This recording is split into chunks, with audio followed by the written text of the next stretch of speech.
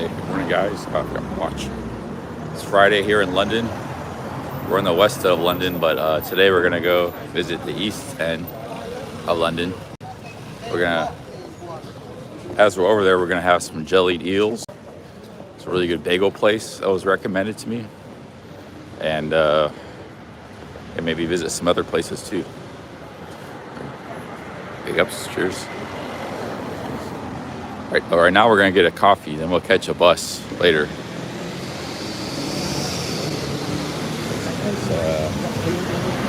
It's very, very busy. A lot of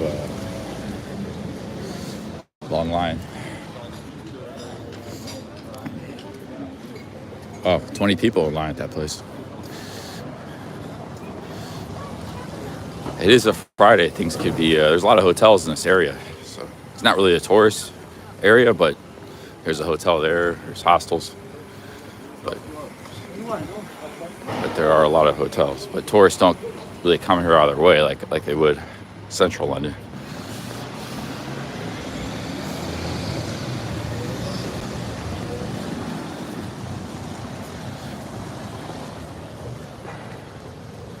Hey, Johnski with the $5. Big ups, man. Thank you, Johnski. Cheers, my dude. Thank you very much for a super chat right off the bat. We're gonna get a coffee first. Then we'll head to the east end. Probably catch a bus to the east end. Up Bronx Street.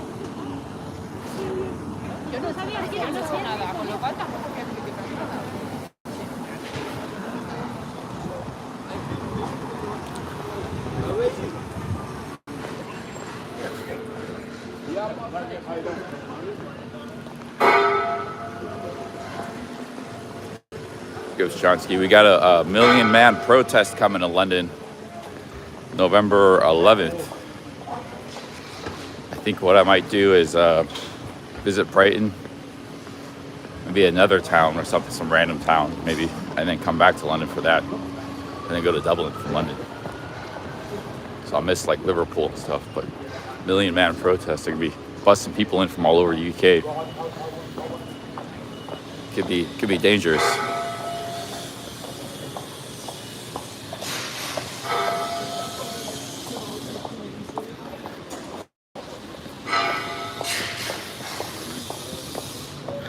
$100 or 2,000 people protest is one thing, but a million man protest, that's another animal. I've seen a 300,000 people protest. I was actually in it. It was anti-war in New York, anti-war. It's George Bush's invasion of Iraq. That took over much of Manhattan. It was only like 300,000 people. This is going to be a million people.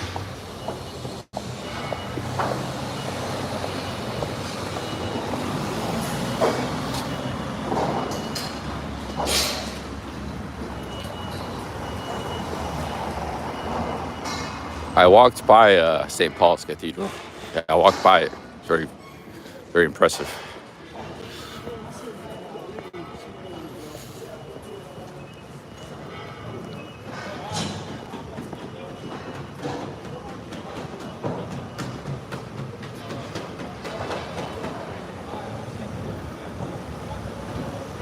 Yeah, last night when the stream closed, I was like, because I ran out of battery, which was my fault. I didn't have everything charged up the previous night. It's like it's a waste to eat a nice meal off stream. Yeah. So I just went to Sainsbury's, got a meal deal. My first meal deal. That guy's got a meal deal. He's walking his hand. You get a drink. It could be any drink. Not every drink applies, but most do. Any snack, so like a yogurt, a dessert, a bakery item, a chips. I got olives and a sandwich. £3.50. Not like super cheap, but got me through the night. There's the washing machine. Didn't notice this. The problem is when you travel with so few clothes, it doesn't really make sense to use these washing machines. Because you only have a few things to wash, and half of what you have you're wearing. you can't take off what you have. You can't walk naked. You know? Maybe in summer you could just wear some shorts and cut off, but armless t-shirt, I forgot those are called.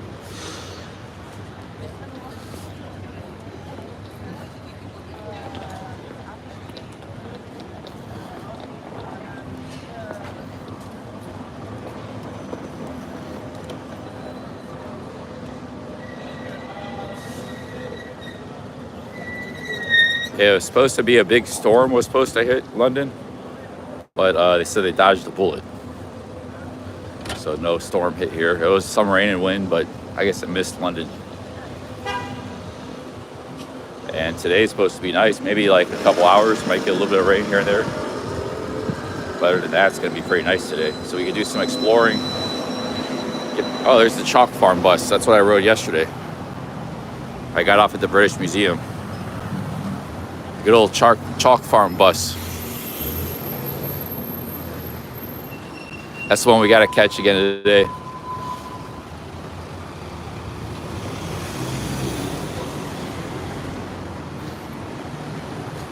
Cons, six pound lunchtime special. That's pretty cheap. It's like Indian food.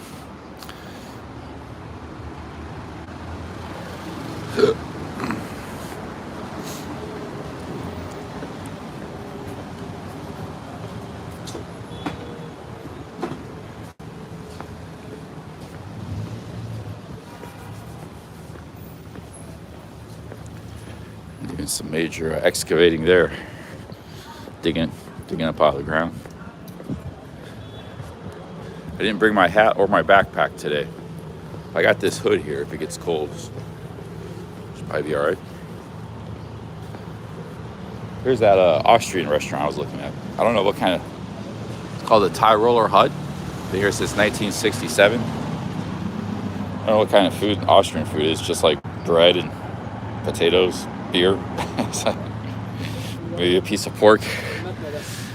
It's not really known for their food, Austria. The Tyroler Hut.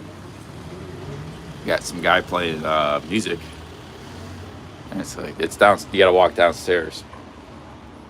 And they're open late. Holy cow, 1 a.m. They're open. They must be partying in there, jamming late at night. Very nice.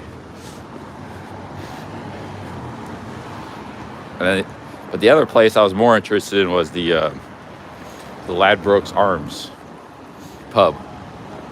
It's actually a little bit of a walk from here, like a mile or something, but a mile and a half. I was willing to walk it.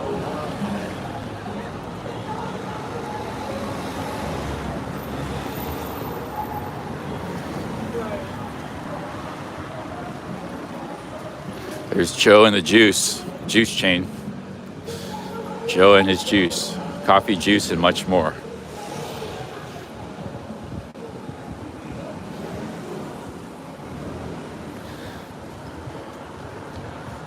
I told you guys, juice is a good business.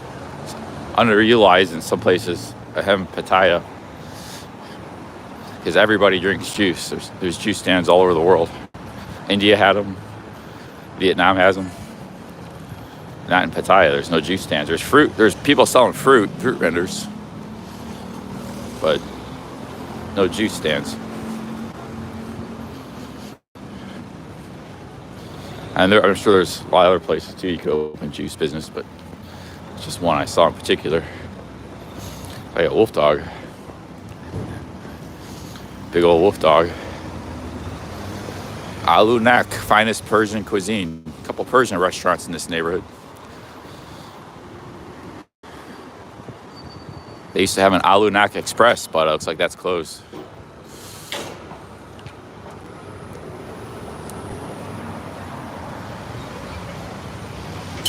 Definitely not in December, no, because it's high season there, peak high season.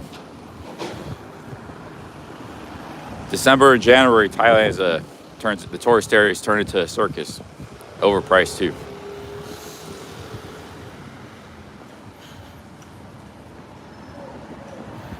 It's a nice place to sit. If they had I remember reading an article like 10 years ago the pubs in Britain are dying, but like you see, you see these old style pubs everywhere. You see them all over the UK or all over London. You don't really see those in other countries, not quite like that. Like these kind of old style pubs. They serve food. They all serve a lot of food. Sometimes they have hotels up above them.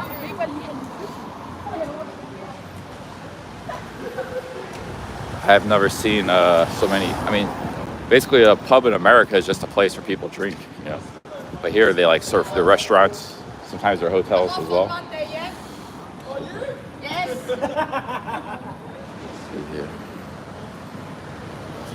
And they're very cozy. A lot of them are very old. You know, they go back. Sometimes they go back hundreds of years. But even if they're not old, they're made to look old. Where they're decorated.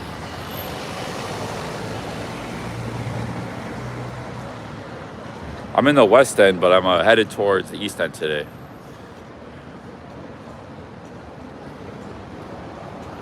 Maybe we'll have a curry in the East End. No, I haven't had one yet. There's not, like I said, there's not many Indian restaurants around here in this part of London, Central. If they are, they're expensive.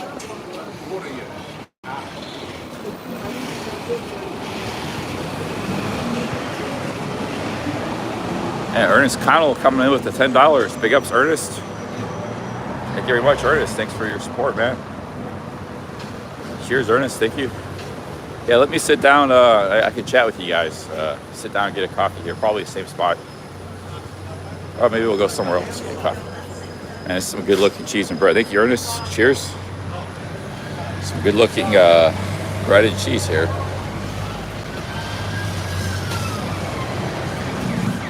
Prezzemolo and Vitale. An Italian cheese and bread shop.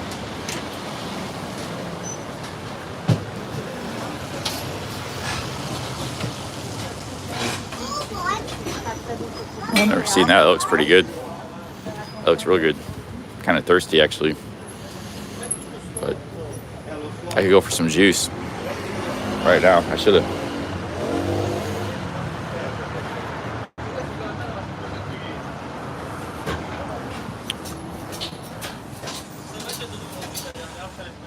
Big ups, Ernest. I think I should go somewhere else. I've been in this coffee shop 2 days in a row. I should go somewhere else. I should go to Pret a Manager. They don't really have one right around here.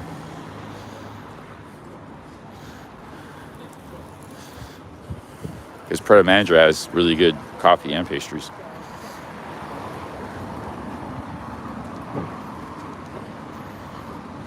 I'll just go back to this place. Same place.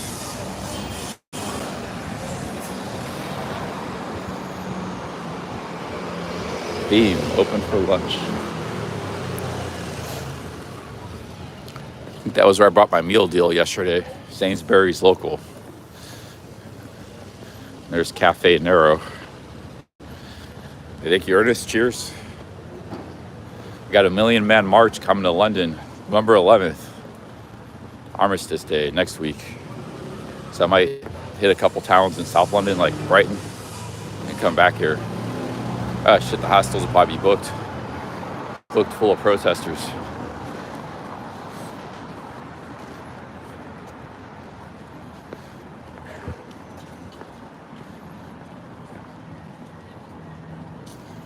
Let's see here.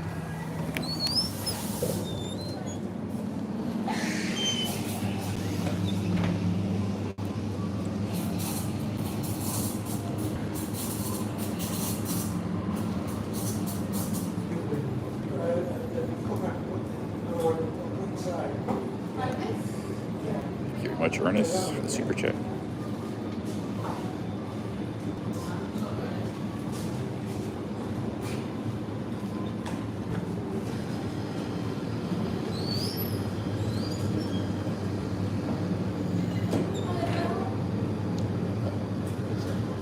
I have a Americano, large size, and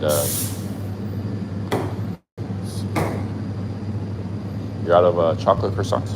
Yeah. Oh. Maybe I'll look I have one of these cookies, chocolate chip cookies.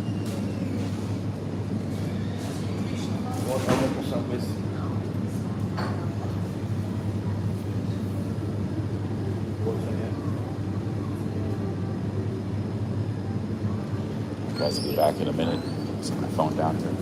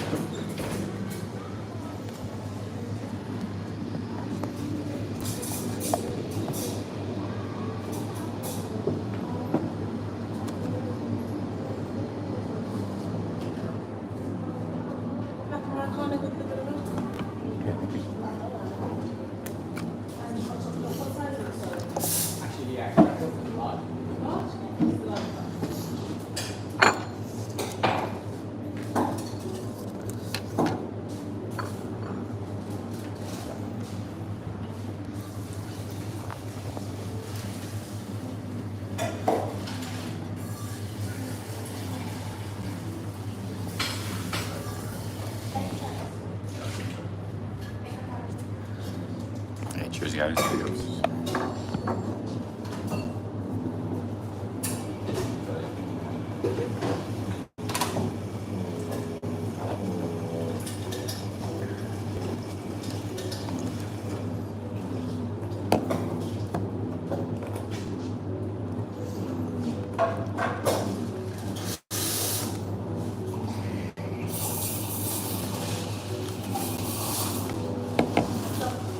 Yeah, Subway cookies are pretty good.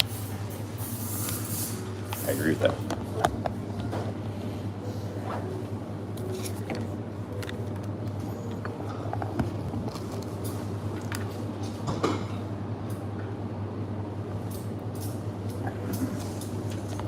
I haven't been to Subway in a long time. Sometimes I get them in Thailand, just to get. You can actually get some Subway sub sandwiches there. Baguettes.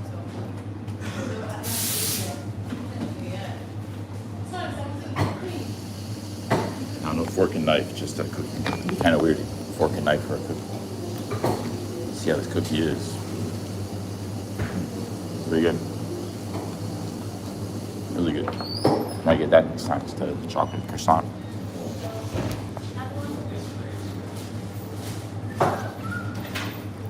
A bad cookie would be like hard. Sometimes you get like a hard cookie.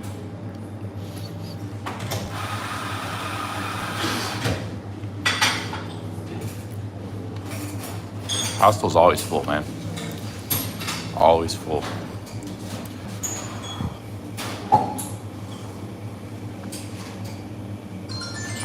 We got there's an old lady that's on the bottom bunk. I'm on the top, and there's a middle bunk. A bunch of French people came in yesterday. They were talking late. It didn't bother me, but they were chatting all night. I think they were French. The old lady's still there. I think the rest was this French group.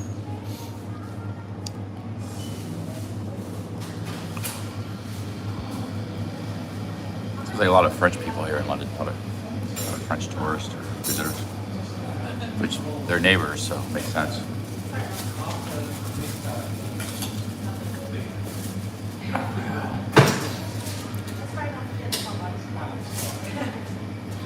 And then there was a guy snoring. I never quite heard a snore like that.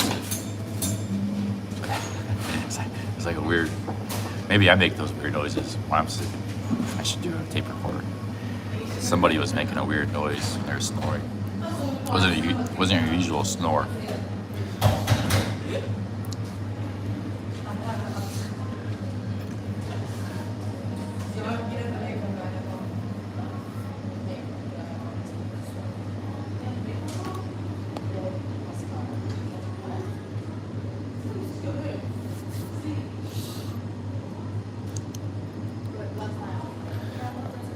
Hey, JW with the 250 euros. Thank you very much. Thank you, JW. Cheers.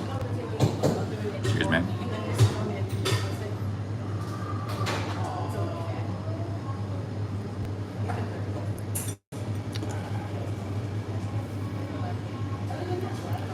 If you go to like other cities, there's cheap hotels. The problem is there's just no cheap hotels in London. Maybe in the outskirts there are.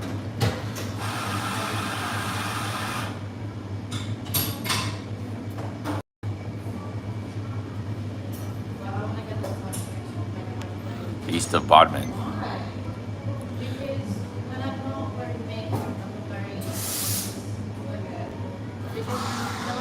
Bando, I do anyways, but I do it quietly, and I try to do it quietly.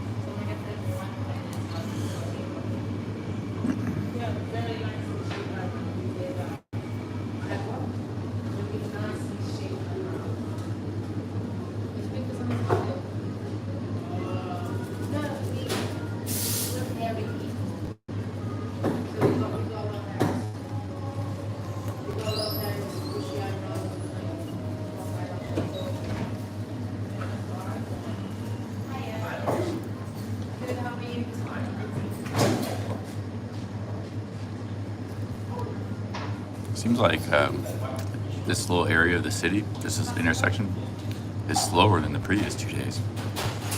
There's better weather today. Better weather, it's Friday.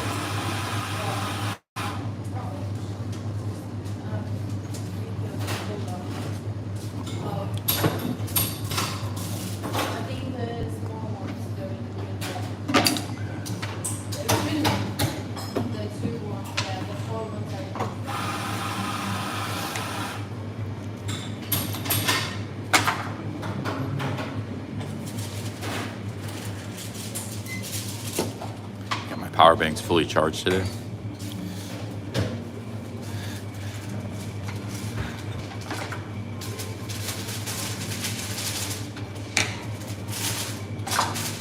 I got a little bit of milk in my coffee.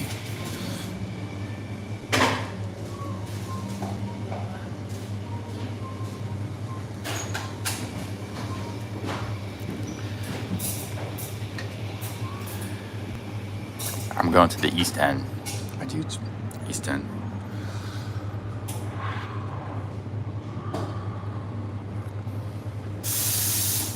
I'll be catching a bus. I'll be trying the Jellied Eels. Trying a bagel place. Trying a few things.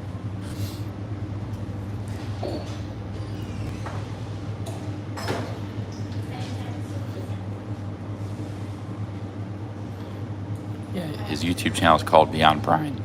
Beyond Prime.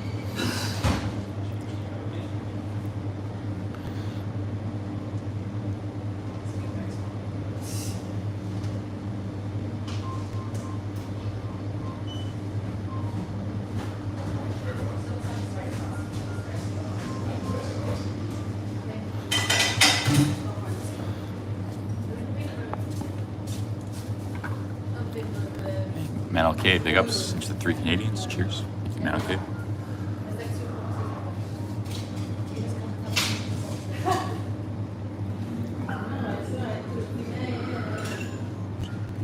Man, okay.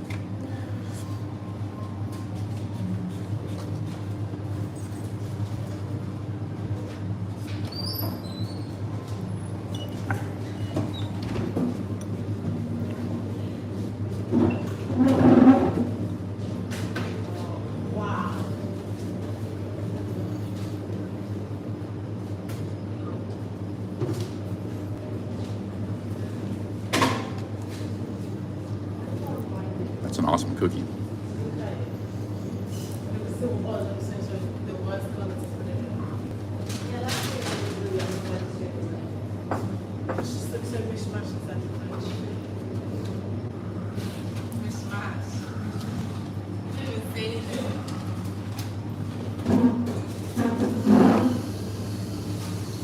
I'm gonna be going to like the Near East, like Spitalfields and stuff.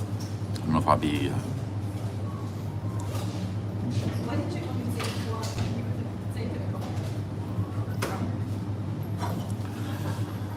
Montana Native. Thank you, Montana Native. Cheers. $50 to help with today's adventures. Thank you very much, Montana Native.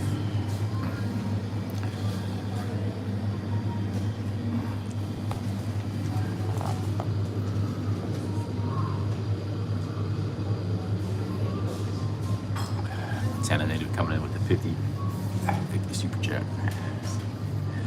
Mark Diesel with the 2 pounds. Thank you. Yes, I'll still be going to Ireland. At the end of the trip.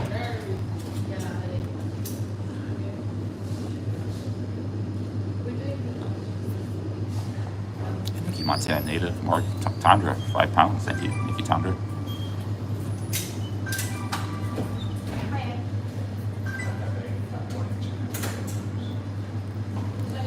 Thank you, Tundra. Cheers.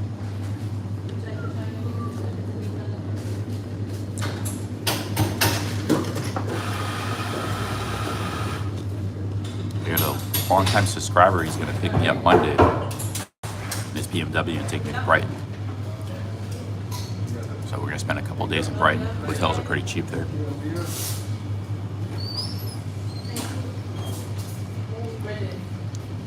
Might also visit another city. And then back to London, maybe for the $1 Million Man protest.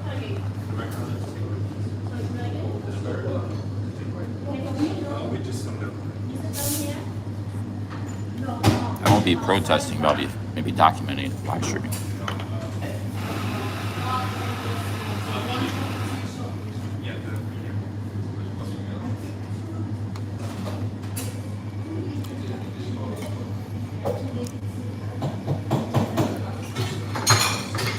Well, no doubt many Americans have Irish roots.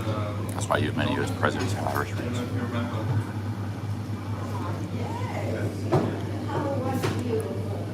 I didn't do any more research, but I got the stuff.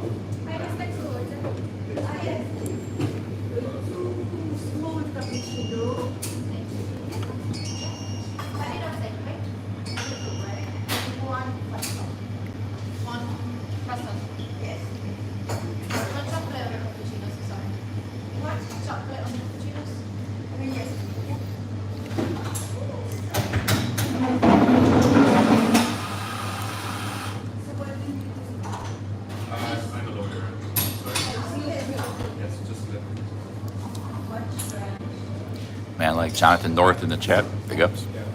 But I'm actually in January. Have I heard of Ronnie Pickering? Sounds familiar.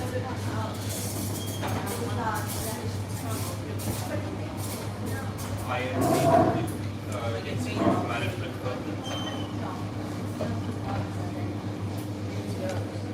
It's a business school, so I'm looking to kind of do more.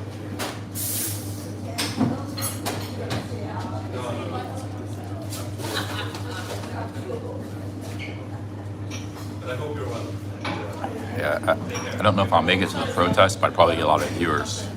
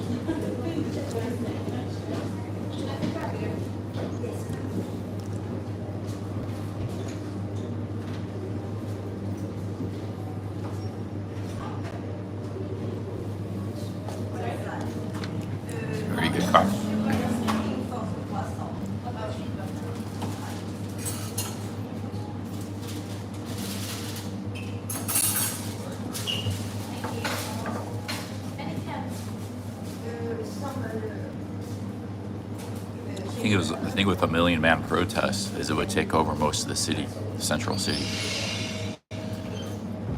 Because like I said, I've been in 200,000 people protest in New York City, and it was took over most of Manhattan. 300,000. That was the anti-Iraq War, 2003. I was walking in that, participating in that. So a million, they might not manage to get a million, but if they did, yeah, it would take over most of the city. So you're just going out to get a coffee and you're being in the protest. Hey, Stu D, thank you. Thank you for the £5, Stu D. Cheers. Very nice super chat. Thank you, Stu. Thank you, Stu. Cheers, man.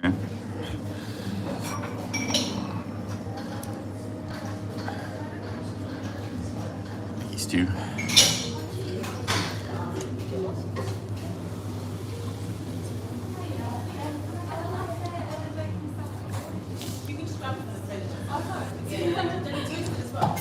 Speaking of Stu, I hope Barry doesn't hate me after yesterday's. I didn't have a tirade. I just spitting facts.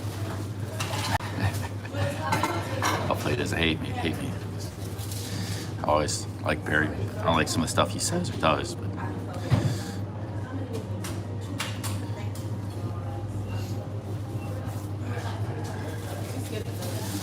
we have Stu.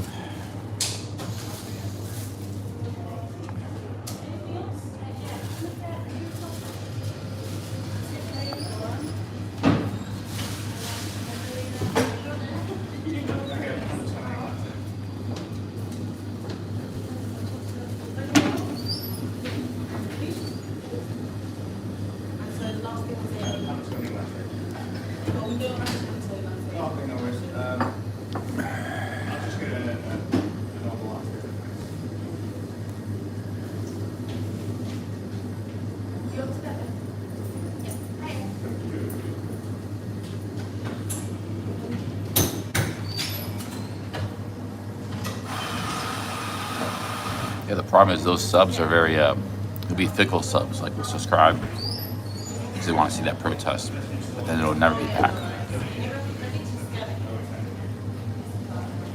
But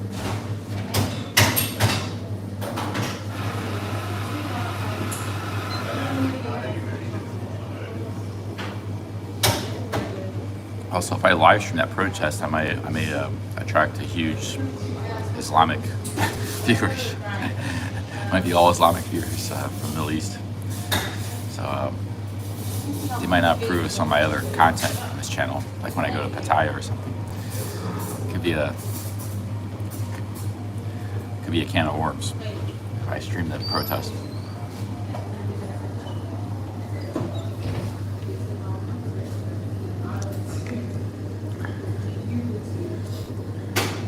I'd probably have like 2,000 viewers in the chat, but it'd all be like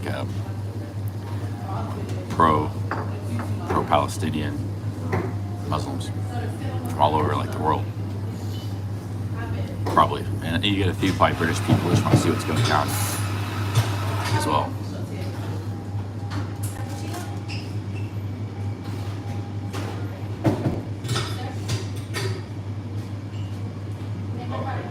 Plus, it could be dangerous on the ground, you know, as well.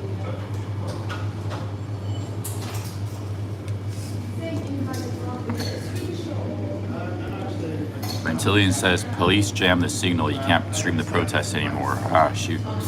Maybe we'll go to Liverpool then or something.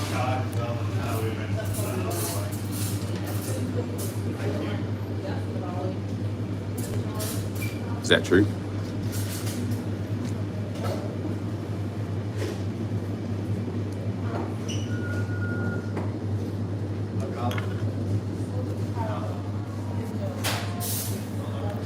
You could vlog it, like nobody can stop you from filming it and posting it later.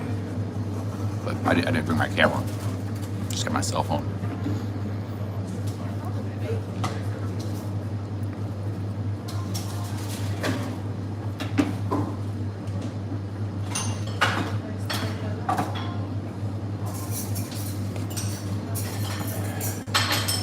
Hey, Trouthead, big ups, man. Thanks for the 25 Aussies. Thank you, Trout. Cheers. trying.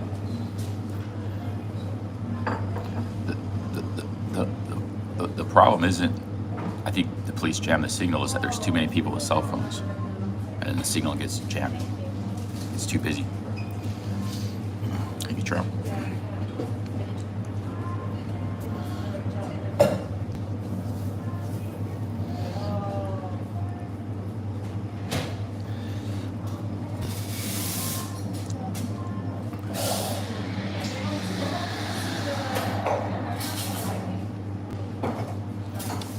I'd probably get like 10,000 people in the chat. Like I said, maybe it's a very specific type of audience. I'm not saying this would be bad.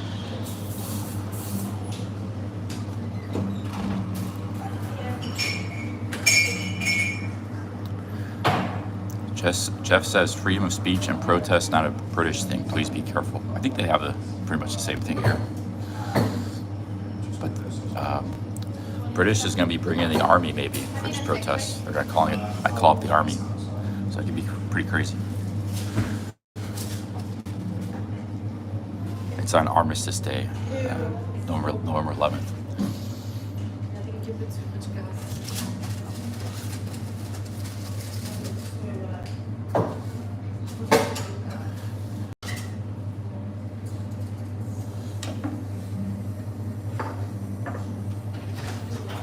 Why would YouTube block the channel? They didn't block Jeff in the Ottawa protest.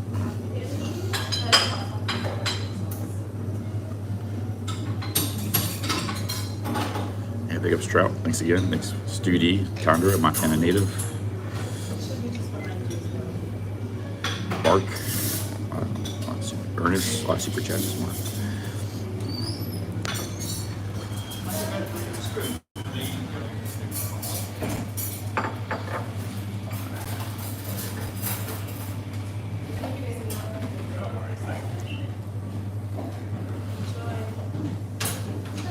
Radio says they won't want to be filmed.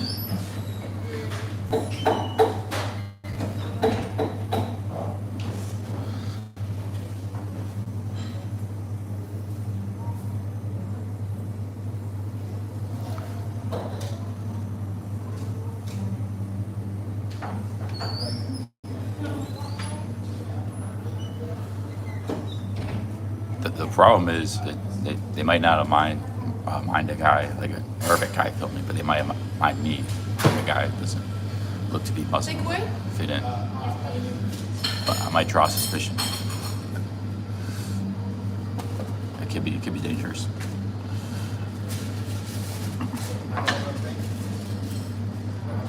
But I'm not really like, I'm just there to live stream, film it, document it. I'm not like, it's kind of like with the Ukraine thing in Russia. I don't really have I don't know much about it. Same thing with this. I don't know much about it. I don't have an opinion either way. I don't really get involved in have an opinion on these bad conflicts.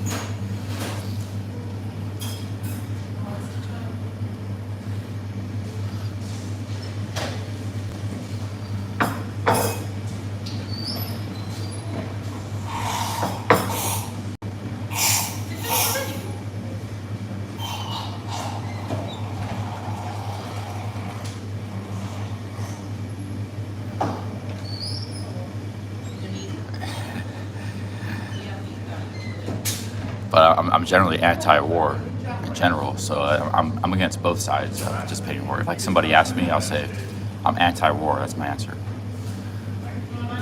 I don't like war either way. That's my answer. I'm anti-war. If somebody asks me to take a side.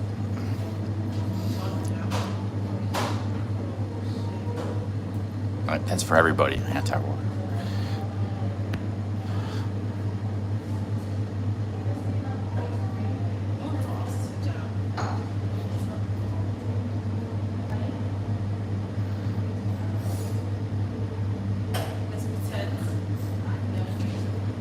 This is what Bangkok 112 would do. He would find like a busy street corner, and he'd have like he'd just sit here for like 2 hours, drink a beer, and he'd have that Canon. He'd just like film, stuff. But he had a zoom on that Canon has a little zoom. It's a little compact camera. This doesn't. It's just a straight. And then he would like put text, you know, make observations, just like people watching. But most of it was done like, he would do other stuff too. He would do some walk arounds, film like other stuff. But a lot of his footage, if you look at his footage, a lot of it was just sitting like at a cafe or a bar like this. He would like, you know, he would zoom in, film that. But a lot of his footage was just in a few spots. Like he would be at Nana Plaza, you know, things like that. It wasn't just normal people watching. It was like some of the top, you know, some of the busiest red light areas of the world.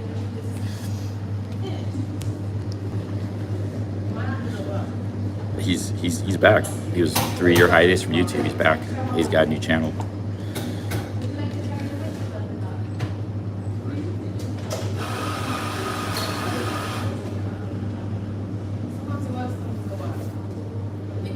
But people like that kind of videos. Like he wasn't doing any talking. Not much interaction. Just filming the street. Good solid filming. You know, filming the action. And the thing is, if you want to do his style of videos, you don't have to be in Nana Plaza. You can do that like here in London. Like this is just a random street corner, and I've already seen like a couple dozen beautiful ladies walk by in just 15 minutes. And there's, you know, things happening, you know, different things happening here and there, and you don't have to do that in London, you know. So yeah, it's all over the place. So, it's just some random street corner.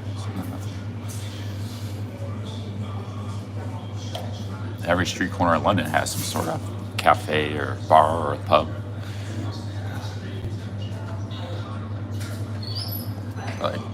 And there are people doing that kind of stuff, like people watching in different parts of the world. But a lot of it's walk around type videos. They just walk.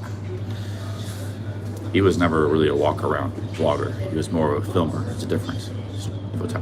More of a street photographer. You know, he would drink a coffee or beer and sit there, and every 2-3 days he'd have a new video up.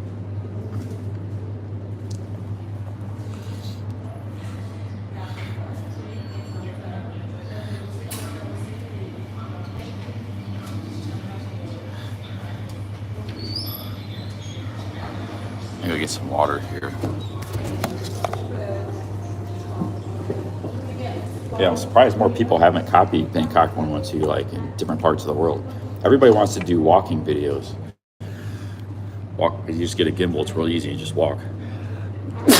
which isn't bad, but I think what Bangkok 102 has is better, like more artistic and more quality, you know. You still mix in walk around footage too, which he did, you know, he did that too.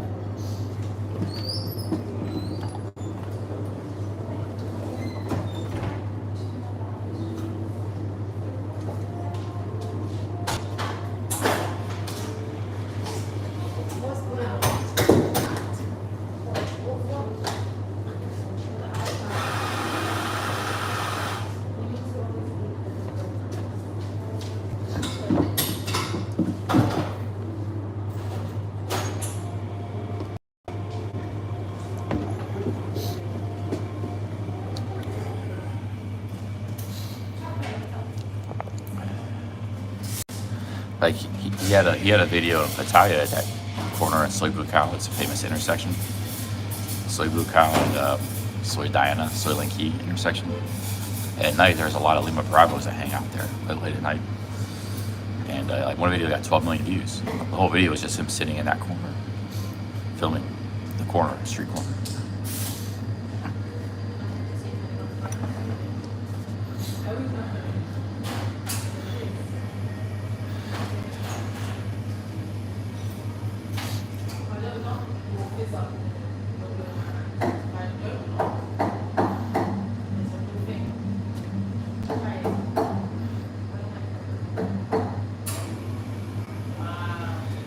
Yeah, after this I'm going to the East End. I'm going to take a bus.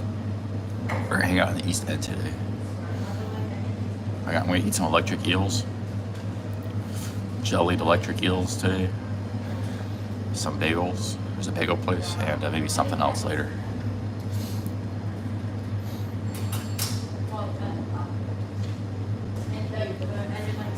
Okay, Tyler, don't tell anybody. I might need to buy that thing again.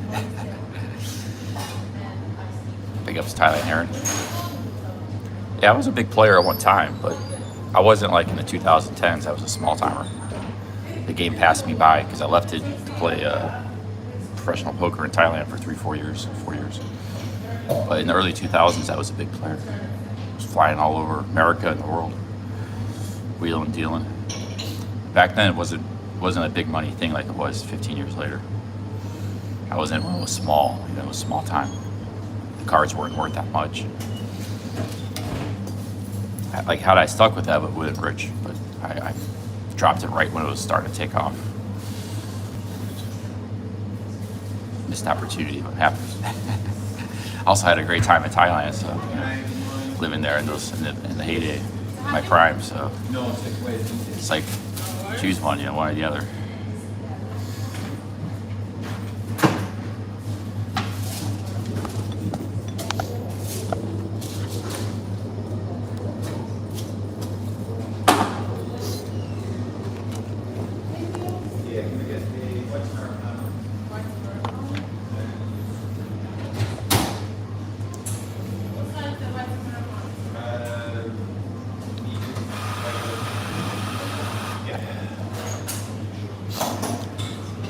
I was actually in the early days in e-commerce because when I opened my website, it was like 2000, 1999. There wasn't that many websites. Like Amazon was just getting going.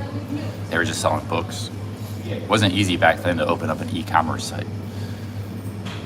The internet really just got going in 96. I wasn't in 2000. I was in the early days I had a credit card processing company, which is not easy to get. It's not easy to get today. It's not easy to get back then. So I could accept credit cards from all over the world. But the reason I had a good website was I had a friend design it. He was a roommate, and he was very good at that stuff. Even back then, like 2000, I had 4 roommates in Washington D.C. So I offered him $2,500 to design me a website, which he did. But he said the amount of time it took him to do it, he was making like $2 an hour. So I got a great deal. And I didn't have much money, but I took some loans and stuff. But then I made that money back, like the $2,500 I paid him right away and stuff. So.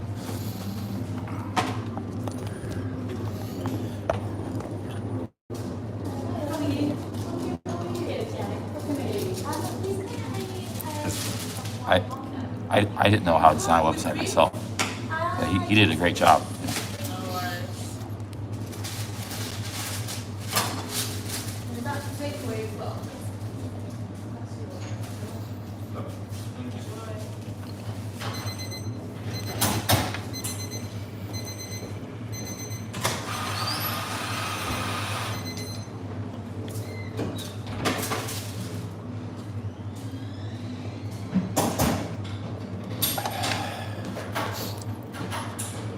Yeah, I really squandered an opportunity. Maybe I could get back into it. I was actually thinking the YouTube would. My first theory was like if I did okay on YouTube, I would use that to help me get back into the business, get back established. But then I was doing so good with YouTube. I was like, I forgot all about the magic. I do kind of miss it. It's a lot of fun.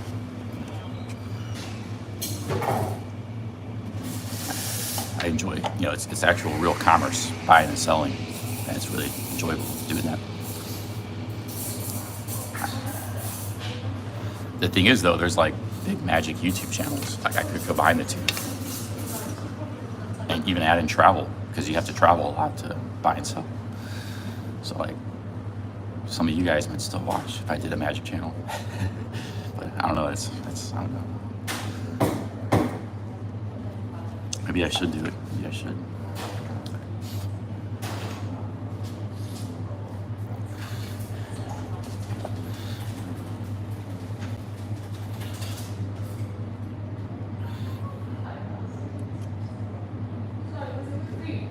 Like there's a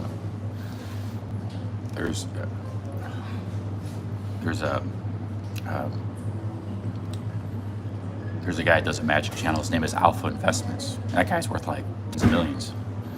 and he's made a lot of money with YouTube too. But he made most of his money through investing. Like he was a stockbroker, and in 2008 he was out of a job, out of business. But he was wisely put a lot of money into Magic cards over the years. He kept piling money into it, and the price of them took off.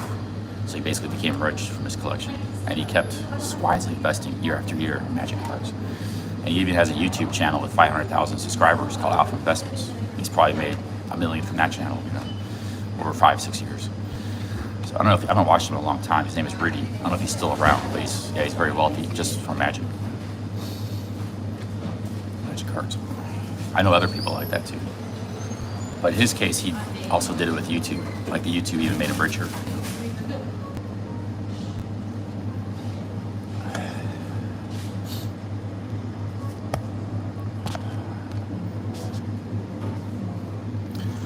The problem is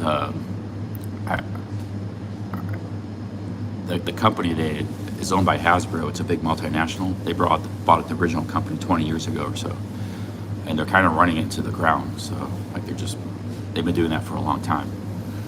But I don't know if it'd be wise or smart to get back into it at this point. But I don't know. I'm not super ambitious for money anyways. But I don't know. It would be. Yeah, there's possibilities. I don't know, to think about.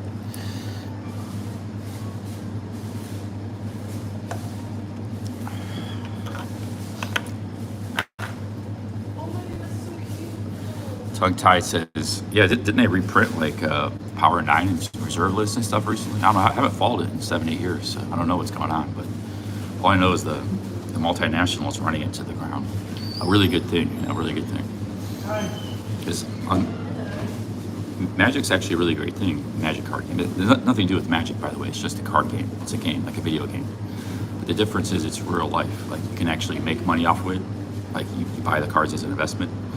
And it's something you do in real life with people you play the game with in real life. It's not just a video game you're behind the computer all day. They used to have tournaments, and you used to be people like this cafe. They'd be sitting right there playing Magic, So it's actually a really nice thing, even though it's like really nerdy. Mostly nerds playing it, but it's better than I'm not anti-video game. I like video games sometimes too, but it's good to have real life things, not just always be on the computer or the screen. That's the difference with Magic. Everything is real life. It's also a great game. It's a really fun, great game too. Really strategic and. All right, let's get going, guys.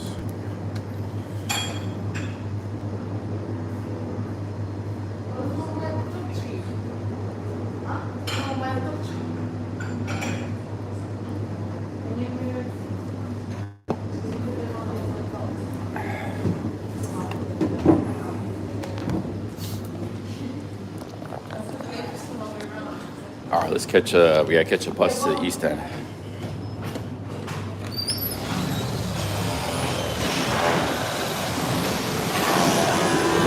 I mean, it's good to be on the computer, play some video games. Just you gotta have some variety in your life. You gotta have real world interaction and stuff like that. You can't just be behind the computer all the time. You shouldn't be. I mean, you can, but it's not good for you.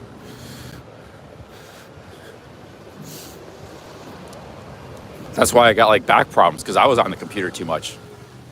When I used to play online poker, I was like playing 8-10 hours a day. That's how I made a living. I had to play that many hours to make money. Like most things like this, it's an hourly rate. But I developed bad back problems, I think, from sitting in like these internet cafes and these really bad chairs for hours and hours at a time. I still got these back problems today. If I sit down too long, they get aggravated. If I sit down too long, I have to always keep walking and moving.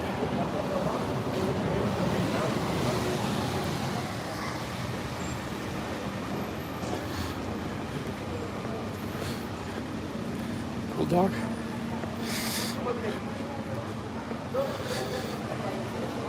All right, let's catch the bus. Let's go find the bus station.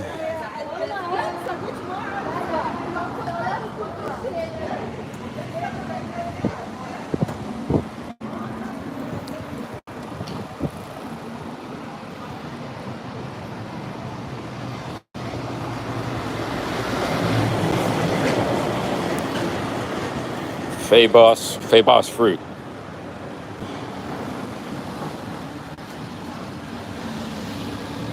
Yeah, anyways, you guys were mentioning Barry. If Barry wants to visit, I'm not going to stop him. I wanted to hang out and stream with Barry anyways before. Then he decides to go off the handle right when I'm in England and say a bunch of crazy stuff. So if he says crazy stuff, I'm going to call him out on it. That's all. I'm not anti-Barry, but you know, if he comes here, I can't stop him, and we can hang out. I don't care. But I might have some more stern words for him if he comes. I'm not against him. Like, he was actually doing really good in the Philippines. He came here. He was actually like his viewers were growing and stuff. And then he just decides to fly off the handle when he got back from the Philippines. Lost the plot, attacking saying all kinds of crazy stuff. And so, anyways, that's enough. Maybe he's already decided to turn things around, and so I don't want to talk about it anymore. If he does show up, that's up to him. It's a big cost to come here, but I'm going to be in England for a while longer, so it's a possibility I can see him. I don't mind either way. But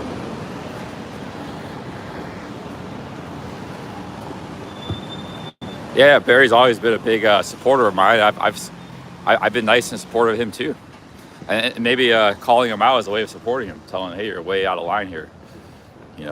It's a way of try to get his act together and drop it. I think he should apologize too.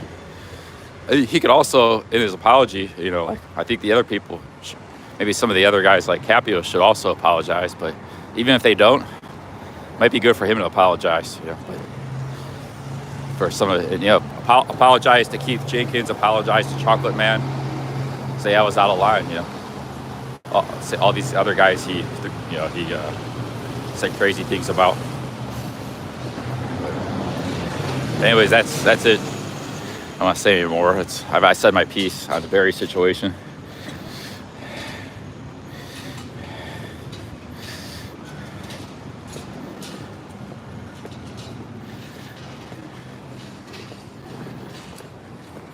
We gotta catch the bus here.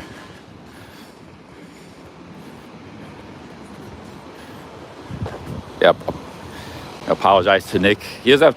If he keeps feuding with Capio, that's one thing, but you should apologize to all the other people. They don't even really, I don't know, I'm not gonna say anymore, but that's all.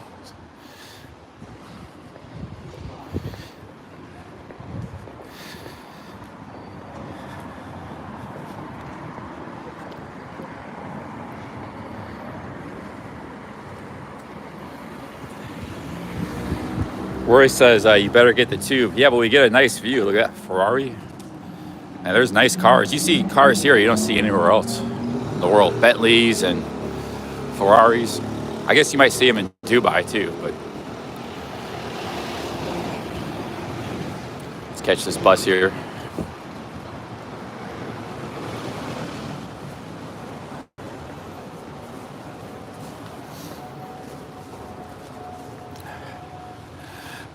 All right, we got to go to here. Oh, this one's going to Oxford Circus. Okay, this bus we're not going to catch because we need to go further. We need to go east. This isn't going far enough.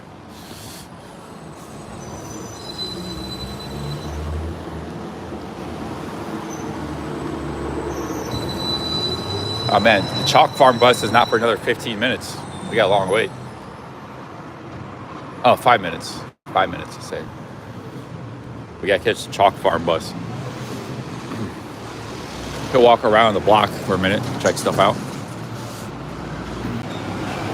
as we wait.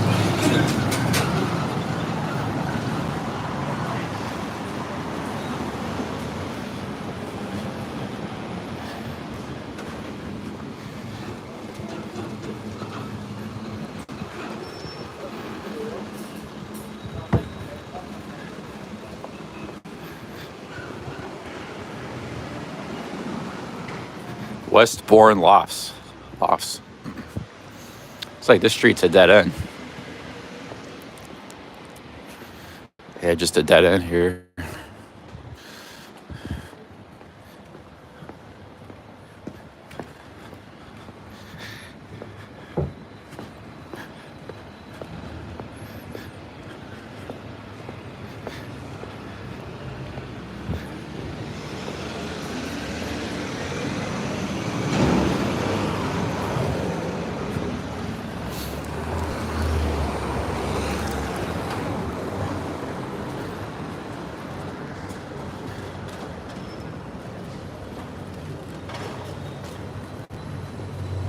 there's Chalk Farm. Here it comes. Get my card.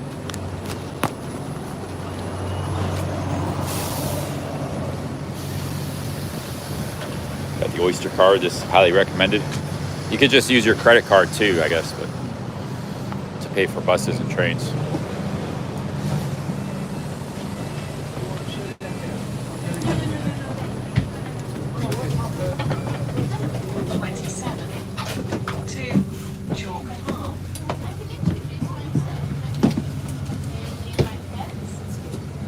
We got a pretty full bus today. There's a few seats back here. Nobody's sitting in the back of the bus. Look at that. Everybody's sitting in the front.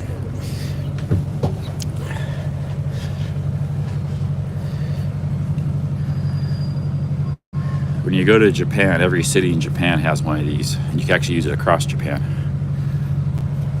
So for example, if you go to Osaka, you can use your Osaka card in Tokyo. So I highly recommend these cards here. And you just charge it up in the train station, like say $20. Then you just swipe it when you go through the turnstiles. You don't have to figure out the cost of the journey every time. That's very efficient, very good. You don't have to buy a new ticket every time either.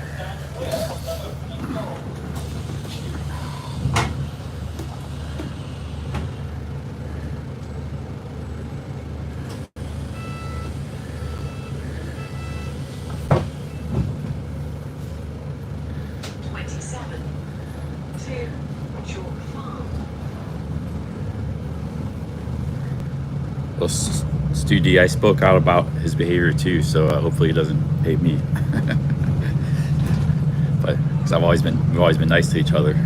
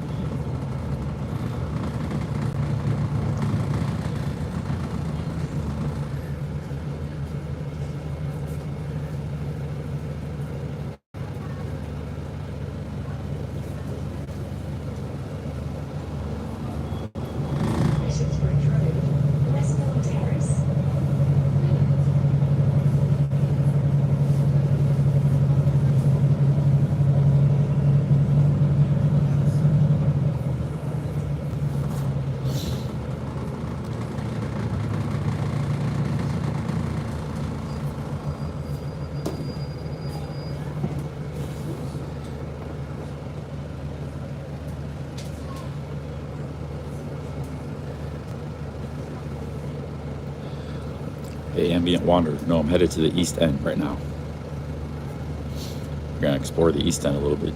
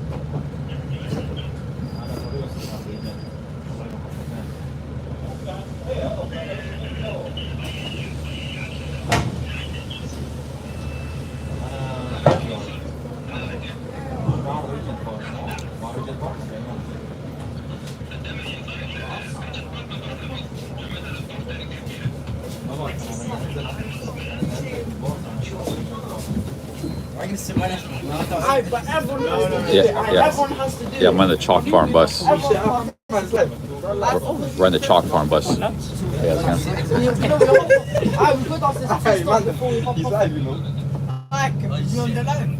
I thought the Chalk Farm bus is heading east. East.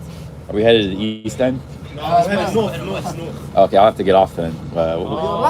Yeah, I live stream every day. Live stream. 180 watching. Yes, lad. Oh, shit me. Why is not sharing me? We're live on what though? Live on what? YouTube. YouTube. That's bad. Advanced. Mest bara hala. Wow, sorry. Imagine someone actually added. Imagine something. The language really adds. No one's gonna add you. It's gonna be my best man. Why you think it's having porn? What? What movie pressing? Did your mum catch you watching porn? What? What? Oh, he's getting exposed here.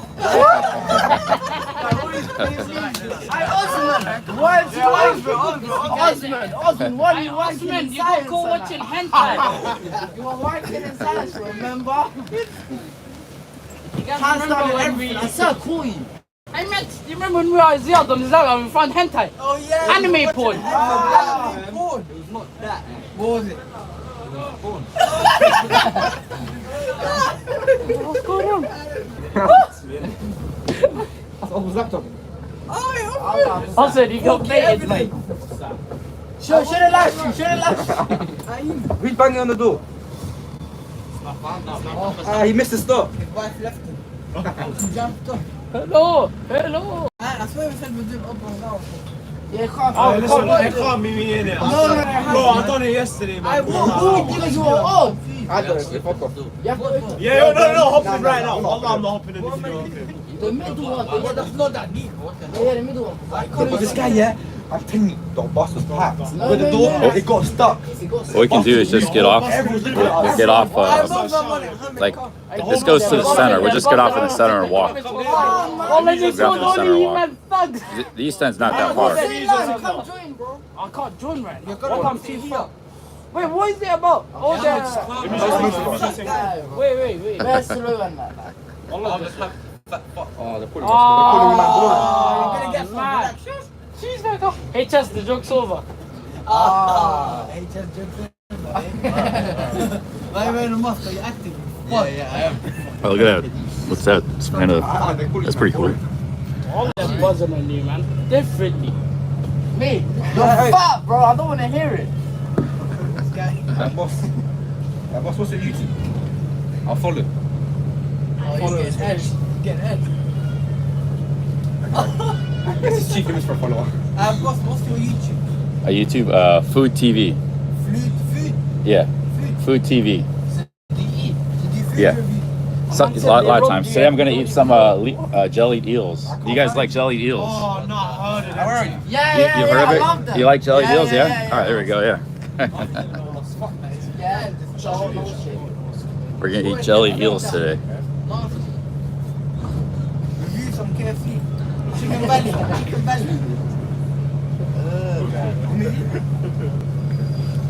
You're gonna eat that. You guys never had jellied eels? It's That- tasty. I've never had it either, but it's apparently a London thing. Oh. It's a London thing. What do you guys eat? You're from London, right? We eat chicken wings and chips. Chicken wings and chips every day? That's him. You like KFC? KFC? He loves chicken, you know. Hey, look at him. He loves chicken. Oh, mate, but listen, mate, you love KFC, don't you? Oh, I can't Well, you swear. love I'm not food trying in to general, get stop, him man. demonetized. I'm not trying to get him. Oh, they know about the demonetization, yeah. No swearing. Yeah, you can swear. I mean, you probably shouldn't swear on a bus. Say the N-word. Yeah, don't swear on the bus. But not for you two. It doesn't matter. But don't swear on the bus. That's appropriate behavior. Start saying it. Lad, please. They're gonna try to get me demonetized. I better get off this bus. Yeah. Where are you trying to end up? We're trying to go. I'm gonna go to the East End. Oh, That's where the eels are. I'm gonna eat the Oh, jelly you have to eel. take the 207, not the 27. Let me try. I'll find it for you here. All right. Wait, it's meant to take the 207, not the 27. Yeah. I come. Wait a second. What bus did you say it was? What bus did you say? 207, not 27. 207. All right. Next stop. All right, get off the next stop. All right, cheers, guys. No cussing on the bus. Let me come. Oh, wait, let me come. Nigger. Oh, they're saying the N-word. They're getting me demonetized. All right, let's go here. You gotta get off to the next stop here.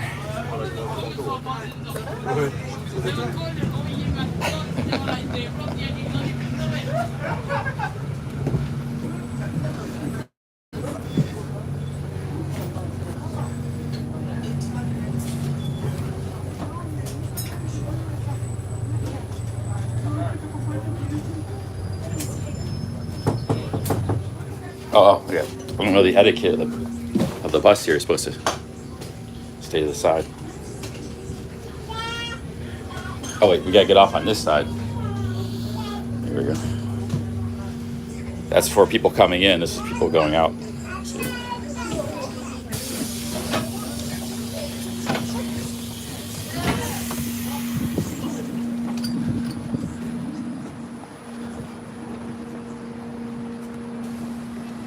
They seem like pretty nice lads, but the problem, I didn't give them my my channel because they might know roadmen. We already ran into roadmen, so they might like, hey, look at this channel I found, Billy Blue.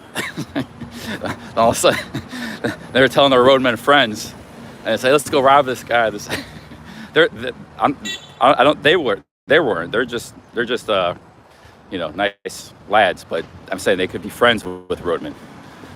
That's the problem. So, and then their friends come out, because like, I'm on live, you know, anybody can come and stream snipe me. But it could be a missed opportunity for new subscribers too.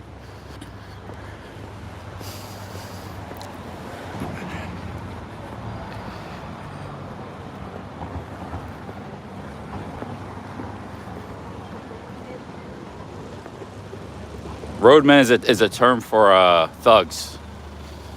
Thugs. I ran into 4 roadmen, street thugs, in Camden Town.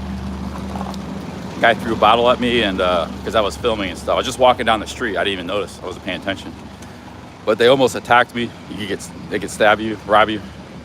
There's some roadmen on these streets.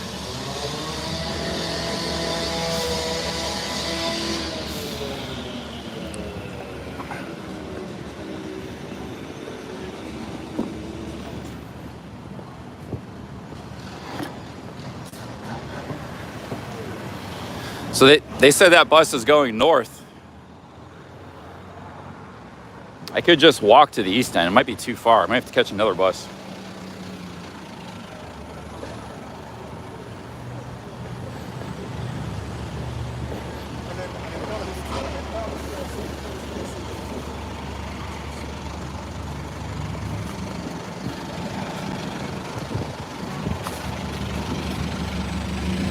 Actually, I think what they threw at me was a can of beer. He missed, but he threw it really hard because it went flying. It was like a half full can of beer. It was like a big can of beer. Threw it like a rocket. That was in Camden Town at night a couple nights ago.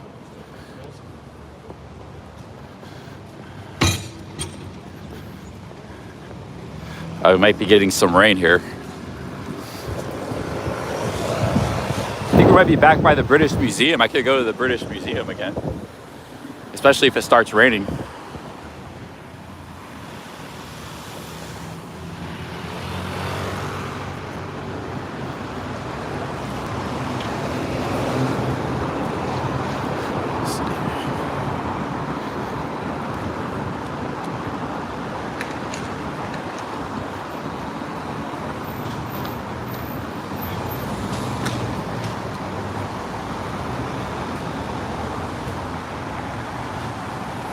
Check my maps.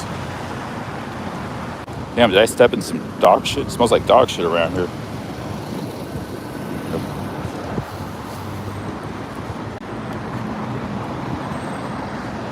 Actually, we didn't get much further. I have to catch another bus or catch the tube, or just walk it.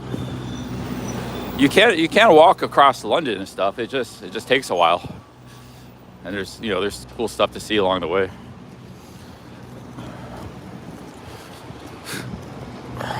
But if it rains, we might have to take a bus or two.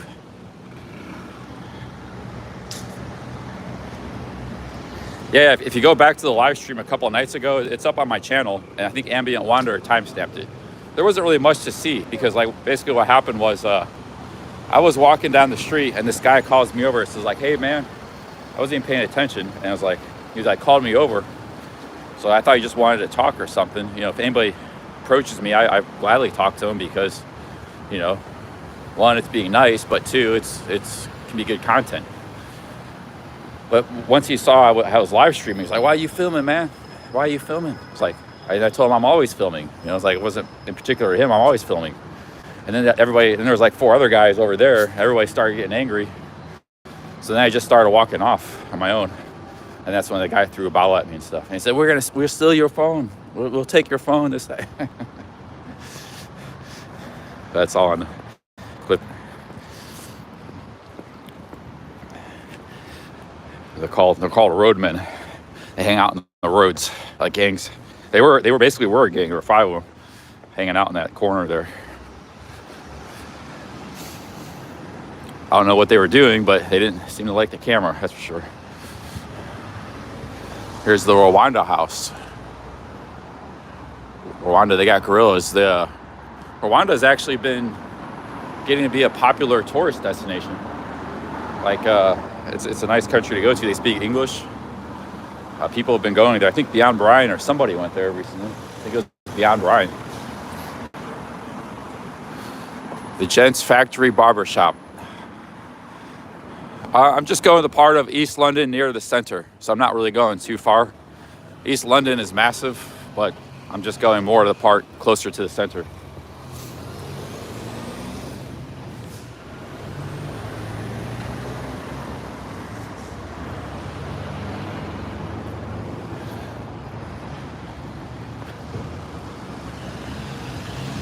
Like Spitalfields, those kind of places. No, it was a can of beer. It was like a big can of beer, half full, because the liquid went flying. So if he would have hit me with that can, it might not hurt that much, but I would have got splattered with beer. It would have been nice. Just imagine if he hit me in the head or something. He threw it really hard, but I was already like 20 feet away from him. He missed.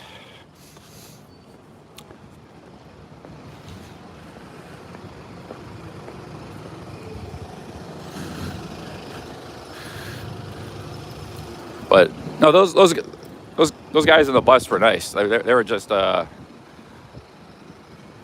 they started saying the N-word and stuff, trying to get me demonetized. So I had to get off the bus. They said I had to get off anyways. There were nice ones and not maybe some ones that were troublemakers.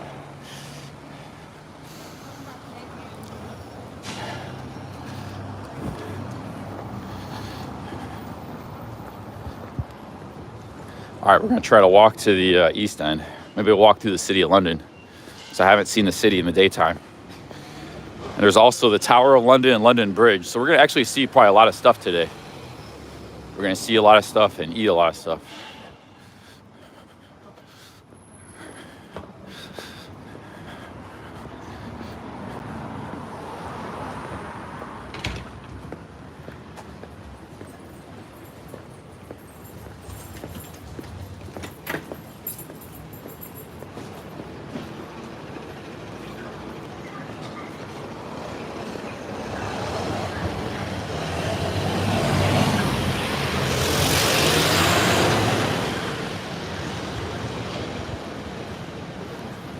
What is this building? It's pretty cool.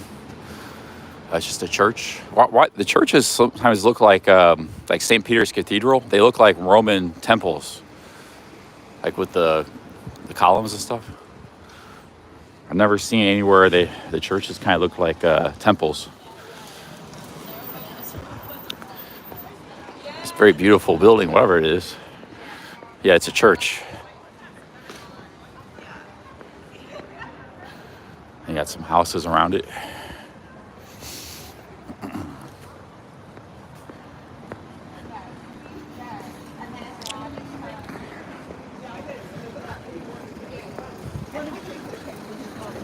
There's a lot of times buildings that look like that are either like museums or government buildings.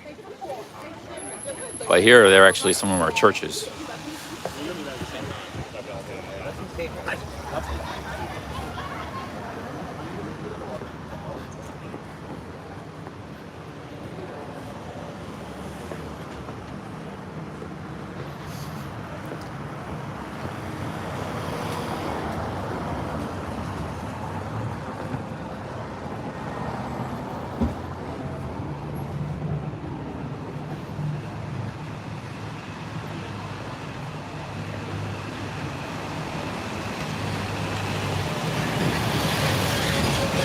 St. John Ambulance Training Center.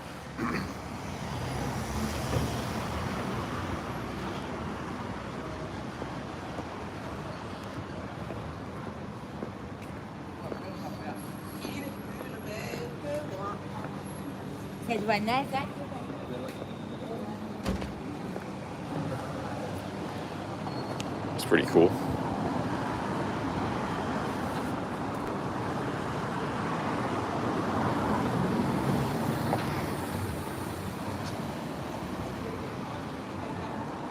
Okay, we're headed east, so we will get to where we need to go. I think we're in Marrowbone at the moment.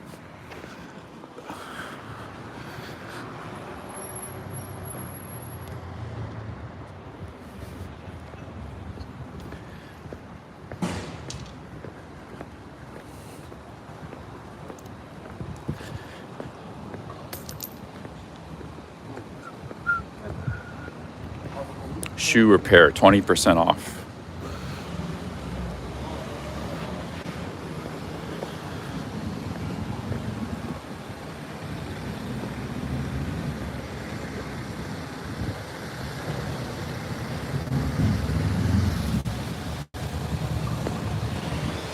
These are Muse back here, Muse.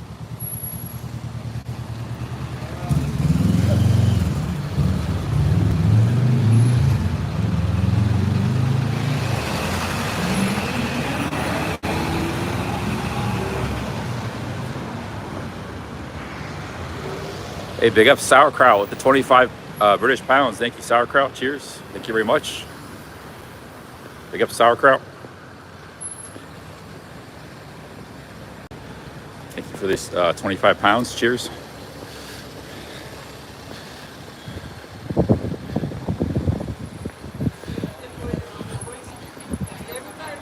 Sauerkraut, long time viewer, recently made him a moderator.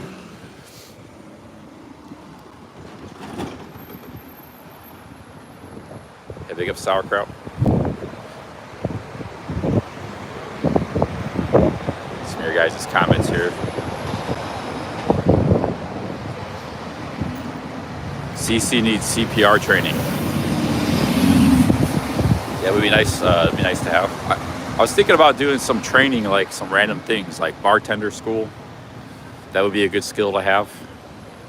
Because like things you could just do for 2-3 months, doesn't take like years to train, and get some skills. Some skills beyond YouTube and cameras and magic cards and poker. Some other useful skills. I mean, the camera skills I've learned is great. Live streaming skills. Just add to our repertoire.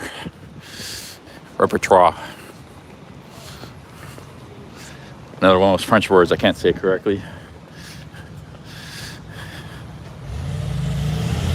Big up Sauerkraut. Cheers. I figured a bartending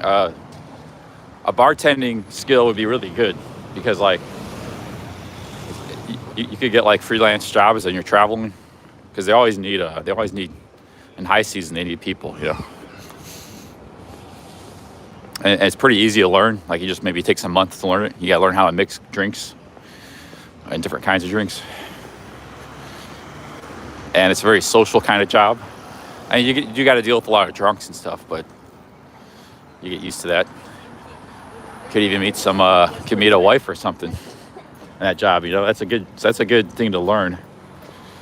So you just got to be like, I guess, show up in London and boom, be a bartender for a month.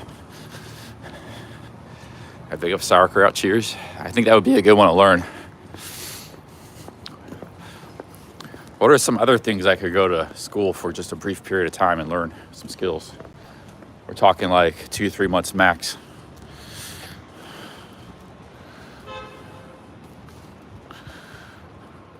Some skills that would synergize with travel, you know. What are some other skills?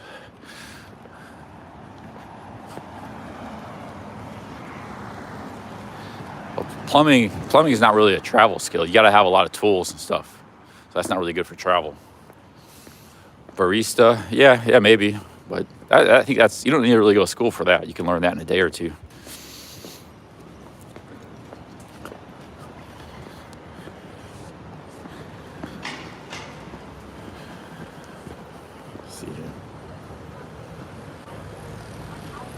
Become a cannabis master. Well, the thing is, I don't really smoke cannabis. Like, save that for the people that are really into this stuff. There's plenty of those. Vincent says, great job for an alcohol, or not Vincent, Inner Monster. Great job for an alcoholic. It's more of a gig type job, but something I do in short periods of time when I'm traveling. The thing is, if you're not drinking, it doesn't matter. I've hung out in bars all night since I've been sober and not drink. So when you're not drinking, you're not drinking. It doesn't matter. Now, if like people want to buy you a shot or something, you gotta just tell them straight up, I don't drink. Or you have like a thing of apple juice on the side. do a switch. I wouldn't do that. I believe in honesty is the best policy, but you just have to tell them straight up, I don't drink, man. Sorry, get at somebody else.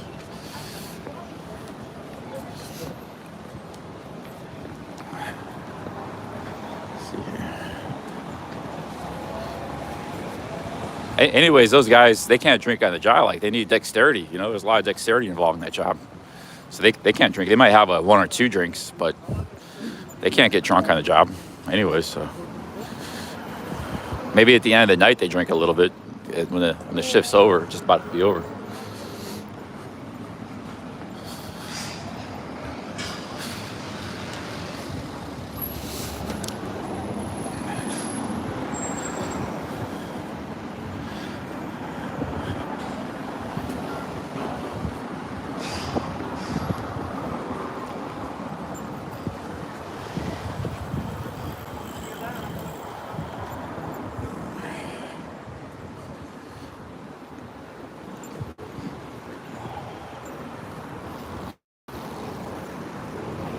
Construction worker.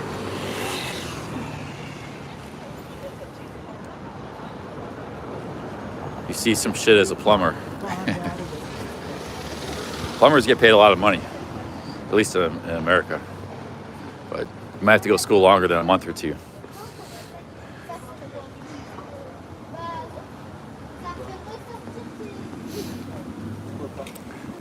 I don't think... I would like to do some, I was thinking like being a lumberjack. Like some things you could just also do for a month or two at a time, like Alaska fisherman. Make a lot of money, you only work for a month or two, but it's very dangerous and very hard to work. Oregon lumberjack, or wherever they're lumbering these days, maybe in Canada.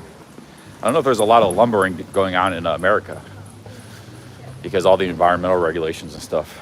Used to be a lot in Michigan. Upstate Michigan is all forest, hardwood forest. So I don't know where you'd actually go for that. Might not actually be that many lumberjacks these days.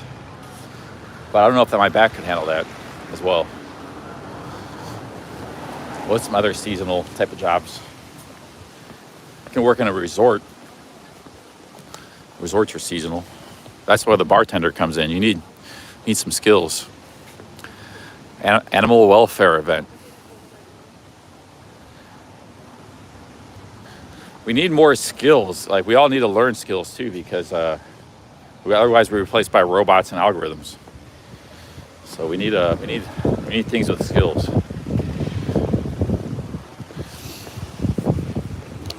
Like comedian, that's a skill. These guys are comedians right here.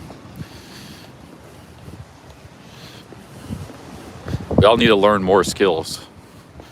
But you don't have to be a jack of all trades. But if you just got spare time, it's like going to the gym. You got time to go to the gym. You got time to do different things. Learn different things.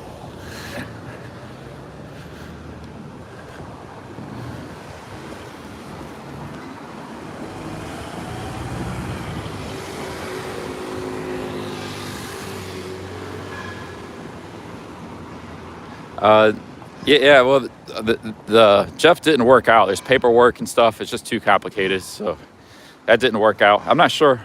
I'd be willing to try it, but yeah, it's didn't pan out. But I don't know if I would try it, but I don't know if I can handle it. Like, I got a lower back problem. That's why I'm not be able to do a lumberjack either. But I would give it my best. I'd try it. Even if it was like free for a day or two just to see if I could do it free of free work.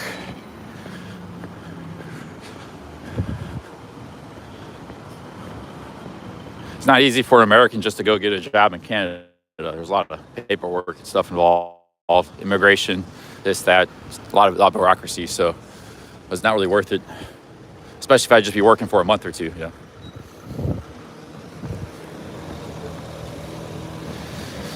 That could be come up again. Maybe he needs all the help he can get down the road. So it's good to have know people with opportunities like that. It could be an opportunity in the future. I continue to get stronger and stronger with my weightlifting. So there may come a day, where like that wouldn't be too tough on me.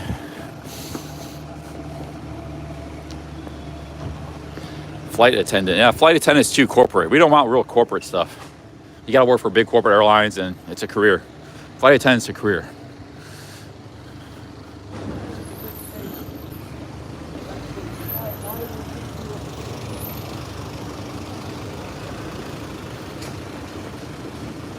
Beautiful neighborhood here I've been walking through. It's to the north of the center. It's like Marrowbone and stuff. Really nice neighborhood. Check out my maps.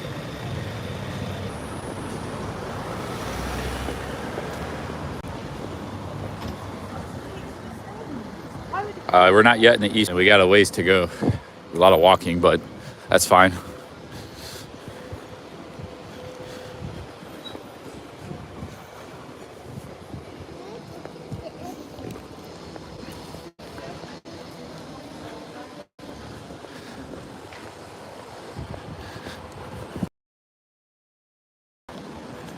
We're walking through some of the most beautiful neighborhoods in the world. Can't complain.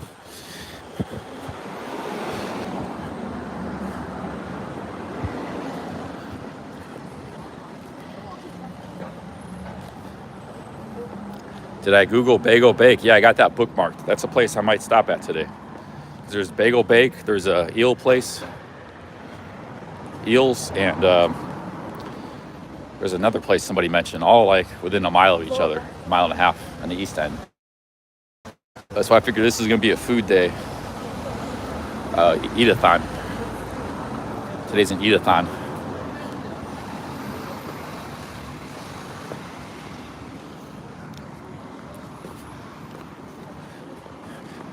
Eatathon side of the game.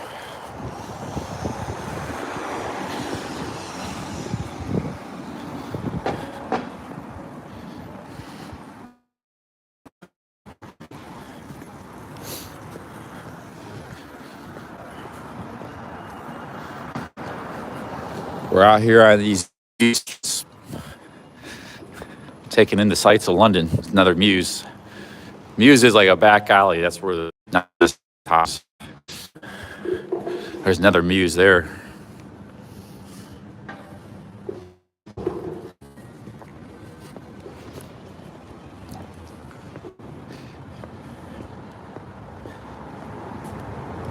Mr. Mitch says you could do a YouTube channel, explore from capturing ambience of streets and urban environments to hotels, apartment, food reviews to beaches, travel and nightlife. Yeah. Hey, Kelly Codwell, big ups.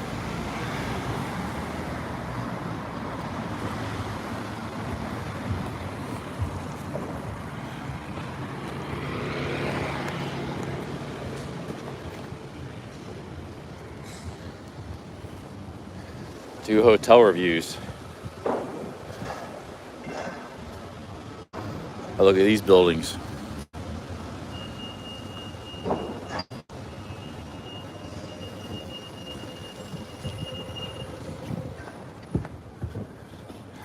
Today's Friday in London. I'm going to be moving on Monday. We're being guy in a BMW.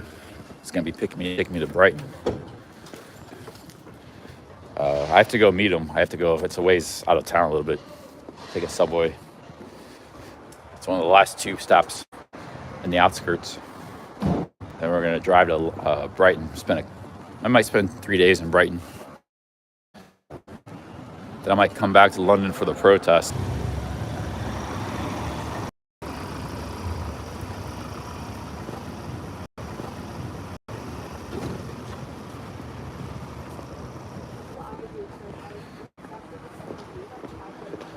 I think I'll be back in England at some point, definitely, either whether I'm vlogging or live streaming. So we saw a bit of it. Much more to see.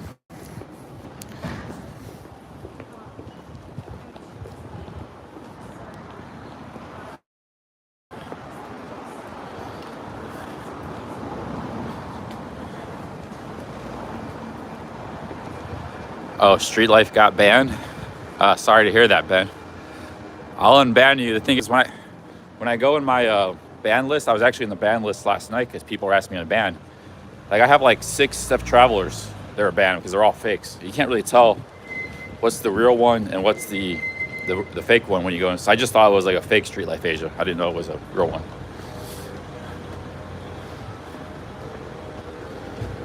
I just assume it's a fake one that was banned because the fake accounts get banned all the time. You know, fake Capios, fake Steph Traveler, fake club fillers. So when I see that in the ban list, and you can't click on it, like YouTube doesn't have where you can click on it and see the channel. It's just either you only have the option to unban, like there's an X and that's it. So I'll have to go and unban you tonight. Go into my control panel and stuff. It takes a little while.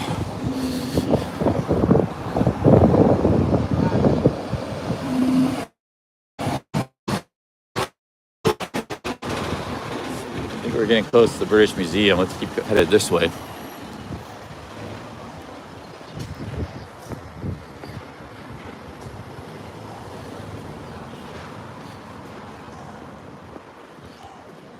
She got hit by a bus in the UK. I almost got hit by a bus. Yeah, it's the traffic here is really kind of the street system and stuff. It's really, you gotta really be careful crossing the streets. And these cross lights at the intersections, they'll say like don't cross, but they say that forever. So they're not very well designed because like they'll say like the green light for just like 10 seconds, 5 seconds. So your window of opportunity to cross is very small, and then it's red light for like 2 minutes. So everybody just jaywalks all the time, but it's kind of a screwy traffic system.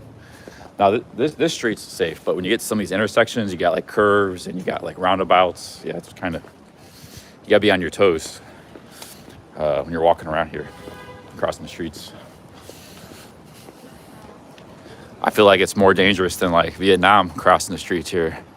In Vietnam, there's no traffic lights or anything. It's all chaos, but you just gotta walk in the middle of it. Here, there's, you know, rich guys in cars flying around and stuff. Could hit you, or a bus or something. Rich guys in fancy cars.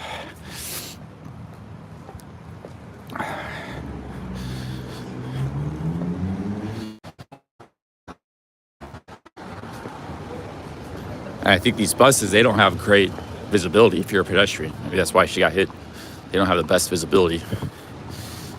You might not even see you until it's too late.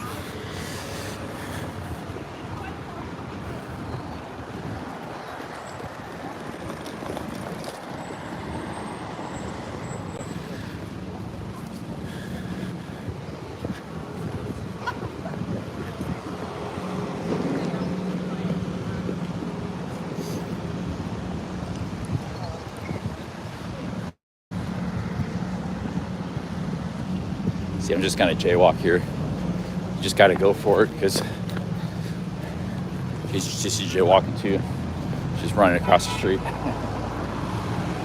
I mean, you're live streaming, you're crossing like literally hundreds of streets a day. But most of them aren't too bad, but once in a while you get to a difficult intersection.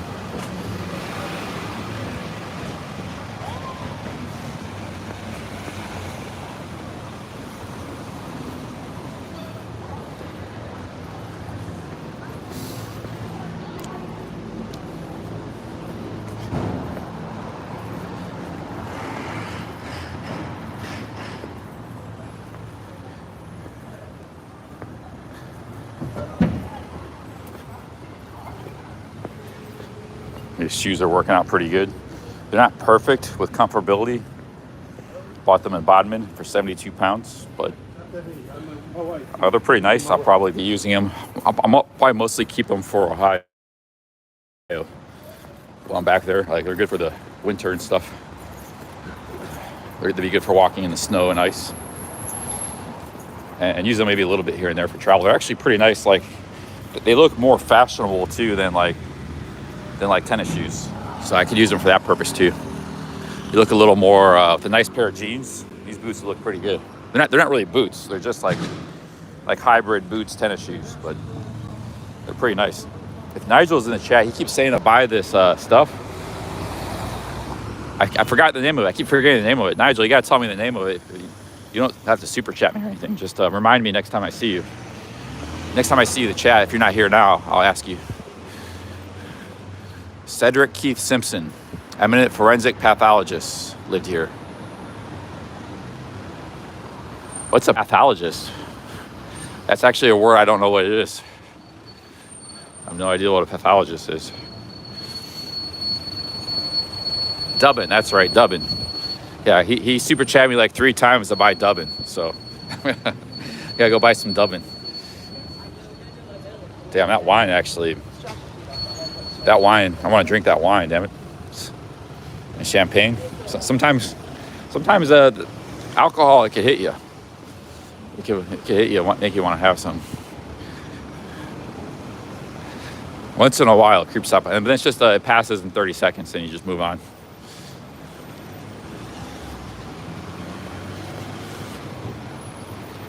It's 20 pounds. I bet you it's 2019. I bet it's top quality wine.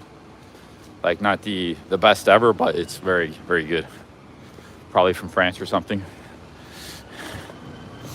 And the champagne was 37 pounds, so both probably really good.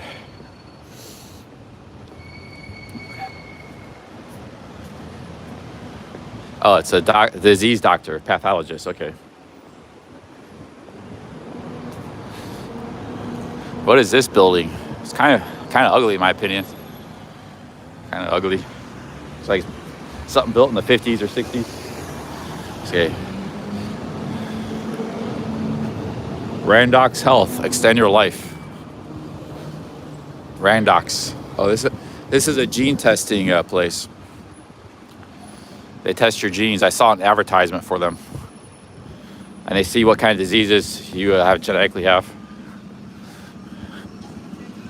They're susceptible to. But I wouldn't mind going in there and checking out. I bet it's real expensive, especially in London. So see what kind of genetic, if you're at risk of prostate disease, prostate cancer, things like that.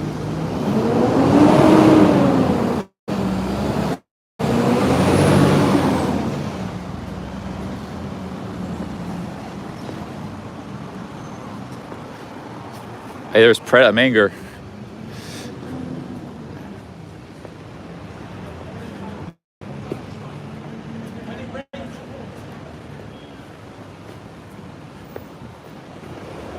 Weather's actually pretty nice today. It's a little bit cool, but very nice. It's not real windy. It's not real chilly.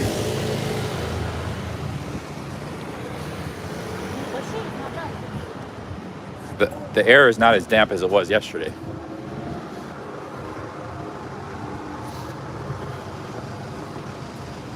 And nor is it as windy.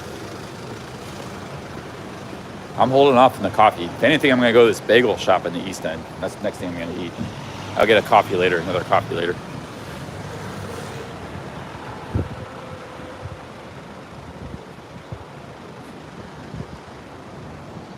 They still having a large, I don't know. A lot of men are susceptible to that, especially in their 40s and 50s. I'm going to go to that bagel place.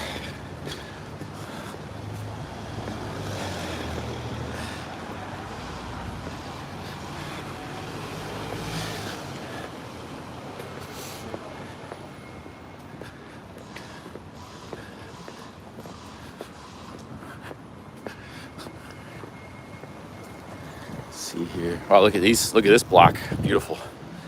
Goes all the way over here, all the way down there.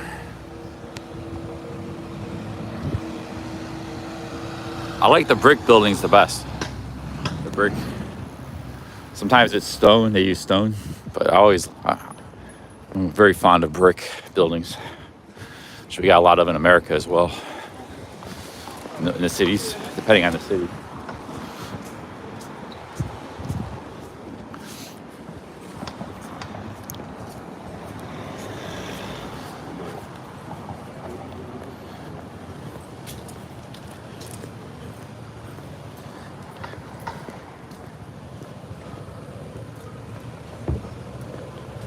Yeah, I had the meat pie and mash. I had that already. That's a traditional London thing with parsley sauce. I had that. It was 6 pounds for 2 things of mashed potatoes and the pie. It was really good. I liked it.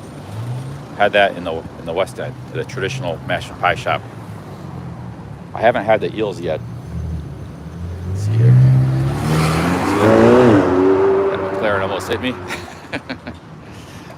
I stopped. I almost took a step in the street right when he was pulling in. So I'm saying there's all these high-end sports cars and Bentleys roaming around these streets.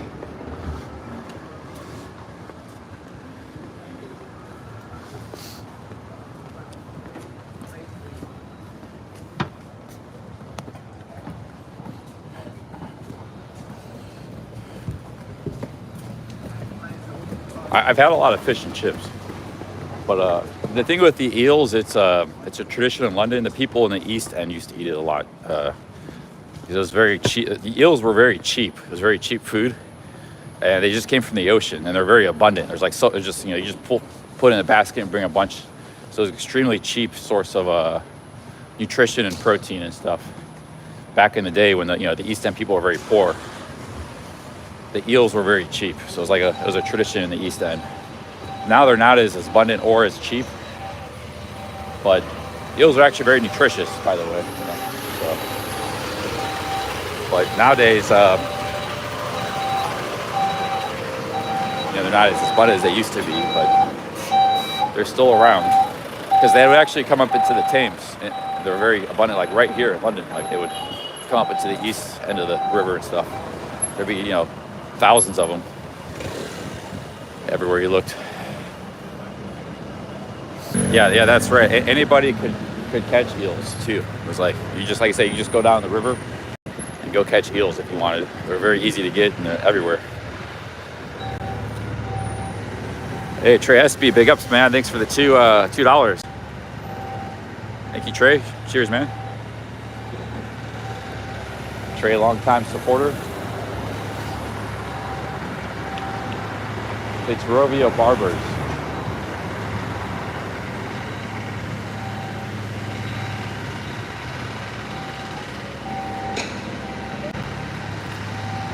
Walking up by the back by the British Museum. It's right up here. I would like to go back to that, but when you get in that thing, you're going to be spending hours in there. So I spent like 2.5 hours there yesterday. I really enjoyed it, but it's not really a place to live stream. So I just recommend if you come here, go check it out. The British Museum. Probably the greatest museum in the world. It's been since 1752.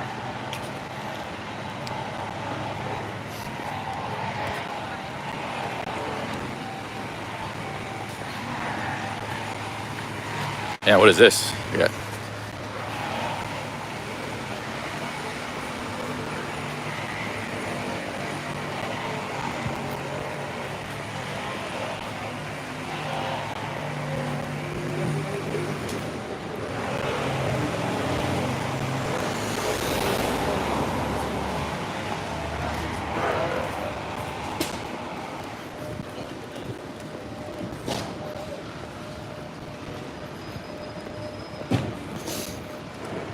Yeah, it's quite a walk to the east side. We might take a break. Might not make it to the bagel place.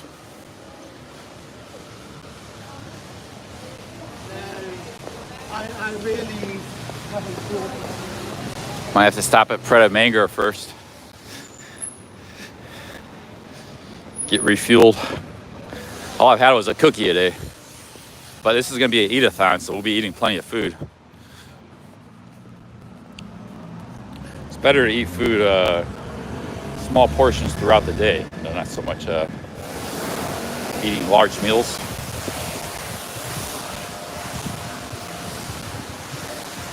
You eat large meals, then you don't want to stream. You're tired. Food coma.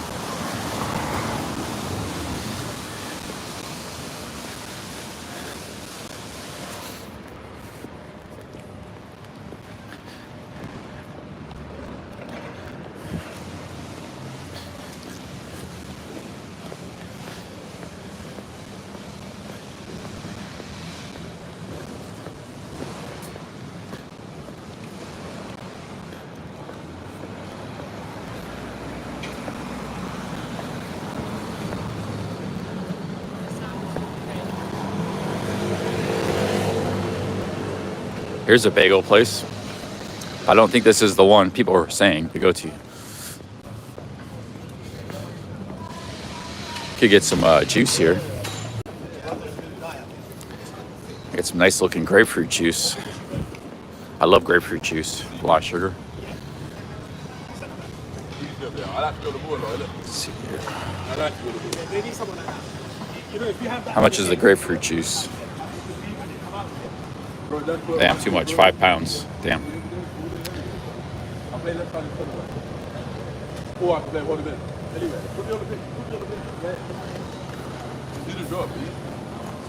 Straight out of the oven bagels.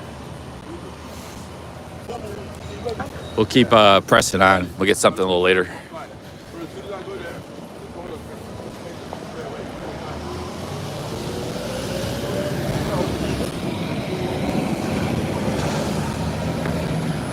Another construction project here. They're building a lot of stuff in London.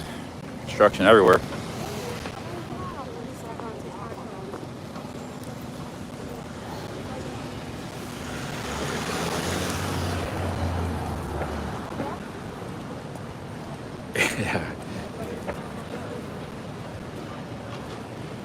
Yeah, grapefruit juice is awesome. I eat that at home sometimes, but I put a ton of sugar in it. Grapefruit is awesome with sugar.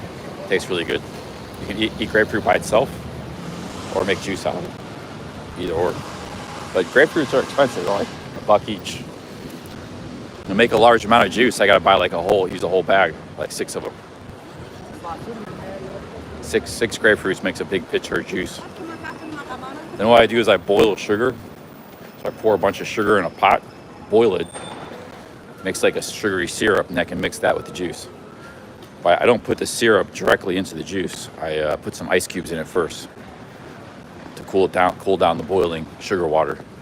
Because if you just put the scalding hot water in with the juice, it'll kill a lot of the enzymes and stuff, the beneficial things that all fruit has. So I cool it down first, then I mix it in with the juice, with the grapefruit juice. So the grapefruit juice I make is a combination of fresh grapefruits and sugar water. It's really delicious.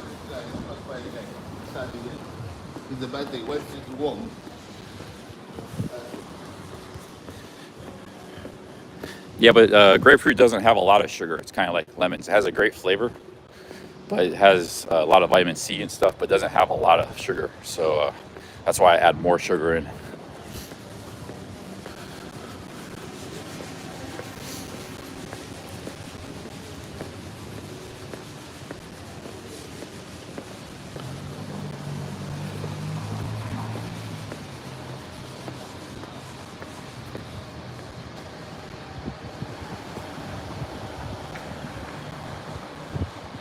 Hey, what's up, Sean Teacher Man?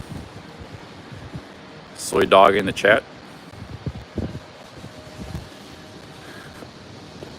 And sometimes it's hard to get good grapefruits too. You're rolling the dice. Sometimes they're good. Sometimes they're so-so.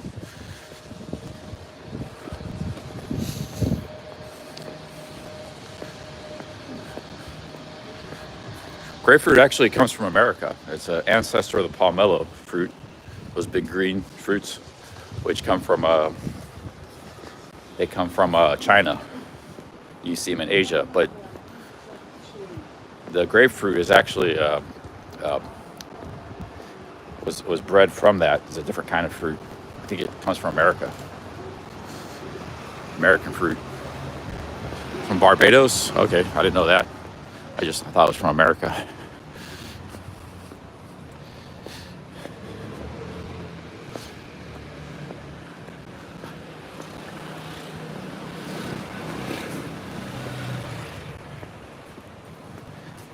Pomelo also has a really, if you get a chance to try pomelo juice in Asia, pomelo has a more delicate flavor, not as sour, but a very nice flavor.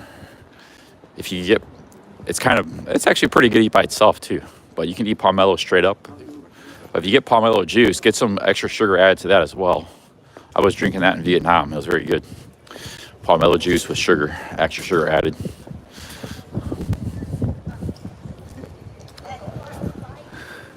I was drinking that in Hanoi. There's some juice shops there.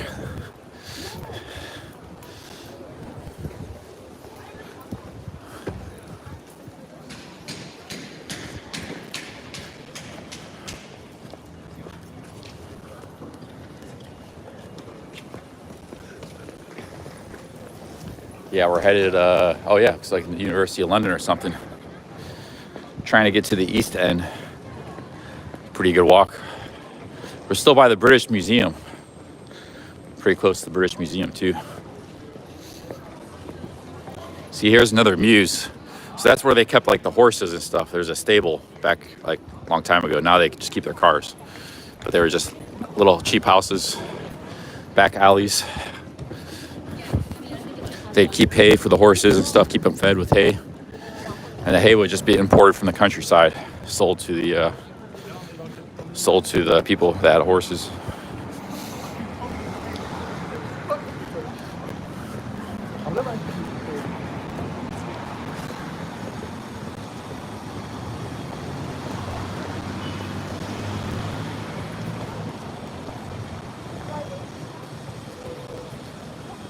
Cab driver says WC1 where the newspapers are printed and journalists hang out. Let me do a search.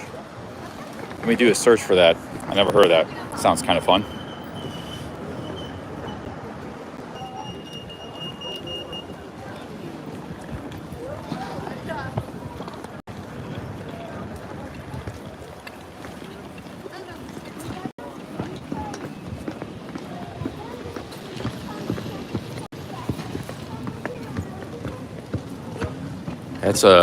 That place has a bookstore right there. One big bookstore. It's called Waterstones. Man, I could really, if I was just a tourist, not live streaming, I could really spend a couple of weeks here going to the bookstores, you know, going to the British Museum. This is, if you're an intellectual traveler and just the city itself, this is a great place to come.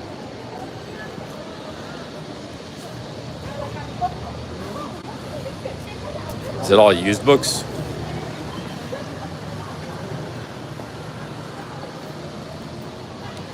That's a giant bookstore.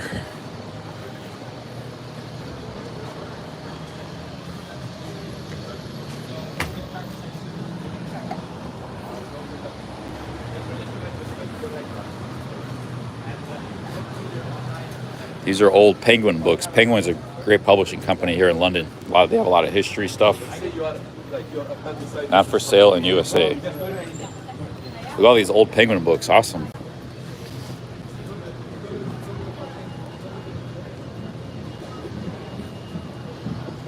They do a lot of nonfiction and history, Penguin, but they got other stuff too, obviously. And a lot of this stuff looks like it dates to like the 30s and stuff. Scoop. An amusing story of the workings of the newspaper world. Bet you this book's from like the 40s or something, 50s. It's very old. You can see it's really starting to tear and stuff. Be very careful with it. Just old Penguin books. That's books from 1957. First published in 1938. This edition is 1957.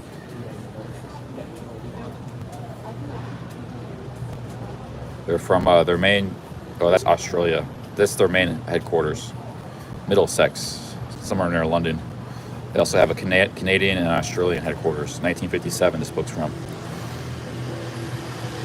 All these books are pretty old.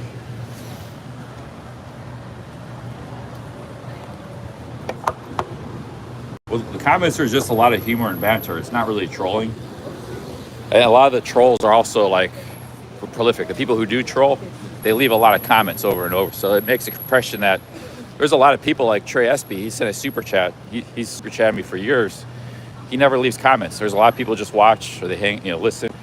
BB Bolte, he's a new mod. He's never in the chat, but he watches a lot. So there's all kinds of people.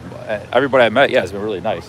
So it's like, people say like, oh, his chat's 90% trolls. That's just that's just people joking around or having fun in the chat. But in reality, people are supportive. If they weren't, this is how we can make money doing this, make a living, because they support what you do. If there was no support, if you're just some sort of pariah, hated, you would never make a dime. You would never make a dime on Super Chats.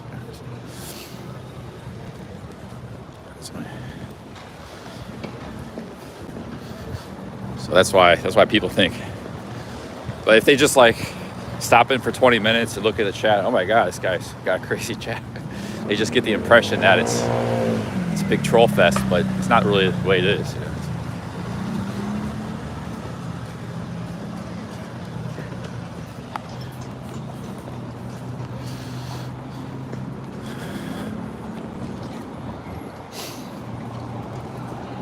Where are we at here? We still we need to get to try and still get to the east end. Maybe we'll take a break at some point. There's a juice bar. Maybe this place is cheaper. We can sit here for a minute, or just get some juice for the health benefits.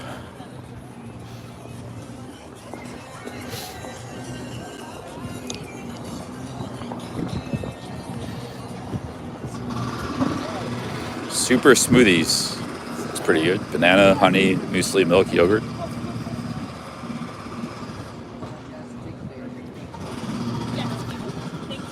Maybe get a super smoothie, guys. What do you think?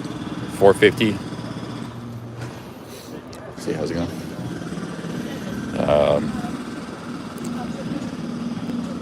Raspberries, beetroots, carrot, lime. Which one should I get? Hey, how's it going? I'm doing a lot of walking all day. What do you recommend? I walk all day, like 10, 15 miles a day. So I've just started walking. What do you recommend? Do you like ginger? Yeah, I love ginger. Maybe Yeah. imported orange ginger A smoothie or juice? or juice? Juice? 5. Yeah, okay, we'll go with that. Sounds good. You like regular or large? Huh? Regular or large? I'll take. Actually, I think I'm gonna have a smoothie. Yeah, we'll go with the smoothie. We'll switch it up. Yeah, we'll go with the banana, honey, milk, yogurt smoothie. Which number is that? Number one. Number 1, yeah. Number 1 is size? I'll take small. I'm sorry. I think I could use some yogurt, some probiotics, because I can't buy yogurt at the store because I don't have a spoon. And the honey and banana is nice. So that we'll get. I think we'll get better. This will be better than juice. The juice is good, but we need calories too. We need nutrition and calories. There's more calories in this than the juice.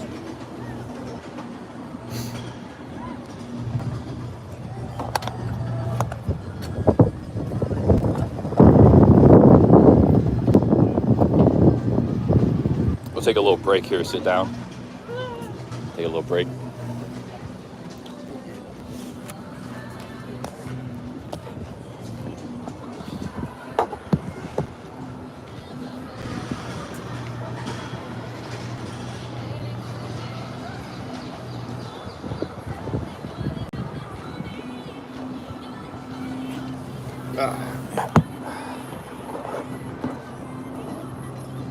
Muesli's like it's like granola or something, like oatmeal or granola, I think. It's like an Australian British thing. They don't have that in America.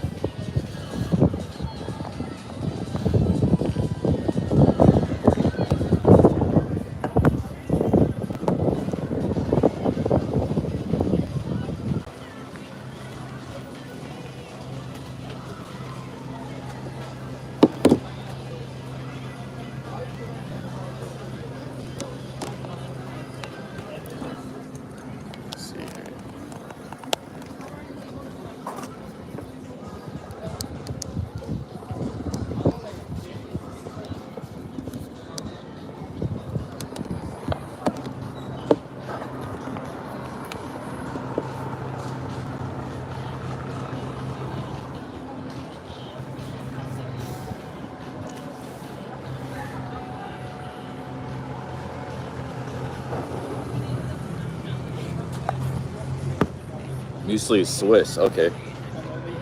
But they got it here in the some of the Anglo countries, not in America.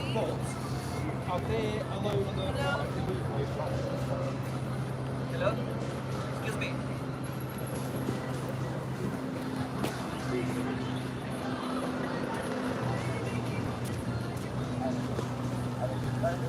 Yeah, we got a nice little snack. Keep us going, get some calories in, some energy.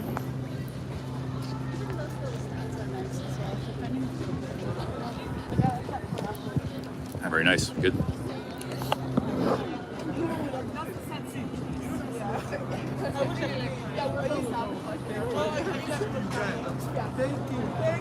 Thank you. 10,000 Yeah, we've had plenty of women on the stream. I mean, I've been streaming for years, so been plenty of women. Nana Pips, Sexy Bar, Quan, Truth Warrior, Orchidelia. Random women we just met, chat up on the street and stuff. There's plenty of women in. I just don't go to bars that much, like what some streamers do.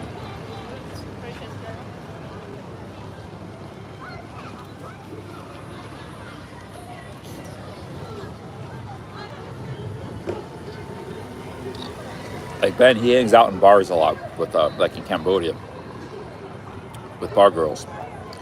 I've never done much of that except with Sexy Bar because they're like my friends in Pattaya. But I've done a little bit of that, but not to the extent some other streamers do. But the guy that started all that was Bar Finds and Power Lines, Brooke Farring. He was the guy going to all the bars. He was actually the first guy that found Sexy Bar too, Brooke Farring. So.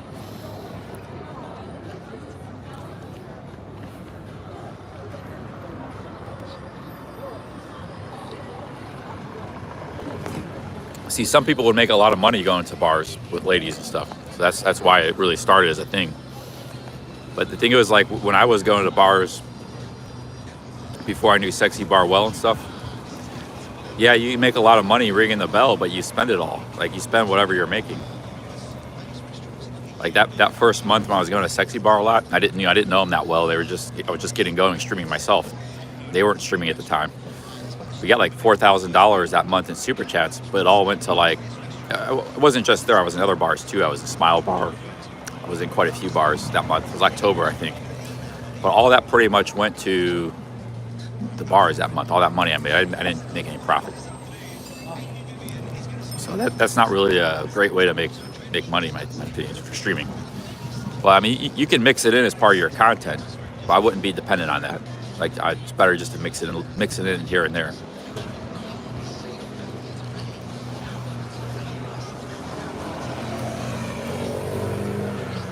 Oh yeah, okay. Steph was the first one at Sexy Bar. That's right. And then Tom, and then me. Yeah. But there were other bars too. Like Tom was going to lots of bars. He was bar hopping. Those were his best streams back when he was getting like 350 in the chat when he just started. He was bar hopping and doing a lot of good content. He kind of invented that style of streaming.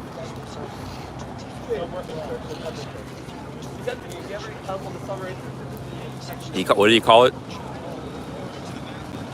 MLGA, make live streaming great again. he was actually trying to poach, because me and Chuck Wow were well before Tom. Chuck was first. Actually, I was first. Chuck met me on a stream, so me and him were first. I was already streaming on my old channel here and there for fun. And so I met Chuck, and then he kind of took the streaming, and then I followed Chuck. And Tom was really trying to, I mean, I have nothing against Tom, but he was trying to go after my viewers. So like his big slogan was MLGA, make live streaming great again, because he thought my streams weren't that good. And then his chat was people making fun of me for like 10 hours. So he was really kind of poaching, but we were both doing good. I had like 500 in the chat sometimes in Pattaya, and he was having like 300, 350, so everybody was doing good in those days. Live streaming was taking off. This was before the pandemic, like 2019. And there were other people streaming too, so MLGA. But now he needs to follow his own advice, because he doesn't do the sort of streams that build his channel anymore. The bar hopping, moving around type of streams.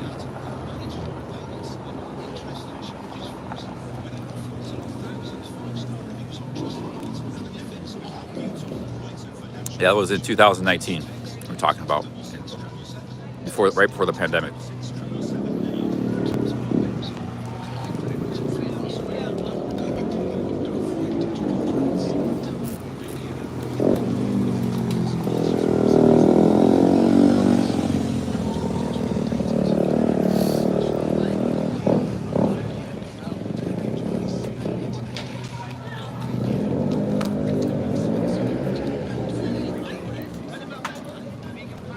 You know, a lot of my streams back then were not much different than what's going on now. It's a lot of walking around and just talking and coffee.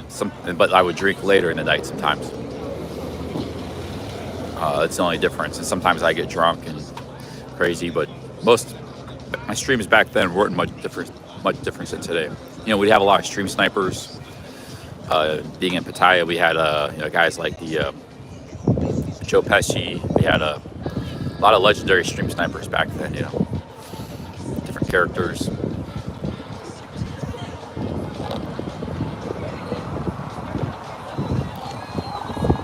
Yeah, almost every day we had stream snipers, so those were good streams back then. A lot of guys like Mana, FBI guy, Bart Bus. You know, there were all kinds of characters. Smoke Bar Patong was actually around back then too. He was actually at the Sexy Bar. Luis Cabo was in town sometimes. One stream, Greg came up from Rayong, the Reluctant Nomad. Greg and Tommy, call him Taco Tommy, and FBI guy. We're all hanging out one night. Another guy called Jeff. A different Jeff, not Jeff Lepar.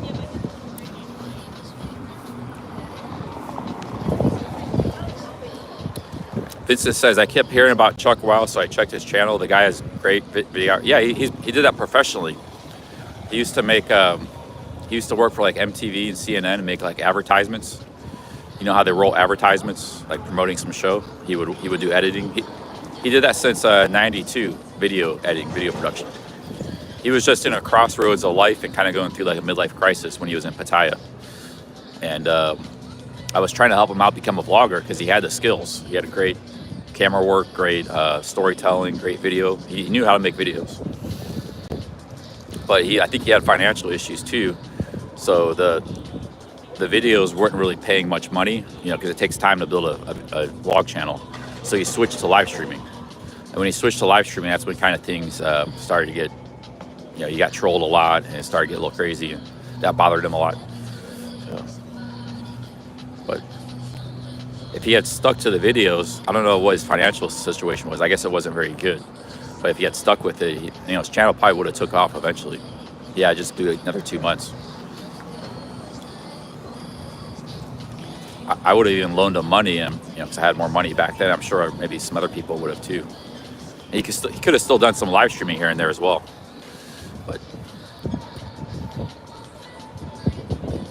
the problem was the trolls got to him, so he would like have meltdowns and stuff where he would attack the chat trolls, and that just made him get trolled more and stuff. So, you know.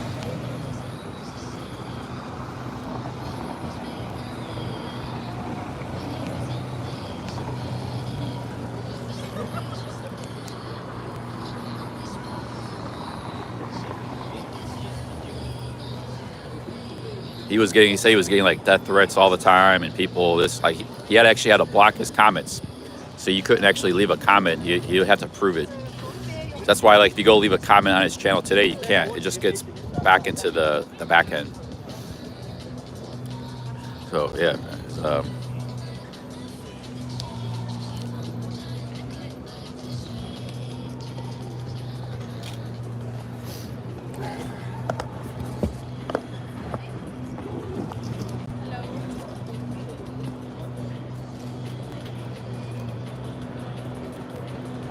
No, he wasn't rude in general. It's just, as a live streamer, he had a few times where he made a mistake or did something that wasn't appropriate, but he wasn't a rude guy or a bad guy in general. But that was also what caused a lot of the trolling, was some of the mistakes he made, like some of his behavior. Like, people really didn't like when he did a hotel review. The lady was showing a hotel, and he was like jumping up and down the bed and stuff and making all these innuendo jokes. A lot of people really like. It wasn't really that bad. It's just that a lot of people didn't like it. I don't know. So he was really just goofing around and joking around and stuff. But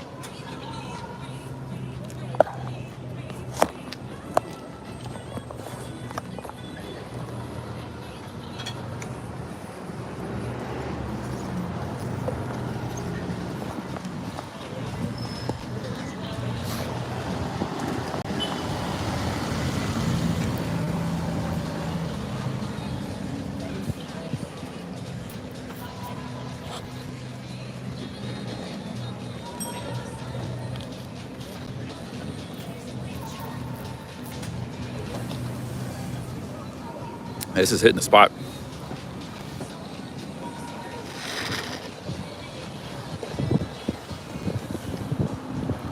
Man, it's getting cold. We're gonna get going here. Yeah, good for them, Mario. That's true. There's everybody can do well in this world. They put in the hard work and the effort, 8 hours a day for 4 straight years, 3.5 years.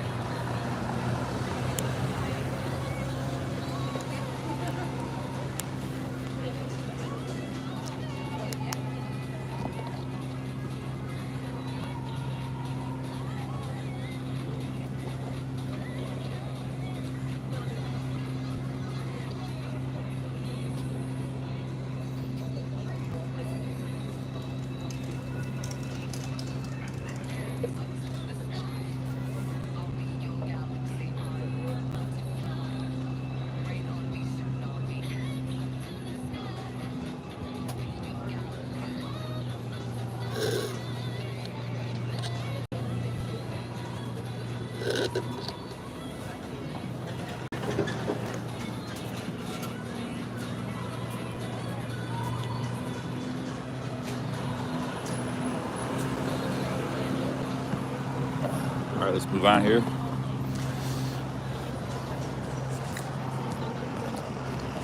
I didn't bring my hat today. This actually has a hood. This fleece is pretty awesome. It's a good mid layer. Another hiker channel on YouTube recommended it. It's for like hunters, that's why it's camo, but it's an ultra lightweight fleece.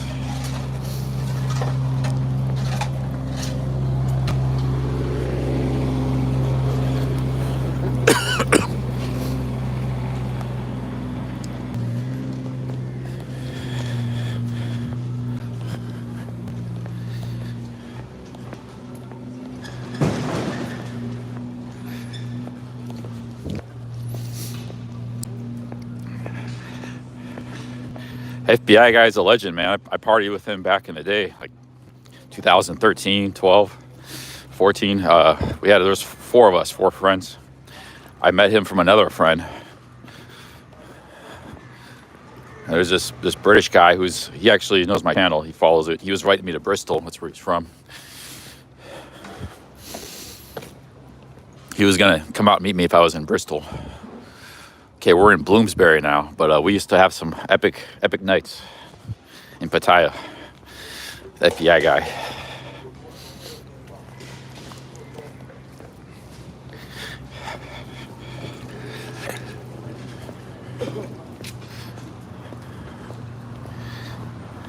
I wonder if he's ever planning on moving back to Pattaya. FBI guy. I think this is Bloomsbury here.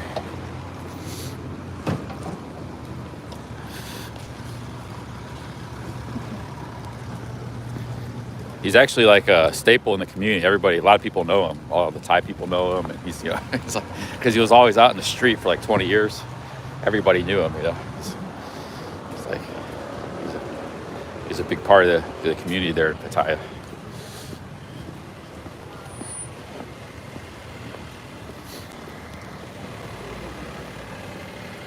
But when I started doing YouTube in Pattaya, he wasn't around. He was back in America.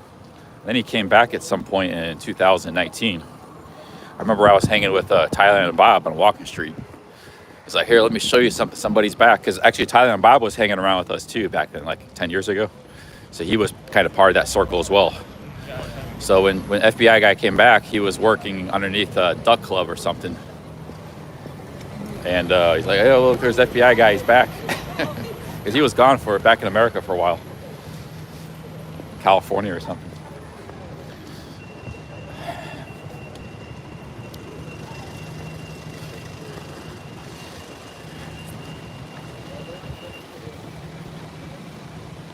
A fan made a song. No, I didn't see it. Yeah, big ups, big ups.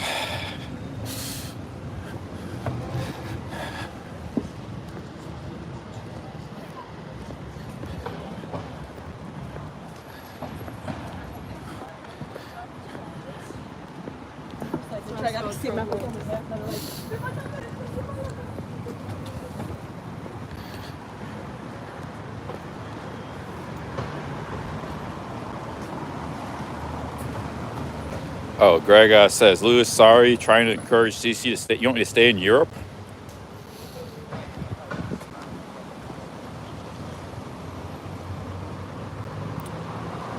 Problem is, I booked, Greg, I booked a round trip flight back to Cleveland from Dublin. So it's $460 round trip, Cleveland to Dublin. That flight comes this month, so I can't. If I was to not take that flight and catch like a runway flight back to America, it would cost me a lot of money. Probably $600 or something. So I don't know if that's a good move. If I could go to France. I could go to Germany or Holland, Netherlands. I could spend more time in the UK, but I don't know if that's a smart move because, like I said, then I wouldn't have a return ticket back to America. What do you think about that? But like, as it is, I got a lot of time here. I mean, we had a lot of time here in the UK. I booked like almost the whole month.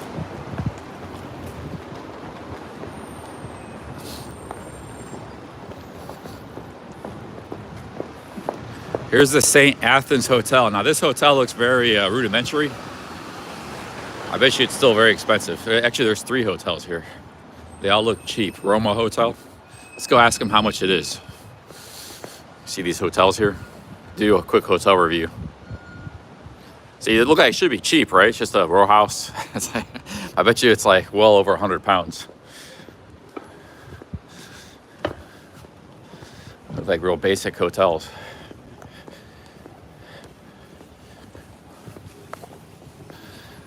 Beautiful buildings here. Haven't been in this part of town. We're starting to get more into the east side, east end a little bit.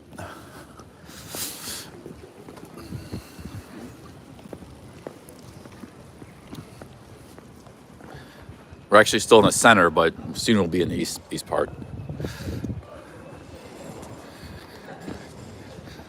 Let's go see how much is a hotel here. Hotel room.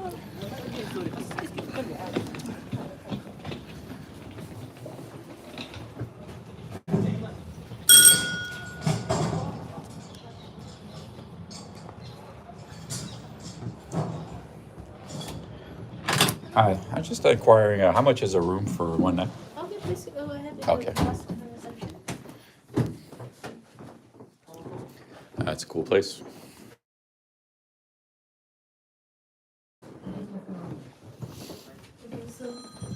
So is it for today? It'd be for, I have a hotel, it'd be next week. I just, like Monday or Tuesday next week. 'Cause I have a house floor right now. For that, because the price will be changed all the time. Well, what is it for tonight, just so I know how much, like in What general? sort of room? Just the smallest basic room you have. Single, yeah? Yeah, single. Okay, so what's the date? It could be today, yeah, tonight. Tonight. Tonight.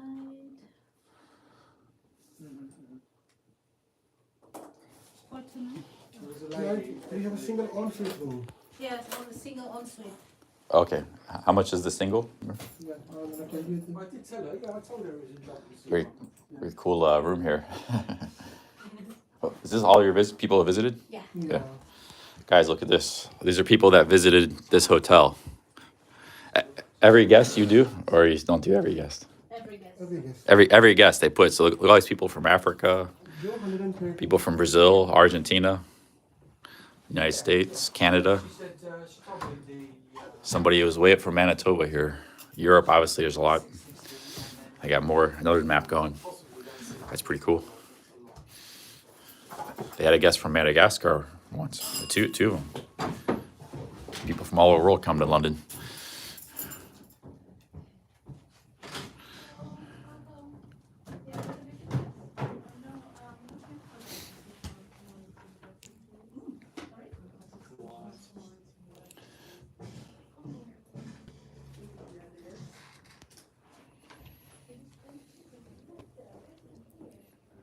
oh, right, that's surprising. I would imagine.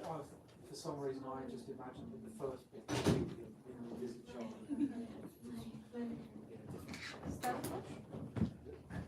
So here's Oh, it is as well. Yeah, Oh, she's right. looking for address. Oh, The right, address is right, here. I'm looking for the Association of Community Universities, and it says It would be 130. 130? Okay. Oh. Private bathroom. Square is 130 pounds. Okay. Okay. Oh, that I'll probably stick with the hostel. All right, cheers. Thanks. You too. Thanks. Thank you. Thanks. Hey, Trailhead, thanks for the five Aussies. So that's the park. That's Russell Square. So yeah. Around that Is it area. university? I think Hey, thank you for the five Aussies. Yeah, there's a bunch of hotels here. Roma Hotel.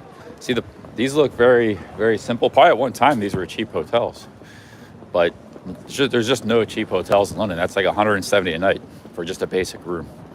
So you have to stay in hostels. See, there's a whole bunch of hotels here. Albany Hotel, B&B. But yeah, it's New York's the same way. Like New York, the hostels now are like $70 a night. So you can't, even the hostels are expensive in New York. Forget about it.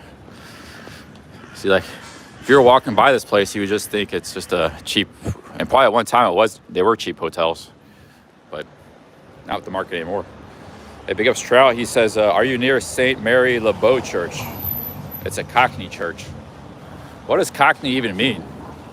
Is that like a culture? It's like a subculture? Thank you very much for the 5 Aussies. It doesn't matter. Everything is going to be expensive. If it's your own hotel room, it's going to be expensive. Only the hostels are. I've stayed in hostels 9 of the last 10 nights. So only them are reasonable because they pack them in. Volume. Thank you, Trout. Cheers. I don't know. I don't know what's the name of this church. I don't know. What's a Cockney church? I don't know what that means. See here. What does Cockney even mean? East Londoner. I'll look it up. That's where we're headed, is East London. Yeah, it says we're 1.6 miles from St. Le Beau Church. So I bookmarked it.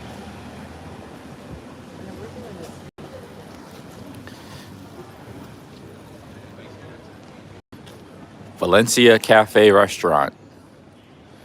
It's like a Spanish place.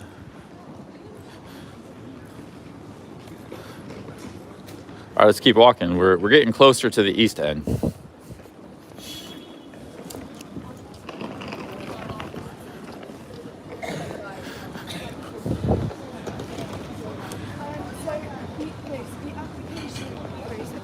I just went to this year, figure to like go and speak to people. Let's go to that bagel place. I think we'll be near that. Go to the bagel shop. Hey, big up Strawhead, cheers. Got a nice day of super chats today already. Montana native. Stopped by with another 50. Yeah, so 130 pounds for the US watchers, that's equivalent to like $175. And for Canadians and Australians, that's like $250, $300 other dollars. So the pound is the strongest of the bunch. But the thing is, that's probably like the cheapest hotel in all London, or one of the cheapest. Those hotels there, I walked by, probably some of the cheapest. Anything else is probably like 200 pounds plus. So, hey, said like there was an article today on the Drudge Report. It's like people can't even afford to, much less live in London, visit London. You can't, or not London, New York. People can't even afford to visit New York just for a few days now. It's so expensive. It's like it's a serious crisis with these with the real estate in these cities. It's just gone crazy. My opinion is not so much need to fix the real estate prices in London and New York. It's we need more London and New York's Pattayas. We need more cities. I think that's kind of what's happening with like Bangkok, you know, and some of these other Mexico City. They're moving up, and you know, we need more great cities. That's what we need.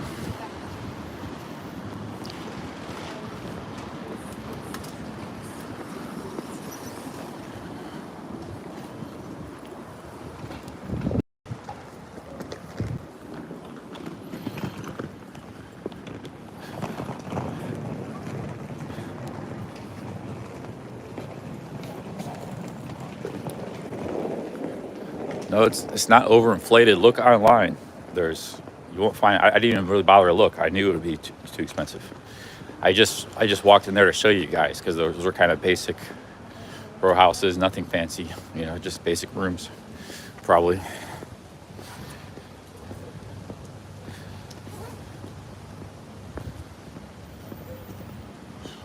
says you can get Travel Lodge 64, 69 pounds. Not in central London, maybe way out in the outskirts by the highway or something.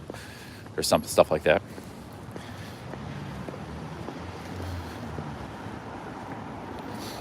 There's nothing in central London under 100 pounds. Unless it's a hostel or...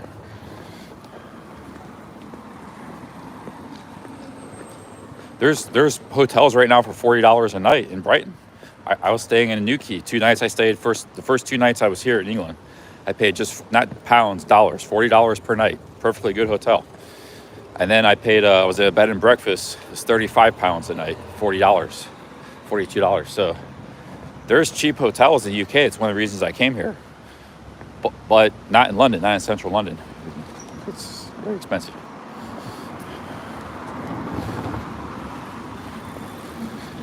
So, but I figured I just come here because I can stay in hostels. That's what I've been doing. I've just been in hostels 8 of the last, or 9 of the last 10 days. Because 2 days back in Tintagel, I was in a hostel. So, and hostels even cheaper than the cheapest hotels. So that's what I've been doing.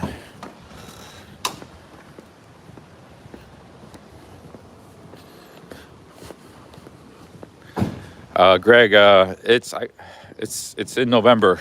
I got some time left, but it's coming up.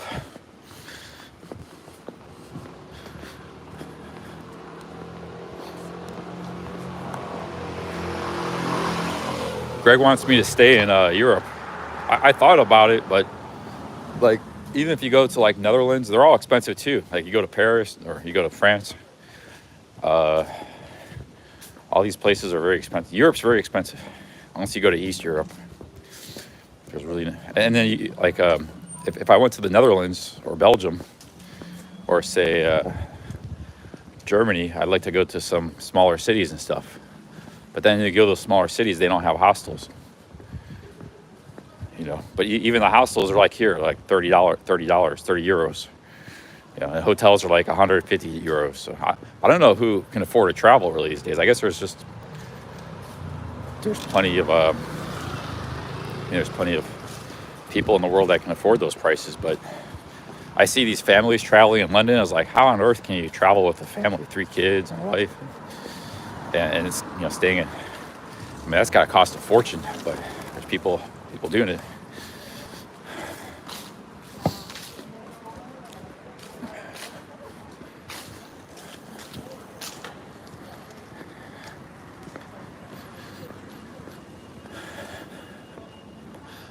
Kind of Westminster Central London College. Okay, we should be getting in the East End pretty soon. We're gonna go to that bagel place. Hopefully they got seating, and we'll have a seat there.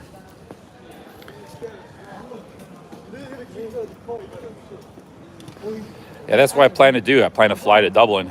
It's very cheap to fly to Dublin. So Dublin's a good base to fly in and out of. Greg, you might be interested in this because you're in Ohio. They got direct flights from Cleveland to Dublin. I paid $450 and it's direct, no transfer, overnight flight. You sleep on the plane, boom, you wake up in the morning, you're in Dublin. No transfer, nothing. Just to go to like Texas, you got to transfer, you know. But to Ireland, you don't have to transfer. $450 round trip. Then from there, because of Ryanair, you can fly from Dublin to anywhere in Europe. Like I flew to the UK, but you can fly to Europe, or just stay in Ireland for that matter. Who knows? So you and your wife might be interested in this. You have to go to Cleveland Airport to do that, but a little bit of a drive, but not too far. Okay, where are we at now?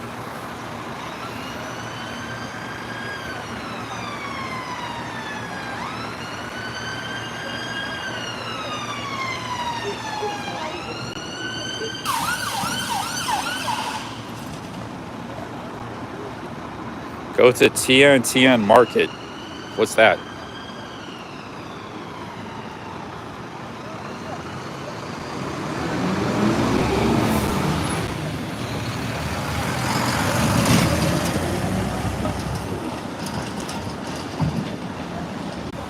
Damn, I think we're still nowhere near. Oh, it's just a supermarket. It's actually back that way. We're nowhere near East London yet. I keep forgetting how big London is. We got like 2-3 more miles to walk just to even get to the start of East London. But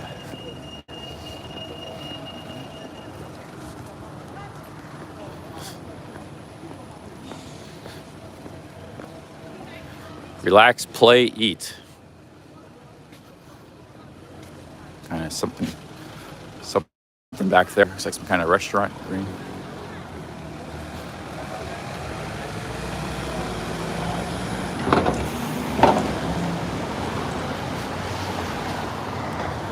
Yeah, but this is fun. I mean, I need to walk anyways. We're getting to see all of London by walking everywhere. You know, not all of it, but a lot of it.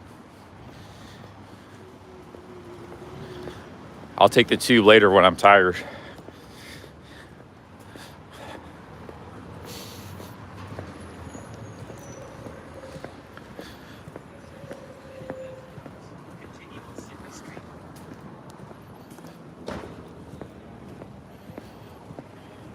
Yeah, well, 80 pounds, that's a pretty good price, especially for a Friday. If that's anywhere near central London, I imagine it's not. But if it is, that's a good price, but still way too expensive. My hostel's only $30 a night, 25 pounds a night.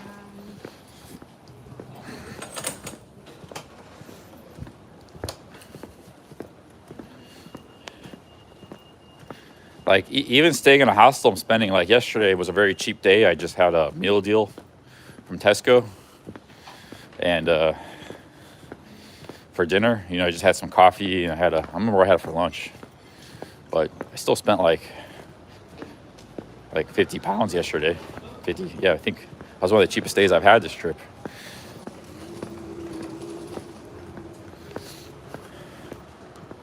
So even staying in a hostel and eating a dinner from the grocery store, you're still spending some money.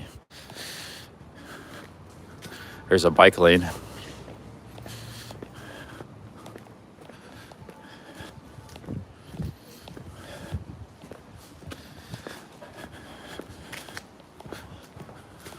I see some rain clouds in the distance. It might be raining soon. Where's this, where are these streets going?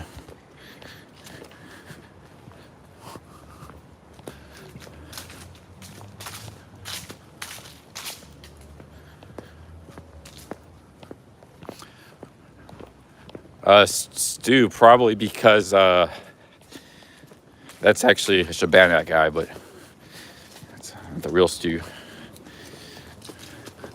Probably because YouTube was starting to promote it.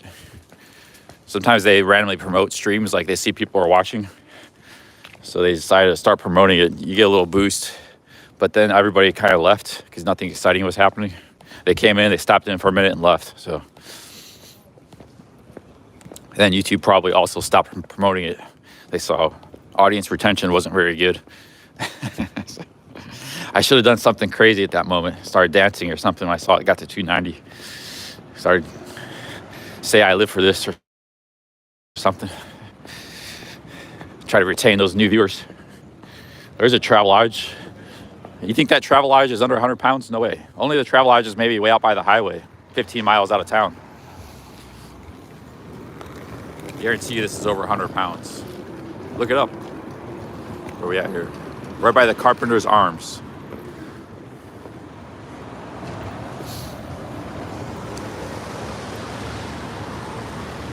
Not this one won't be because it's in central London.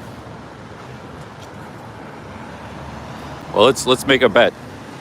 I'm betting it's over 100 pounds. You guys are saying 57. Yeah, you guys are talking about travel lodges by the highway in the countryside, in small towns. This travel lodge is in central London. It's going to be over 100 pounds on a Friday night as well. Maybe 150 pounds. If you want to know where this travel lodge is, it's right next to Canton Taste. Canton Taste Chinese restaurant. Look it up. Let's get some prices. How much is this travel lodge? Over 100 pounds. So all you guys that keep saying travel lodge, it depends on location, not the ones in London. Right on Acton Street. See, Trailhead says 120 pounds. 140 pounds, Bushwick Bill's saying. Did you guys actually look it up, or are you just guessing how much it costs? Okay, they're saying 120 pounds, Lewis. So let's see how much does this actually cost? 120. See, that's what I'm saying. So this costs exactly as much as the other hotel. That's the cheapest you're going to get in London. 130 pounds or something. Go Hard Dude saying $200. Garcia just looked it up, 127 pounds. That's like $180. So I told you guys that those travel lodges you're talking about are 15 miles out of town, only accessible by car, you know.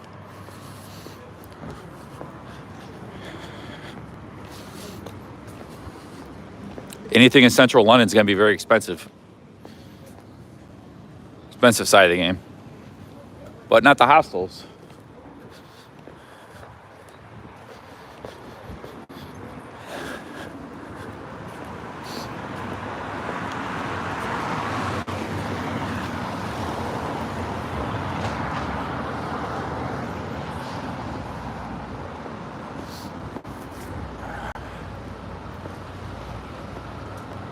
And that's just an average room. That's just a basic room.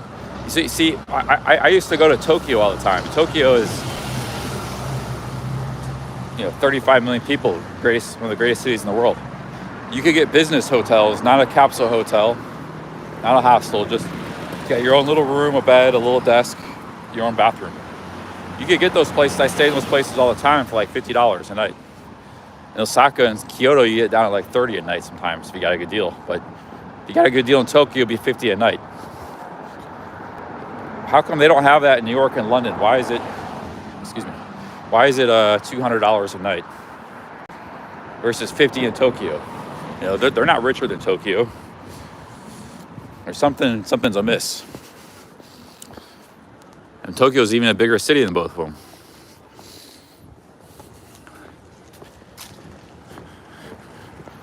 Because I used to go to Tokyo all the time on business, sometimes 4 times a year. Other times, maybe 2 times a year, but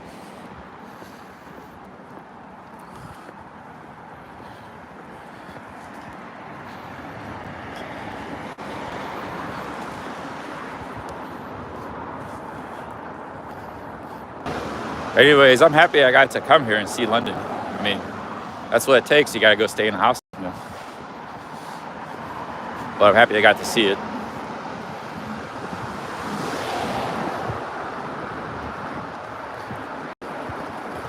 There's another travel lodge. 2 travel lodges right next to each other.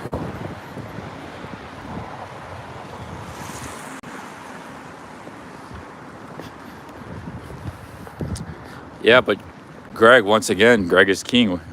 Where's the location? It's probably in central London, some shared room, some crappy house or something. Sure, you can find a low price for anything, but look at the details. The devil's in the details, my dude. We're talking like central London within the tube stations, you know. It's probably in some hovel, you know, with shared bathrooms and stuff. It's an industry. It's basically like a step above a hostel, that room. Way out in the middle of nowhere in London, you know, way out in the outskirts. These cities like London, they go for miles. Like, you could go 30 miles in either direction and still be within Greater London. So that's probably you're getting some random dive place, middle of nowhere. Yeah. Look at this square. There's no way an apartment in central London is being rented for £45 a night. You can't even get a hotel room for under £130.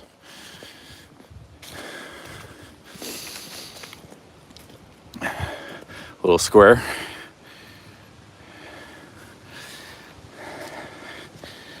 Like, you're just pulling up London and it's just bringing you any random thing anywhere in the city, outskirts of the city.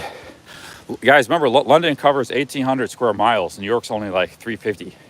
It's the actual land area is massive. So it's pulling out stuff like 30, 40 miles from here even, probably. It's like, you can't use that as it's basically a whole different world, whole different city. And like the only way to probably get there is by car, and you know, it's just apples and oranges. I could go to Brighton and get a hotel room right now for 40. That's only an hour away by train for $40 a night. But I wouldn't be in London, would I, if I was in Brighton? That's what I'm trying to tell you guys. Like, you guys don't know the details. Devil's in the details. It's all just, you would learn that if you came here and tried to get that room. You're like, what the fuck am I out here 30 miles out in the middle of nowhere? I already know that. I don't even have to look that up and research it. I already know what the situation is from years of traveling, you know.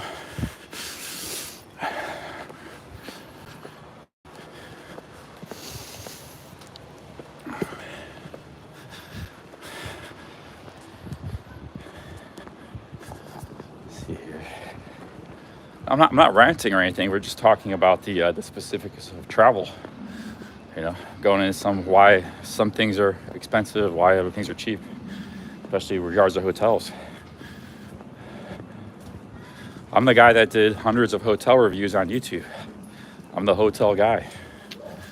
You know, I know a little bit what I'm talking about here, all over the world.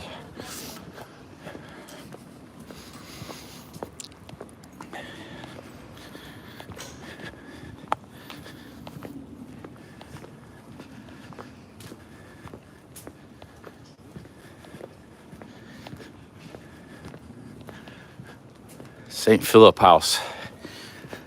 This is a very quiet neighborhood. We're still like pretty close to central London. We're not even in the East End yet. We're still trying to walk to the East End. But a very beautiful neighborhood here. Look at this tree. The sun's coming out. Take my hoodie off here. Sun's coming out. Beautiful weather. Picked a good day to walk around. Wow, look at this square. This is beautiful place here.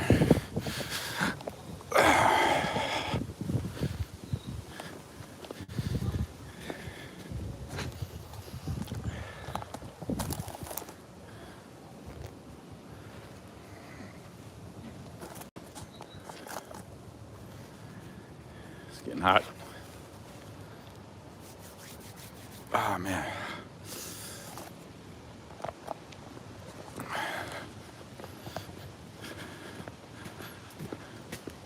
This square is beautiful. These houses are so. Not too impressed with these houses, but the square is. Hey, this building's cool. I like this building.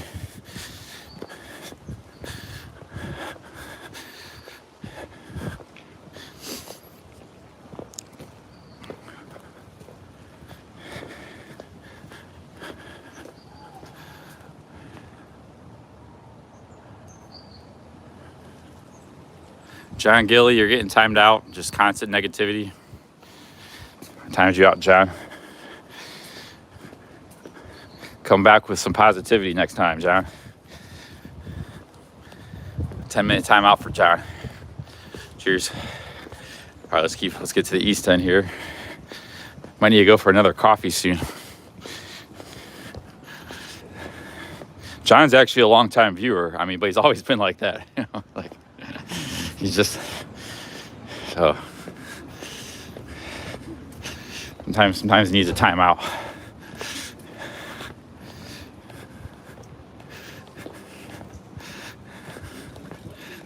All right, here we go. High class produce. Here we got a schnitzel, Middleton's Deli, Johnny Schnitzel.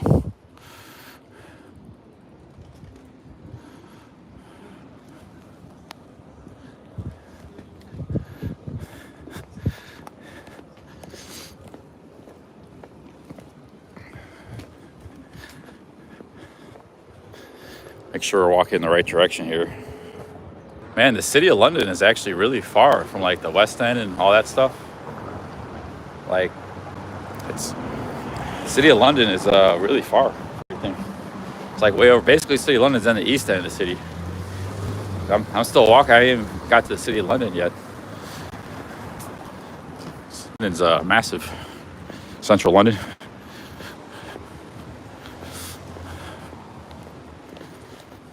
So I wanted to see the city of London too in the daytime a little bit. I saw it at night a few days ago when I was walking through.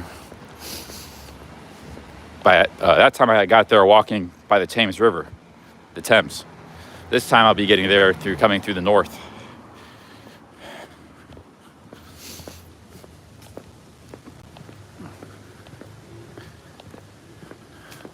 Greg is saying, is that in Paris?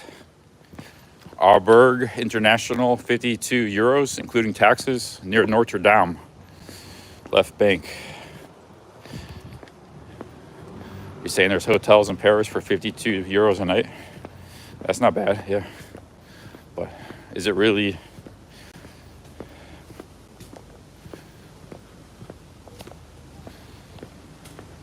I mean, hotels should be cheaper. That's why I'm getting those deals like when I was in Cornwall and stuff, because it's off tourist season, so they have a glut of hotel rooms. That's why I was getting some cheap deals there. I wouldn't have got that in the summer. So it could be the same with cities like Paris that gets a lot of summer tourism, but not as much in the fall, late fall. But that's, you know, if that's a random one-off deal, I might not. That hotel could be booked, or it's just a weekday. You know, it's a one-off kind of special deal. How much are the hostels there? I looked at the hostels in Amsterdam. They're like 30 euros a night. Probably, I imagine the same in Paris. No. Well, you might find.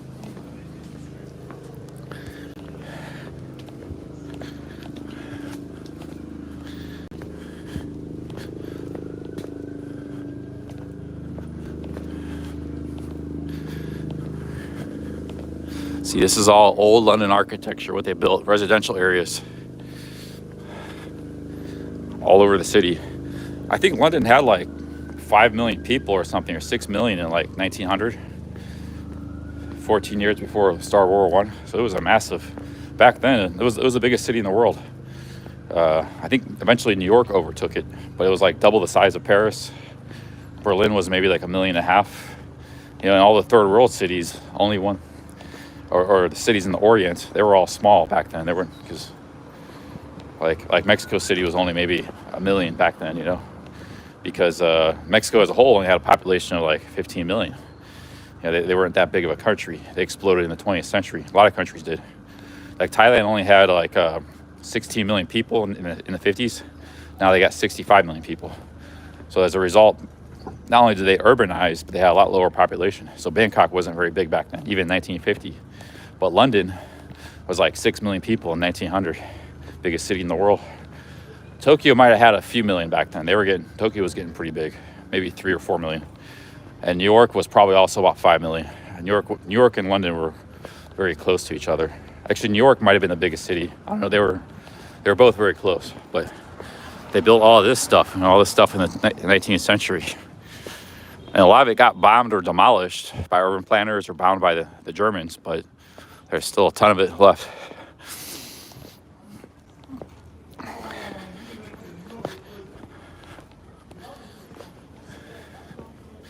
Roy says he found a house stone Paris for £22. That's not bad. That's about what I'm paying here in London. I'm paying like £25.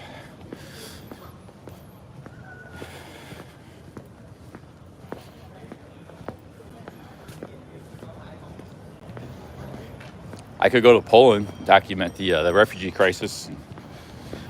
Go to the, it'd be getting cold there. Yeah, Prague, Poland, Budapest. But like I said, I'd be missing out on a return flight, man.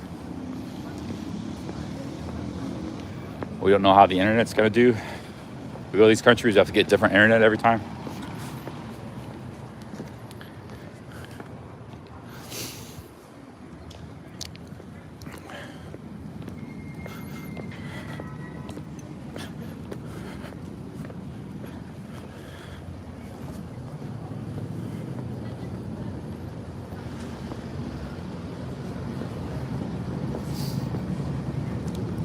You guys just want me to stream 24/7 around Europe for months? I can do that. But is that what you guys want? Stream in the winter? It's gonna be winter here, you know. See, butcher, traditional butcher.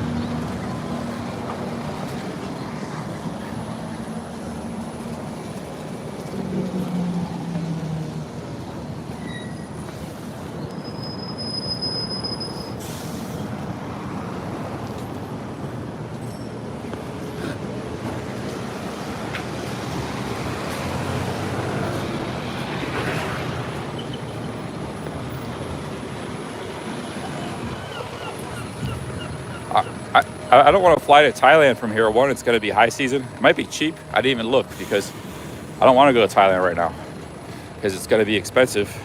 It's going to be high season there, December, January. The only reason I got through high season last year was because I had a cheap room. I was staying in that 3,000 baht room.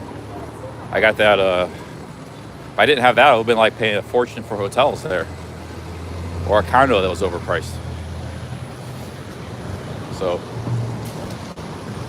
I don't want to go to Thailand right now. Plus, I don't have my computer or my camera equipment, you know, to vlog, nothing. I just brought a phone to live stream. Just planning to be a short trip. I could still, like I said, I could continue this in Europe, but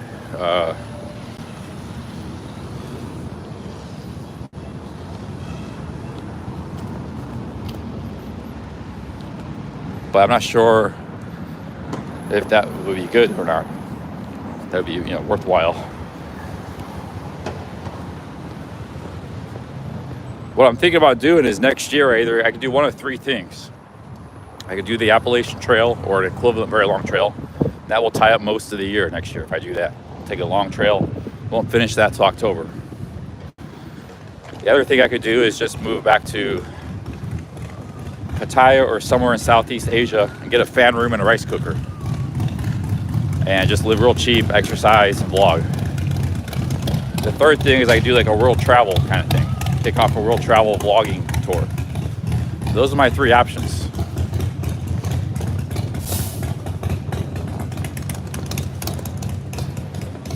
The trail can take about 7 months, not 1 year, but it takes, you got to start in March, finish in October. All three of those trails. End of October.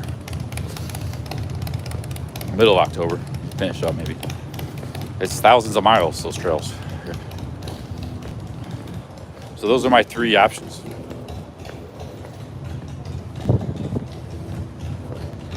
Greg says the Appalachian Trail is nonsense.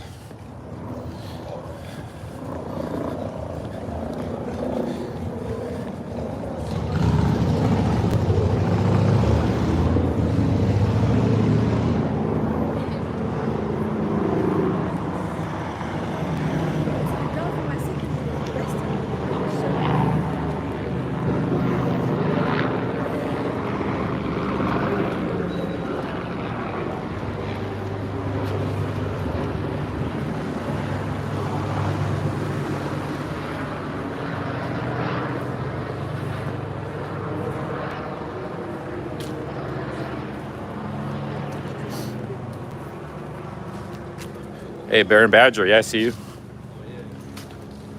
Sit down here for a minute at the bus stop.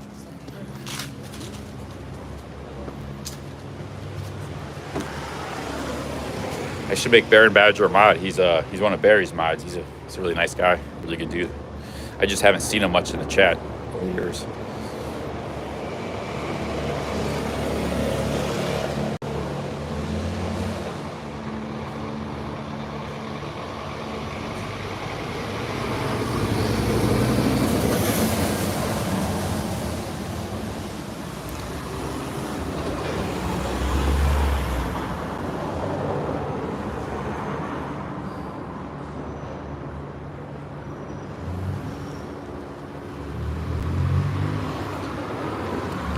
A lot of people seem to like the world trip.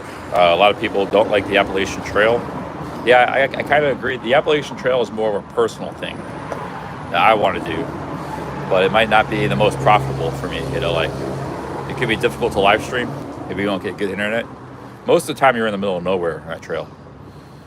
Even the towns you go through are like very small towns, so it's mostly. And even if I was able to stream, it could get boring because it's just the same. It's just something I want to do for the challenge, you know. So I think of the three, world travel is probably what people are going to recommend, but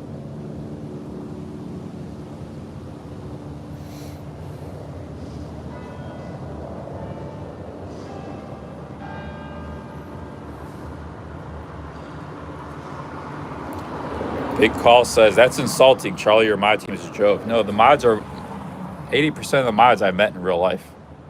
They're all good people. Jay-Z I met, Greg Brown I met.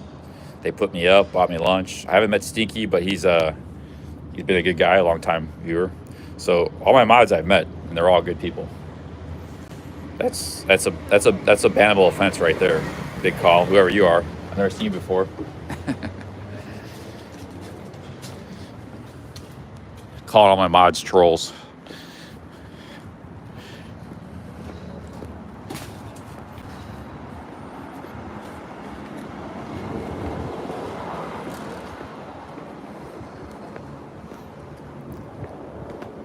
Hey, big up, Steph. All right, let me see here. We're still trying to get to the east end, trying to get a bagel. I dropped something.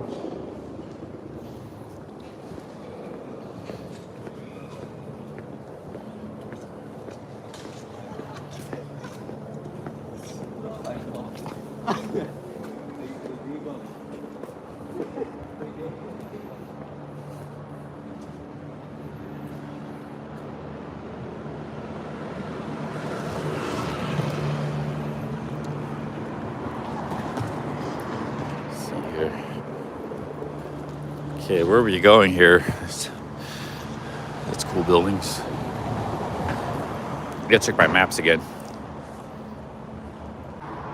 And the city is never-ending city. I think the city of London, well, it's that way a little bit. So we're getting.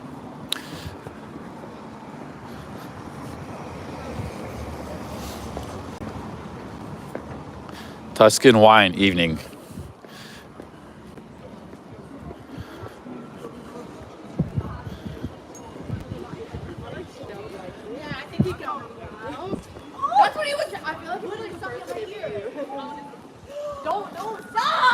Talk to those ladies there, talking about something about their ear. You guys heard that?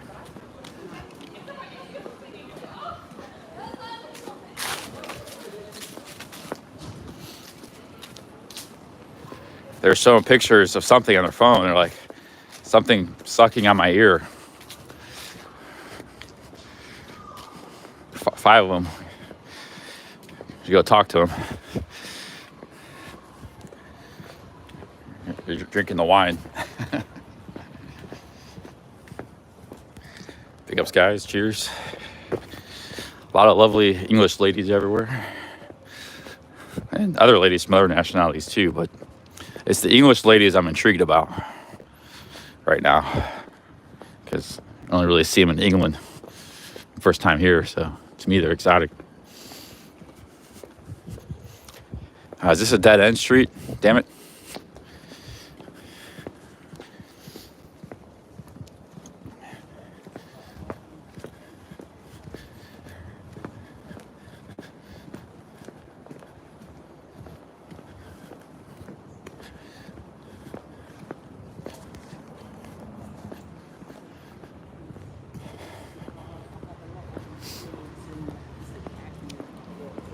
That's who's tracksuit Andy?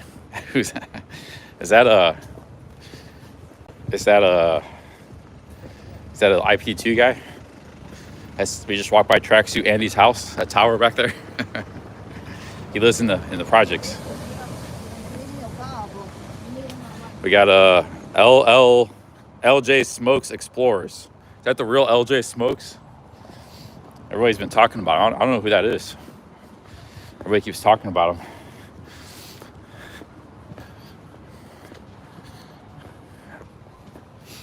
Oh, I've never seen tracksuit Andy. He's gonna meet. You saying he lives here? Maybe he could come out. You guys got to send him a message. Meet him. I don't know who that is. Tracksuit Andy. He's the biggest London streamer. The problem is some of these IP2 streamers, like guys like Asian Andy and stuff, they're big, but they only stream like once every like 6 months or something. So that's why, like, even if I wanted to know who they were, like, they're never live. They never go live, you know. Here's some projects. Like I saw Asian Andy recently in Vietnam. He was live for like a few hours. That was like the first time he was live in 6 months or something, and then he just disappeared again. So I don't know what the deal is with the IP2 streamers. Here in the Thailand genre, we stream all the time. You know, if anybody that takes a long time is off, it's me, because I'll go 2 months without streaming. But other people, you know, but when I do stream, it's for every day. I'm traveling.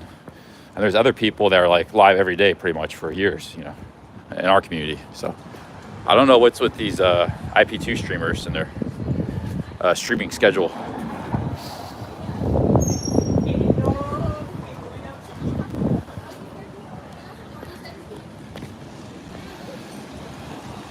Okay, I think we're starting to get in the city of London. We could walk back to the northeast and we'll be more in residential. We might need to stop for a coffee or something. Refuel. We've walked a lot of miles already.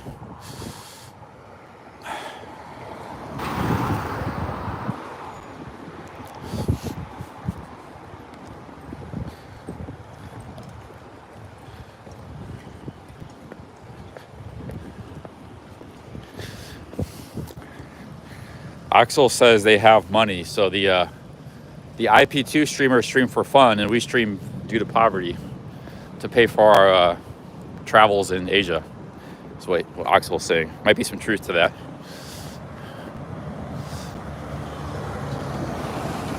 It's apples and oranges.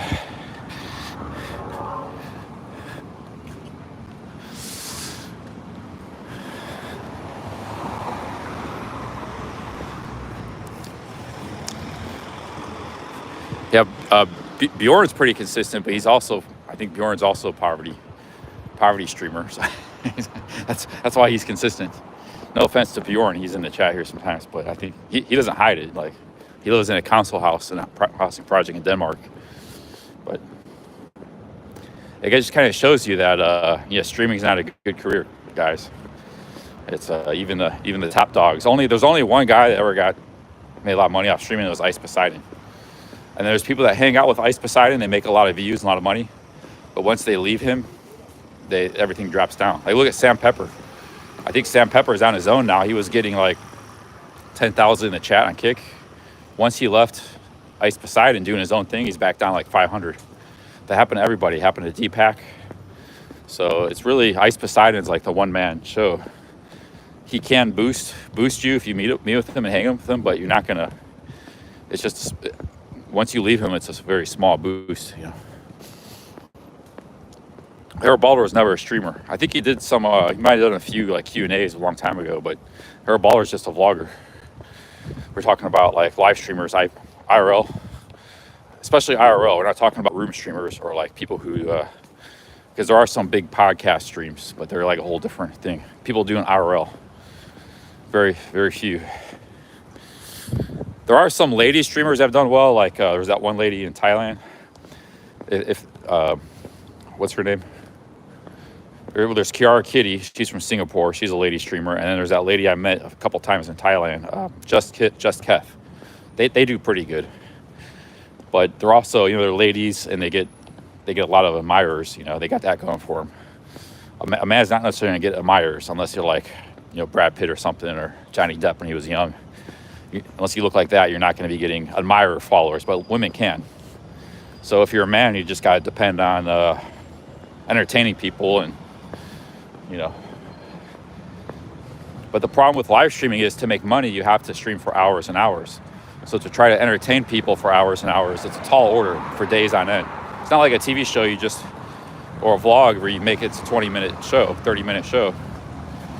You craft it, you do some editing, and you entertain people for 20 minutes. Live streaming, you gotta hold an audience for hours and hours and days and weeks and months and months. So it's a tall order, and I've picked it up. I got the knack for it, but I'm doing okay with it, but I'm not like super successful or anything. Like Ice Poseidon is, so. The thing what it is with Ice Poseidon, Ice Poseidon he's very charismatic and stuff, and can be very funny in his own right. But he captured like magic. There was a time, I missed it all, but apparently back in 2016, 17, he entertained hundreds of thousands of people. So for like some of the best entertainment on the internet ever. It was the dawn of live streaming, and nobody's ever done it before, and it was all kinds of great characters like EBZ and Bourne and these RV trips and stuff. And he'll never have to worry about money the rest of his life just because of that magic he created that 1-2 year time period. But that's the exception. The rest of us were just maybe that speaks to his skill, because he's always thinking like ways to make good content. Like he's not just taking it for granted, and maybe we all have to up our game or something if we're gonna even approach Ice Poseidon's level.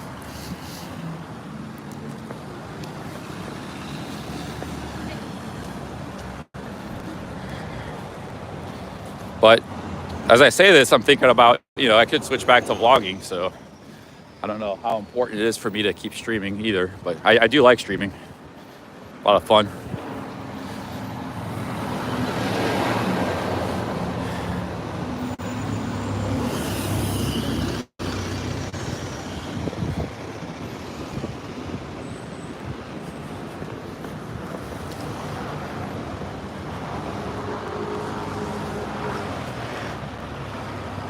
Okay, the Jellied Eel shop is within a mile, close to that, but the bagel shop is still pretty far. I'm not up for eels right now. I prefer the bagels, so I'd have to walk to the bagel shop. Truck was coming in hard.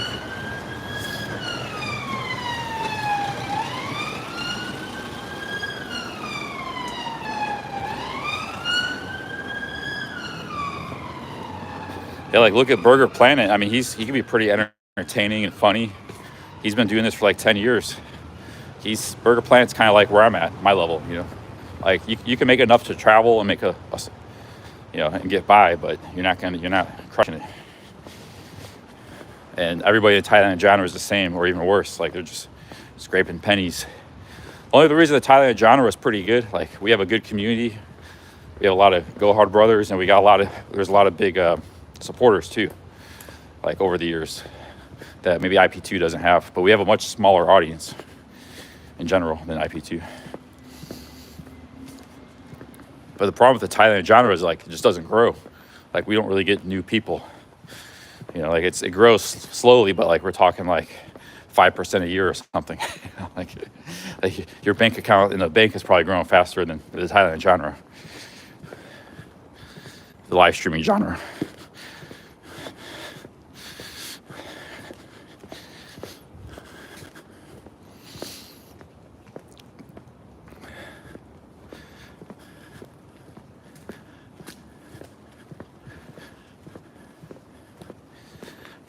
I'm walking in the direction of the east side. So we're seeing everything along the way. All new city streets. I've never been here before.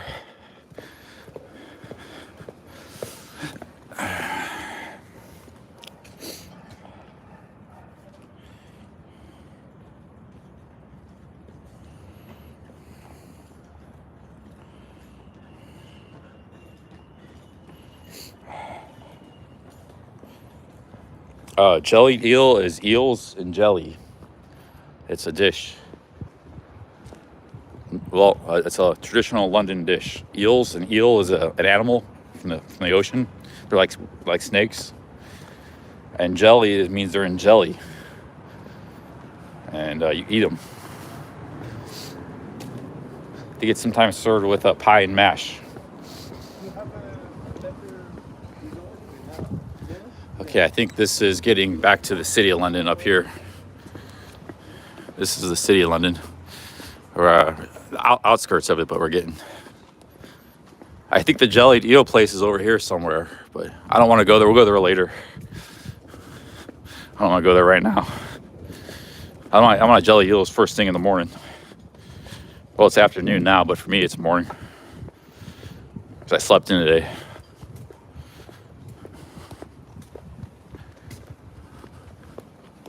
I've never had it. I've had eel in Japan, like sushi eel. Eel is doesn't really taste like fish. It's got its own, kind of tastes like a cross between chicken and fish. Actually, I don't know what it tastes like, but it's got its own texture and flavor. And the flavor isn't that great. Like, I like fishy flavors, but it doesn't have that. It's just kind of like, I don't know how to describe it, but some people like eel, and it's supposed to be nutritious. I don't like hate it. I can eat it, but because like I said, I've had it in Japan. It's one of the sushi items that's available. Things like salmon eggs, tuna, mackerel. Mackerel's one of my favorites. Clams, shrimp, scallops. These are all things you can get in a sushi a la carte when you're in Japan, and much more. One of my favorites is salmon eggs. It's called salmon roe. I like that. That was good. Eel is another one, but like I said, I usually passed on the eel. It was a la carte. Salmon roe is called ikura. Salmon is just salmon. I can't speak Japanese, but I know all the sushi names. I used to know them. Actually, I forgot them. Now I'm trying to remember. I forgot them all. I remember ikura eggs. Those were my favorite salmon eggs. What was mackerel? Mackerel was my favorites too. Damn, I forgot it. I might have a... I used to know... I haven't been in Japan in a long time, so that's probably why.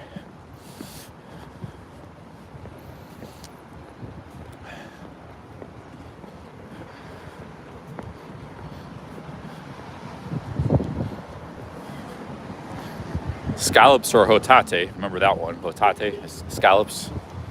What else? I can't remember all the sushi names. Because the reason I learned the sushi is you have to yell at the cook, like hotate. That's scallops, and he'd bring you a plate with scallops and rice. Ikura, he'd bring you a kilo. So you actually have to communicate with the chefs. So I had to learn all the sushi names, but I forgot most of them.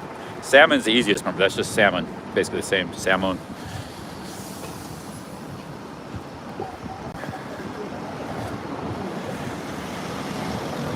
Yeah, eels were poverty food. They were very cheap, they were very abundant in the rivers by the ocean. And they were very cheap food, very cheap, nutritious food for the poor people of East London.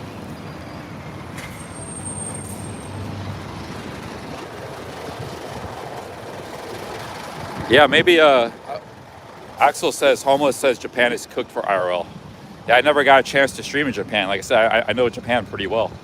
I can't speak Japanese, but I know the cities and the trains and the food. I know how to get around there really well. Yeah, Johnny Somali may have ruined it, but that might blow over. Maybe like in 6 months, everybody forgot about that and people can stream it again.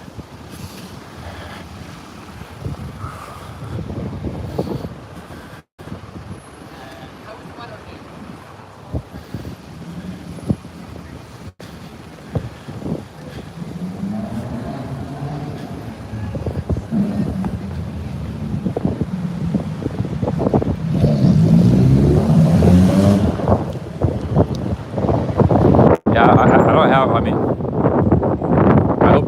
I'm nothing against Smiley. I hope he gets out of jail, but he did cause this ruckus to where I don't think he should be held in jail like this. But the Japanese media and press were all over. It was a big international scandal.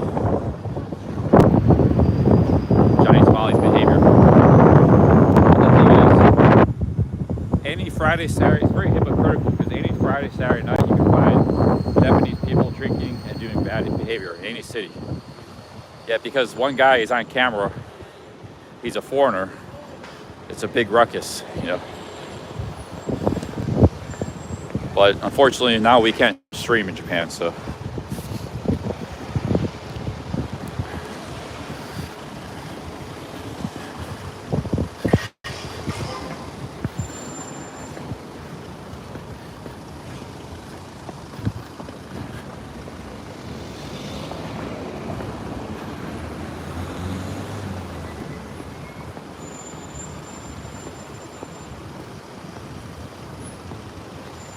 You know, the amount of bad behavior that goes on in nightlife areas in Japan, it's wild out there. I mean, there's people getting drunk and fights, and it's not like, it's like a high street in England on a Saturday night, you know, but it can be pretty bad. It's not like they don't have bad behavior in Japan. That's why I think people hold these live streamers to, you know, he should have just got deported. Just deported, but not thrown in jail.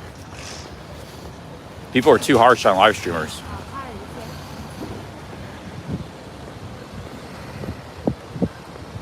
There's guys that get killed all the time in Japanese nightlife areas. Yakuza, Mafia. There's a guy, I was talking to a bouncer in Nagoya. A Japanese guy felt slighted. It was like, he felt offended. Guy came back with like a samurai sword and basically, the bouncer was telling me this. He was an American guy, but he was like, he was a karate expert, and there's a giant nightclub in Nagoya, like 5 floors, biggest nightclub in the city. He's been working there for years. He was actually in the newspaper and stuff. He was the doorman, the main doorman. They had other bouncers, but he was the head of it all. So some Japanese guy came back with a samurai. So that's real crime, you know. That's real bad stuff. Guy just kind of like said some bad stuff on the internet. That shouldn't be a newsworthy item on national news, you know. It's the outrage culture. Like, everybody needs to be outraged. It's the part of the cancel culture, you know.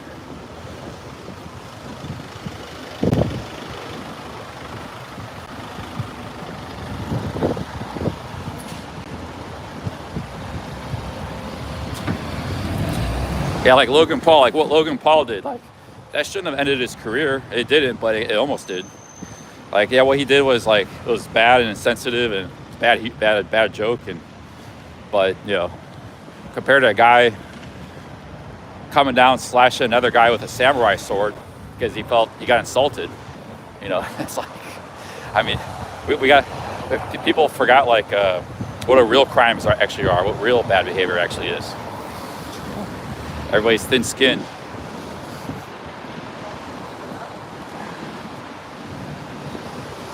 These days, internet thin-skinnedness.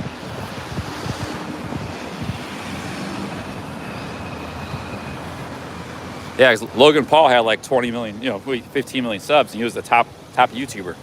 You know, every vlog would get 10 million views. He was the top of the world. He did a trip to Japan. This was like 4 or 5 years ago or something, a long time ago. But it was when he was at his peak, and he, you know, he was inappropriate and, you know, not the best behavior, but he didn't go to jail or anything, but he might have had he stuck around.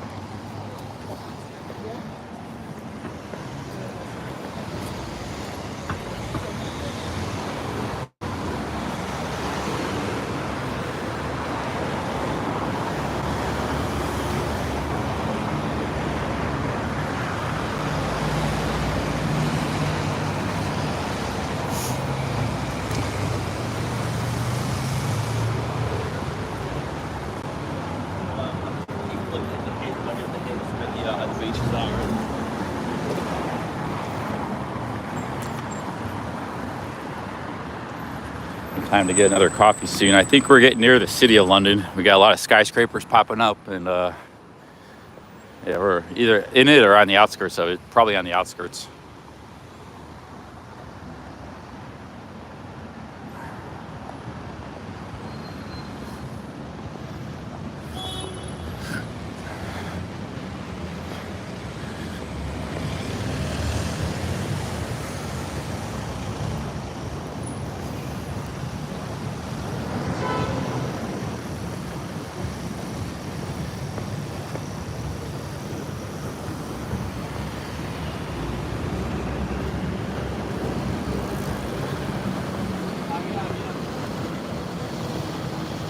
No, but Johnny Somali's his worst actions. Actually, what he did, he insulted some people and said some horrible things they shouldn't have said. That was all. He never, did anything else.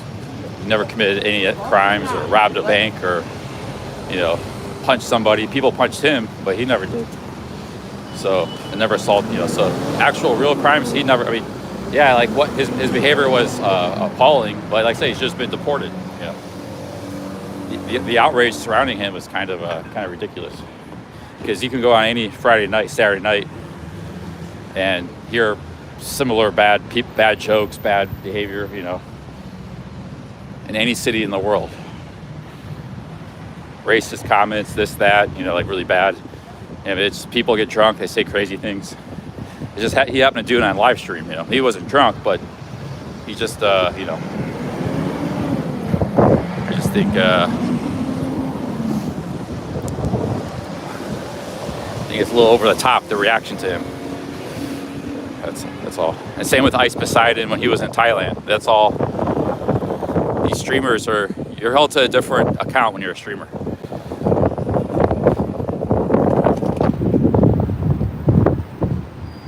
Or a vlogger, Logan Paul wasn't a streamer, he was a vlogger. But same thing with him in Japan when he had that controversy. He almost lost his YouTube channel. Logan Paul was demonetized.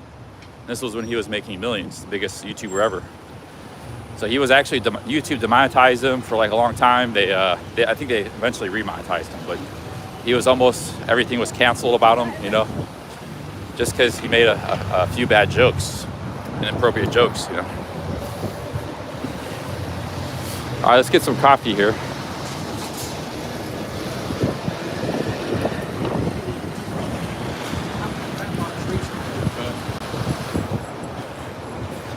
Kiss the Hippo Coffee. They're later closed.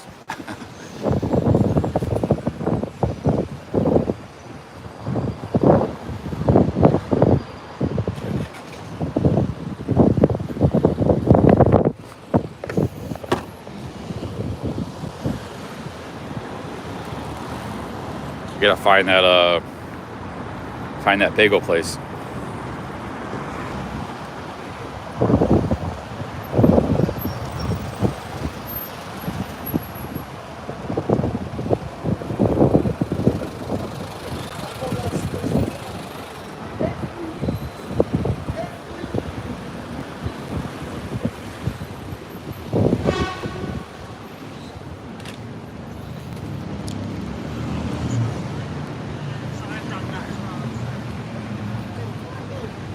Okay, we gotta still head east a ways to get to that bagel shop.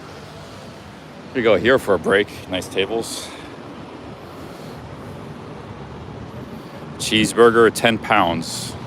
It's not bad. Not bad for England. I don't know why Camden Town is so expensive. It's like 15 pounds for a cheeseburger there. Same with Cornwall. But Camden Town is like, that's where I had those thugs. It's not even, I mean, it's a nice area in terms of like, it's not a bad area with like the nightlife and stuff, things to do, but it's also not very nice with all the roadmen there. And they're charging 15 pounds for a burger in Camden. Here in the city of London, it's only 10 pounds. No roadmen here.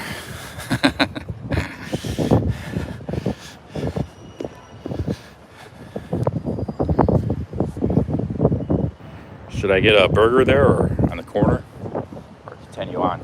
I'm getting pretty hungry. Let's try to make it to that bagel shop. Maybe it's another 2 miles on the east. We gotta keep walking. I'm thinking later we can cut over the River Thames. We could walk across the London Bridge, see the Tower of London. Then we could hit up that pub that has the Guinness. There's one pub in all of London. It's in South London. It has the Guinness Zero. We'll do that later.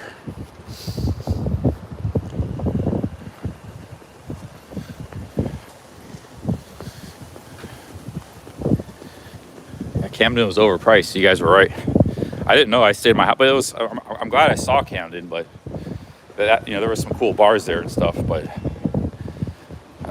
yeah, that roadman, those roadmen kind of ruined me on that neighborhood. Actually, I like Kentish Town to the north. It's more of a residential, not so trendy, but it's still pretty nice. Kentish Town was pretty cool. Sometimes the best neighborhoods are just your random neighborhoods. They're not famous. Like when we were in South London, that Chamber Hill, that was a pretty cool area. The best urban neighborhoods are not in the center. They're not like well known. Like they're neighborhoods nobody really knows, but those are the best. Like Kentish Town, Camberwell, wherever it was called.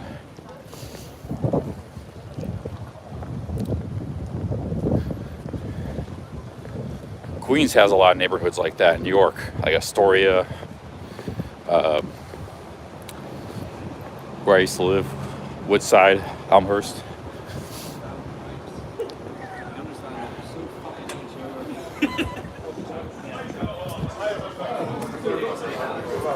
Nice pub, little pub. Getting into some council housing. Goes from financial high rises to back into the council housing here.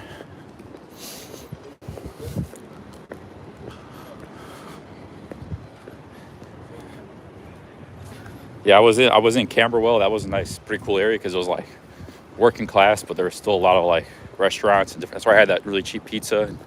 You get deals like you get like, because those neighborhoods, they can sell a lot of food because it's still densely populated. So you get like, but the rents aren't that high. So you get really good food, really cheap. They're not as high as they would be in central London, you know, but they still get a lot of customers, so they can sell a lot of product.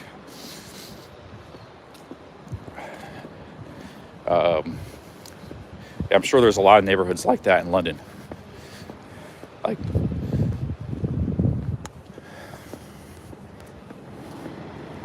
and if you're in Kentish Town, for example, you can walk to Camden. You can walk there in nightlife and stuff, so it's not that far. And you're right in the tube. And you know, so there's a lot of neighborhoods like that. I'm sure there's quite a few in the East End too. Where we're at now. We're not quite yet in the East End. City of London's all back in there.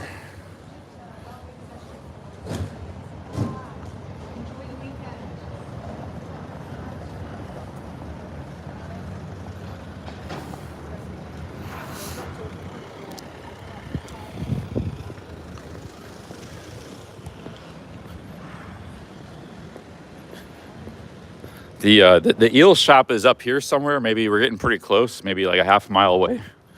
But like I said, I don't want eels right now. Shit, should we just get the eels out of the way because we're getting close to it? Press 1 to go eat eels, get it out of the way.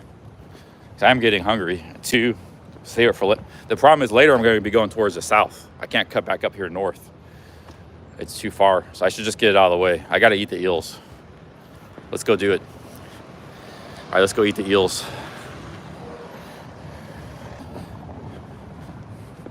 Because we're not that far. Let's just get it out of the way. It might be good. I don't know. Like I said, I'm not a huge fan of eels, but maybe the London way is pretty good. Check it out.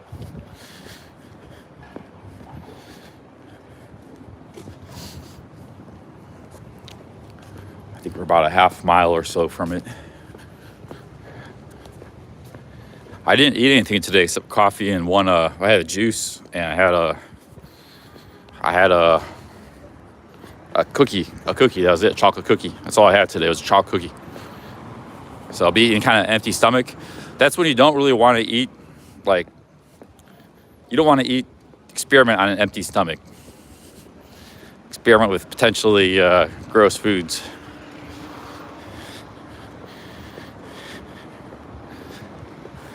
But we're gonna do it anyways, because we're in the area.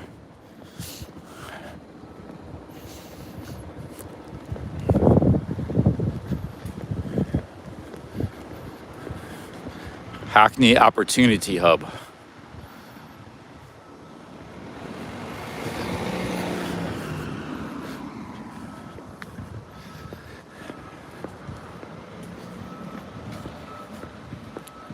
Yeah, somebody a few days ago came in the chat and sent like a $50 super chat.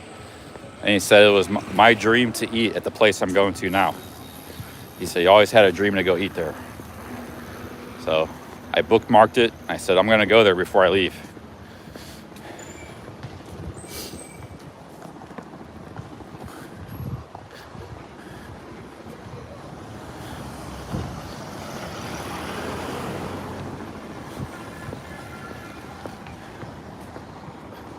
I hear some basketball.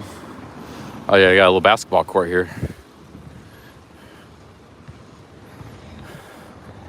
First basketball court I've seen.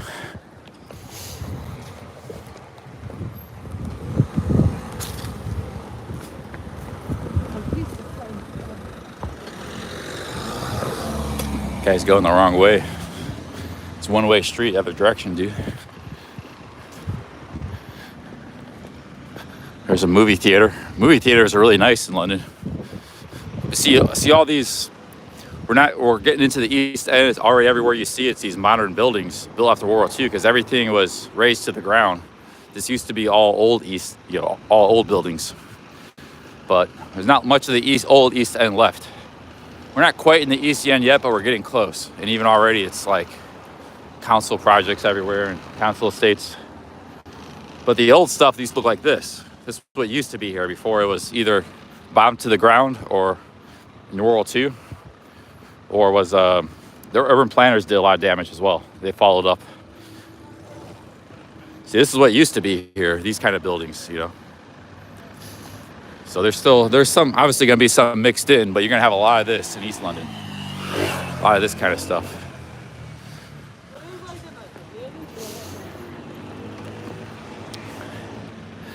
Okay, we should be getting pretty close to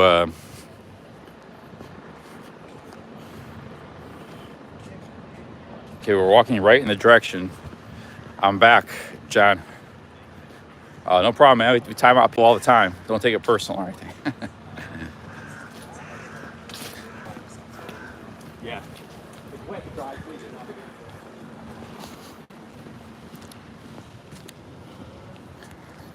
Lewis says, don't chew on the eel, let it slide down your throat.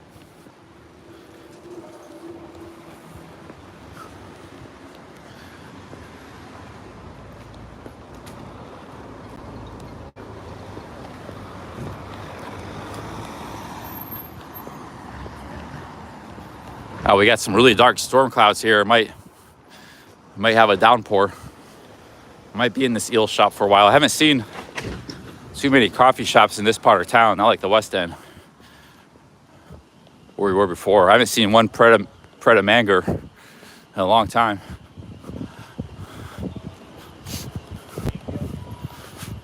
They're like every few blocks there's one, the other part of town.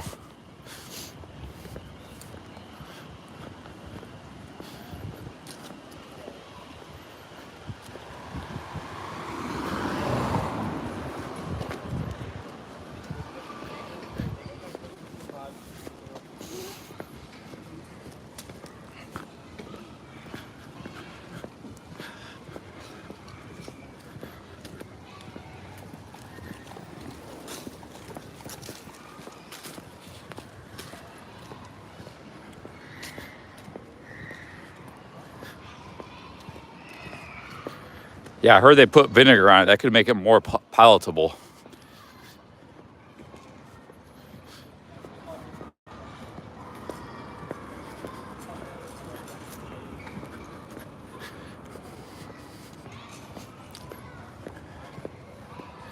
Let me check my maps again here. Okay, we're getting close. We got to take a right here. There'll be like a main street. Walk up that street. Be a commercial street. Walk up that street and it's somewhere up there. We're getting real close. Maybe a quarter of a mile. I think it's up here to the left somewhere.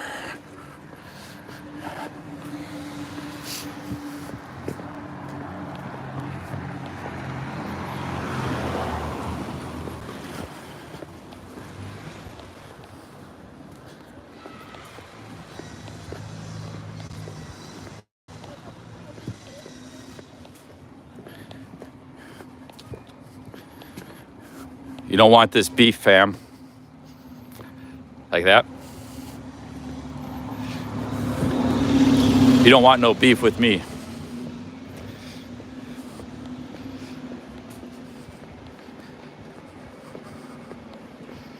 Is that how I say it?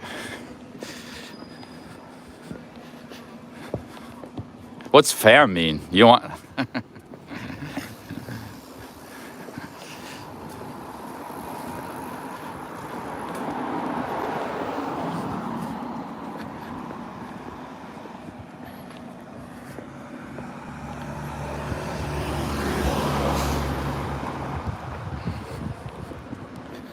Somebody was telling me if you, somebody I know, if you come across some, like in a dangerous city, you come across some punks. I mean, he had a way of saying, like,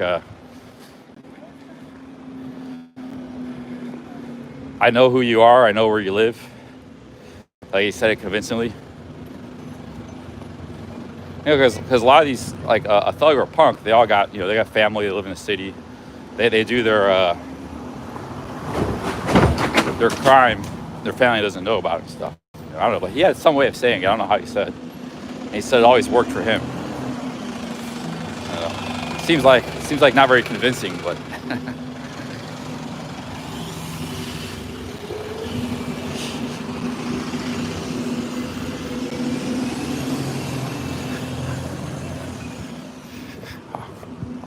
I mean, if I was a thug, I wouldn't believe that, but apparently it's enough to scare some people off.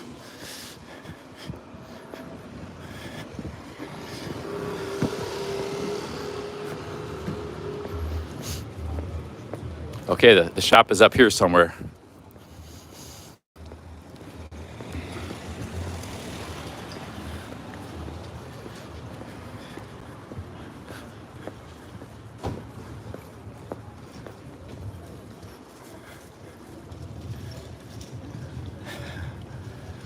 Okay, we got earwax, hair, pickled eyeballs, extracted nails.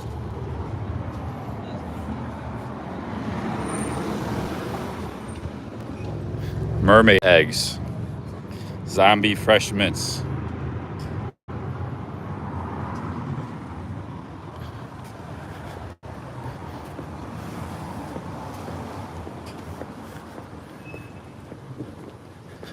Okay, the place is right up here somewhere, up to...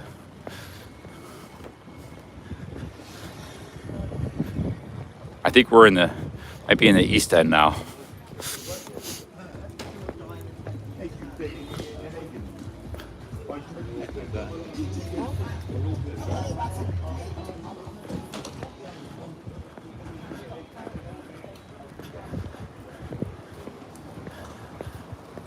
Crazy Golf Arcade, Plunk. Guys, we found it. It's right there. You can stream it. This little stretch, there's no internet. So there it is right there, the pie and mash shop. But this little... So I'm gonna... The internet hasn't gone out all day. It's right when we get here that it goes out. Maybe it was just an aberration. Let's try it again. There it is right there. And post it and then start a new stream. This is what's really putting me on tilt is the internet. I walked around all day, no problems, and right when I get where I've been walking for the last 3.5 hours, the internet goes out. Fuck, I'm just gonna take a break for a minute. No, but it's only back. I walked away from the shop. Every time I get near the shop, it goes out. The Jellied Eel shop is up there. When I walk by it, I lose it.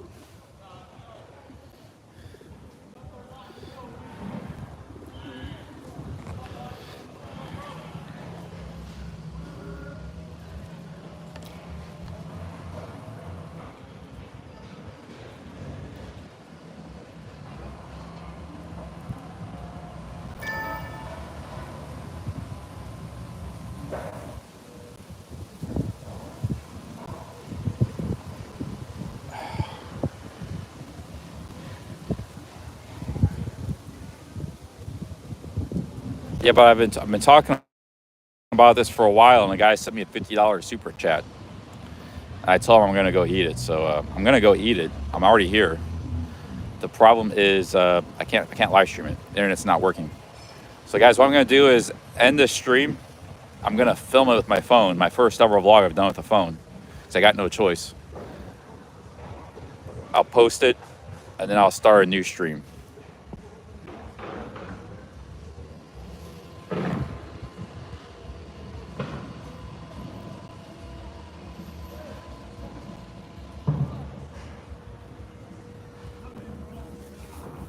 Unless you have any better ideals. Yeah, unless you guys have any other ideals.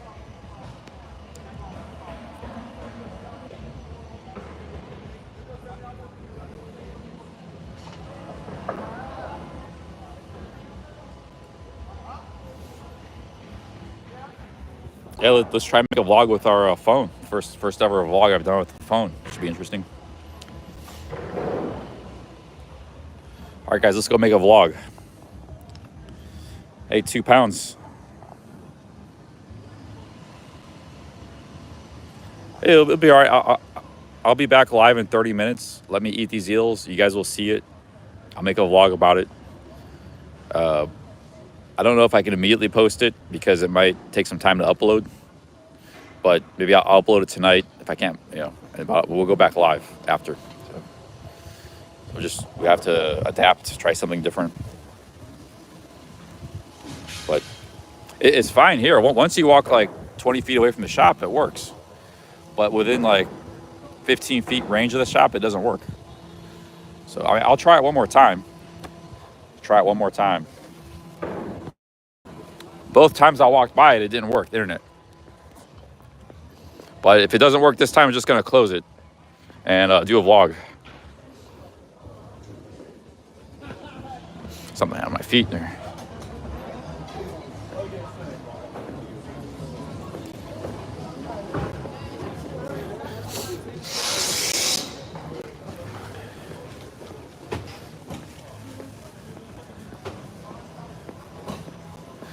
Well, this guy specifically said he wanted to always go here. It's his dream. And I'm here, so. This place in particular.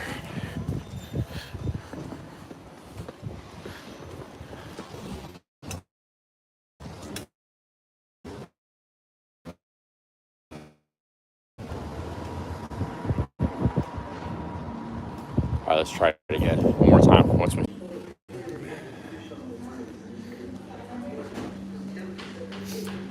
Hey guys, we're back. I'm using their Wi-Fi. They're very nice to share the Wi-Fi. We're back in the shop here. So here's jellied eels for 5 pounds. Large eels and mash, 12. Let's go with a small pie and mash and eels and a Coke.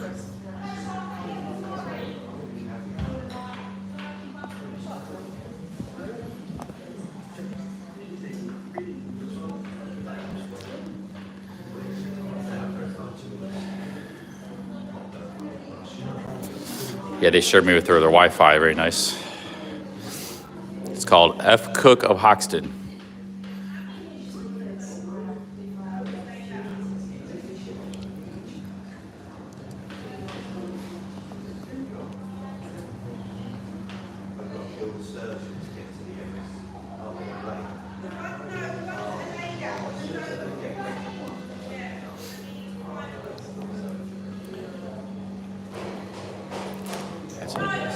It's a traditional shop. Don't get sick. That's why I'm getting a Coke. Coke can help digest it. Okay, I've decided on the small pie and mash and eels, jellied eels. Yeah. And one Coca-Cola. There's the pie there.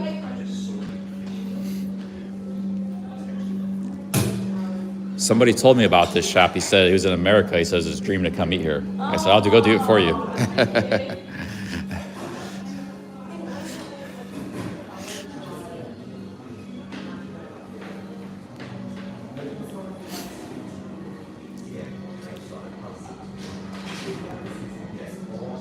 Here's the vinegar. So you put vinegar with it.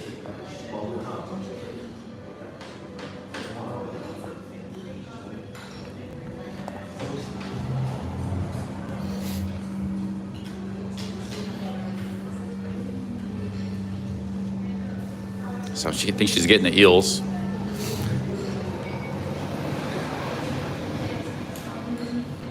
That's where they bake the pies. You see the pie packer. How long has this shop been in business? This one's been here for 36 years. 36 years? Over Yeah. 162 years.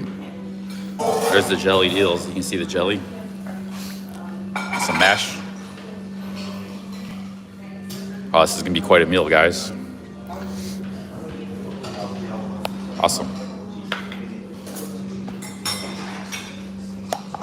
The eels have a little bone in the middle, so just be careful. You recommend vinegar? Oh, they have bones. Vinegar, salt and pepper. I'll take it after, babe. Just enjoy. Thank you so much. I'll play later. Okay, I'll take a Coke too. Okay. Let's see. Okay, thank you. Cheers. One pie, one mash. This is a cultural experience here, guys.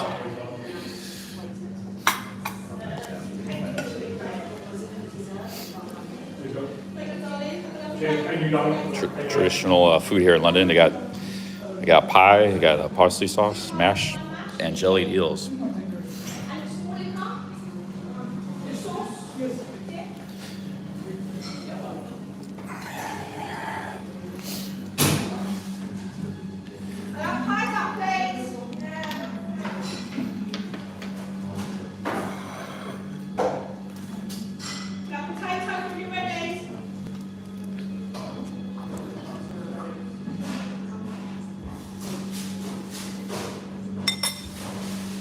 All right, my dudes, let's dig in.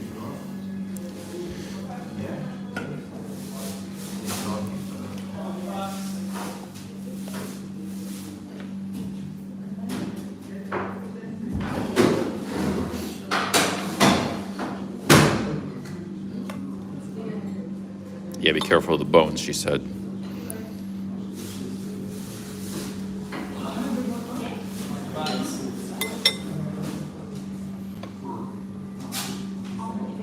This is gonna be quite a meal.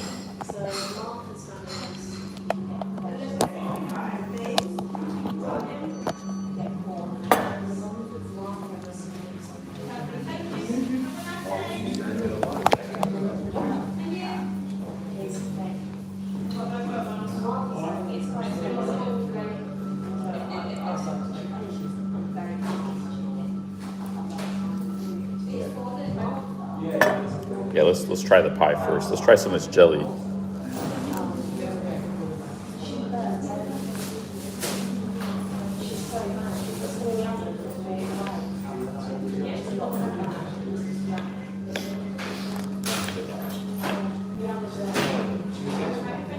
This is gonna be a big meal. I'm gonna be tired after this.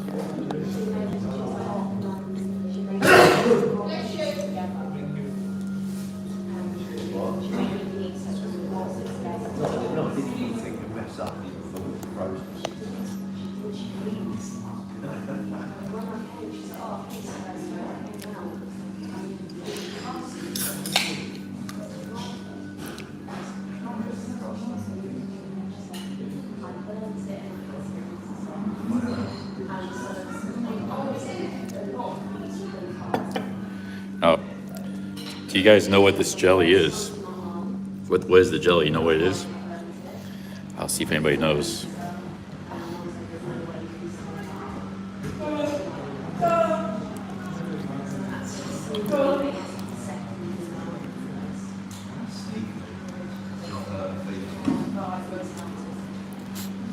The Jello actually comes from the eel itself. It's collagen, protein collagen that comes off the eel, because the eels are rich like in fat and stuff. So it's actually from the eel itself, the gelatin. It's not like that's why they call it. And they eat the jelly with the eels. That's why it's called jellied eels. All right, let's try it here. Try the eels here.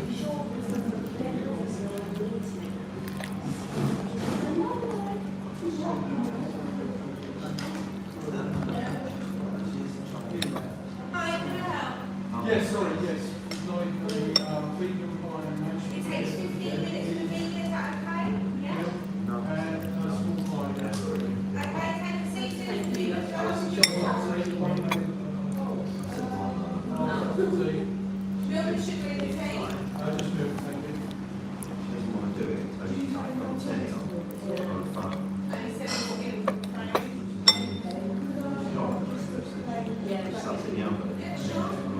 Try to get some of that jelly with it. There is a big bone in the middle. Yeah, watch out for the bone.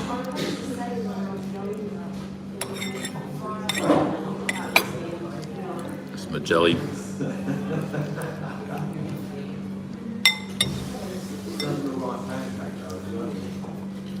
Some pie here.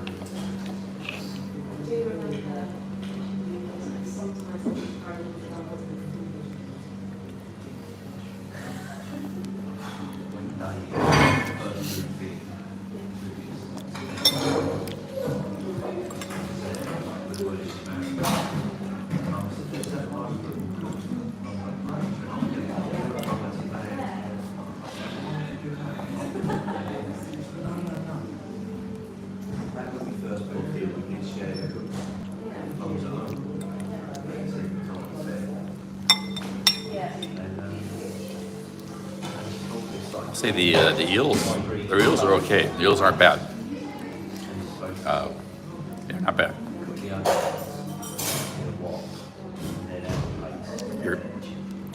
I'm not the biggest fan of eels, but I like them.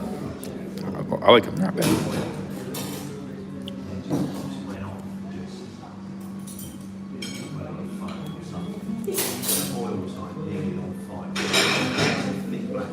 It's a lot of bone. A lot of bone.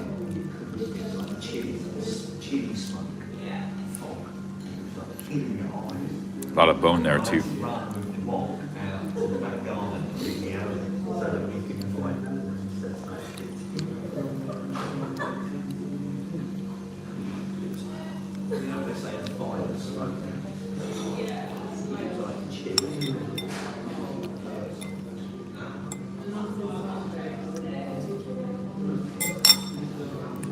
There's more vinegar though.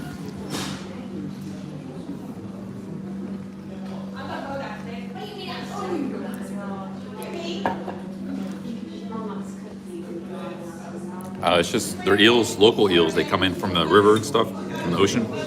They like to go up the Thames River, so it's like just this big food source, free foods. Free. You just go catch them and eat them. Big free food source up the river.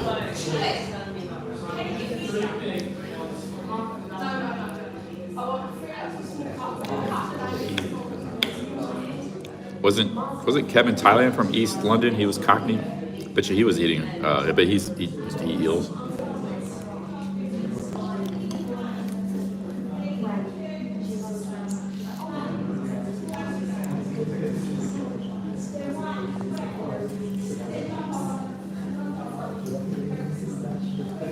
Yeah, Roy's from London. He says they come straight from the Thames River. Exactly. Yeah, that's why they're cheap. They come right from the Thames River. He's from London. Roy.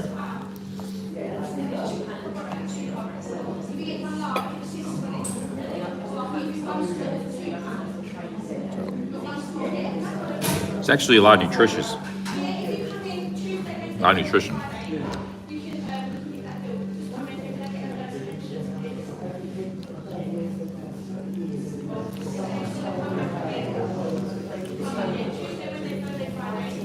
They're closed the next 3 days, so we're lucky to find them.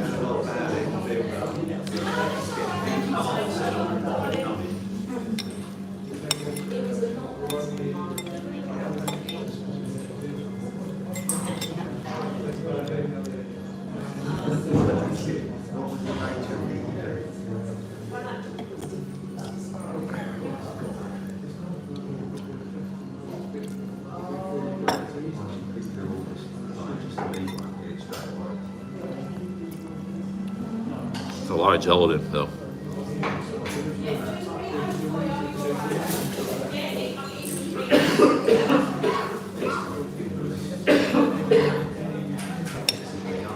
The only thing Not a big fan of the parsley sauce.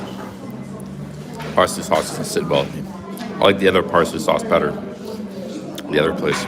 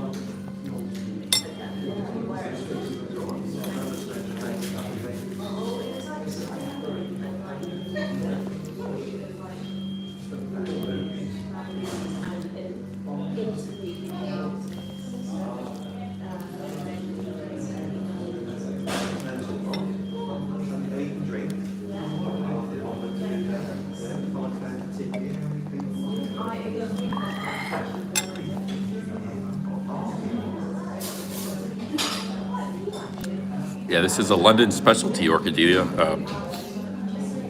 Pie and mash. You can get the pie and mash a lot of places. I had a couple days ago. It's served with a parsley sauce. And then this is a staple dish of the East End because eels are very abundant in the river and the ocean near here. And they're very cheap. It's like super cheap, nutritious food. So it's a staple of London food. It's called jellied eels. That's an eel right there, the bones, you see the bones? So you just kind of eat around the bones. That's why you see me pinching the sides of it. It used to be a staple back like 100 years ago. They don't eat it obviously as much anymore. They eat burgers and pizza now, and chicken wings and KFC. But it used to be, before that stuff existed.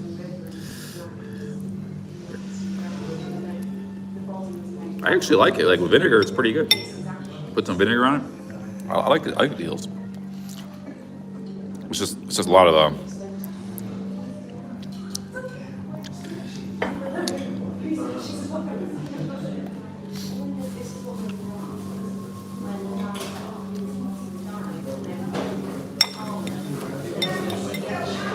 not bad. I don't know about the jelly. The jelly is collagen from the eels. It's all right. It's not my favorite thing, but I can eat it. If I was hungry, like, didn't have anything else to eat, I would eat it. But the gelatin actually comes from the eel too. It's collagen. So when it cools, they put the eels in a bucket, and, like, freeze them, and then, or like, I don't know, the fridge or something, and the jelly forms. They just serve it with the jelly. It's just eel collagen, eel protein.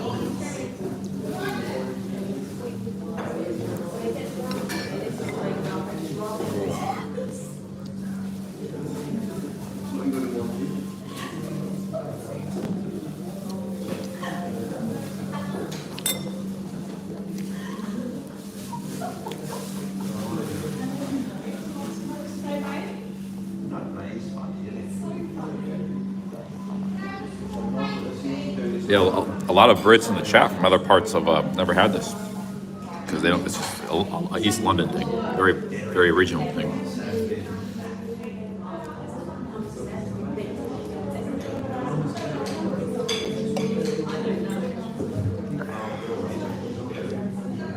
I ate most of the eel. You see, I ate all the eel. All that's left is the bone in the middle. There's bones in the middle. It's just a bunch of this jelly's left. I got a little eel left here. I eat that. That's the skin. Skin of the eel.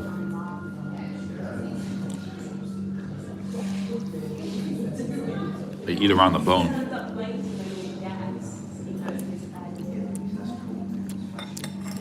I ate all the eel. I'm gonna.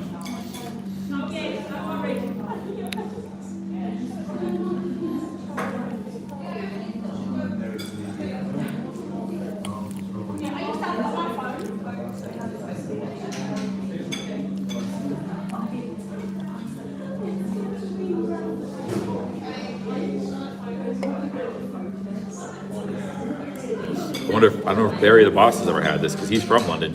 Probably not. I bet he hasn't. Ask Barry on his live stream. Has he eat jellied eels before? He's a Londoner. He's from London.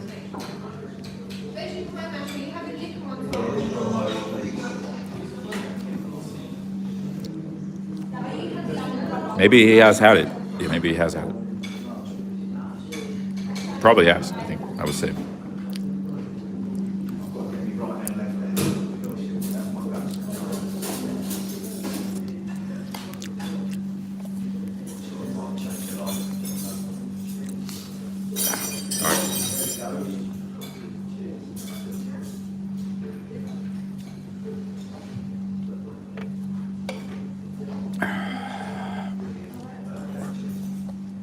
All right, guys, that's enough for me. A lot of food.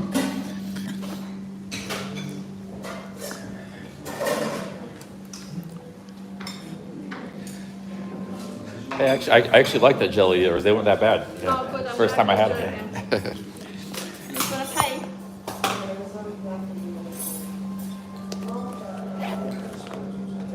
£11.60, please, my darling. Doing cash out card?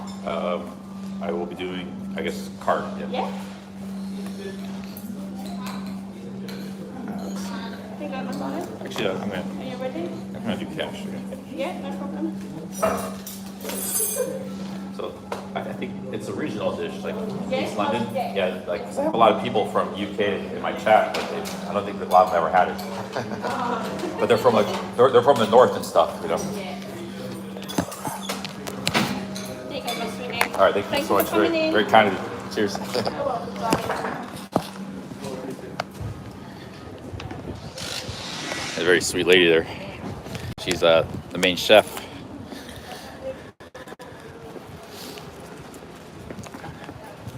So, like I said, the eels weren't that bad. I don't know about the collagen stuff, the jelly part, but the eels were okay, especially good with vinegar. The parsley sauce wasn't my favorite. It was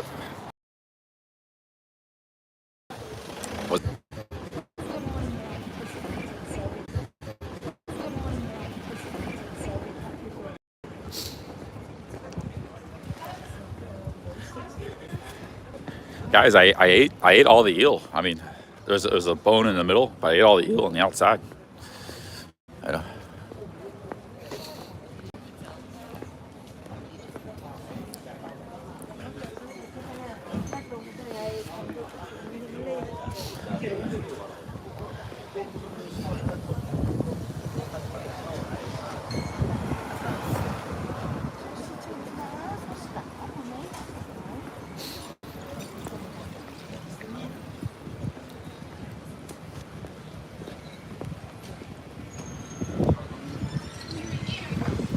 They're just straight eels from the ocean. You see the Thames River to the east, it becomes like an estuary. It's like it becomes a big river, and the ocean comes into it too. So that's why it's a really good port. That's why London's so inland, because the Thames is such a great shipping river and stuff. But the eels also come up the river, like thousands and thousands of them, and they breed and they have. So it's just like free food sitting there right by London. Yeah, it was cheap nutrition. They said. So there used to be millions of people that lived in the East London by the docks. There was a lot of poor people before World War II, before it was all bombed out and stuff. And one of the foods they ate, this cheap source of food, was those eels. It was just like free food basically. And you see there, it's still pretty cheap. It was 5 pounds. You know, it's not as eaten as much as it was before. But back in the day, it was probably like 10 pence or something, you know, for a plate. 100 years ago.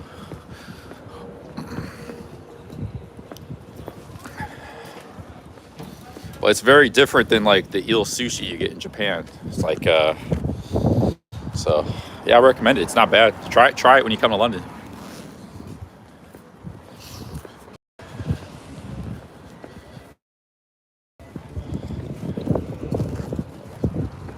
I had pie and mash at another place by my hostel. There was a 5 pounds for pie and mash. And I like the parsley sauce there better than the parsley sauce here. So that's why I didn't eat a lot of the pie. I ate half of it, pie and mash. But I'm kind of on a food taste testing tour today. So that's why Eatathon, you know, sometimes you leave some food behind. But I did eat all the eel. I did eat all the eel except for the bone part, which was hard, you know.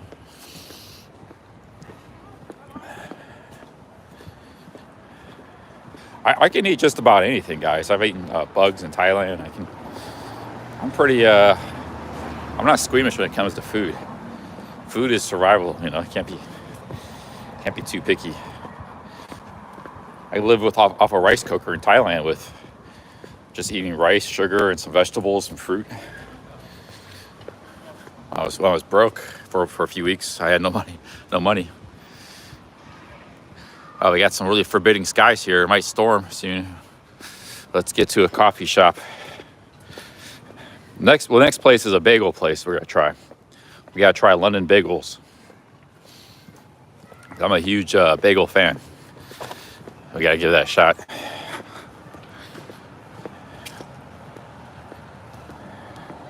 Hey, if you came to London, and would you try the eels? Press 1, yes. 2, no. If you were here in London visiting, would you try it? What did you guys think? Would you try it? 1, yes. 2, no. Would you try the eels? 1, yes. 2, no.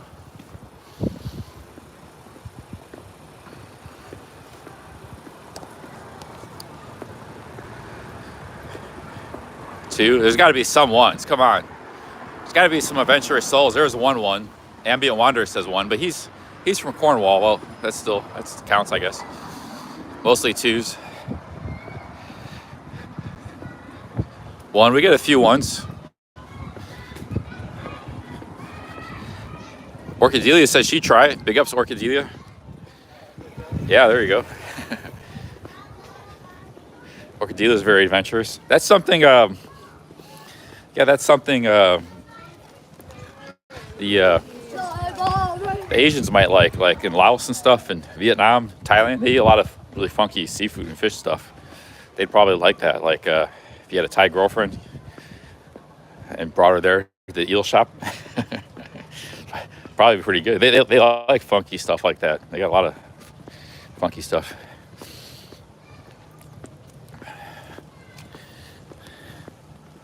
Yeah, the eels were fine, guys. I would eat it again, sure.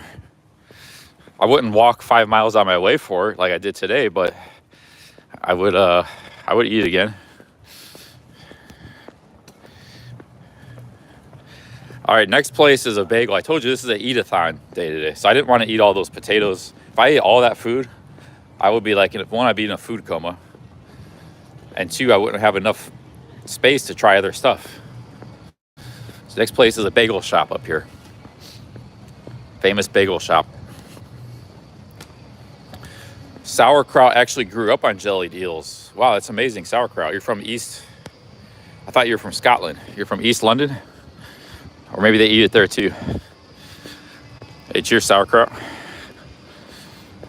You must be from East London.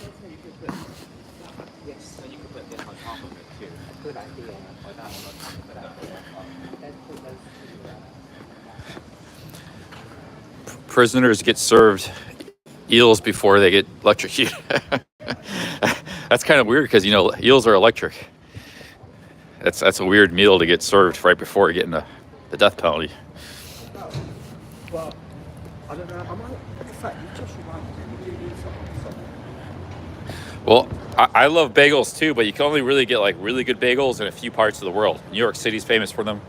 I heard Montreal has really good bagels. And let's see about London.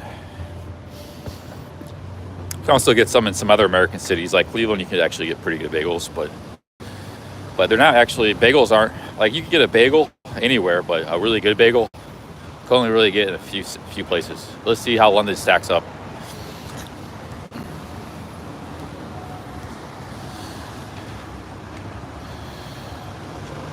Because a good bagel is all about the texture. It's got to be really chewy. Really chewy. It doesn't even matter with the toppings. You don't need salmon. It's just bagel and cream cheese. That's it. It's a nice chewy texture. It doesn't have that. It just tastes like bread or something. And that's a terrible bagel. A good bagel's it's all about the texture.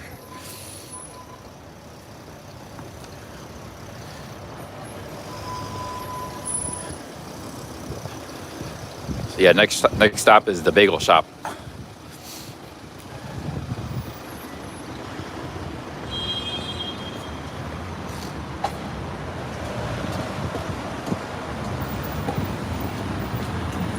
I'm gonna go I think somebody recommends some kind of beef, like they eat it with the beef here in London. I'm gonna go for the straight up bagel with cream cheese, I think. That's usually how I like my bagel.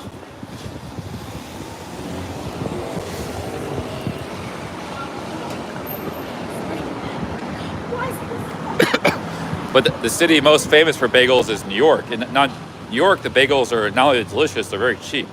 Like I used to get them for used to be able to get like $2 to get a coffee and a bagel. And a bagel is like a meal. It's like big, it's got bunch of cream cheese in the middle. And it's basically like a meal. But now it's a little more expensive, but still pretty cheap. That was 20 years ago. Now it's like maybe $3 or $2.50 for the bagel, $2.50 for the bagel. That's a bagel with cream cheese.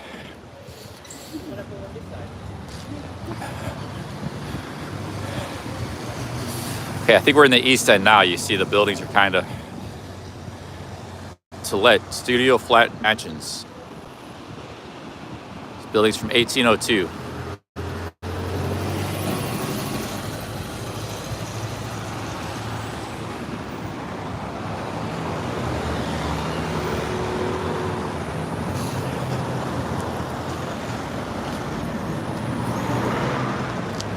No, the cream cheese is included. So you get like, New York, the price bagel, when you're just in a regular neighborhood, it might be a little more expensive if you're in you're in an expensive neighborhood. But if you're just in like Queens or something or Brooklyn, it's still like $2, $3, $2.50 for a bagel with cream cheese. Which is, like I said, it's almost like a meal. So it's still pretty cheap.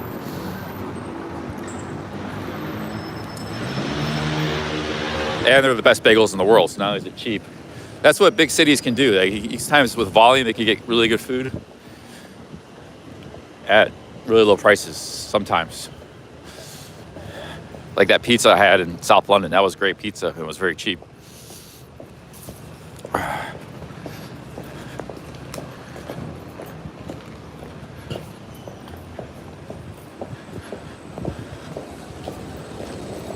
Oh, this looks kind of like Camden Town.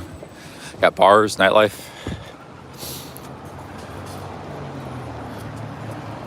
What's this neighborhood called? It's pretty cool here.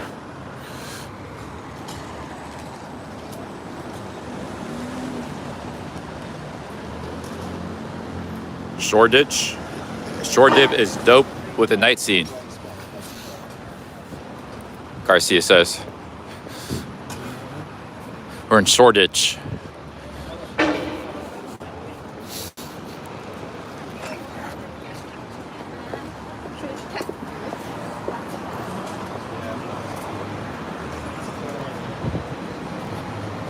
Let's see here. What's the chances of we're Some guy didn't want to be filmed. He's like, what are the chances that something about something? He was holding a hand on his face. What are the chances some live streamer is walking through right this moment? He was saying. They were laughing.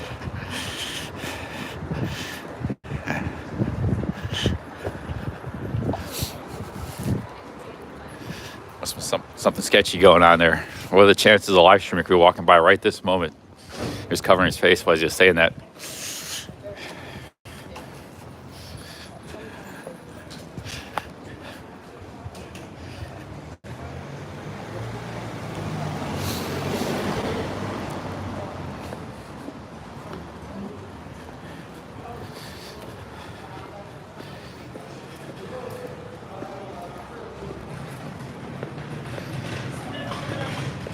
He was telling that to his friends. Yeah.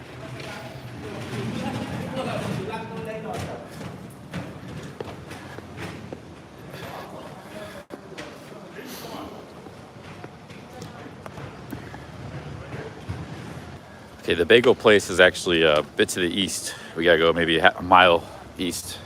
But this neighborhood looks really cool, so checking it out.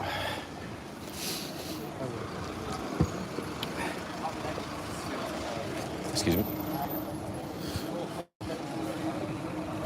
See, this is how East London, all of it was. It was like these warehouses and old buildings, and it was all, you know, dense, clustered alleyways. This is how all of it was. But it looks like a lot of it is still around. There's a disco. Now this part's a trendy neighborhood. It's very close to the city.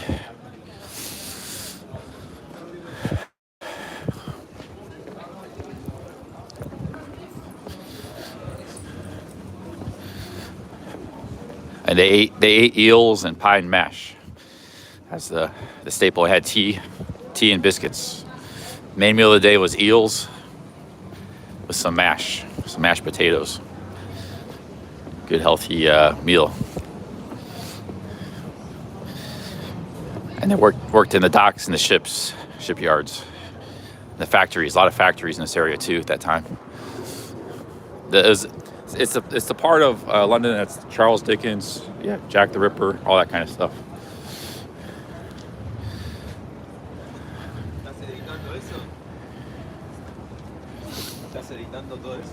See, I would probably, this looks really cool. I would live around here, man. This is here's a guy vlog. Oh, that guy's got a flag. Just like.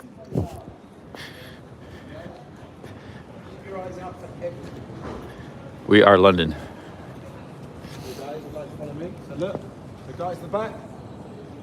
See the Space Invader? Just here. Yeah, there's a Space Invader, yeah. Yep. That's a tour, yeah. Yeah. Oh, cool, yeah. I didn't pay it, so I can't come, but I want to come. How much is it? It's about £14. 14 pounds. Have fun, guys. Cheers. Let's see. Hollow Anarchy, 28th October. That was a.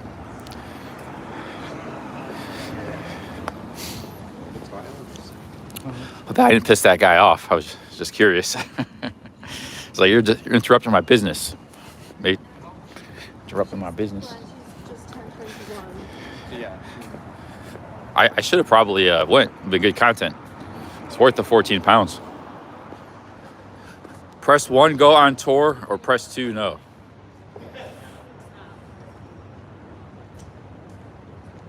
Sunset says 1. I gotta go to the bathroom. I want to get a car. I don't really want to go on a tour. I know it would be good content. I'm being selfish here. 2, 2, 1. 2s are winning anyways. 1s. Look, it's gonna start raining. I already feel a raindrop. We're going for a coffee and a bagel at the bagel place. That's where we're going next.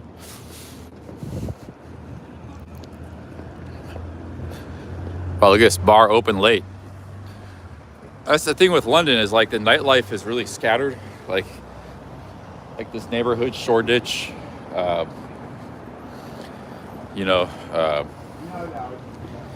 Camden Town, this place, that place. Nightlife is really scattered.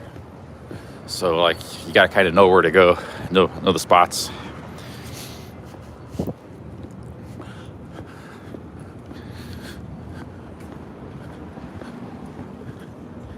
Okay, we gotta get to that bagel place. I gotta use the bathroom too.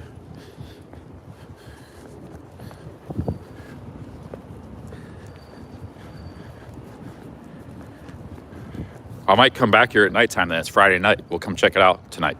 I got 2 power banks. I'm good to go. I got my power banks fully charged. I think I might even brought the charger. We'll go to South London. We'll get a Guinness Zero. At the one place in all of London that sells it. We'll go do that later. Come back here. Right now we're going to the bagel place though.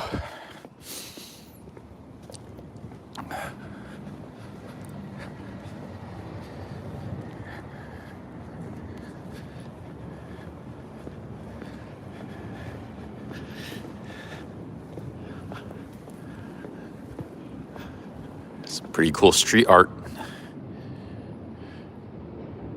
Very quiet alleyway.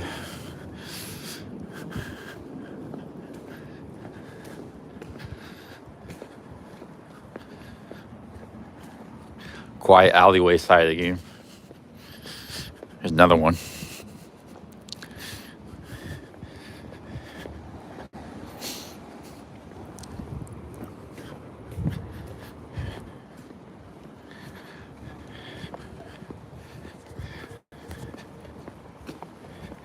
So yeah, that lady at that eel shop saved the day because I was gonna have to close the stream, but she gave me their Wi-Fi. They don't really have like advertise a public Wi-Fi, but they did have one. And I was able to stream the eels. Otherwise, I was gonna close the stream.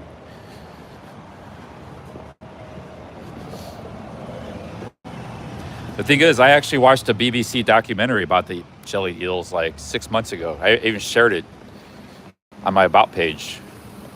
So I had a keen interest in this food before coming here, long before coming here. It's a very interesting BBC documentary about pie and mash shops and eel. If you scroll through my About page, you can probably find it, or just search BBC jellied eels. It was from the 1970s. It's a good documentary. So when that guy super chatted me to go there, I was like, I knew I had to do it. Urban Food Fest. Well, they're actually more like from the 1920s and stuff. Because even in the 50s and 70s, there wasn't that many. There was like 100 pie and mash shops or eel shops in London back in the 50s. There's 80 now, so there's actually, it hasn't declined that much. It's still around. But like back in 1900, you know, when 3 million people lived on the East End, there were eel shops everywhere. People selling them on the streets and stuff. So even by the 50s, they stopped eating that as much as they used to. Or maybe the eels just got scarcer. They weren't as abundant as they used to be. But it used to be a staple food of East London. The East End.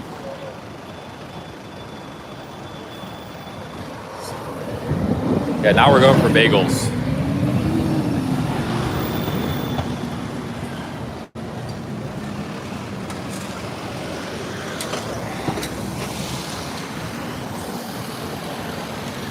And that's what that 70s documentary was kind of about, was the decline of these sort of traditional shops in the wake of modern London. This was way back in the 70s.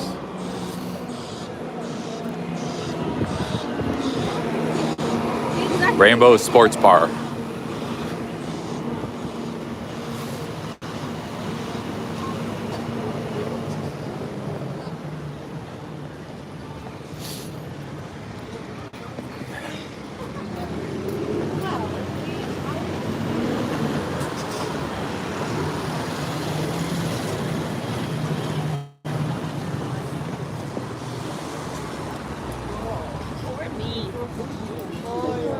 There's a manager, but we're going to the bagel place here.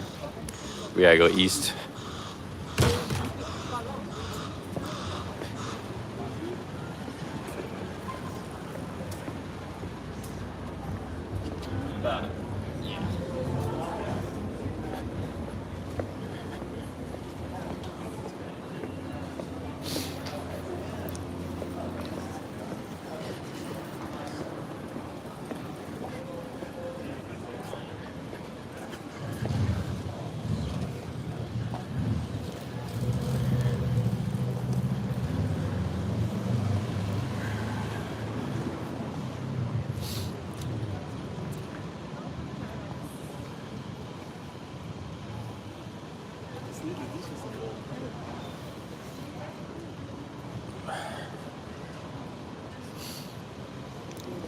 Will I ever go back to Asia? Yeah, probably next year sometime, at some point.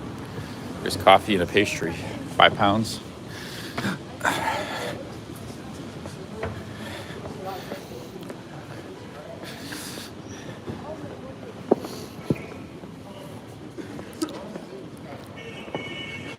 Let's see here. You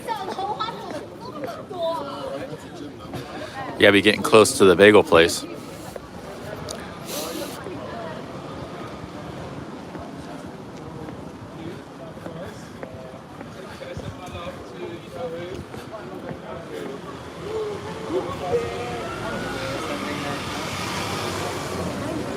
The Owl and Pussycat Bar.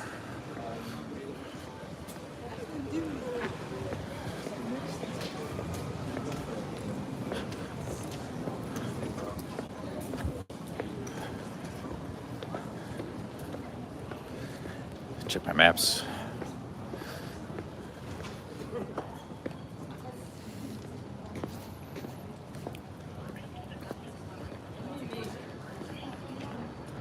Yeah, we're headed in the right direction. 5 minutes away. How much is a studio flat on the east end? Maybe not right here, Shoreditch, but somewhere in kind of like a random neighborhood.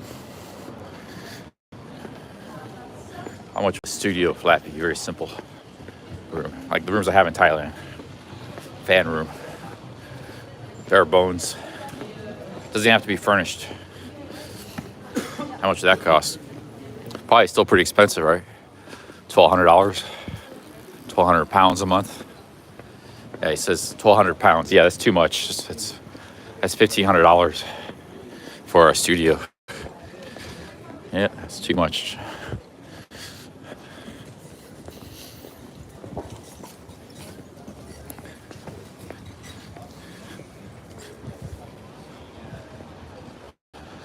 Let's see here. You get free bikes though, right? Free bikes. Let's see here. I think the bagel place is getting soon here.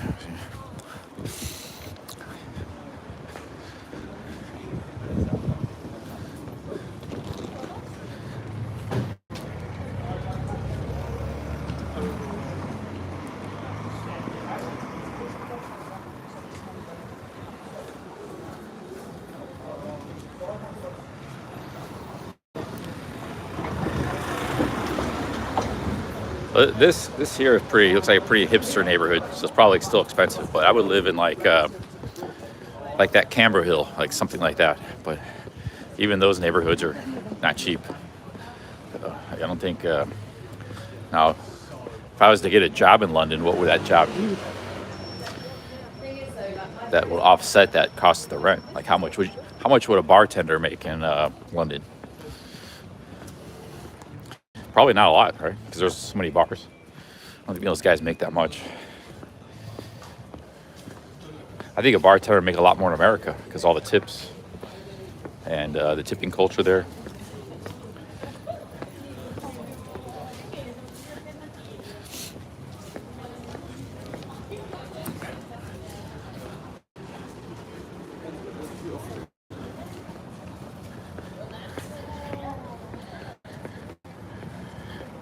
I didn't press anything. Maybe we're real close to a Wi-Fi station.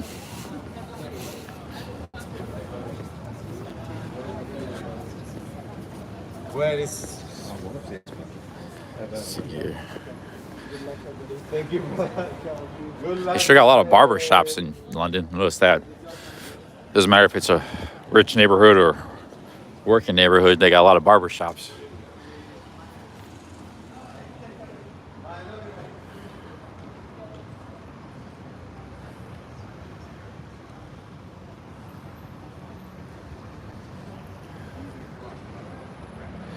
SOS Chris says this was largely a Jewish area in the early to mid 1900s. Yeah, so was the Lower East Side,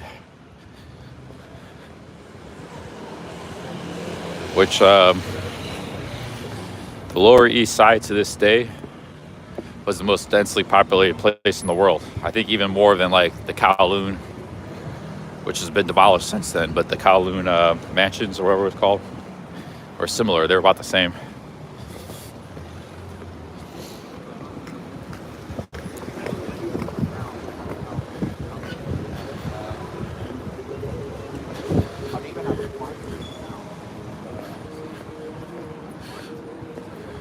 Lower East Side used to have, in the 1900 in New York, just that one little part of New York had like 500,000 people living in it. And all Manhattan at that time only had like a million, over a million. There's a couple of square miles.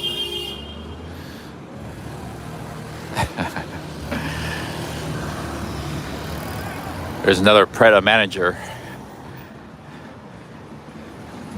You know you're in a trendy area when you have Preda manager nearby. Where's this bagel place? That's why we got bagels here. It used to be a Jewish neighborhood. That's why we got good bagels. Where's it at here? Top of it must be over here somewhere. Hello. Just down the street.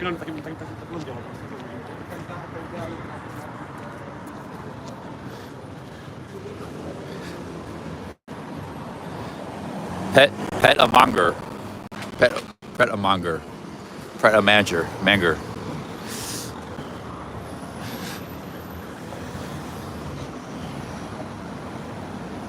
Pet a manager.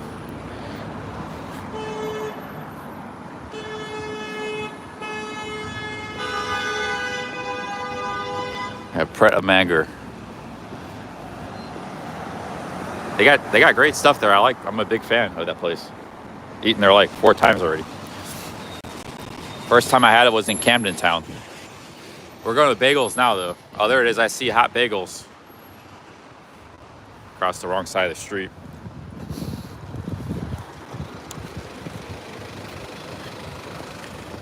I have a feeling if I come here at night, I might run into some roadmen like I did in Camden Town. They like to hang out in the nightlife areas. It's okay if we weren't streaming, but it almost got in big trouble last time.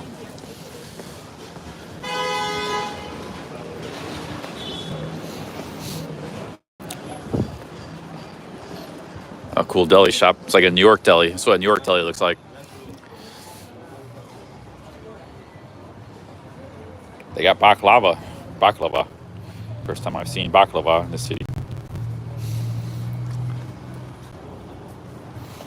Okay, let's go try the bagel place. Nowhere to sit down, but okay, we're gonna have it the London way. Here they eat with hot salt beef. So see what that's all about. I never heard of that. Must be a London thing.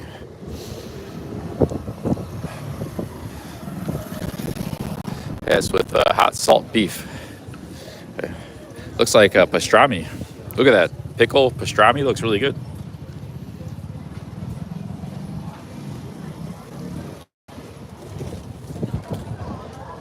You do a good food video here of all this stuff. There's a lot of food video in London. Looks like corned beef. It's just corned beef and pickle. We got this in Cleveland with the corned beef sandwiches, just not bagels.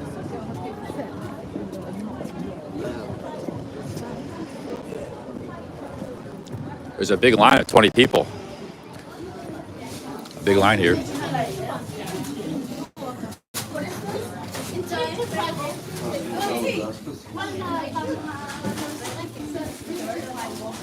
Salt beef bagel is 6 pounds. See, if you just get a cream cheese bagel, it's like 2 pounds.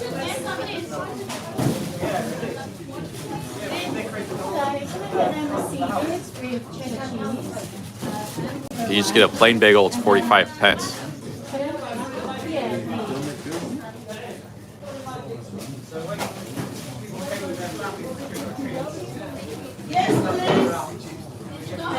One cream cheese and salad plain, and then 3 cheese and pickle. I'm gonna get the onion bagel and cream cheese, guys. That's why usually onion bagels look pretty good.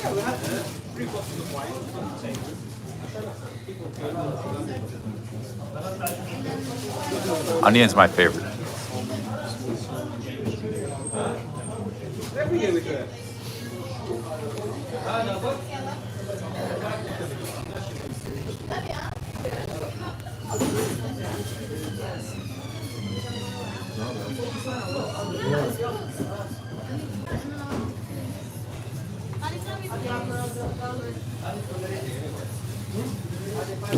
Yeah, the salt beef is just corned beef. We got that in where I live, Cleveland. A lot of corned beef sandwiches. I know what that is, but I'm gonna try the onion bagel and compare it to New York onion bagels, cream cheese. Also, the salt beef is a lot more expensive. That's their stock trade right there. Yes, please.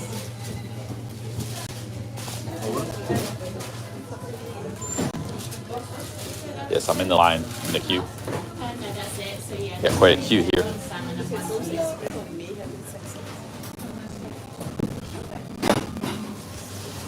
Here's where they make the bagels. I'll check it out.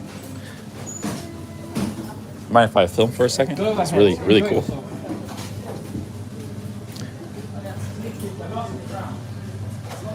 Oh, it's a great street food video. Okay.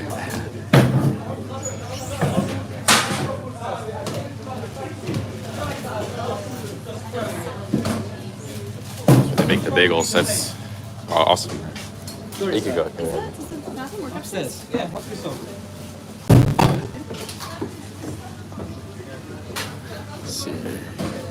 Let's see where they have the toppings.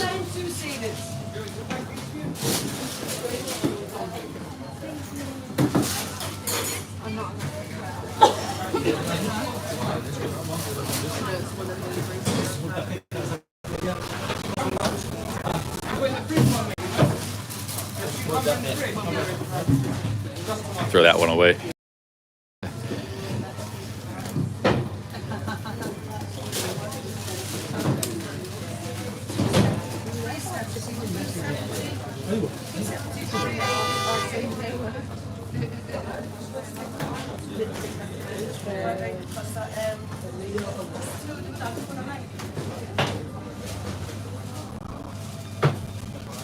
They go through all those oils, drums. They go through a lot of food here. High volume. That's what I'm saying. The city's got high volume, low cost, some stuff. Look at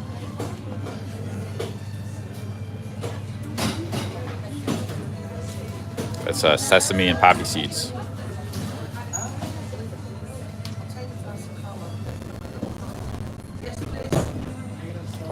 All made by hand.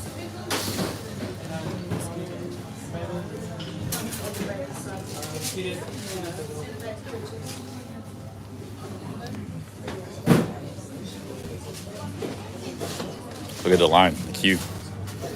Big line. Let's see here.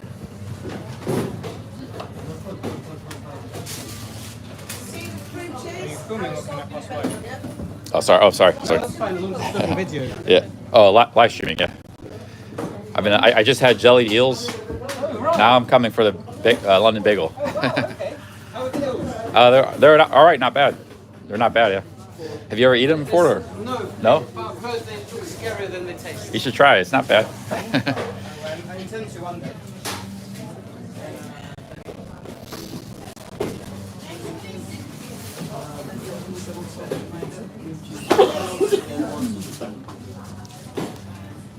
I'm gonna get these are the onion bagel. You guys really want me to get the salt beef, huh?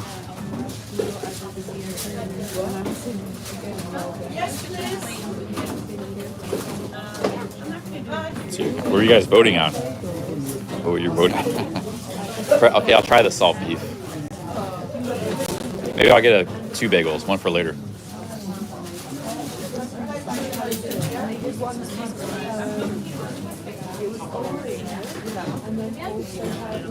So here's the onion. This is what you gotta get: the onion with cream cheese. That's the best. And a cream cheese and bagel is only $2.30. Salt beef is $6.70. It's a big difference in price. Look at the chocolate croissant. They got a hell of a bakery here.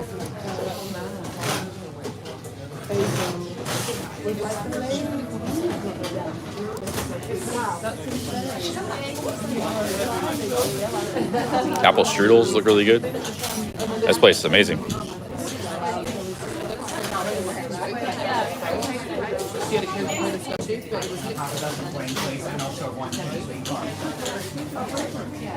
That's the apple strudels.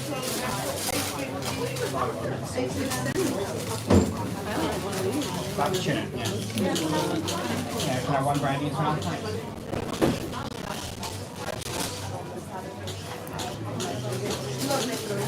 Yes, please. I'll have an onion bagel and cream cheese. Oh, okay. Okay, I'll have a poppy seed. Hello.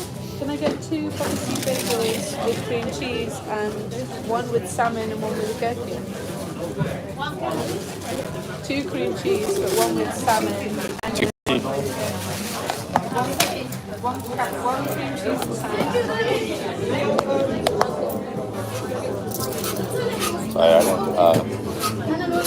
this 50? All right. I don't know what the change is here. I can't solve this. There's not 250 there. That's not enough? No? That looks more than that. No. Hold on. It's not 250? Okay, so. Okay, 60, 80, a pound, 20, 40, 50, 60, 70. Are we close? 170? Oh, shoot. So you need about 80p. My apologies. I don't mean to slow you up. I got 5 pounds here. I thought. What did I say was there? Huh? 170. Yeah. So I've got to take 150 out of this, yeah? Okay, yeah. So I'll send you that. 390, 490, honey. Thank you. You're welcome.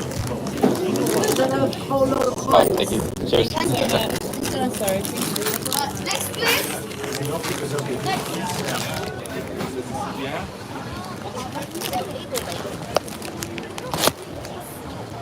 All right, got the. Wow, this is a big bagel. See, that's what a good bagel with cream cheese costs. Like it's just 250 pence. Here's another one. Here's another bagel shop. Since 1855. They got the hot salt beef too. That looks exactly like corned beef, my dudes. I don't know why you guys are saying that wasn't. Cherry tart.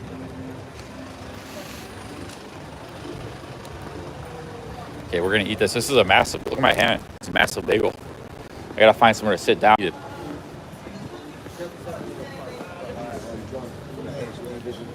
Well, should we go that way?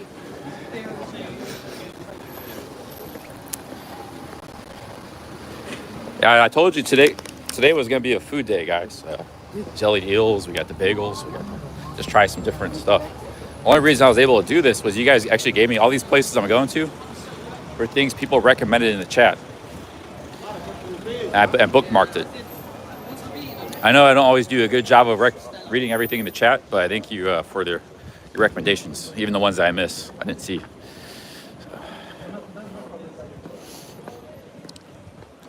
Because I get to try cool, authentic stuff, and we get good content, so it's very, very nice of you guys give me these recommendations.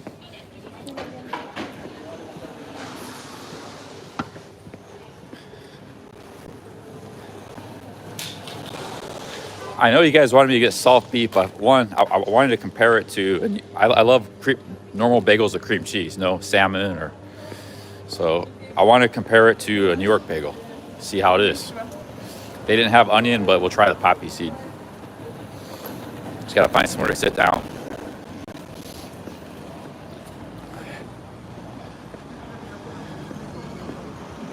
Be back here.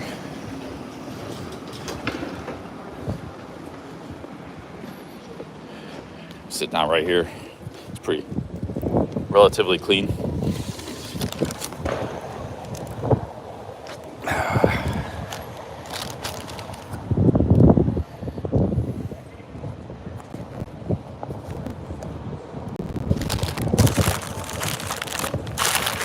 Yeah, that's a proper bagel right there. That's like a New York bagel.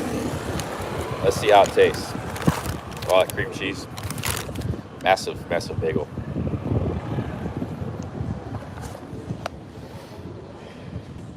It's not toasted. A real bagel, you don't get toasted. You just like that. They didn't even ask to toast it. That's how they do it. Let's try it. You see, they make it by hand. They make the bagels by hand there. Yeah, that's good. That's a good bagel. Just like a New York bagel. It's all in the texture.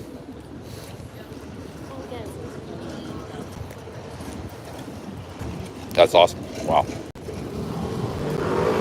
Dude. That's the real deal right there. That's just like a New York bagel. See the way you see how they were making the bagels when they had it in the water, soaking in the water and stuff? That's how to make a proper bagel. If you make it from a factory or something, it's just like bread. It's not that good. That's most of the world. You're gonna get the inferior bagel. But when they make it the right way, like they were doing it there, that's when you get a good bagel.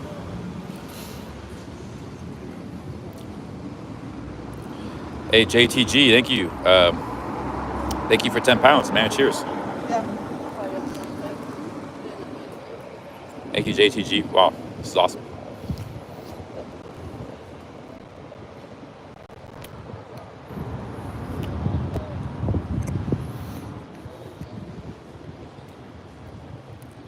What makes a good bagel is the texture.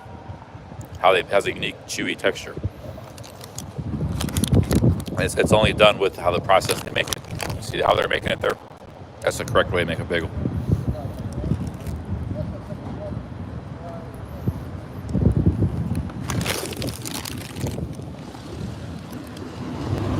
And they're cheap. Like they mass produce them, even though it's by hand. So it's like, this is $3, $2.50 a pound.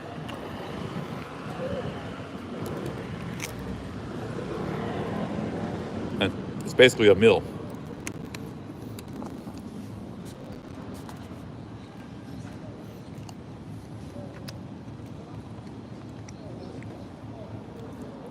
It's good. You don't need meat or salmon on it. You can get that if you want, but it's good the way it is. Like, if you just get the bagel, it's only 50 cents. So you can just eat the bagel, no cream cheese. Well, I love cream cheese too, so.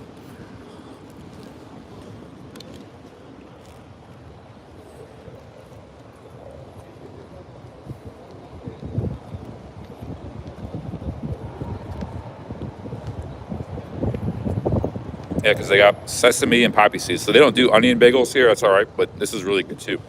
That's how you saw they were sprinkling the sesame and poppy seeds on. This was all sprinkled by hand. We were filming the guys as they did it. So it's toasted sesame seeds and poppy seeds.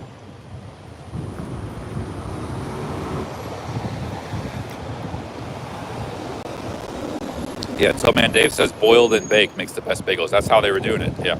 They also probably put something in the water they're soaking in. They put something in the water to also...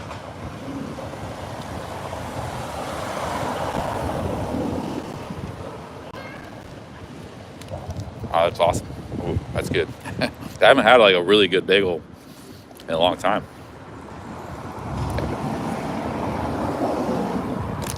That's why there was a line of 20 people. Hey, JTG, big ups. Thanks for the 10 pounds.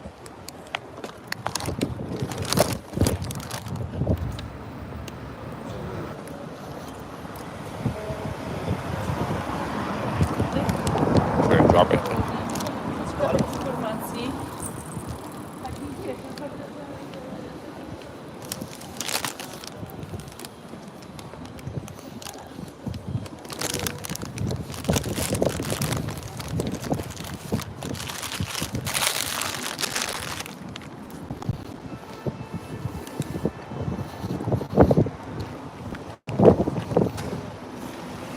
See, I could be vlogging all this stuff like London Eats, you know, go to the eel shop, the bagel, all these different things. The problem is I only knew to go to these places because of you guys, your recommendations.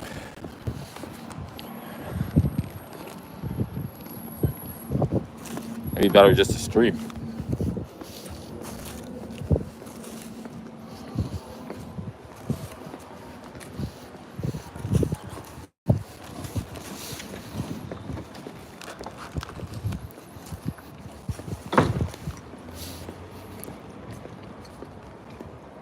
When you come to New York City, if you ever come there, there's bagel shops every few blocks, or at least every neighborhood has one, and they're very cheap too. So you see, it's really cheap. 50 cents for a bagel, 50 pence. Cream cheese, it's $2.50. You sort of need the cream cheese. Then it's like a meal.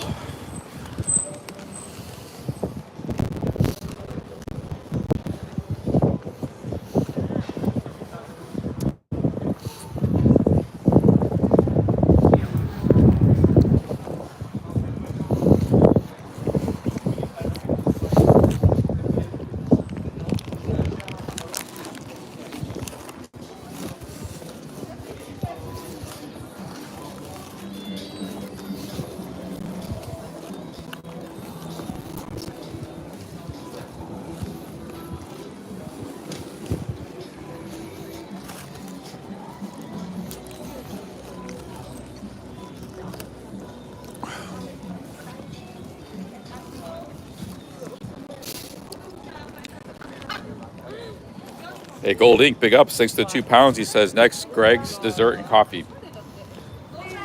Problem is, every Greg's I've seen, there's nowhere to sit down. Thank you, Gold Ink.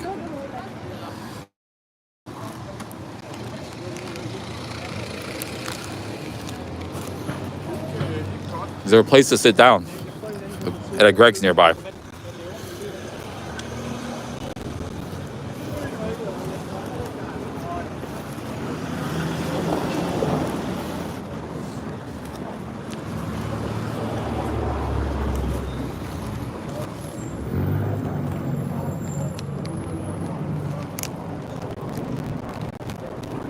I'm up for it. Yeah, I could go for a coffee. Hey, big ups, Gold. Thanks for the 2 pounds. Cheers. I'm still enjoying this bagel at the moment. Oh, man. If I had to rate my top 10 foods, a good bagel and cream cheese, a really good bagel, definitely be in the top 10. I don't know what it is, but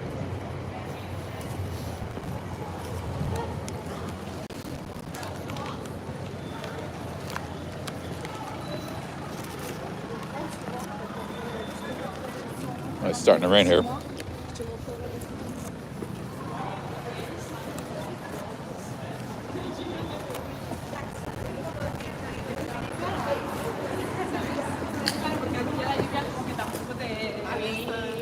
Sometimes I need my feet walking all day. Sometimes I'd like to sit down when I have coffee. That's one of the reasons I go to get coffee, so I can sit down.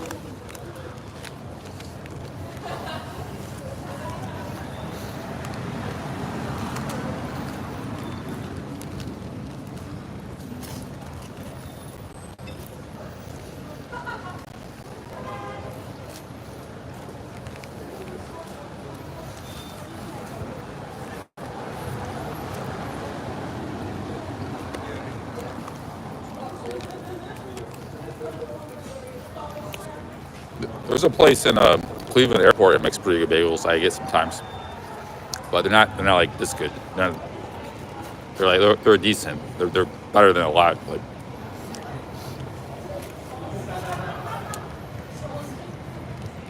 I can't believe everything.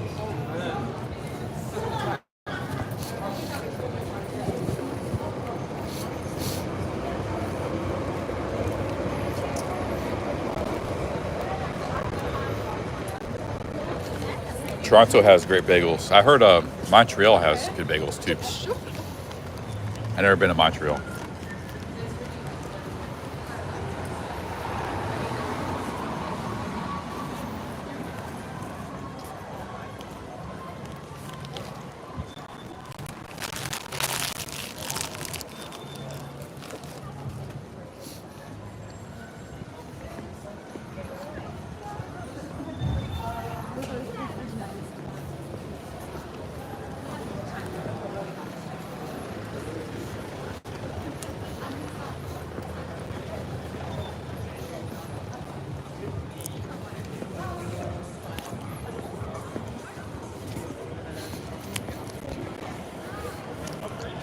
Sì, qua è più bello di Camden. The Truman Show. Right, okay, so there. That's what this is, the Truman Show.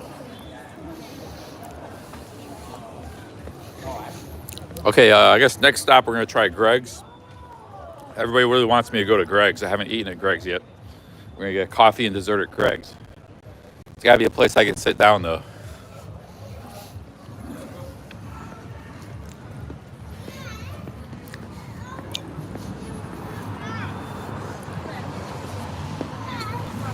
Do you want Mummy to lift you up?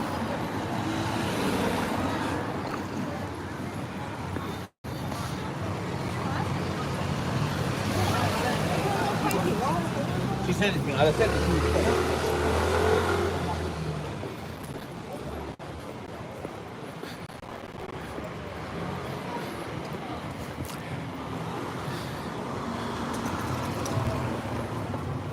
See what types of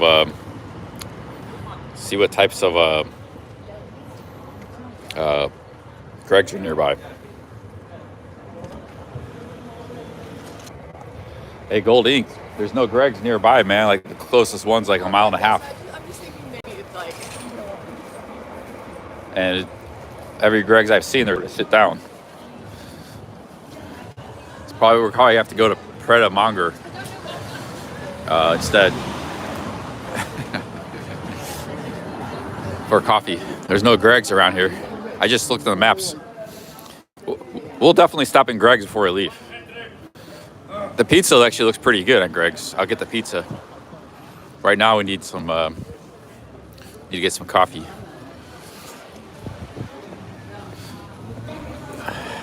Damn, all the pastries, everything at that place looked amazing. The pastries, the apple strudels, they had some kind of carrot cake or something with frosting on top. Everything there. I'd like to try everything.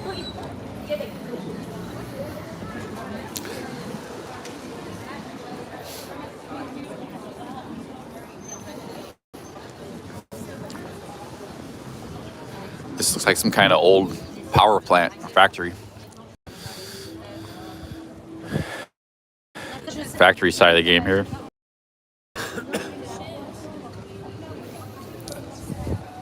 Lunch and net.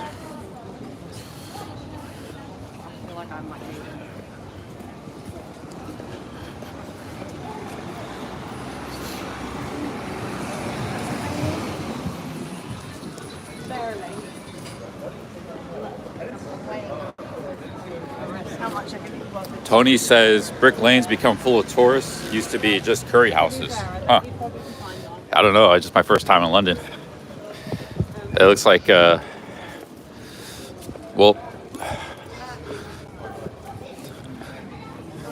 gentrification or something maybe in process. We are pretty close to central London and the city of London, so it's look, another disco. Fast. They got a lot of nightlife in this area. So, that must have been a while ago when it was just curry places, because it looks like it's been gentrified for a long time. You know? That's pretty cool. I'm walking. What the hell is going on there? You guys see that?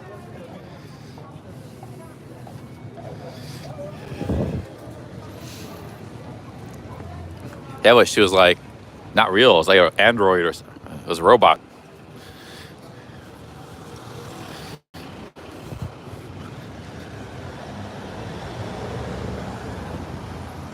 It's all plastic, like literally plastic. But she was walking. NFTs, broccoli legends. Somebody's trying to sell some NFTs. What are NFTs? I don't get it. I guess you put the QR code and you can buy it or something.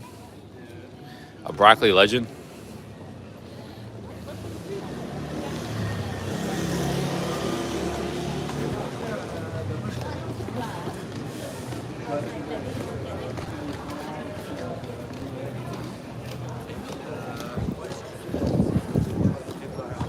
Sounds like, yeah, sounds sketchy. Non-fungible tokens.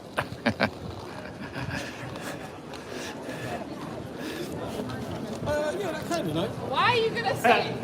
The broccoli factory. Here it is. There's the broccoli factory.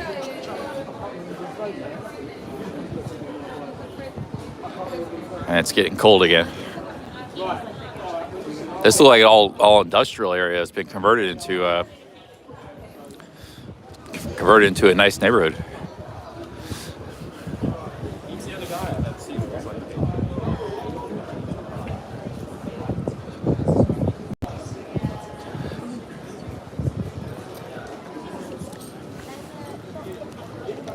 This place is a lot more impressive than Camden Town. Camden Town was okay, but in some ways, like, the nightlife was disappointing there and stuff. I think this place is better. Camden Town actually felt like a town, just like a little town.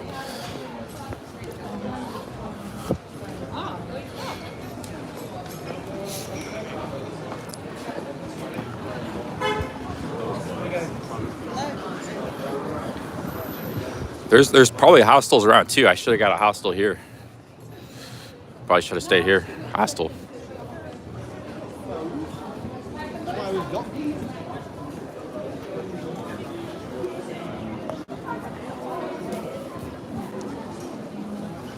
UK's largest collection of independent vintage boutiques. What does that mean, independent vintage boutiques? I know what the words mean individually, but what does that mean together? What's an independent vintage boutique? I don't even really know what a boutique means. So that's a very confusing statement.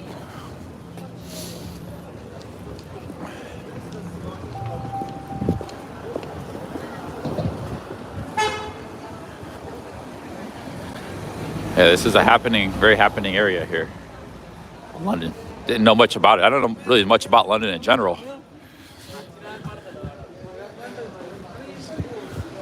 It's way better than Camden Town.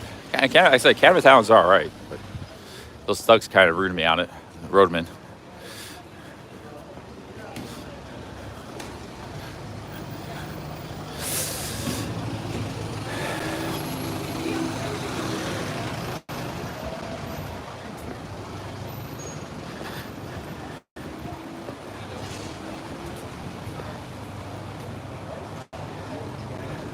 But it could mean expensive, but it could mean they have like really good stuff.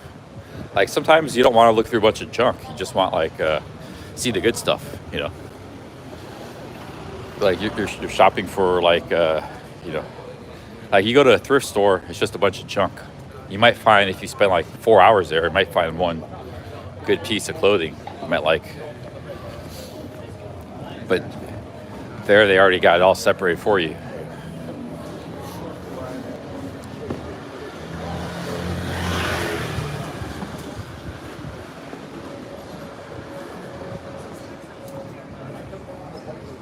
Wow, look at these socks.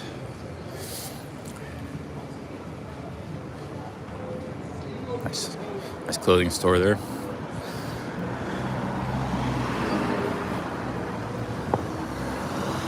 Actually, I kind of need I need to actually buy a few pieces of clothes. I have too little. My camping pack. I could use like a shirt. I was thinking about buying some clothes today, but not here. I think it'd be expensive here. Here's a coffee shop / umbrella store.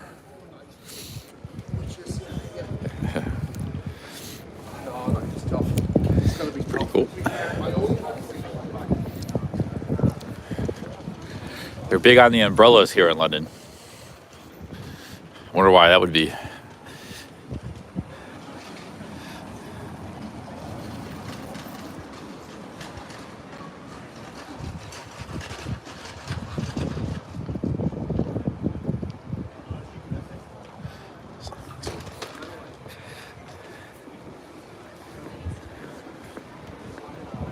Let's see here. This area is pretty busy. I like to go somewhere not so busy and have a coffee. But we're in no rush. This might be a marathon shoot tonight. We're going 5 hours. I forgot my watch back in my hostel. I take it off when I go to sleep. But yeah, we're gonna go to South London, get a Guinness Zero. That's not far from here, maybe a few miles. They better have it today because I went to that place a few days ago, and they said we'll have it tomorrow. They didn't have it that day. If they don't have it today, I'll be pretty. They're the only place in all London that has that. The only place in all London. There were supposed to be 2 places, but the other place, the second place, didn't know what I was talking about. They had no idea. So this place better have Guinness Zero. Right now we need to go for some coffee though. Maybe come back here for the nightlife tonight.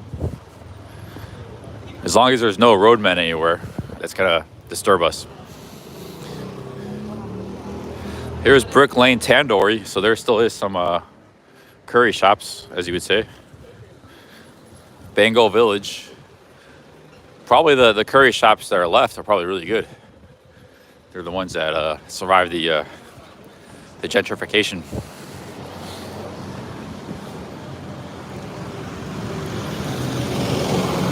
Best of Brick Lane, Curry Chef Award winner. Brick Lane's actually pretty long. It started out, we were in like bagel shops and stuff. Now we're in like curry stores, vintage clothing shops.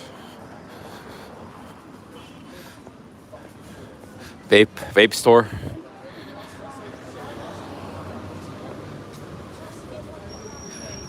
Best dishes of Bengal. So that guy that said it was all curry shops, you're not wrong. In this stretch, it is. There's a lot. There's a few. It just depends what stretch you're on.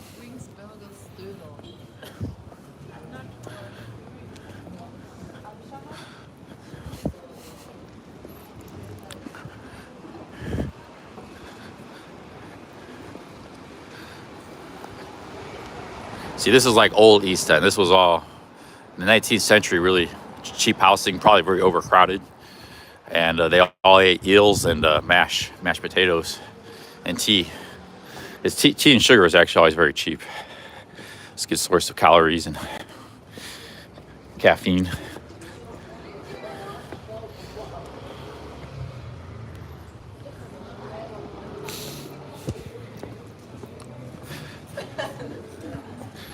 The British imported a lot of tea from the island of Ceylon. It was actually industry they started. The tea was brought over from China. Indians actually didn't drink tea until they brought it over from China. Then they started drinking it. India.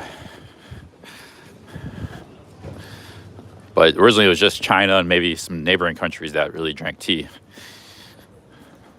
Then the British decided they loved tea. They wanted it too. So they started growing it in India. In Ceylon, Sri Lanka, modern day Sri Lanka, that was a very big tea growing place. As were a few parts of India.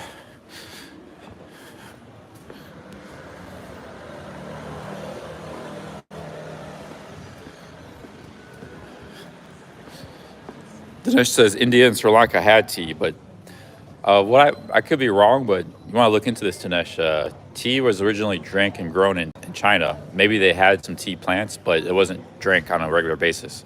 It wasn't part of the national. Indians didn't drink tea. But the British went there and they started growing it on a more massive scale, and they popularized drinking it in India. That's what I heard. You want to double check that for me, though. It was just China. At that time, it was just China that drank tea. Maybe Korea and Japan, because Japan has been drinking tea for a long time. So just China and neighboring countries, East Asia, that drank tea.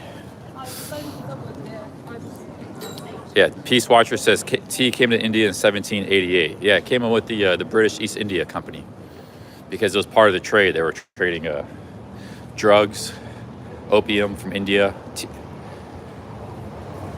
and clothing. There was a triangular trade. I forget all, but it's like basically what it was India and China had nothing. They didn't want anything from British. They didn't want, at the time, this was back before the Industrial Revolution, the British didn't have anything to trade India and China. They were very advanced civilizations, empires. But the English traders had a lot of stuff. They wanted a lot of stuff from India and China. So what they did is they set up a trade where they were trading some Chinese products to India and vice versa. They were basically just traders, middlemen. And one of those products was actually opium. They were trading that to China. They were growing it in India. That's why they had the opium wars in the 1800s when Chinese tried to restrict the imports of opium. The British didn't like that. They sent the gunboats. They sent the gunboats to down the river, down the Yangtze River, to keep the trade open.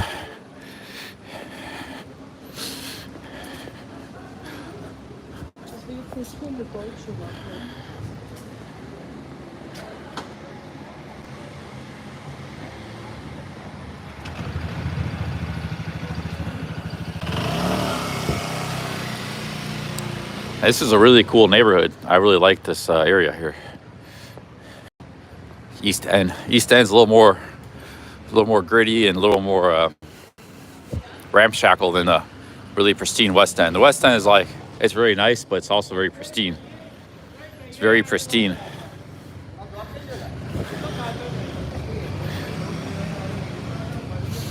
So they made a song about that. East End girls, West End girls. Remember that song? Here's a sweet shop. Oh, they're filming something. Huh?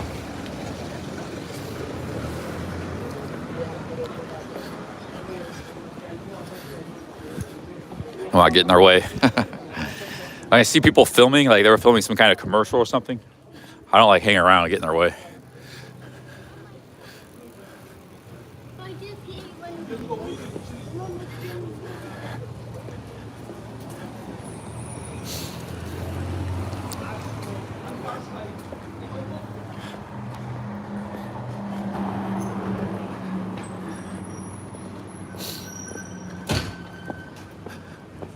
There's Brick Lane Coffee Shop. I might go here. I just need to use the restroom first. Sourdough toast. They might have a restroom.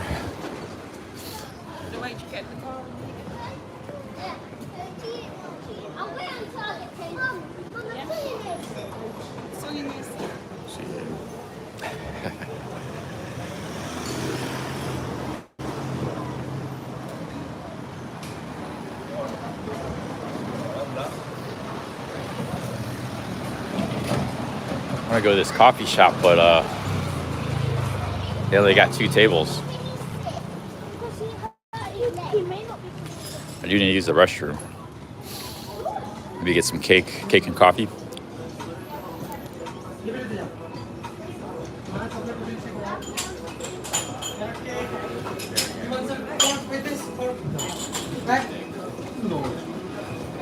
Have a lovely evening. How's it going? I'm gonna have a cake and coffee. Can I use the restroom first? Yeah, sure. Thanks. Okay, guys, I'll put this in my pocket. I'm gonna use the restroom.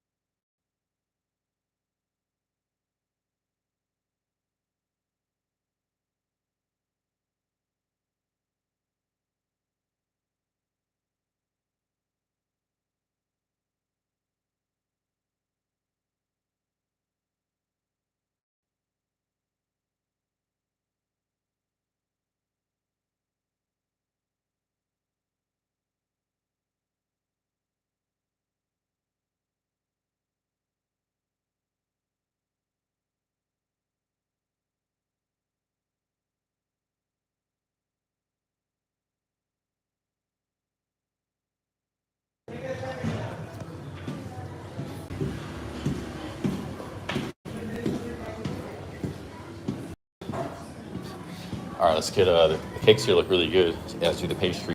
And chocolate and Americano.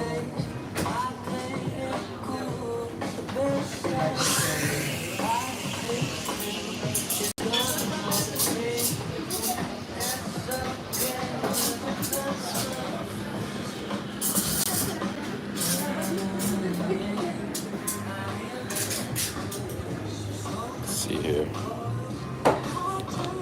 Coffee time. This was my second coffee of the day. Yep.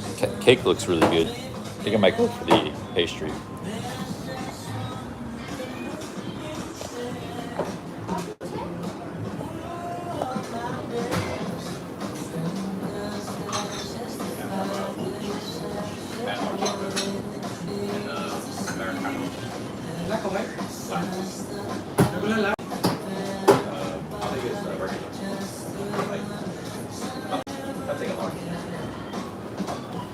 Sitting outside. Mana, large black and white one, please. One for the chocolate, please.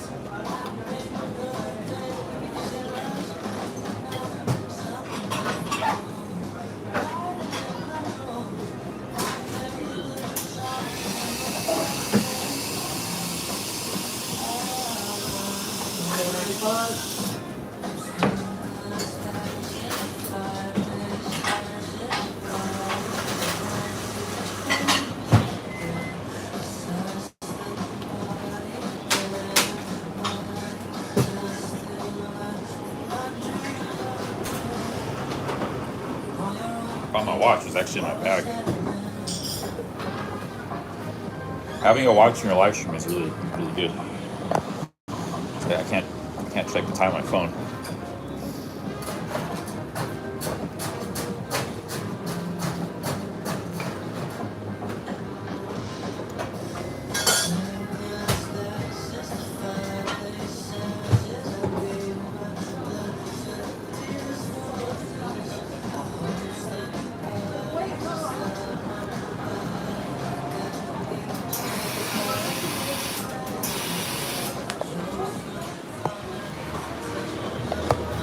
Time is actually an important thing when you're streaming too. Like you need to keep checking, you know, like I don't need as much when I'm not streaming.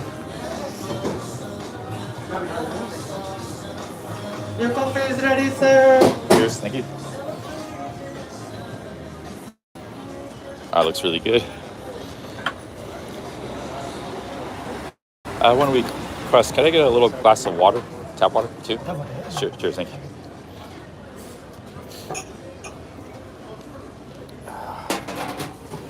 Oh man. A nice coffee here.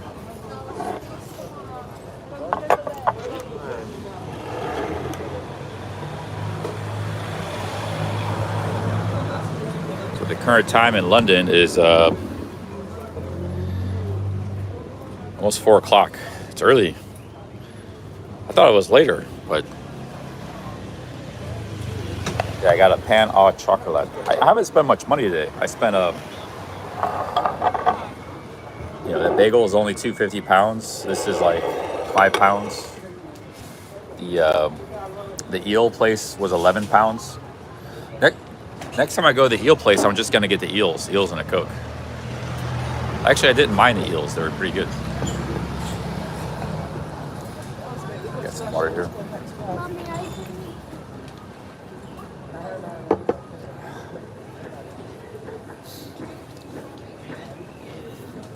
So we got like £11 with the eel place, because we also have pie and mash, and a Coke there. This is my second coffee. This is £16, $2.50 for the bagel.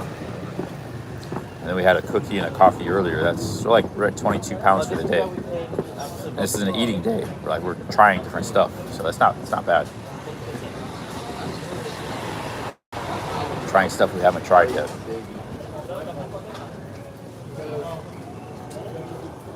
But we're gonna be spending more money today, so we're gonna be getting a Guinness, probably dinner as well later. So I could go back to the bagel place for dinner, just get a salt beef bagel. Yeah, try that out.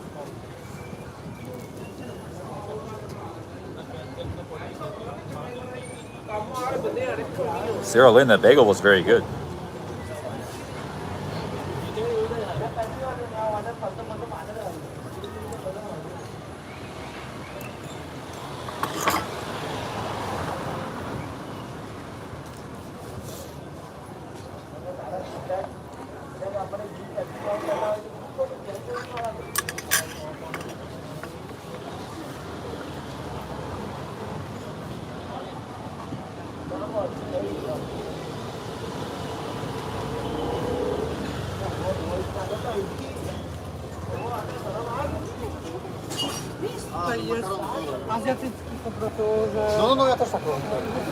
The roadmen come out at night, so we'll see how this neighborhood is at night. I'll probably do is I'll walk to South London. We'll come back here because I think it's just across the river. It's not far. Hey, JW, happy coffee. Thank you very much, JW. 250 euros. Cheers. Thank you very much. Thank you, JW.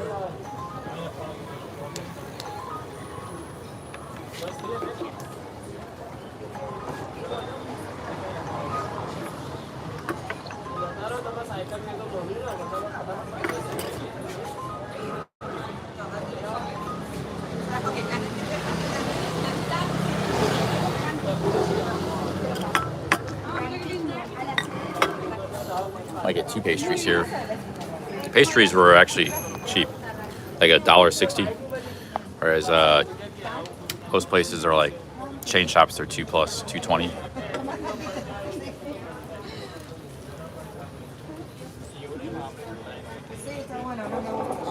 Sí, lo queremos saber, eso sí.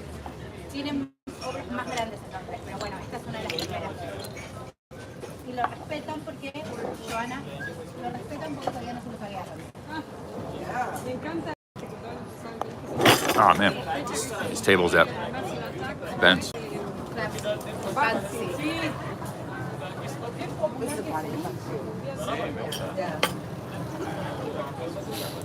These people are speaking Spanish. My Spanish comprehension is pretty good. I understood everything they said.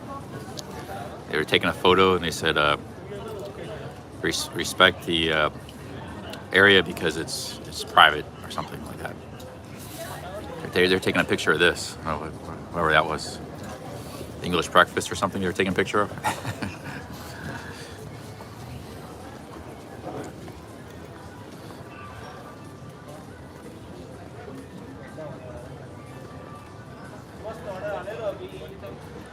Ambient Wanderer says, be careful in the south at night, Charlie.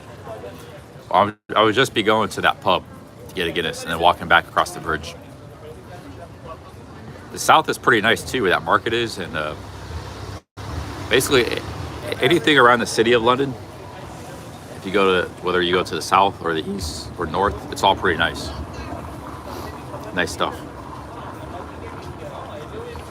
Which makes sense because a lot of people work in the city of London, so hundreds of thousands probably. And they make a lot of money too, so.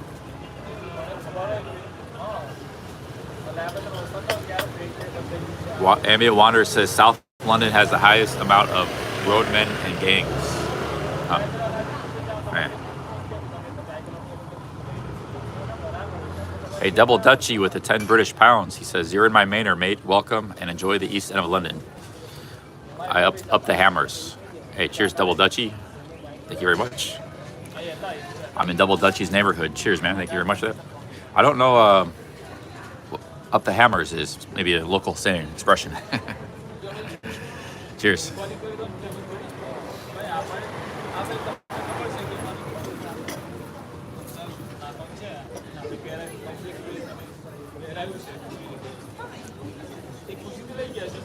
Oh, it's a soccer team?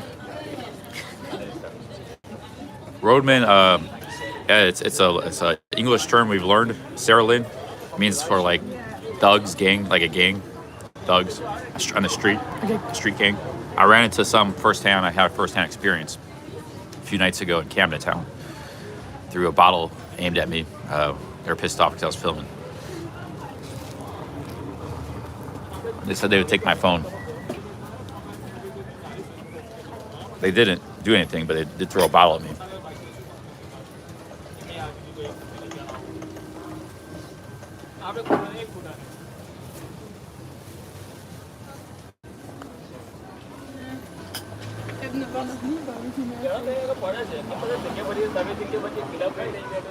Oh, West Ham, is that a soccer team in East End? What's the East End soccer team? What's the biggest soccer team in the East End? You have Arsenal, Tottenham, but those aren't in the East End. What's the biggest East End soccer team? West Ham? Okay, maybe that's my team now. My English team is West Ham.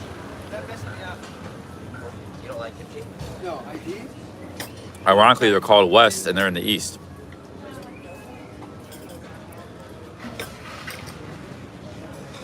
Oh, they're down in Stratford.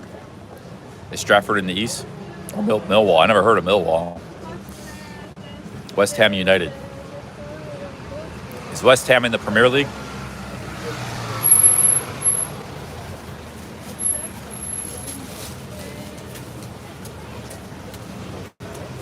Yeah, we'll root for West Ham. Oh, they are? Okay. Well, that'll be my because I don't really have a Premier League team. That will now be my favorite Premier League team, thanks to Double Dutchie.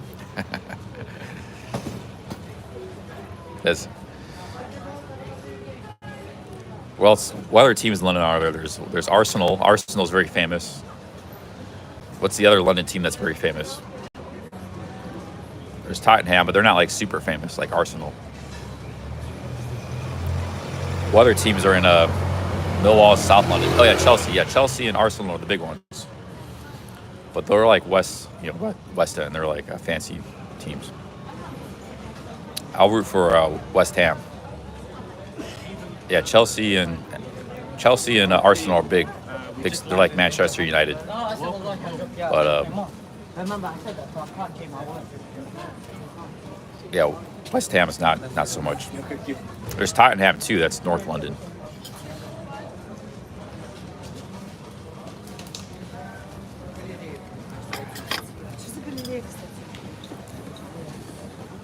I never even heard of West Ham. I can't believe I've never heard of them.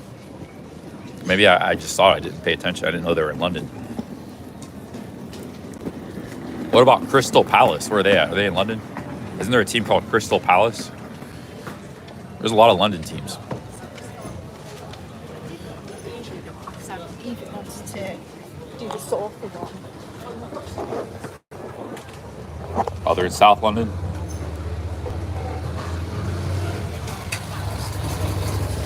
They're not going to attack. Oh, I don't want to talk to them. Yeah, fair.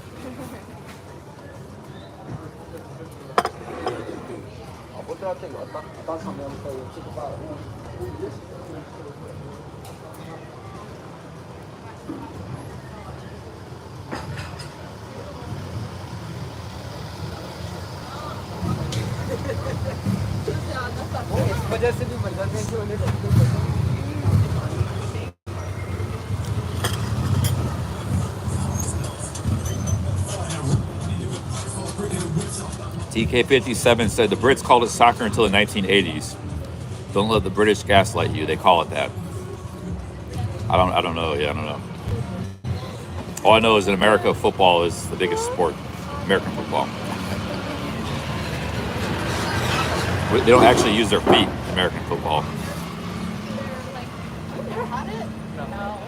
I live in San Diego. DK57 says it's 100% true.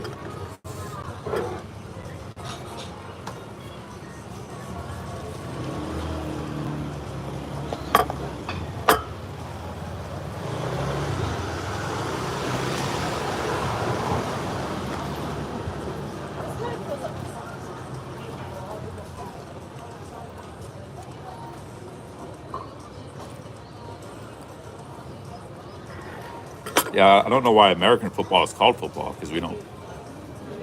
It's all like running and throwing. You do kick the ball when we kick a field goal or extra point, but or punt it. That's the only time. I saw that. This is a cool shirt. Maximus says Aussies call it soccer too.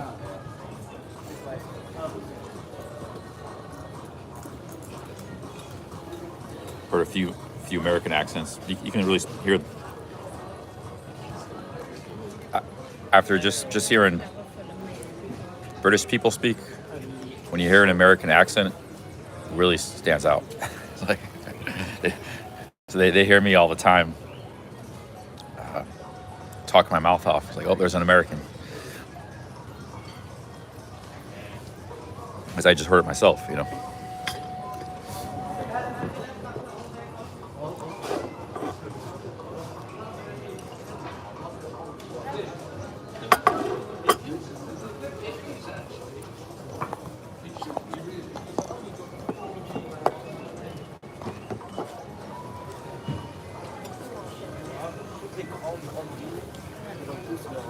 See you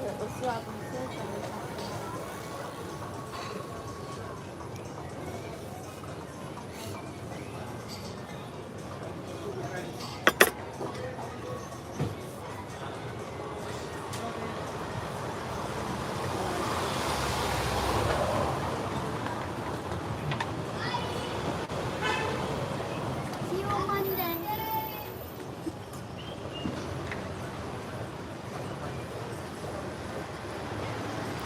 Have I been to Tooting yet? No, I can't say I have. There's a lot of ground covering in London. A lot of ground. It's the first time in the East End, or barely in the East End, or just east of the center.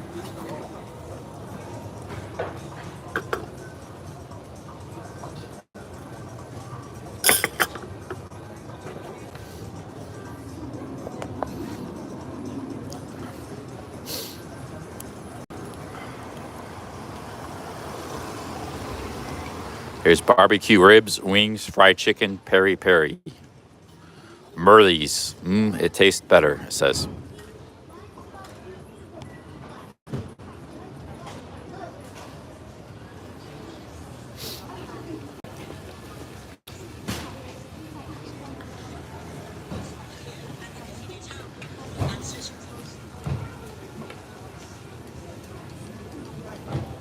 I need some more. I need another pastry.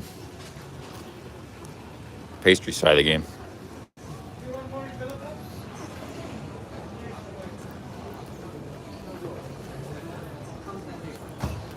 The reason they were contemplating making German the national language, most people spoke English, but there were still a lot of Germans, maybe like 30% or something even back then.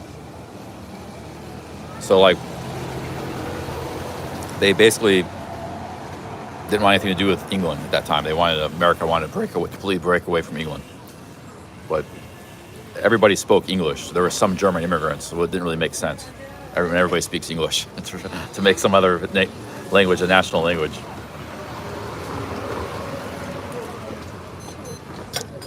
And all the English people, which is the vast majority, they wouldn't have like probably learned German just because the United States government at that time decided, hey, this is our national language because we want to completely break free from England. So it was smart. It was good they kept it English. Because I don't think that would have worked out had they made it German. Like, yeah, there were a lot of Germans, like in Pennsylvania and stuff, but there's still only like maybe 20% were German speakers. Maybe not even that much after the revolution. Everybody was an English speaker.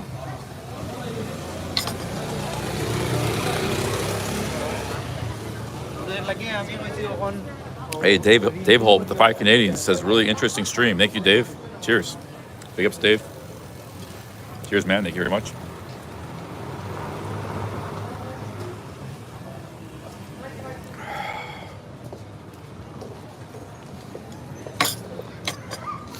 I really like the Cockney accent. We were at that Eels place. The lady had a Cockney accent. I've seen some other people. We need to go bar. We're all speaking Cockney English. Whereabouts could that be? Where could we go to have the highest probability of hearing Cockney English? I think here probably not the best place because it's kind of hipster neighborhood. We have to go somewhere else.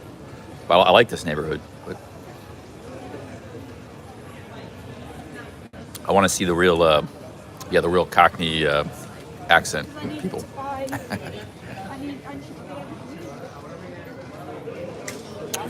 Yeah, we're in the East. Yeah, so I mean we're in the East End, but where in the East End do we go?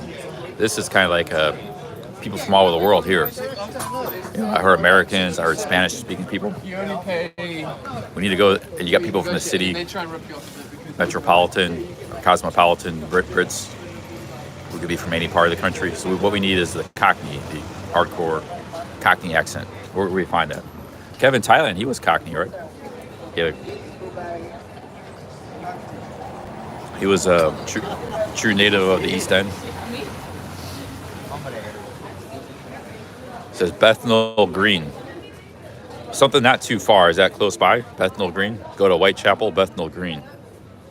Essex South End. I've got like 30 or so to use today. See, I think they were speaking Cockney.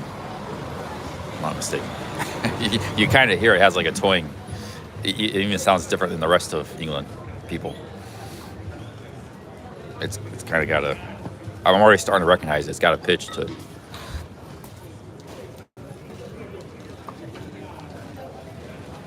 Bethnal Green, that's not far. Let me check out in the maps. Yeah, you're right. It's not far. It's like a mile.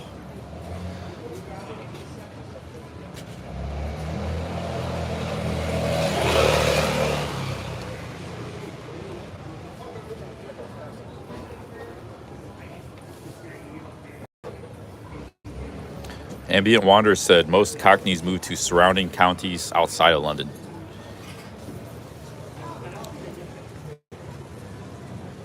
So you'd have to go to like Essex or something. Essex or Sussex.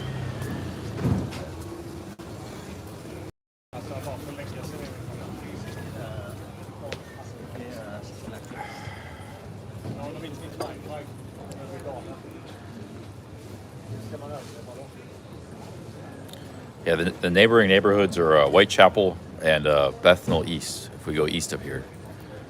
Maybe we should go there before the sun sets. Check it out.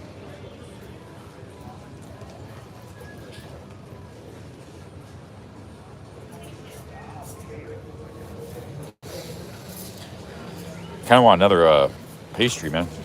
Another cake or something.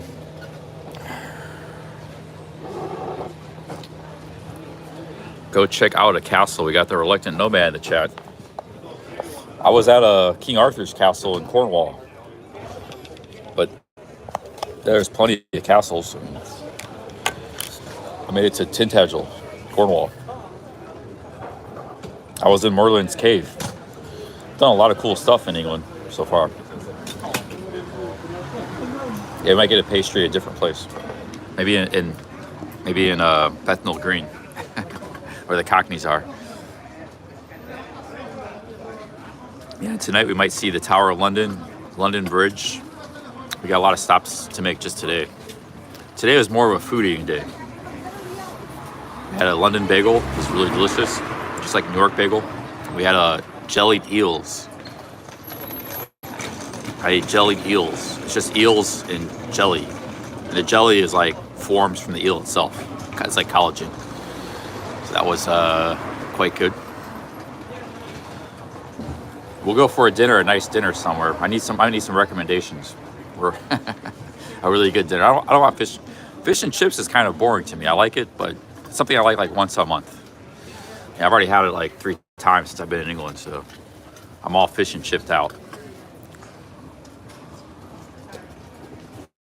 I'd like to just try maybe a proper English roast or something. I haven't had that yet. I was at a nice bed and breakfast in Cornwall, and it was like run by like a grandma and her family. It's like a nice family, nuclear family with the grandma living there too, and very wonderful people. But that was the day I just took it easy. I was like washing my clothes. I didn't do any walking that day. My feet were hurting. But I stupidly went and got a pizza, took home, and I was walking by the window downstairs where everybody was eating. They had this like beautiful food they were making. The grandma made and stuff. I missed it all because I had the pizza. I couldn't throw the pizza away. So I could have went there and ate there too, because it's welcome for everybody. Anybody staying in the bed and breakfast. That was on a Sunday. It only happens on a Sunday. The English roast. Bubble tea. Bubble logic tester.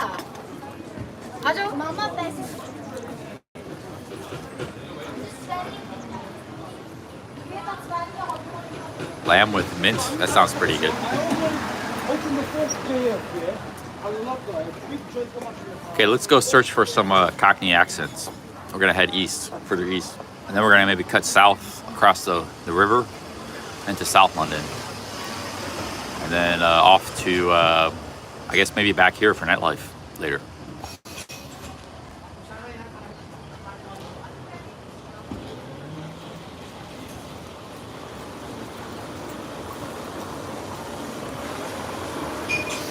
If I was the reluctant nomad, I mean, I know he's about to do some van travel. Maybe you come here, come to England or something, because you can afford now. You can afford you said you had a kind of a big windfall.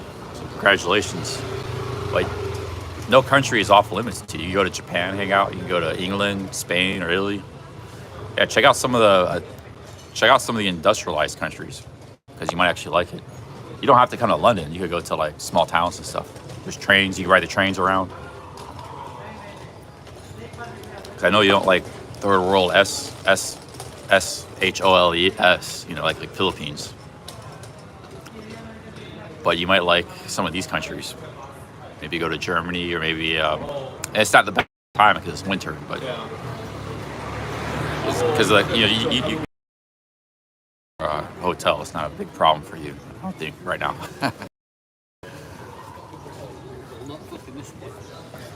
Well, you don't forget about buying anything. Just go look around. Get a train.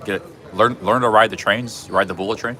You go to Japan, and get to know Japanese food. Just explore. Japan is not really good for like expats though, unless you learn the language and have like a Japanese wife and stuff. And it can be done, but you would be an outsider, especially in a small town. Most of the expats that are really successful in Japan, they make it. Like they got a wife and stuff, and they're getting integrated. They live in the cities. You gotta live in the city. Osaka's good. All right, let's move on here. Yeah, small town could be like really nice. It'd be nice to visit, but I don't think you'd want to live in one in Japan. Maybe here you live in a small town. It'd be nice. The small towns here are nice, and everybody speaks English.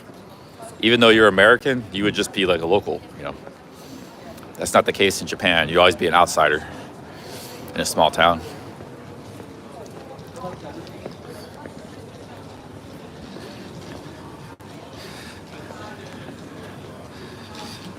Crave Detroit pizza. Detroit actually has great pizza. So does Cleveland. But Detroit was where a lot of pizza chains came from. Domino's came from there. They started there. Little Caesars. So Detroit's always had good pizza.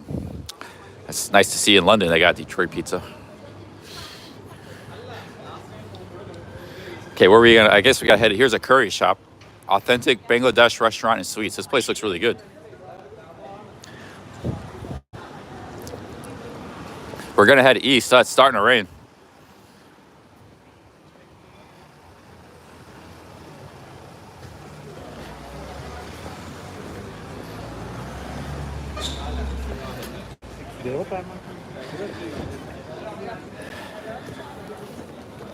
I didn't bring my rain jacket because I didn't bring my backpack. Usually I walk around with a backpack, but if the weather forecast looks good, I can leave all that stuff in the hostel. I don't have to carry it around all day.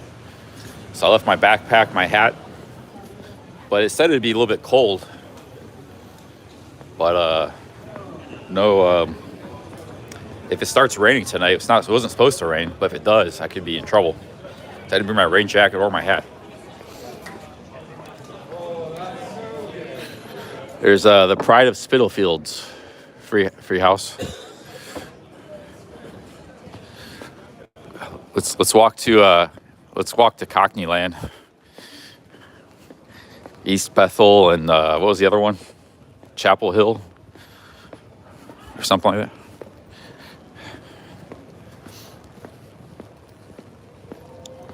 Bethnal Green. It wasn't supposed to rain tonight. So it's sunny. Like the forecast is like wrong 70% of the time in England.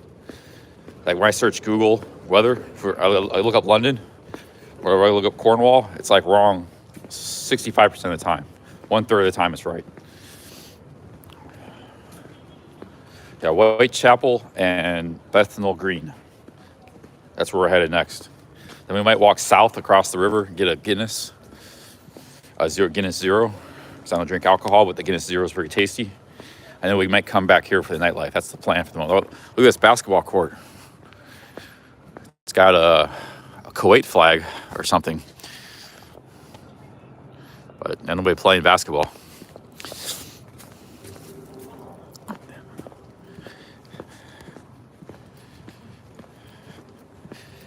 Yeah, it seems like it just goes to show they have no idea what's going on with the weather. Looks like we're out of this power bank already. What's with these power banks, man? Oh, it's half. Okay. I still got quite a bit left.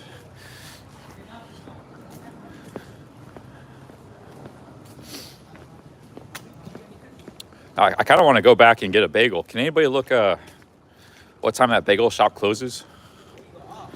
Is it open till like midnight? We'll get one later tonight, another one. Can anybody do me a favor? Check out that, what time does that bagel shop close? Because we're going to walk east and then back south and then back here, like kind of do a big circle. So we walk east, search for some Cockney people, or East Enders. Find a bar or something where they're hanging out. And then we're going to go south, get a Guinness. It's a lot more walking, but it's good for us. And then we're gonna go come back here and back up across the bridge, maybe across London Bridge, back to where we just were.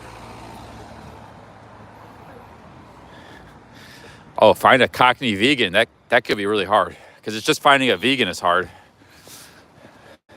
I was at the grocery store yesterday. I saw a lady buy a vegan item. I've never seen you know how grocery stores will have vegan items for sale, like a vegan sandwich or something. It's like it's advertised vegan. Like vegan cheese or something like that. I've never actually seen anybody buy anything like that, but I saw a lady reach and grab one. But she might actually be vegan. She could just be, So it's actually really hard to find vegans. A Cockney vegan would be really hard. I've only met like a couple of vegans in my entire life. I was actually looking for them in Chiang Mai, where there are a lot of them. And I did find, cause I went to a vegan restaurant. It was on live stream. I was the first vegan I met in my life. So like they're actually really rare. Look at these pretty cool buildings. Look at that, there's the city of London. Yeah, cab driver's taking me to Brighton on Monday.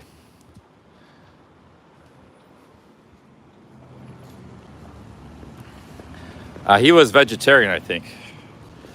Vegetarian and vegan's a big difference. Vegans are hardcore because there's a lot of vegetarians because you can still eat eggs, dairy products, yogurt, cheese. Cheese is a big one. You know, cheese, I like that bagel and cream cheese. That adds a lot of flavor. Oh, bam, big ups. Nomad with the $50. Thank you. He says, have a bagel on me, Charlie. Ciao. Thank you, man. Really, really nice super chat of you. Cheers. Thank you for that, Nomad. Very generous super chat. Wasn't expecting that. Thank you very much. I didn't have to get a tattoo for that super chat either. Hey, cheers. Let me see. Yeah, we might get a bagel later. I'm gonna go back to that place. I just had a bagel 30 minutes ago, or about an hour ago. It was one of the best bagels I had in a long time. But I might go back there later. Big ups, Nomad. Thank you very much. All right, where are we at here? This is kind of a dead end. We gotta go. Let's go up a little bit. I believe the further east we walk, the more it's going to get kind of a little bit rough, like just kind of working class, you know. We're not going to go that far east. We're just looking for some Cockneys.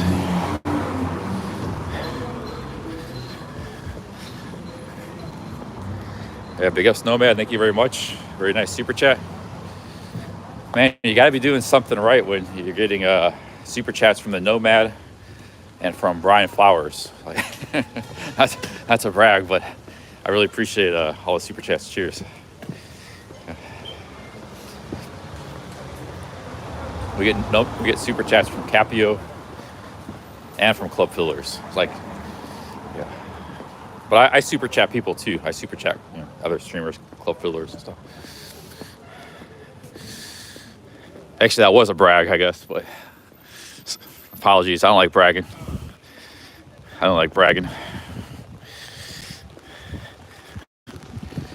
I couldn't help it. Nomad super chat, $50. That's a really nice super chat. He's not known for super chatting anybody. Big ups, Nomad. Thank you very much. Yeah, but I'm not. I know you were challenging Steph for a tattoo. Man, it's really starting to rain. I really picked a great time to walk in the middle of nowhere. Rain's coming down good. No rain jacket. Yeah, get out of here.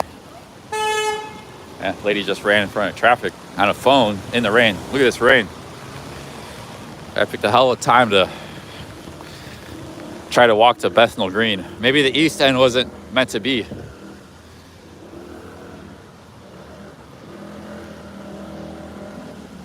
Yeah, I'm not really big on tattoos, man. I don't think I would do that. That's a lot of money. Nice offer, but I know you offered it to Steph. Didn't work out, I guess, between you two. Steph was supposed to get a tattoo.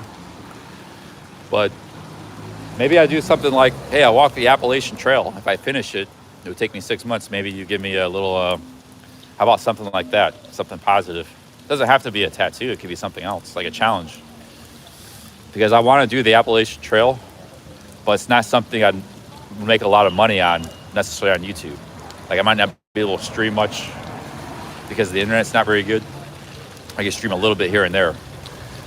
But if I got some extra financial incentive, like a 2,000, like you just talked about, then it might be worth doing. Or vlogging and streaming it. So what do you think about that? $2,000 to, I have to start and finish it. And the only way you know, like, well, you say, well, how would I know if you started or finished it? Well, first of all, you're gonna see on my phone, I can show you how many miles I walked. You'll see all of them. Plus, I'll be documenting. I'll be vlogging and or live streaming it. So, and it takes like 6-7 months. I'd probably want like 20% up front because, or at least 10% and then 10% another month in, because it costs some money to get going. Just know you're serious about it, but then you get the rest at the end. I'd probably trust you. Trust you. Give me the rest. If I completed it.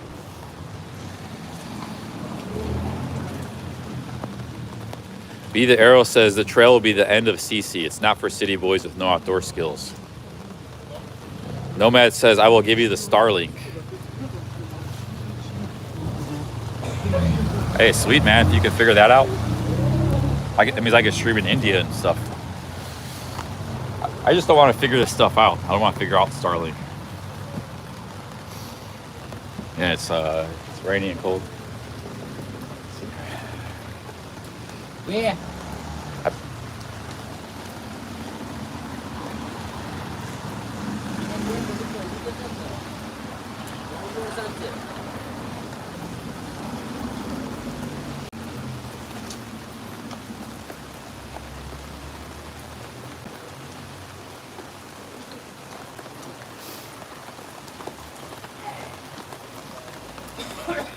If you want to do the Appalachian Trail, you would need a Starlink. I don't need to stream all the time if I were to do it. Like, because there's sometimes you might have good internet and sometimes not. This place looks pretty good. I'm actually pretty hungry.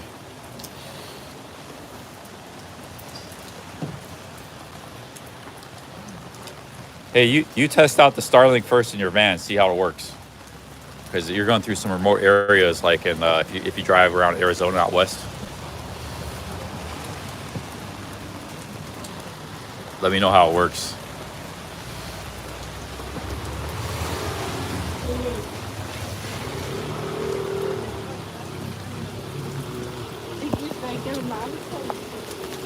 It's a real downpour. Usually it doesn't downpour like this in London, England.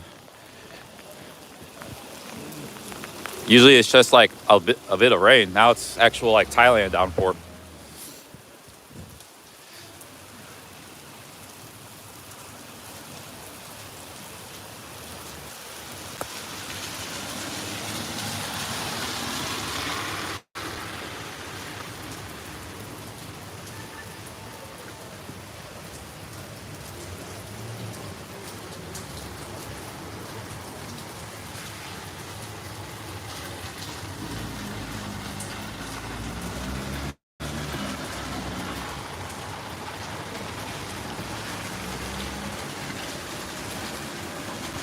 I'm gonna have to wait here. I got no umbrella, no rain jacket.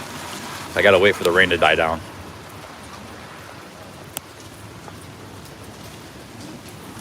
Otherwise, all my shirt, everything will get wet, and then I'll get hypothermia later.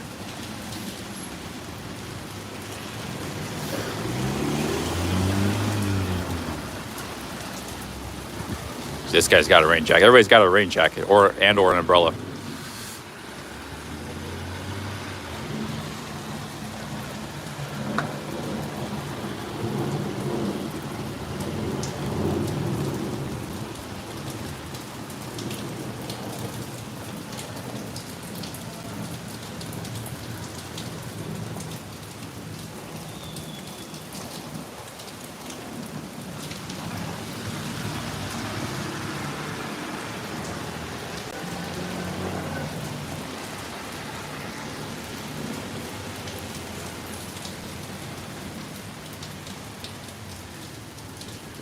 I was prepared to do a lot of walking. I'm actually glad the rain started now, because if I kept going east, I might have got in the middle of nowhere, because it's the further east you go, the more sort of a lot of housing projects, things like that.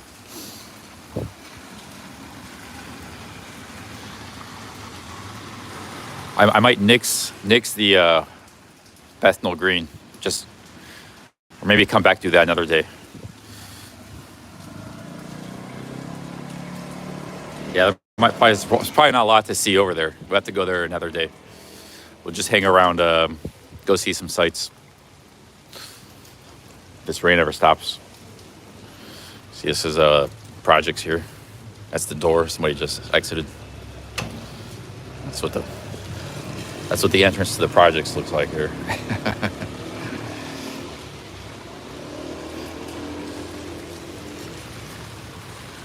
But we got an overhang, so I can be free of the rain.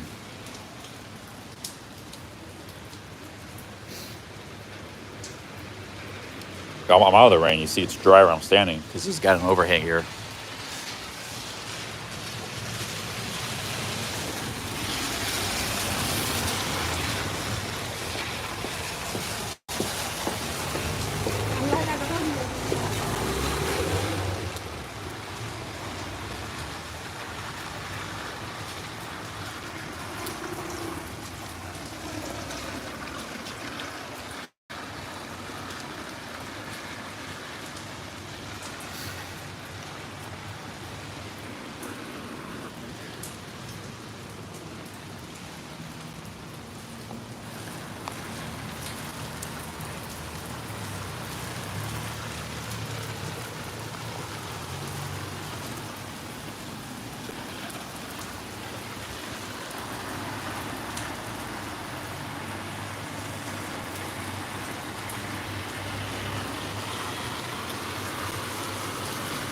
Guys, when I looked at the forecast this morning, here's what it said. It was like 11 to 1. It was like a 60% chance of rain. It was like 3 hours, they had like a 60%. Which, when it says that, it means like it might just rain a little bit, sprinkle. Then it said it was sunny the rest of the night. What happened? No rain in the afternoon, and then a downpour when it was supposed to be sunny, clear skies. So yeah, these weather forecasts are way off for England. Like they got. Maybe it's the government weather service. Like in America, the weather service is pretty, a lot of that is comes from the government. They're pretty good. At least they're good for a couple days. They can forecast like 3 days in advance. A week is not, they don't really know, but they can do 2-3 days pretty good. But here they're just like completely off. So I'm thinking they don't have a very good weather system here, weather forecast system.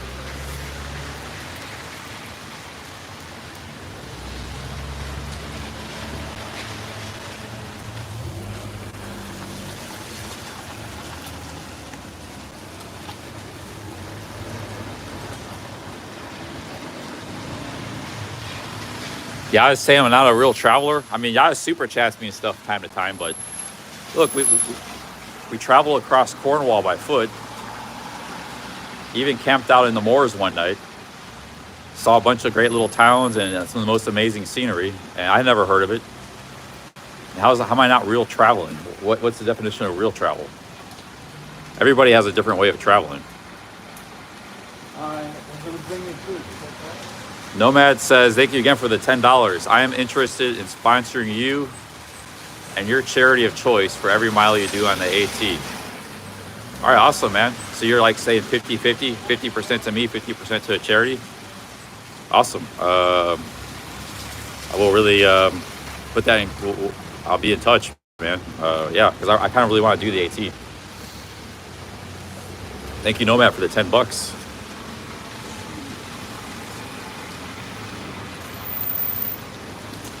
Well, I'll let you sit down and think about it because it's not till March when I would start it, anyways.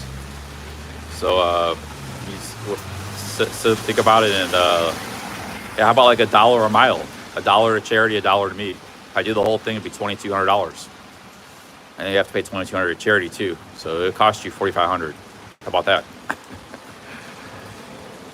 It'll be a big respected charity. My dad knows a lot about good charities. I'll ask him for a good one. How about that, man? Hey, Bob to the bone, $100. I have watched you, the Eels and Mash. Thank you, Bob. Wow. Nomad, thank you. Bob, thank you.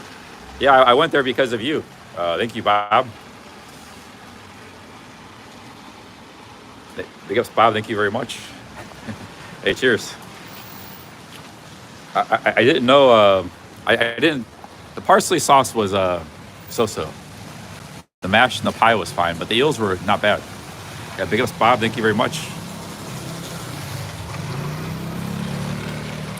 Very nice super chat. Thank you, guys. Thank you, Nomad. Got some big super chats rolling in today. Cheers. It looks like it stopped raining. Let's go. Let's go. Keep walking.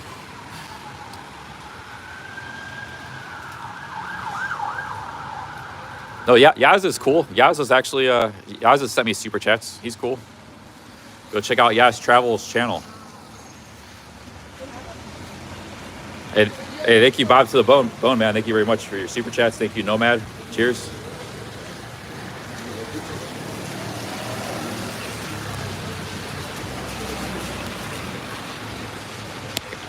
Did I miss a comment from Wander? Yeah, that's a very nice offer from Nomad.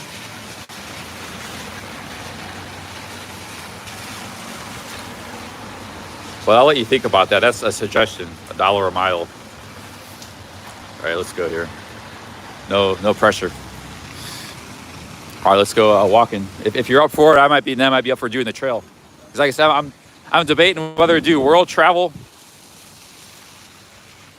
start a world travel tour, or do that trail, or just go back to like Pattaya in a fan room. Those are my three options next year. If I walk east, I'm walking back into the storm.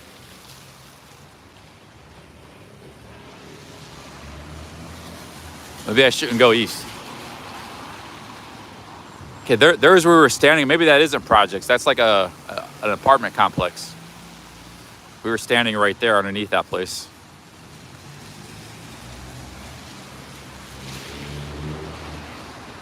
Let me check my maps. I'm gonna get back into the shelter there. It's still raining a little bit. It's gonna be rush hour soon here in London.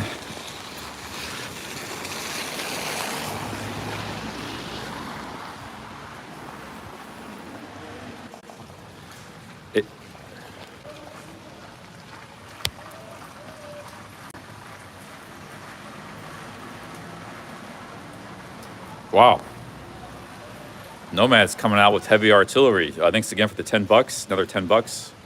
I was thinking $5 per mile, no matter how far you get. Big bonus if you do it all, maybe over a few years. Wow, that's an amazing offer. That's actually a lot more than you countered me with a higher offer. Well, wow, I'll definitely do it. You don't have to, that's a lot of money, man. $5 a mile. Think about it. Like I do 10 miles just walking around London and stuff, you know. So plus I could live stream and make vlogs, one of the two. Wow, Nomad, thank you very much. I will definitely. You're gonna sweeten the pot that much. I will take you up on that. And you give me a bonus if I complete it. I can complete it in a year. I don't need multiple years. We'll complete it next October. I'll complete it like everybody else in October. I have some experience on my belt. We'll start in March. I'll probably finish up September, October. So I don't need years. I'm in good shape. Wow, thank you, Nomad. Yeah, let me see your second comment here. I was thinking about $5 per mile. Yeah, I'll complete it in a year. And if I don't complete it in a year, then no bonus. All right, let's do it, man. I'm up for it. That money, that kind of money, that's good money. Because like 50-50 charity, so that means if I do the whole thing, it's $4,500 for me, $4,500 to charity, plus streaming or vlogs, one of the two. I might even decide to vlog it, but I'll do one of the two, either streaming or vlogging. All right, I'm down. I was thinking about doing it anyways.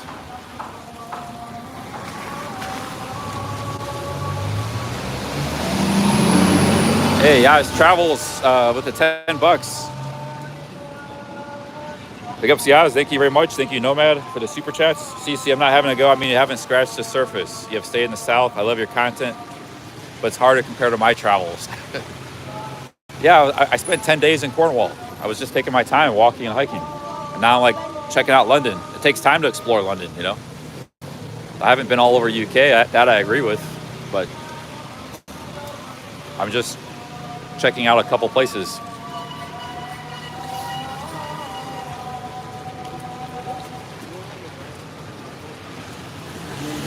Still got some rain.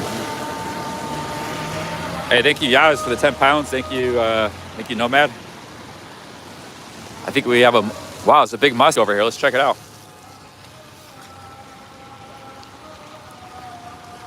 Call to prayer. There's a 1 million man protest here next week. They're going to be protesting 1 million people, protesting the current Middle East situation. That's 11th, November 11th. 1 million man march protest.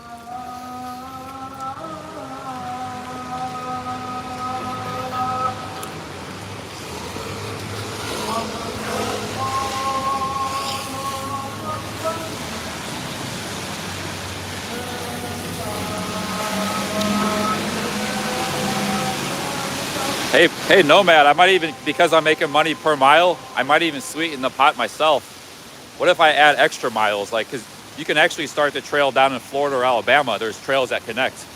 Because it starts in Georgia, but there's secondary trails. Like, there's people that actually do a longer version of it. I mean, since I'm making money per mile, I might even do an extended version of the Appalachian Trail. But I mean, if you don't like that ideal, then don't. That's fine. It's you know, I'm not trying to be greedy, but hell, might as well do more miles. All right, well, that's getting complicated. Anyways, if you're really serious about that, I'll take it on. The thing about the Appalachian Trail is it doesn't cost a whole lot. Like you're camping most of the time and eating food from the grocery store, so you don't actually spend a lot of money. So the money that you would be giving would pretty much pay for the entire trip. Sometimes you do stay in hotels and hostels, but that's you're camping most of the time. So that would pretty much cover my trip, and then whatever I make with like YouTube would be a bonus. I'd be free rolling the trip, and it's something I want to do anyways.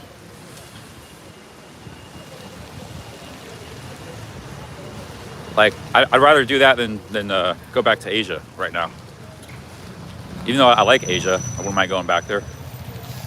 But I want to do a big adventure.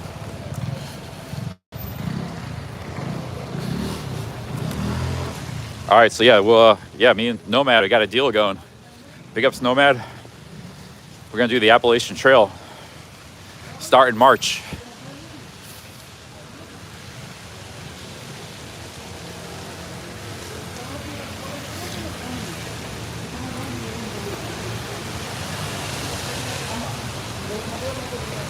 Wait, yeah, natural cycle, you got to start in March.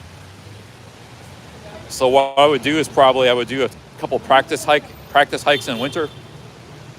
I would get my gear together, do some live streams in winter. Get my tent. I got to get a tent purchased.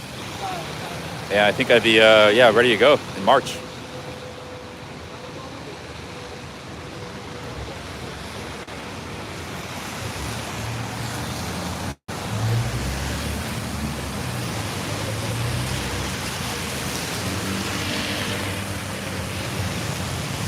DK57, that's very negative of you. I walked 350 miles across Ohio. Like there was days I was walking 20 miles. So I just have to, my weakness is camping, that I admit. And I have to, I have to maybe get some better equipment. I actually do have a tent. I might just use the tent I have. It's actually it's not a bad tent. I wanted to get like a lighter weight tent, but the tent I have is not bad. It's like kind of tent you could buy in REI. So I'll probably just use that tent. It's actually a decent tent. I'll probably just use that tent. I was actually going to take that tent on this trip. But see, the problem is my backpack's too small. My backpack is too small for that tent. So I just need a little bit bigger backpack. That's the only thing I got to purchase. And then I use that tent. I got all the clothing. I got everything else. Maybe a walking stick. That's it. A walking stick and a backpack's all I need. I got everything else.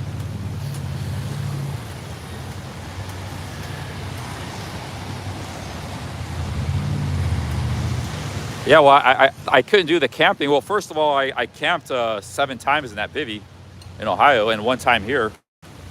Successful night of camping, but if I had a tent, it'd be easy. I mean, I was camping in a bag in the ground and it's hard, you know. A bivvy, I mean, a proper tent would be a million times easier.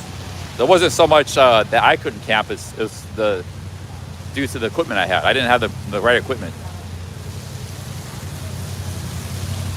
That was the problem. We'll switch that out. I have a good tent at home. It's a good tent. I bought it. It's not like there's better tents, much lighter weight. It's like my tent's like 3 pounds. There's tents you get that are a pound, but that's not really a big deal, you know, 2 pounds. So I'll just use that tent.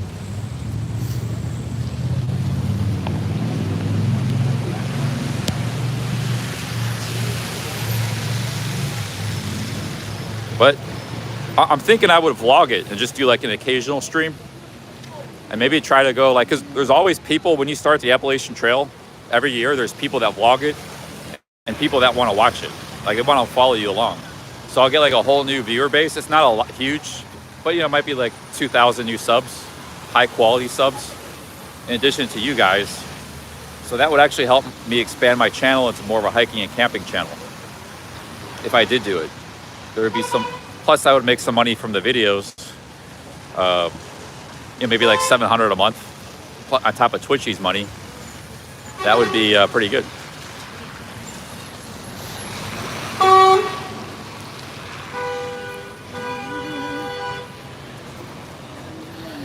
What's going on here? See, this is what I mean, the intersections in London. It's like red, people are crossing here, cars beeping. You don't really know what's going on here. You just gotta walk in the red light. We're just gonna.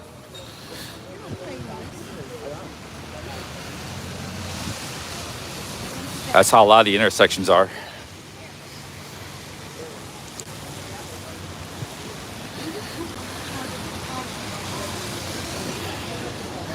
And we got some interesting restaurants here. It's Indian food, club coffee.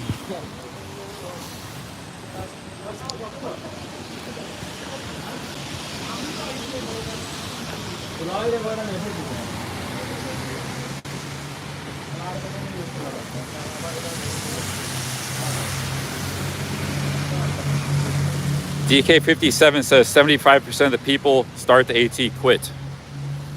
Yeah, that's true. I won't quit though, unless I get an injury and I can't walk anymore, or something. You know, something really bad happens. Now you get no choice.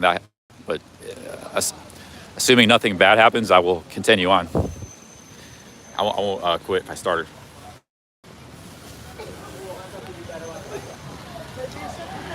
Especially, you know, I'm getting paid to do it too. So.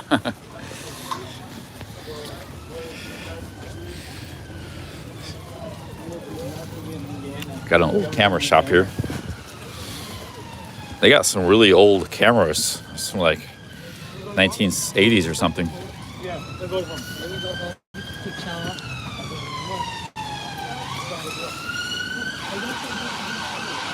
Okay, I think we're in Whitechapel now. Looks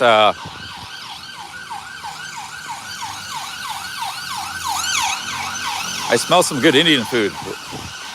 Some good curry.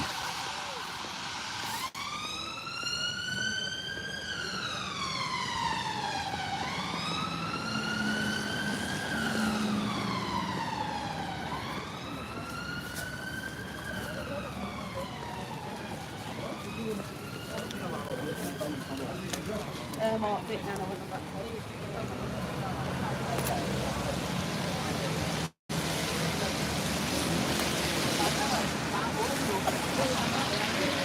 Go Hard Dude says Whitechapel is dodgy. That's where right now is Whitechapel.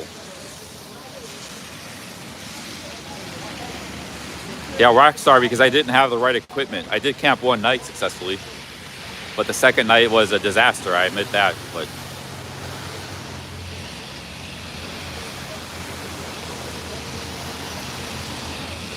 Ambient Wanderer said Whitechapel is a little ghetto.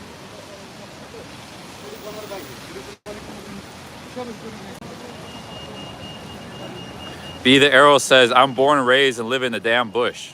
When I say you'll never make it, I ain't kidding. Well, I'll prove you're wrong. That's what I'll do. The thing is, when you're in the Appalachian Trail, you're in the middle of nowhere for like 90% of it. It's not like, oh, just go walk to the town and stay in a hotel. That's not an option. You know, you're just out there and you're stuck out there. Now, you could get off the trail if you really wanted to, but that could even take you a couple days to get off of it. You have to hitchhike, try to get to town. It's not easy. You look at the map of the Appalachian Trail, it really goes to the middle of nowhere. Like the biggest city on the Appalachian Trail is only like 10,000 people or something. I think it does pass though within New York, like within 30 miles of New York, but generally it's very, there's no cities or anything. Let's talk about when you get back to the US. I would help you get your equipment. I could follow you along the way at different points. Oh yeah, man, you don't need to do that, but yeah, I really appreciate it, Nomad. Yeah, I know you're another guy, one of these guys that involved in all this controversy, a lot of haters in Thailand. We got club fillers, Capio, all these. A lot of you guys come to my channel, and none of you guys have a beef with me. I don't have a beef with you guys, but you know there would be a lot of people maybe not like that. But I got nothing against you. You know, you made fun of me a lot in the past, and I didn't take that to heart or anything. But what I'm saying is, like, you still have that drama still follows you around a little bit. It's like, but yeah, I really appreciate the $10, all the super chats, and I'm down for doing the Appalachian Trail, man. You can do if you want to support it, yeah. That will lock me in. Like I said, I have most of the equipment, so I don't really need any more equipment. Maybe just a backpack, a better backpack. That's it. I'll just buy that with my own money. So anything I need, I'll buy with my own money. There's not that much I need. So I might need a stove, but that's like $40 or something.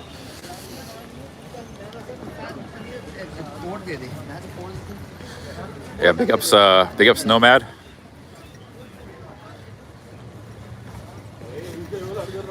Hey, Be the Arrow, I know it's no joke, but thousands of people have done it. I know I am sort of a city boy. I was actually, born in the city. But I'm really taking to, I know it's no joke, trust me. It's rough as hell. The only thing that really scares me about the Appalachian Trail, they're bears. But I'll just have to take my chances. Yas Travels, or Tony Bonsai, great stream. Should go to the Blind Beggar pub. All right, let me look that up. Where's the Blind Beggar? Thank you, Tony Bonsai. Thank you, Nomad. Cheers.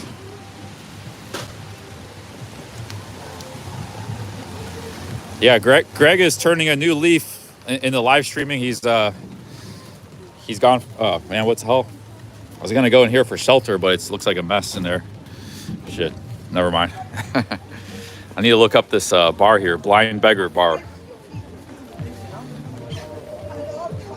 All right, see you, Nomad. Big ups. Yeah, we'll talk about it later, man. Thanks for all the super chats. I gotta keep you your word, though. You're not gonna back out on me, are you? Because I'm changing. Like I said, I have different ways I can go next year. I might, I'm gonna keep you to this. I'm gonna do it. I think you're serious, so I'm serious too.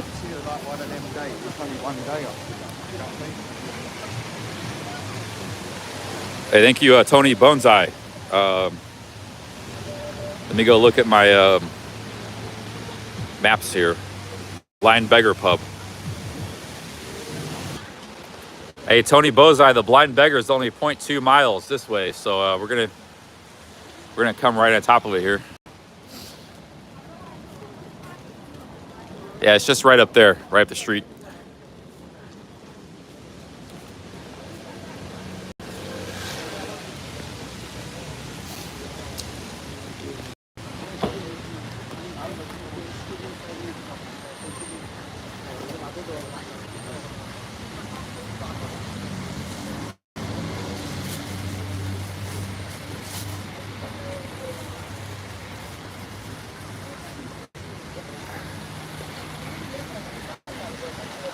Home to the Cray Brothers and OG East End Gangsters.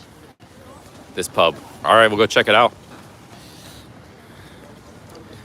Hey, just this guy, he says Gold said there's a Greg's. JTG, thank you very much. Thank you, JTG. Cheers. We got super chats rolling left and right. 100 from Bobby the Bone, 100 from Nomad, bunch of 10s. Thank you, JTG. Cheers, man. I might try the pizza at Greg's. The pizza looks very good. Actually, I go for a slice of pizza right now at Greg's. Why? And then we'll go to this pub. What were you even saying?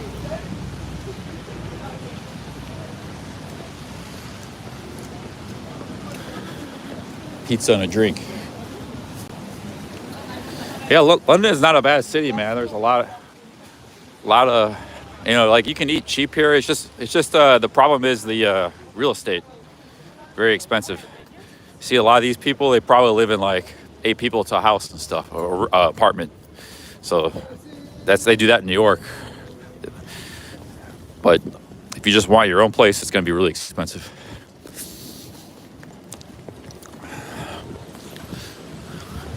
Yeah, there's a Greg's right there. But once again, there's nowhere really to sit down at Greg's, is there? Let's go try the pizza at Greg's. Here's Greg's.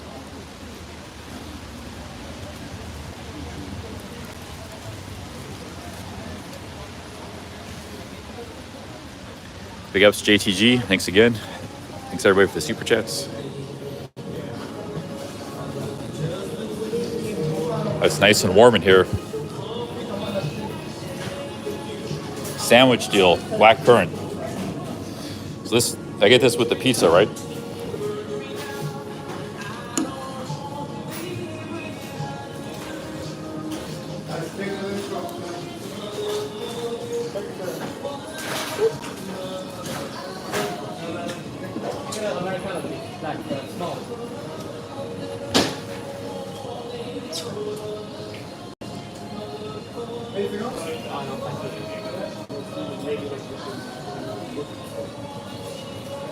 Look at their pizza. It looks really good. Hey, how's it going? Does this come with a pizza meal deal or meal deal pizza?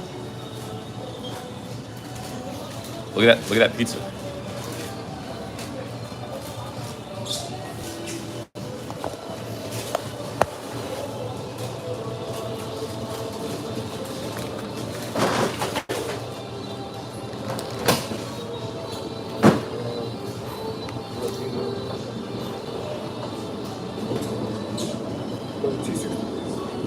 Oh, it's a great deal. 260 pounds. Pizza and drink.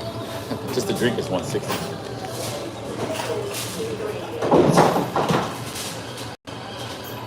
Cheers, thank you.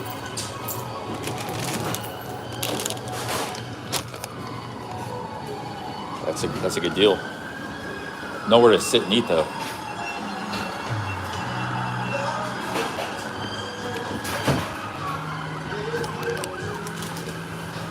So I got this for 250 pence, 250 pounds.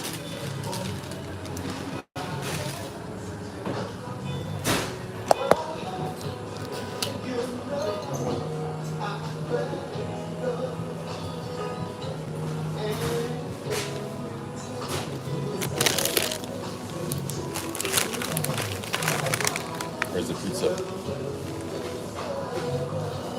Only takeaway, so. Only takeaway? Okay. Yeah, no. No problem. Oh, you said it's okay? Oh, I'll be done in 2 minutes. Thanks. Cheers, guys. Thank you. Oh, thank you. Thank you so much. Okay, yeah. Thank you. Cheers. Pretty good pizza.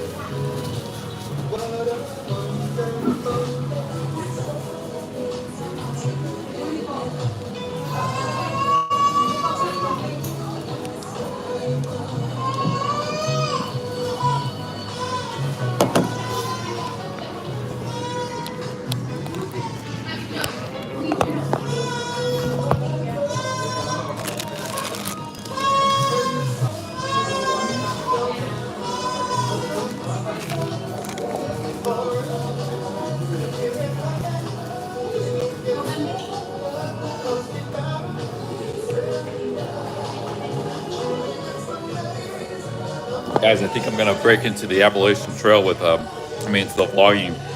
I'm gonna vlog the Appalachian Trail. That way I don't have to worry about internet.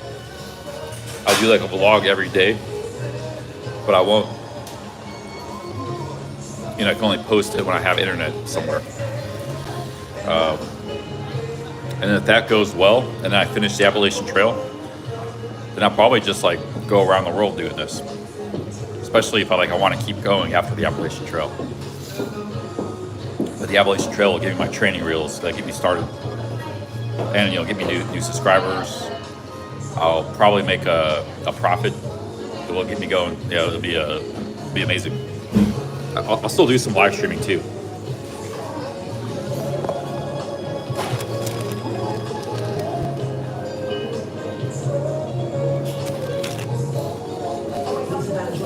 So amazing. Coming up to 5 to 5. This is Smooth. Ciao, Smooth. I like this message. Nikki Z here. Could you be up and down this on the whole? Okay, getting ready for my birthday celebrations this weekend. Just spotted my hubby making a cake. I'm looking for. Oh, you know it's for you, Nikki. 65588 on the text or ask your Alexa. Send a comment to Smooth Radio.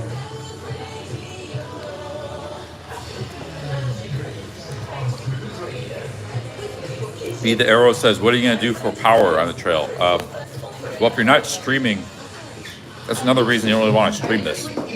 Streaming, you need like good internet and a lot of power. You keep charging your power banks. Like here, I'm carrying 2 power banks, and this is London. I go through these in one day, 2 power banks, full day of streaming. So what I would do is, like I said, just make vlogs instead. In the vlogs, you don't need much power. You use your phone for navigation, and do some stuff with the phone. The phone can be good for entertainment too, like listen to music or something when you're walking or hiking. So usually carry 1 power bank for that for your phone. But you got to be careful with that. You got to be sparing with your phone, your power. And then you just carry a few batteries for your camera. You're good to go. And you edit your vlogs with your phone.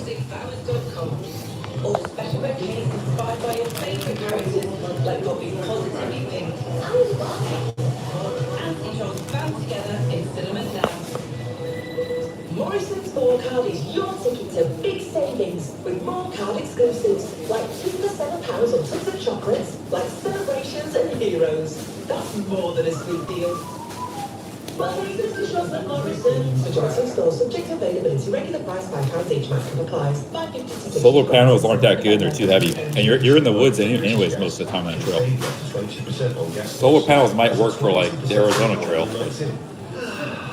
Cozy chats. And shall we discuss? Save money with the new energy efficient wine from British Gas. And you can even spread the cost with up to 4 years interest-free credit. Search British Gas, new boiler. Credit subject to status, credit recommended using fellow members for savings website. Stream your favourite crime all the time on Pluto TV. Investigations ongoing. Uncovered crime documentaries. Interesting. Do some serious time with bingeable dramas and enjoy the rest of Las Vegas crime on everything. Listen to loads of channels dedicated to the crime shows you love. Stream all day with I might finish that trail like in 5 months or something. And if you're doing really fast, a lot of miles, you're gonna start out a little slow no matter what. But once your body, after a month or 2, you turn into a walking machine, and you do like 30 miles a day. Offers $37.99 a month with club card prices, saving you a huge £288. This is Supermarket Mobile. Search Tesco Mobile. Every little helps. It's 27th of November. 136 monthly agreement required. Terms at tescomobile.com/terms. on your radio, On Global Player. and on your smart speaker. Play Smooth. This is Smooth Radio. From Global Newsroom at 5 o'clock, the silence in the Middle East continues. The former chair. Also, cheers. Thanks. Thank you, guys. Also, another reason I don't want to stream is the streaming actually slows you down. Like a couple of those streams on those cliffs when I was in Cornwall, I had to just stop the stream because I had to concentrate on the walking. It was very challenging. I how to go up and down these like steep inclines and stuff. I couldn't stream while I was doing that. So it's probably better not to stream this for like three big reasons: battery life, power, and you have to focus on walking. The streaming slows you down and distracts you too. You can have an accident, you can fall. You know, so better just do vlogging, because the vlogging, you just whip the camera out once in a while and film some stuff or talk to the camera. You don't have to have it out all the time like you do when you're streaming. So this will just be doing streaming, I think, or videos. But yeah, Greg's putting this into motion. Twitchy Nomad. He's sponsoring for charity, half to charity, half to me. Sounds like he's pretty serious, so could be going on the Appalachian Trail, guys.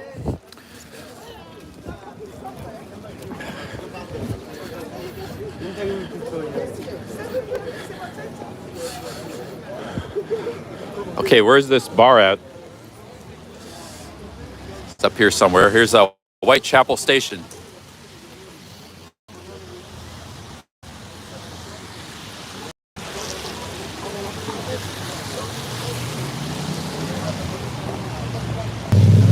And the Blind Beggar is further ahead. We're headed to the Blind Beggar, home of the OG gangsters, I guess.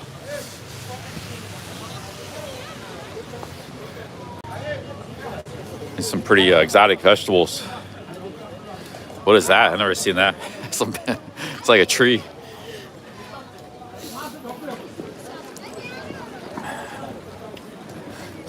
Here's Budgeon's, open 24 hours.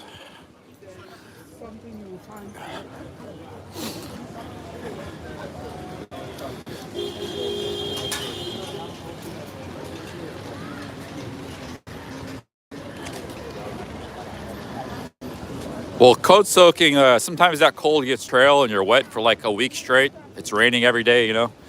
You need that, I think I would need a stove. It's a little, they don't weigh that a lot. You get like you gotta get like a little pot that you cook your stuff with. You can make soup in there, coffee, tea, meal. It's nice to have that warm, hot drink or meal on the trail. I mean, cold soaking is really hardcore. Like, you gotta be really, there's people that do it, but even a lot of the really good experienced people, they all have stoves. You gotta be really a little bit crazy to do cold soaking the whole trip. Because the stove actually doesn't weigh that much. You carry a gasoline canister, a cup, and a little igniter, and that's it. You might have to buy a new gas canister somewhere along the trail. But there's places that sell that stuff when you get to some of the towns.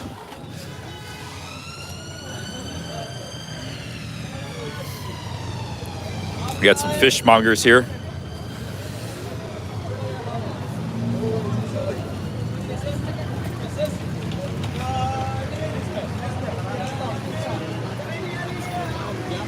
Vincent says, do a survival course. You will learn a lot.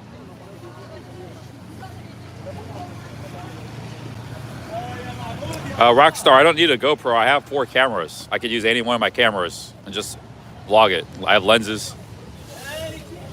I don't need a GoPro to vlog. I have cameras. I have camping gear. I have cameras. Only thing I have to do is just wait until it starts in March. You could start like in February. There are people, the problem is it's actually pretty cold down there in March, even in March. It's cold and like rainy and stuff in Georgia. But like, if you're really hardcore, you can start in February. The thing is, like, everybody, they start in April. So if you wait till April, there's just like tons of, like, it's getting more and more popular every year. And you know, a lot of people drop out too. So that's before everybody. So like the first month or two, if you start in April, you can be surrounded by hikers. But a lot of those people will drop out, but there's just so many people at camp. There's nowhere to camp at the main campsites, things like that. It can be hard to get water. So the earlier you start, the earlier you get a jump on all that. There's nobody else out there except for you and maybe a few other hikers.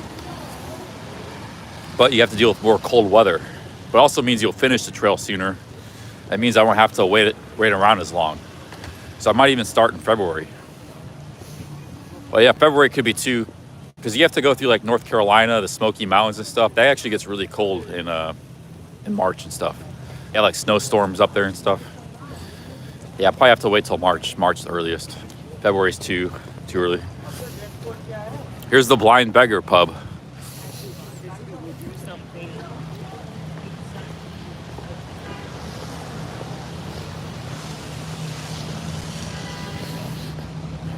Blind Beggar. Must be a famous place. A guy from Australia super chatted me to go here.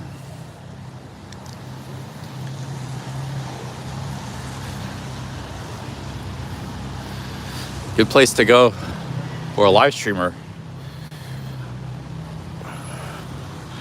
The Blind Beggar.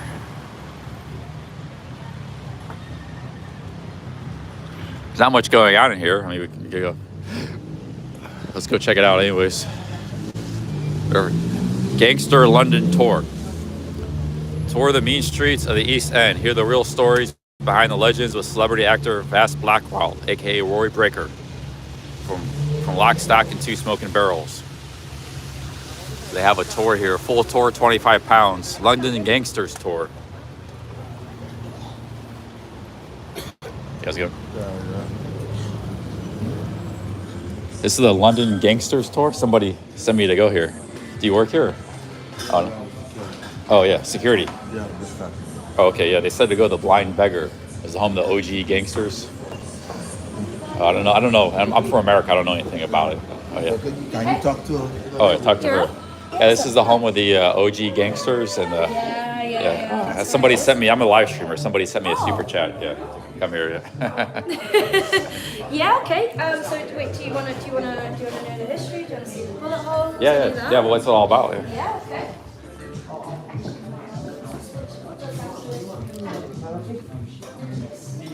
Party me, myself, and I. You don't have to take too much of your time. I mean, you can just tell me in a minute or something. You might be busy. It's not busy, as you can tell. So, I guess you want to know say about the Cray twins and where it all happened and everything like that. Oh yeah. I don't really know much about it. Cause I was actually in this area just walking around, and somebody sent me like a super chat. Go check out. You're near the Blind Beggars. Go check it out. It's home of the OG gangsters. Thanks, guys. Yeah, he's from Australia actually. He knew about it. So basically, have you ever watched Legend with Tom Hardy? On the what? Legend with Tom Hardy. No. So, anyway, it basically explains the movie. It's like the second movie made by the Cray twins. So the Cray twins, essentially, they, back in the 60s, they basically owned East London. As in, they were the gangsters, they were the mafia. What was their name? There was Ronnie and Reggie. And what was the name of the gang? Oh, just the Cray twins. The Craytons? The Cray twins, yeah. Oh, the Cray twins. Oh, the Cray twins. And they were the top OGs exactly. of London. The thing is, some people would defend them being like, oh, you know what, they weren't that bad because they looked after the community, like the police couldn't, blah, blah, blah. So yeah, to be fair, they did look after the community because, you know, if you're neighbours with them, they'll look after you, they'll look after your kids, blah, blah, blah. But so long as you cross them. So basically, there's this guy called George Cornell who called him, and I quote, a fat puff, sorry, and obviously Ronnie didn't like that at all. It takes, just a bad phrase, calling him a name, for you to get shot in the head.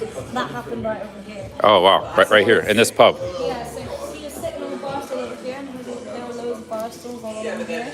And when the Jets are now, that actually used to be another entrance into the pub that led out from an alleyway. Yeah. And that's where Ronnie Cray kind of stormed in from and shot George Cornell sitting here.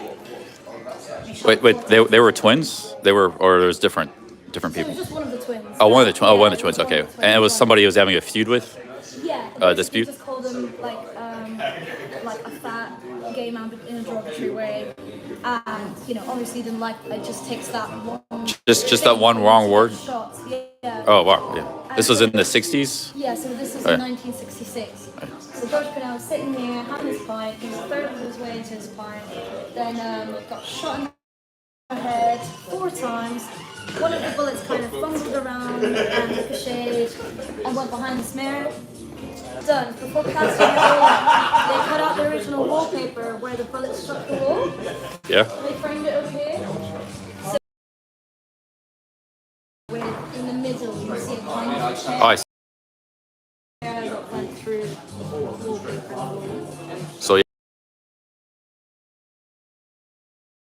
that weren't really much of a force in East End, or?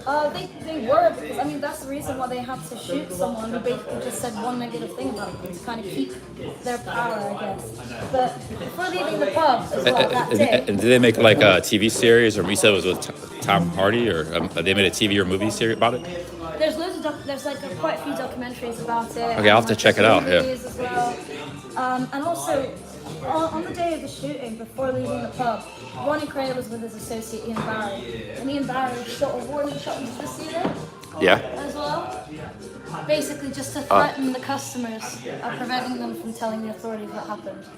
Oh wow! Yeah. So he shot a bullet in the ceiling. Is that the bullet, the original bullet?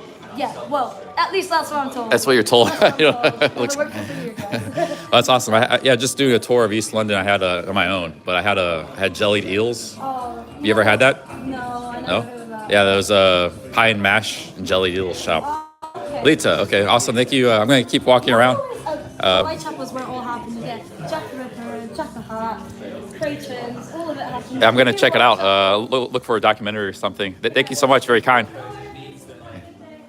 Bye. There you go, guys. That's the history of this pub. That's the history. Hey, cheers, man. She was telling me the history of what happened there. Yeah, yes, thanks. All right, that's awesome. You actually asked people in East London if they've had Jellied Eels. Everybody says no. That's the second person I asked. I'm trying to recommend it to people, like, hey, try it. It's not bad. I gotta keep these places in business.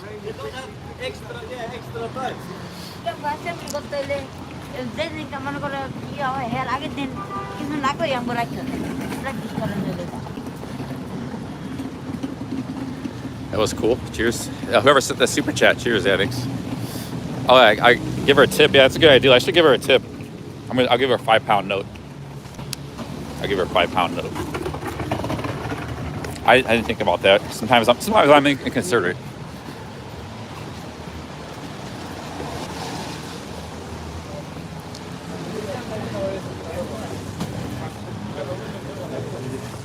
I'm gonna give the lady in there a tip for tell me the story.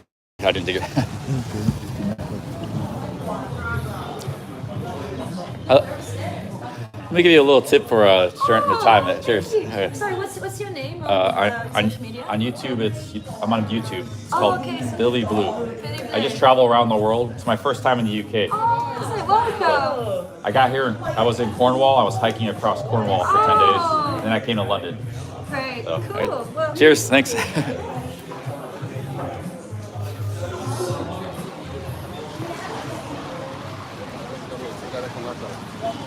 All right, I gave her a tip. But that was really, yeah. Whoever sent that Tony Bozai from Australia, thanks for that super chat. I'll go and look at the lore. That was in the 60s. This is probably a really rough place in the 60s, and they were like, it said two twin brothers ran the streets, two gangsters, and yeah, they had one of the twins was shot right there in that pub by I don't know, somebody else. He said,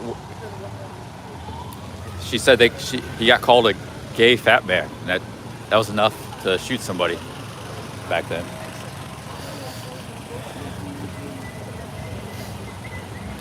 Yeah, London Mafia. Yeah. All right, let's go. Where are we going next?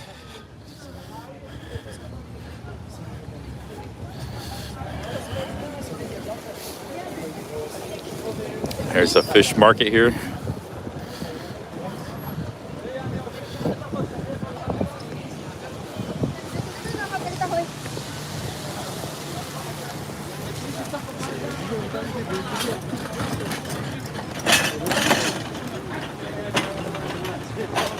What's up, Pattaya in the chat? Big ups, man. She is showing buying signals. Hey, thank you. What's up, Pattaya? Did I miss a super chat here?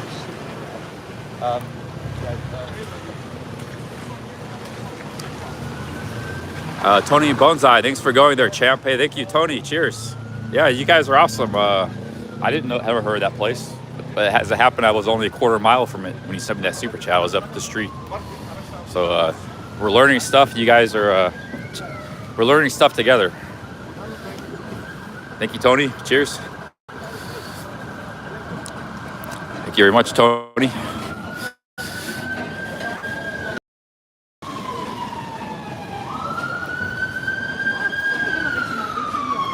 Yeah, the problem is I don't drink beer, and I was too shy to ask for a Guinness Zero because I knew they'd say no. No place carries Guinness Zero.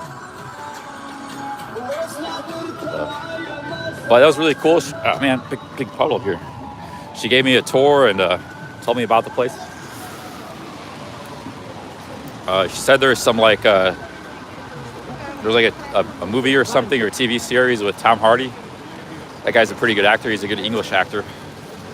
He's been in a lot of movies. He was in Batman. He was in that boxing movie.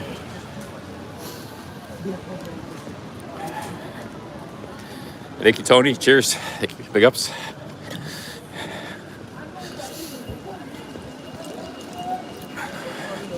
Let me check my map, see what's going on here, where we're at.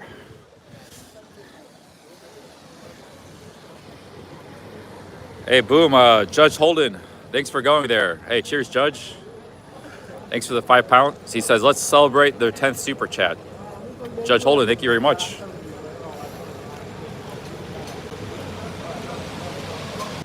Hey, big ups to the super chats. All right, this is actually a pretty big neighborhood, and even if you walk south, you don't really get to the river for a while. So we might need to cut to the city of London and then go across the London Bridge. And we'll go get a cold Guinness at the other place. Here's another tavern.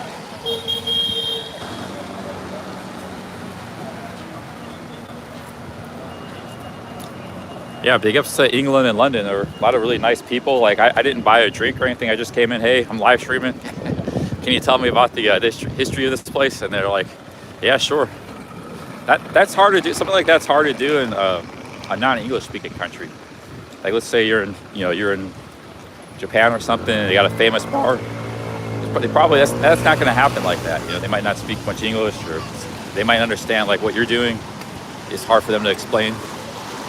Like what you're doing with the phone, you know, they might not understand your live streaming.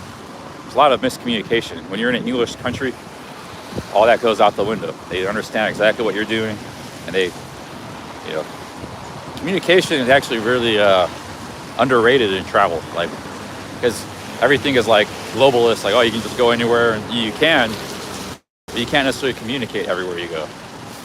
Unless you speak a language or they speak your language. And that seems obvious, but we kind of lose sight of that factor, you know.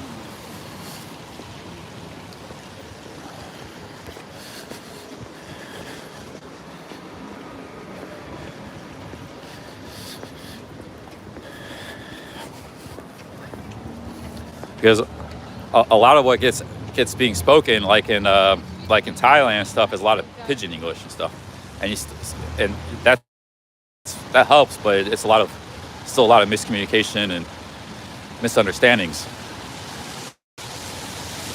And you see that with the live streamers. Like there was a guy that got beat up on Beach Road because they were speaking pidgin English to each other.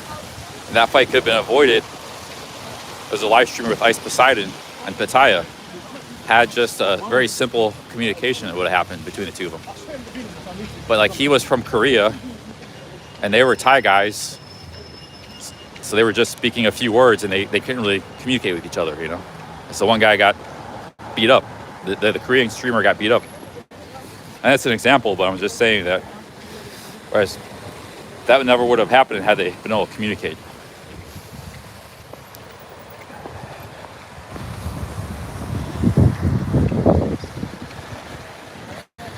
ICU says CC walk across Rotherhithe Tunnel.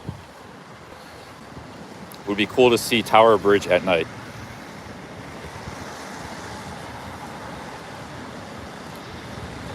I never heard of the craze. I guess they were pretty big in the East End.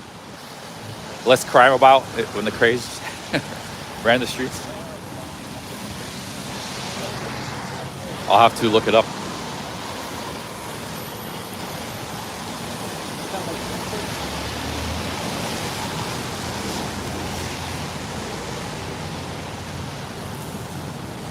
Guys, remember we have a Brick Lane over here. We can go back to Brick Lane.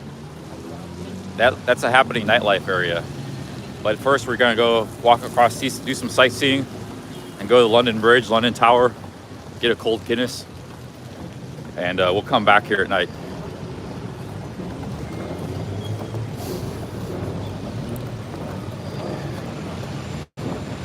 No, I haven't had Nando's. I've walked by many chains. There's a lot of stuff for me to try. Like, people have been suggesting all sorts of things, so I haven't had a chance to try Nando's yet. Today I had jellied eels. Jellied eels and a London bagel. Bagel is just as good as the bagels in New York. So those are the two main things I tried. Also had a Greg's pizza. Wasn't bad. It was alright.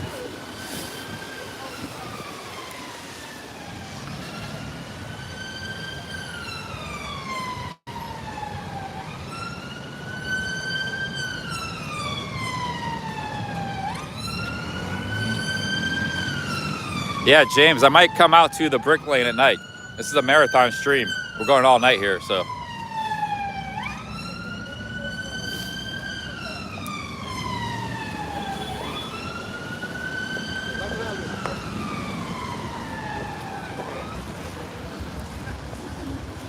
Okay, if I walk straight down this road, this will get me to the south. How far is this bar with the, might be too far to walk to. Let me see.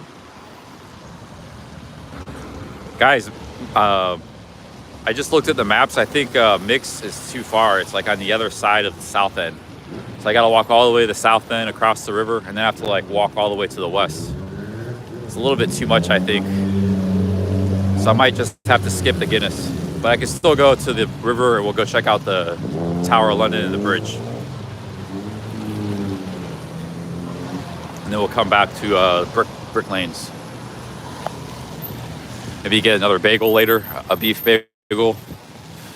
See some more of the neighborhood, see it at night.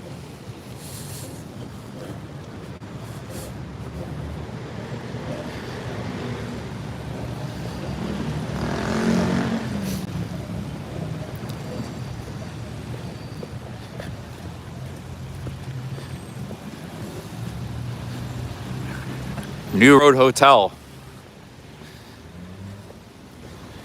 Yeah, Tequila Joe, this London's cool, man, but it's really expensive. Like, if you want to stay in central London, we were talking about this earlier, you're going to be spending $200 a night for a hotel. I'm staying in a hostel, it's $30 a night. I can't afford hotels in London. Now, if you go to other cities in England, it can be cheap for hotels, like $40, $50 a night. Like, I'm going to go to Brighton next week. It's just an hour south of here on the beach. You can get hotels there for $50 a night, but in central London, it's very expensive for hotels. So unless you want to stay in a hostel, or you can splurge and, you know, $200 a night's not a problem for you. Maybe your business is doing really well. I don't know, but maybe you come here and ball. You know, you want to come. It's a good place to come here. If you can come here and ball, $200 a night, $300 a night hotel, could be a good time out here. Could be pretty fun if you got the money, though. Probably better off, you know, just save that money balling in Thailand. But like I said, if you want something different, it could be fun to come out here.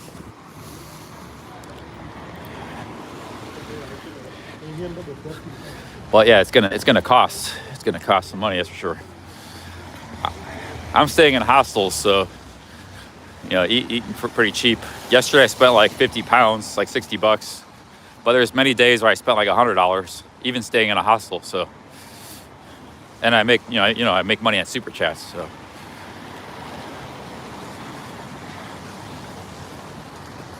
yeah. I mean, I recommend it. It might be pretty good in the summer too. It's probably really party atmosphere in the summer.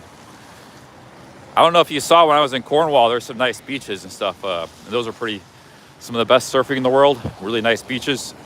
And in the summer, it's pretty crazy there. But then again, it's also expensive in the summer.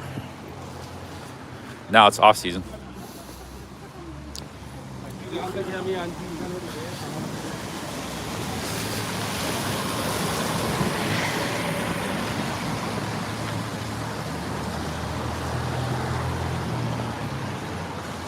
see here.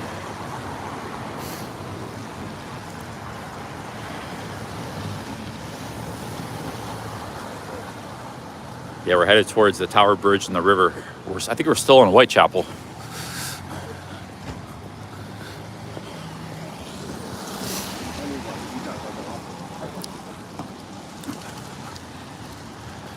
Over there is the City of London, so we're east of the City of London. I gotta use the bathroom again, and actually wouldn't mind getting another coffee.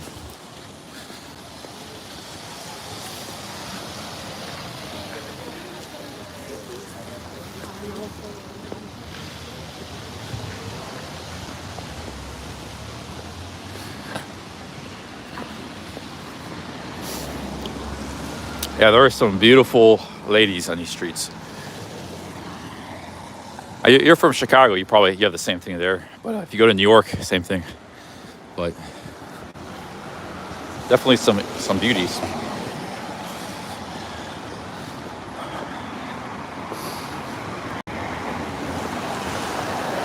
London wholesale.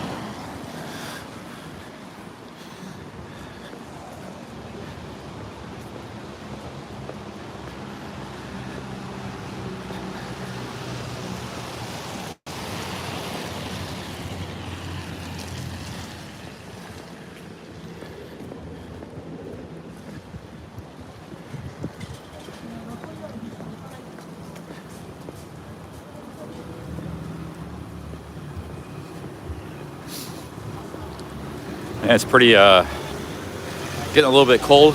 Hopefully it doesn't rain anymore. We had a downpour, unexpected downpour of rain.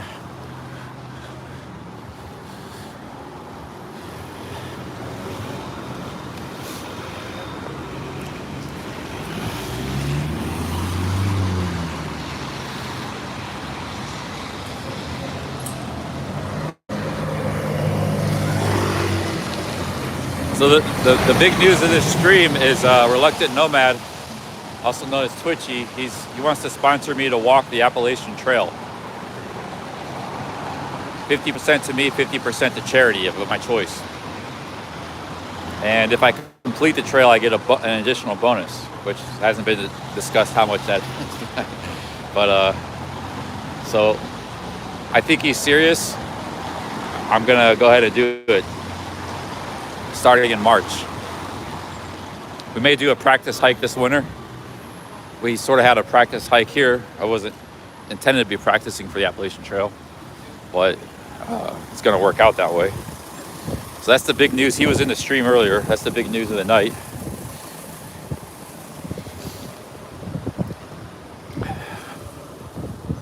No, I don't have to get a tattoo. He was actually in the chat. He sent me a super chat, and then he was like, hey, you want to do a tattoo for $2,000? I was like, no, but how about, and then I did a counter offer. It's like, how about I do the Appalachian Trail? And you paid me to do that. It was like, he liked that idea. Because I don't really want to get a tattoo.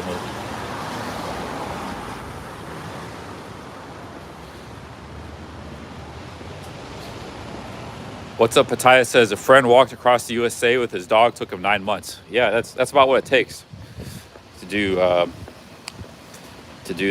like 3,000 miles. I'll be doing 2,200 miles if I finish the whole trail. Trail starts in Georgia and goes to Maine.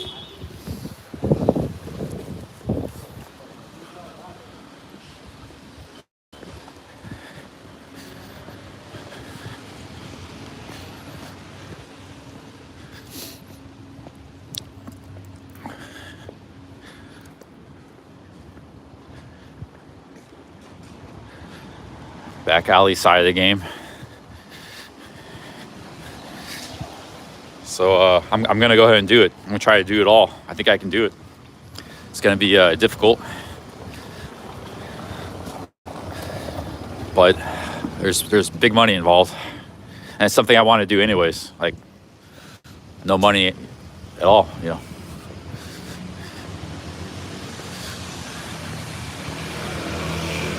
Okay, this neighborhood looks kind of a little bit sketchy. I'm gonna go back to this street and walk east. get back to the main, and then get across the bridge.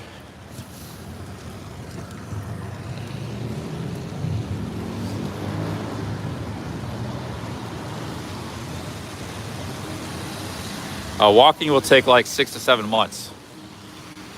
Maybe more if you really hit a good stride and you're really cruising. I mean, maybe less. Like, if you're really going good and fast, strong, maybe 5. If you're really good, maybe 5 months. If it average, probably 7. Probably gonna be about 7 months.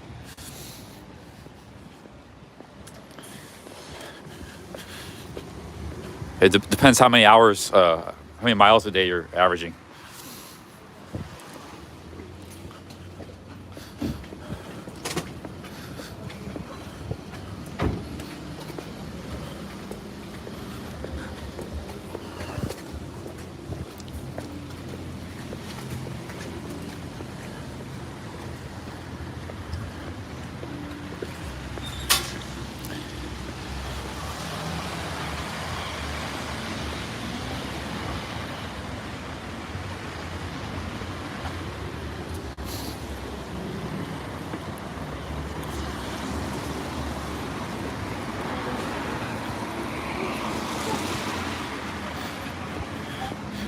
I don't really think I need anything, maybe a couple small things like a stove. Like I actually even have a tent. I have a tent I could use. So I have everything, actually, with the exception of maybe a stove and a walking stick. It's the only 2 things I don't own. Everything else I own. So there's not really much I need. Now, like, could I swap out some of my stuff for better stuff? Yeah, potentially. But you don't have to have the best gear to do those trails. You can just work with what you have. So I'll probably just do that. And the things I do need to buy are just very small things, like you know, $100 total expenses.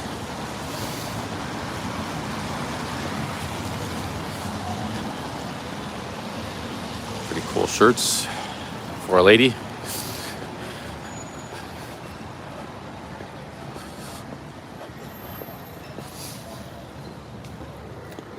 Hey, big up, sorry boss.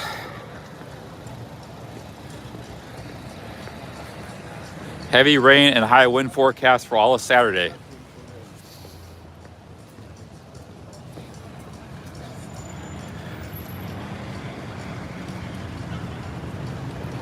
Oh, sorry, man. Sorry. The thing is, the tent I have is not a bad tent. It's actually freestanding. Most tents aren't. So it's actually a pretty awesome tent.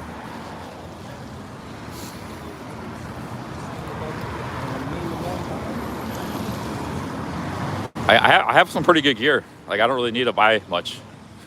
I have good stuff I've collected.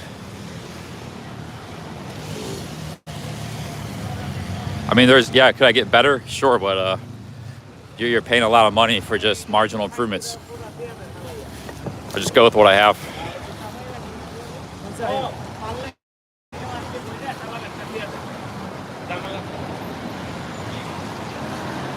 What's up, Pataya says, buddy got attacked by a bear in Delaware.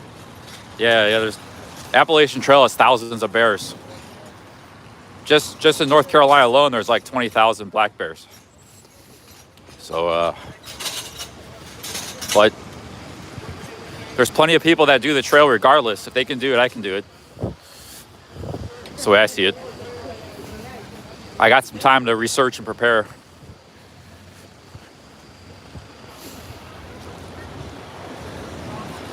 What's back here? Anything?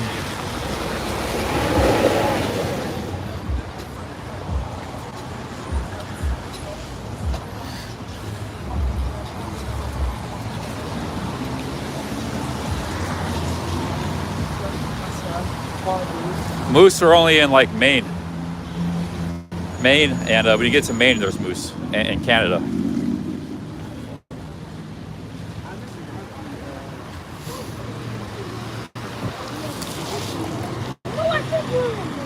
Yeah, they're very big and dangerous, but they don't mess with people. Like, there's no reason you'd have a problem with a moose,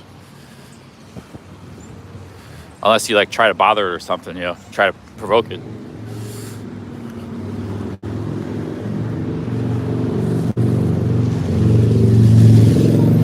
Hey, what's up, Barefoot Jeff? Big ups.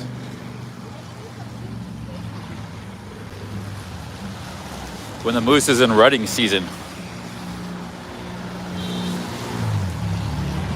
Urban X Urban says moose are in New Hampshire and Vermont too. The trail goes to those states and they're dangerous. Yeah, you go. I never heard of anybody getting attacked by a moose though.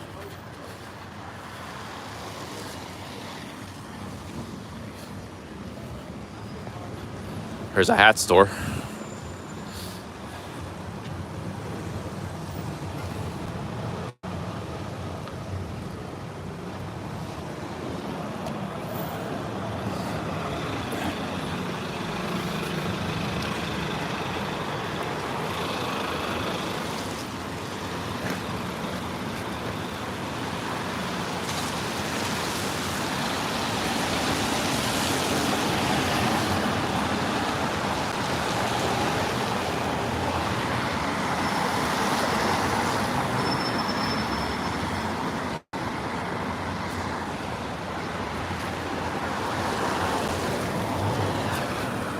Yeah, a big storm was supposed to hit London yesterday, but it didn't hit it.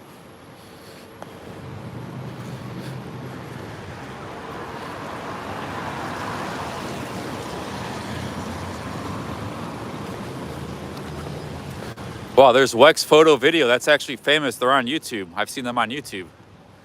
They're a famous camera shop. Look at that whole store is Wex. Oh, that whole bottom floor is all Wex. They're a famous camera shop company. But yeah, I don't need any cameras. I'm good. They got a YouTube channel too.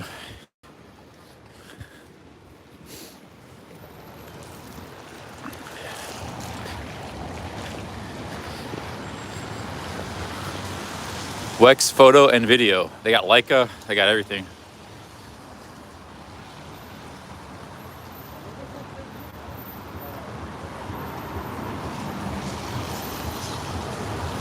Where are the cameras the cheapest? Probably go on eBay or something. Actually, it depends what kind of camera you want. Sometimes, like if you want to get the Harold Balder camera, a lot of people use Action Cam. Sony doesn't make that anymore, but sometimes you can find them in Thailand for like $300-400.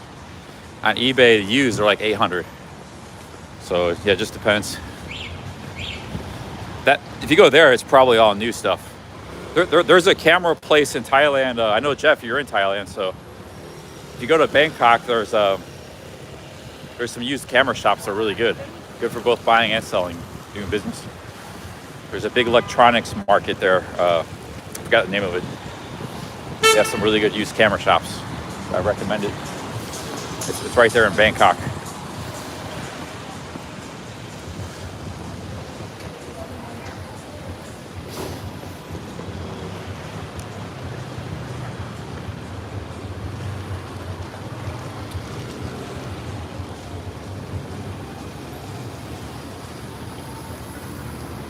I gotta use the bathroom and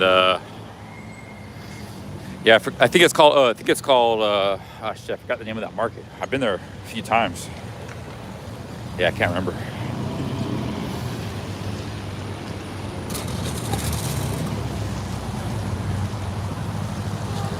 Yeah, Pan Tip or no, it's not Pan Tip. That doesn't sound right. Something else. It was actually Wander Nirvana that told me about that market. It's not Pan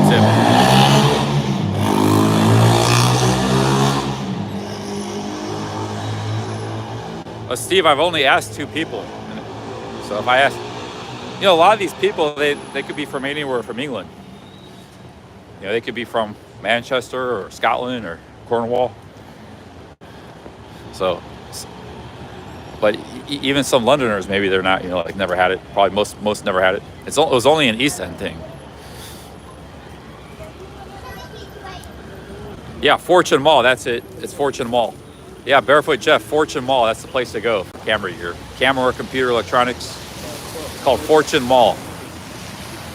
It's right in Ratcheda, right in central Bangkok. Fortune Mall, that's where you want to go for camera gear. They got used and new shops.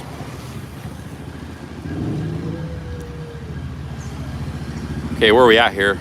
Looks like we're getting in.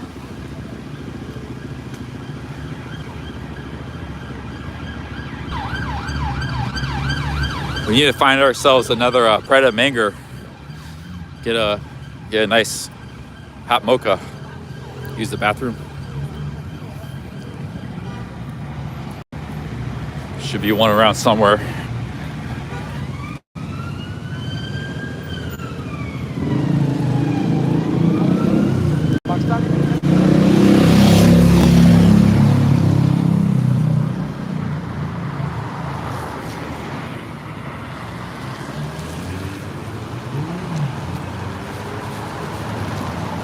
Yeah, some of these things, they get hyped up.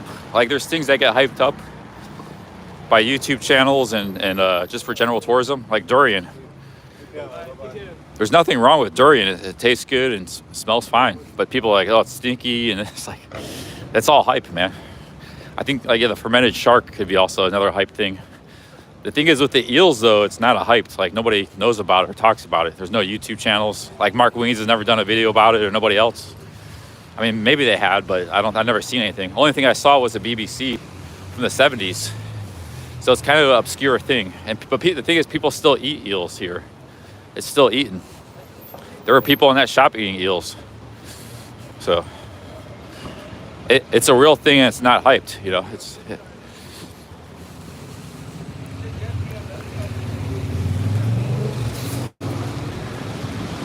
Jellied eels.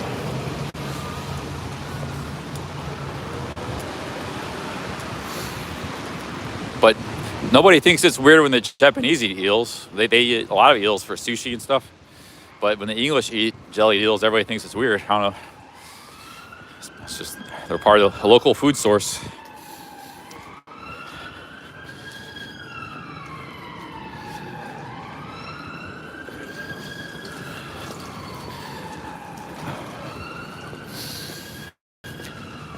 Hey guys, here's a hotel. I'm gonna use the bathroom real quick.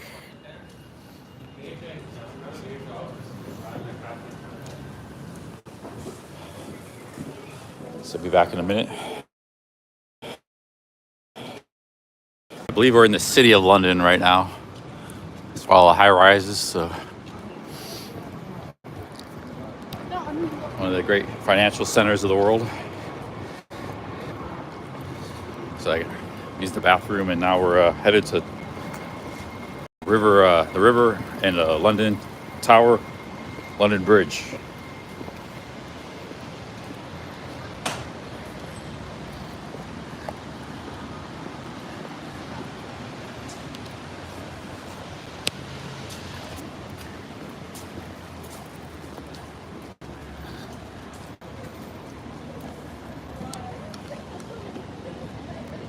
It's out of power. That's out of power. Let's switch power banks. Time is current time is 6 o'clock, 6 p.m.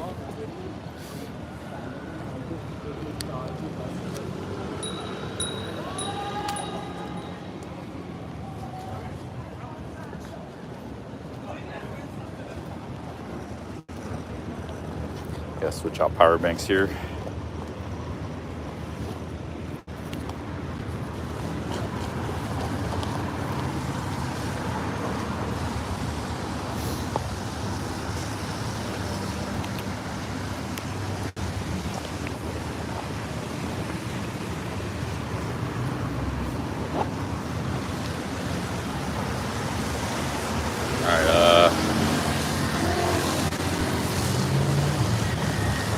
Here we go.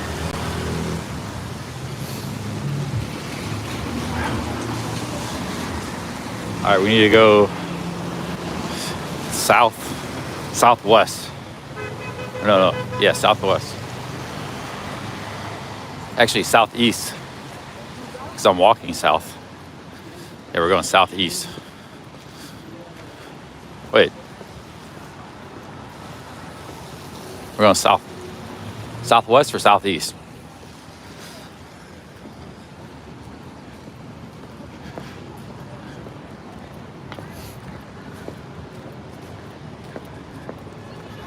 Technically, we're going southwest, but in my present location, it's southeast. If that makes sense. Like geographically, we're going southwest, But in my present location, we're going southeast from where I'm going now, so I need to go that way. Yeah, this is south. That's east. That's west. But it's actually east or west, east, and west and east, and east and west. I didn't do a good job explaining that, but do you guys know what I'm talking about here? We're going southwest, but it's actually southeast.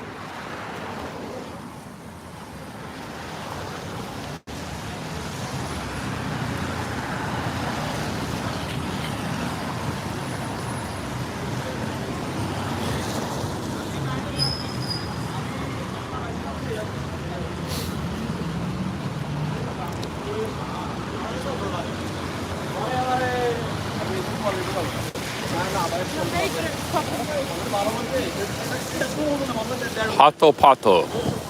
ঠিক আছে না quality ভালো ভালো দেখে কে heavy অনেক heavy এর একটা সমস্যা কি জানেন ওয়েট হারিয়ে যায় এক্স্যাক্টলি গ্লাসের ওয়েট বেশি গেলে হোল্ড করতে হয় All right, let's go get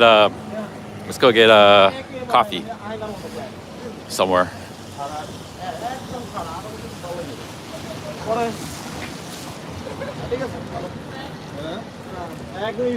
Did I meet any London streamers? I don't know any London streamers. Somebody said there's a guy called Tracksuit Andy. I don't even know what he looks like. Probably doesn't know who I am either. So, and then there's supposed to be some guy called JJ Smokes. Again, another guy I don't know anything about. So, I don't think there are that many London streamers. The only guy I know is Sherwin, but he retired a long time ago from streaming.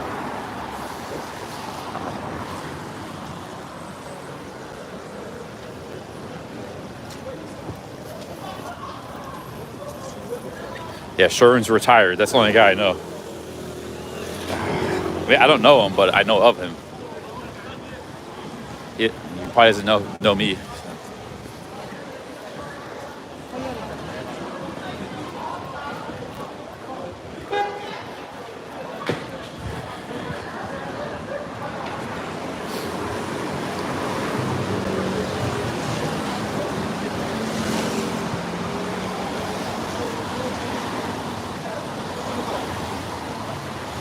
I've met some stream snipers. We had 2 stream snipers in London, auditing London and CIMAC. So we've had a couple stream snipers here. We're gonna meet another one Monday. He's gonna give me a ride to Brighton in his BMW.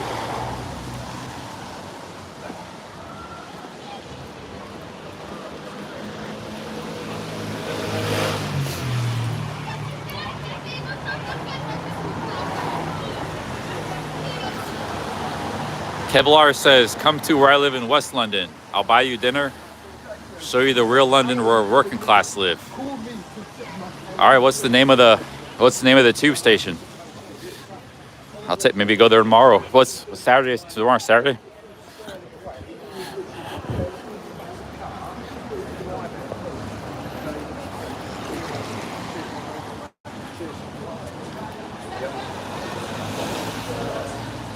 SOS Chris says, I would have come to see you, but not well. Yeah, no problem, man. Yeah, nobody's obligated to come out. Like, it's only if you want to and it's fun, you know. If it's fun and nobody, you know, there's no pressure on anybody to come out. I know the guy I'm meeting Monday is a little bit difficult. He has a very busy schedule, so it's difficult for him. But he wanted to, you know, anyways, try to do it.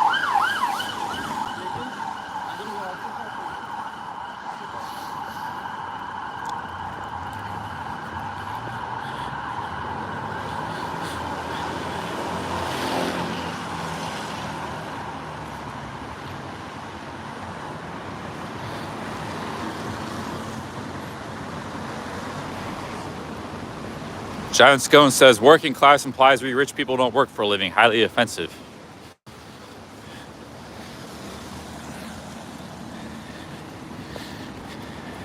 Well, people say I don't work either. You know, walking my legs off every day. So I guess everybody has different definitions of work. Some people only, if you're working, you gotta be working in a coal mine. be considered real work. But the majority of us do all, there's so many different types of employment these days that, you know, look at all the different types of office work and stuff. So people work in many forms these days. We don't just work as coal miners and farmers. Some still do. Some there's rich farmers. You know, farmers making bank. They own the land and tractors, and farmers in America are rich. But the world's moved beyond these traditional jobs. There's other jobs now too, including YouTube live streamer. That's actually a job. We're doing a job right now.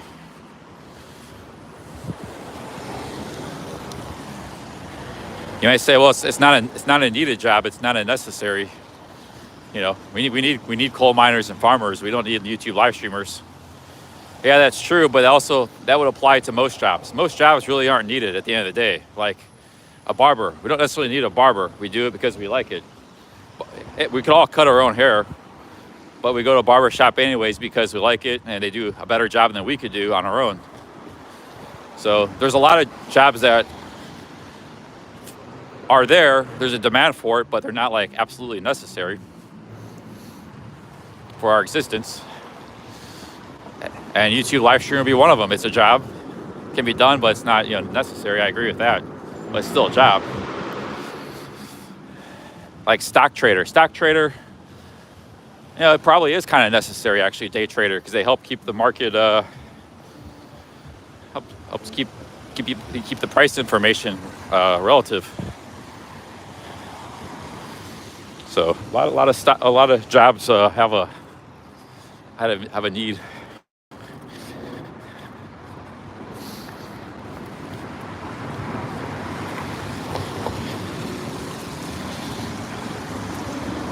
Yeah, we all, and then let's say you're independently wealthy. You're still doing things like independent. Let's say you're a 35-year-old, perfect health, independently wealthy. You don't have to work another day in your life. But that person's still investing and doing things, creating value. You know, like that. I doubt they're just, you know, they're still doing things. Just their investments is good enough. I guess they're investing in things. Money's just not sitting in like under their bed. So we all have different walks in life.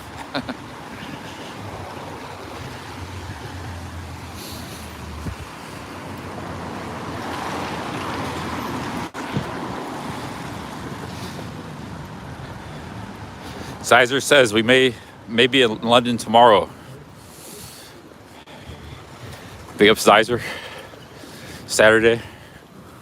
Oh, here's a weather spoon. Oh shit. Found a weather spoon. That could be dangerous. I'm just kidding. I actually don't really want to go weather spoon right now. It's full anyways, pretty packed.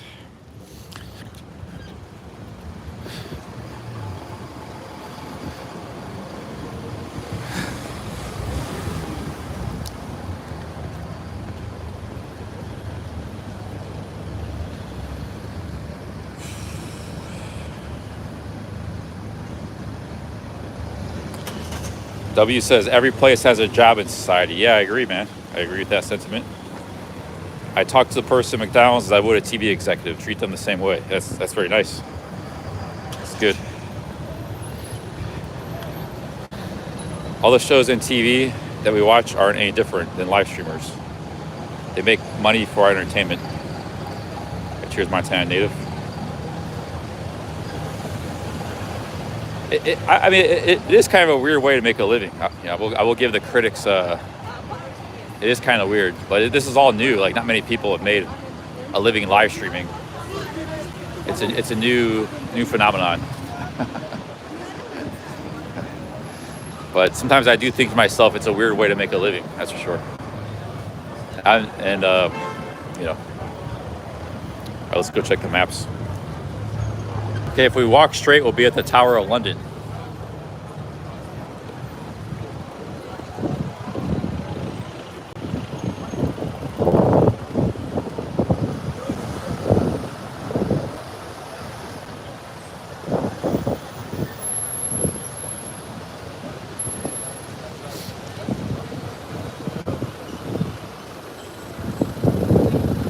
Maybe another mile.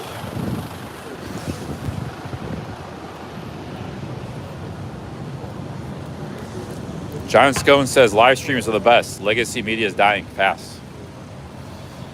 Well, if that's true, we need more live streamers because there's not many people doing IRL. That's a lot of big shoes to fill right there. I think it's just more varied. Like there's a million kinds of entertainment. You know, it's just used to be just 3 TV channels. Now there's going to be 10,000. You know, there's going to be YouTube, Netflix. There's just a lot of options. This is kind of a shitty street. There's water and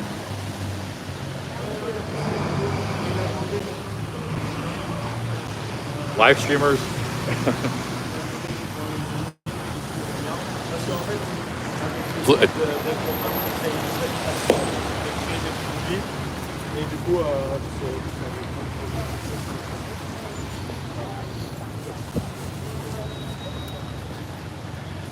All right, we gotta go back to, I don't know why I'm walking to the river.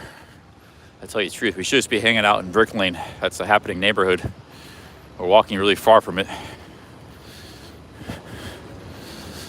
I was gonna go to that pub, the Guinness, but there's no reason really to go there. And it's really far. I should turn back around probably before I get too far. Or I think we're almost there. Let's just keep going.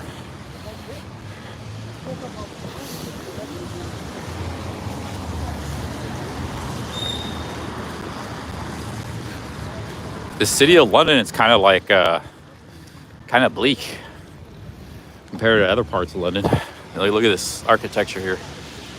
Like, look at that building. It's really parking garages. It's very utilitarian. But here's the Tower Bridge in the city, the Tower of London right here.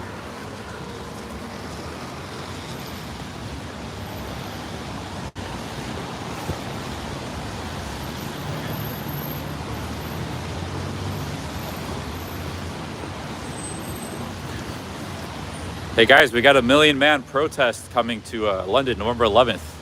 I might come back here for that. They're busting people in from all over the country, protesting a Middle East situation. I don't have a side in that. I'm not like taking any sides, but it would be maybe good to film it, document it, or live stream it. Should I come back for the 1 million man protest, November 11th?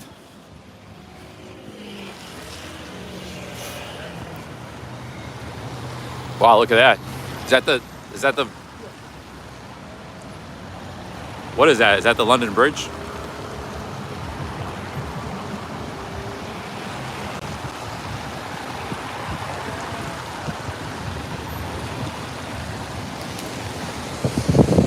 Well, maybe the oldest part of London, but it's all modern buildings. It was all a long time ago. A Roman wall. That's a Roman wall right there. But yeah, it's all replaced by skyscrapers. I'll follow these people. They seem like they know where they're going.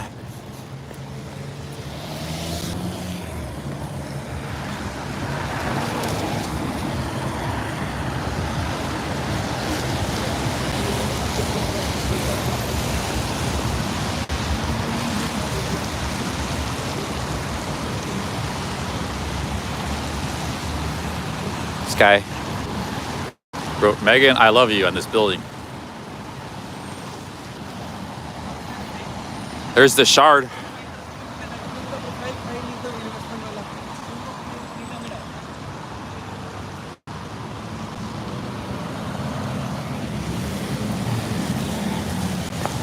Ah, shit, dude. See, you cross these streets and almost get hit by that motorbike there.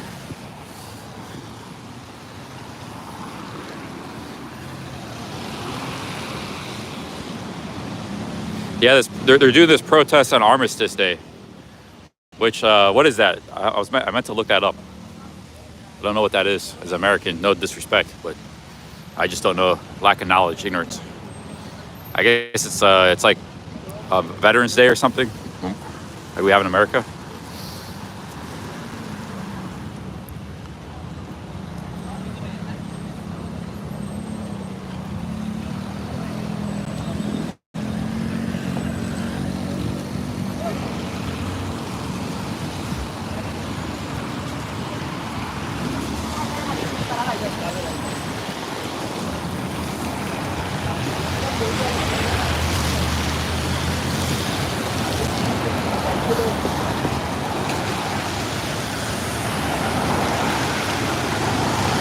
The end of World War One.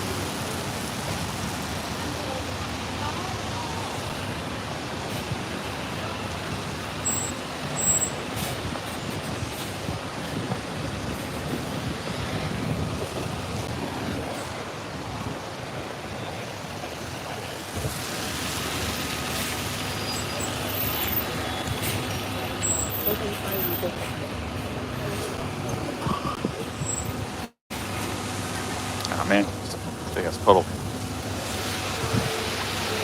Here's the London Bridge, guys. Oh, what a bridge.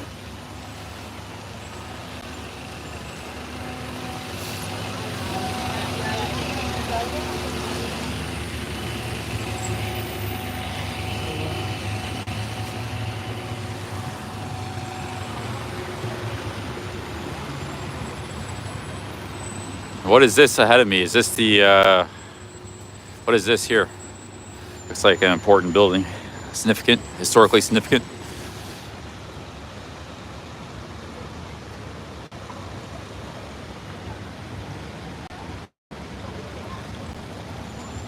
Oh, this is the Tower Bridge. Former residents of King and Queens, this place here. It's like a castle. So kings and queens used to live here.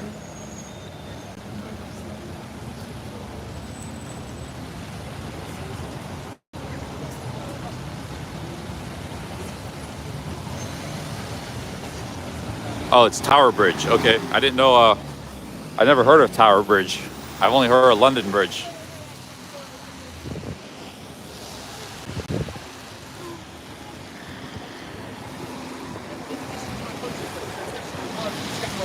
Is Tower Bridge synonymous with Towers of London? Because people keep mentioning that.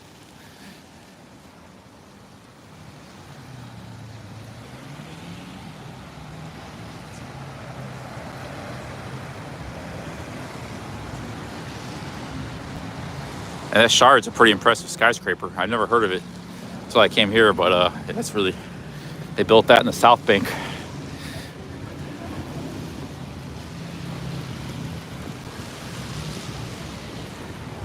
Mary, Queen of Scots was in there. The bridge lifts up.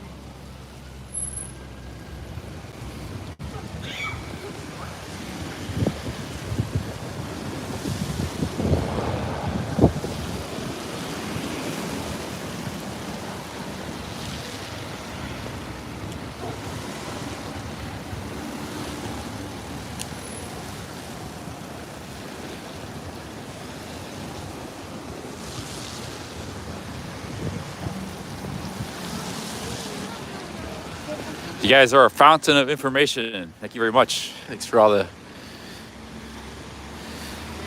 So this used to be the residence of kings and queens at one time, maybe 400 years ago. It is quite modest. It looks very sturdy. It's nice big walls and stuff.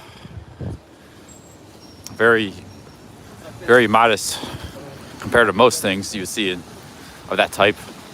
Most palaces. I mean, just compare to this bridge. This bridge is unbelievable.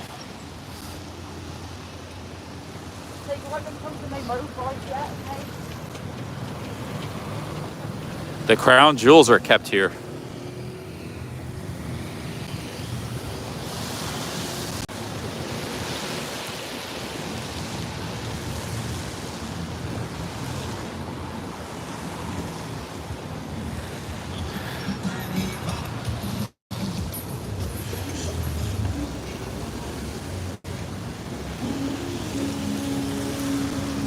Legs are starting to feel it now. I've been walking all day today.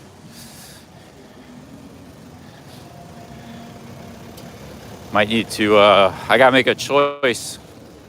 Friday night, London, where to go, what to do. If I'm gonna hang out at night, I'm gonna need to sit down and somewhere for an hour and get a coffee or something. Speaking of which, we got Costa Coffee, might be closed though. Problem is a lot of the coffee shops are closed at this hour. But a lot of these pubs do serve coffee. I could always just go to a pub. Okay guys, we're walking on the Tower Bridge. Check this out.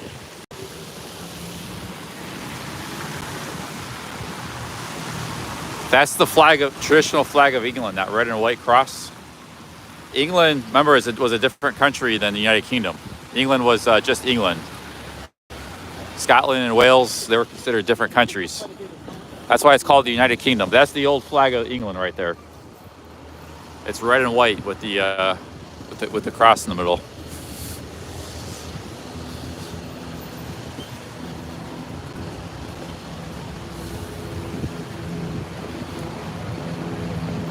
St. George Cross. Yeah, here's the Tower Bridge.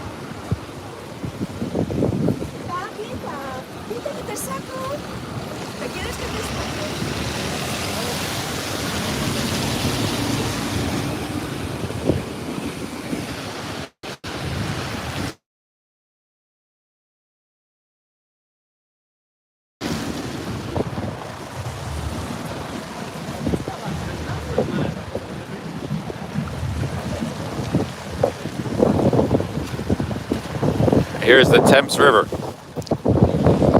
And you see it's a very large, wide, tidal river. Very strong currents. And today we had jellied eels.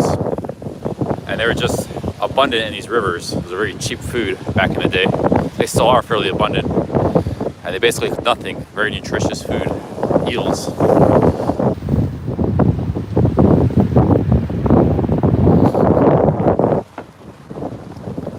I believe down here is Canary Wharf. The city of London behind me. Canary Wharf is like a secondary financial district. Newer, built in the 80s, way down the river there, way down in the East End. And that's the city of London over there.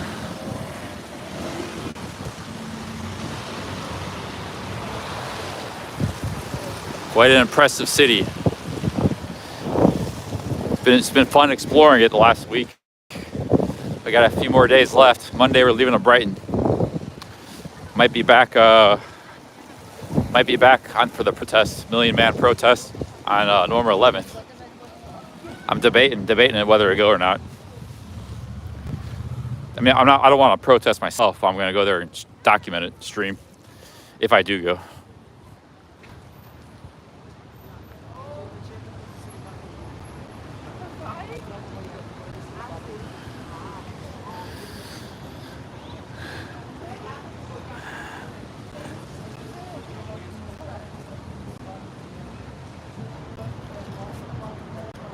Yeah, the river looks pretty high right now, but I think this is just, the further east you go, the bigger the river gets, and then it joins the ocean.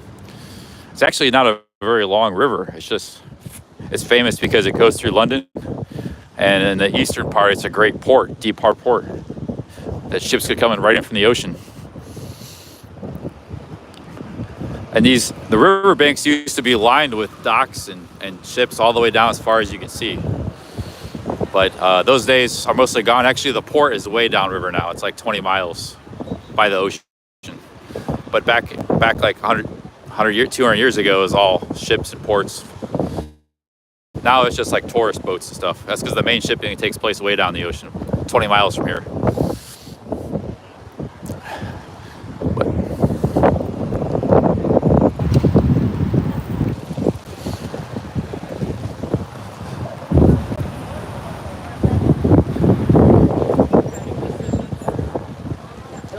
Man, that skyscraper is very impressive. The Shard, pretty wild skyscraper. I'll have to look that up on the internet.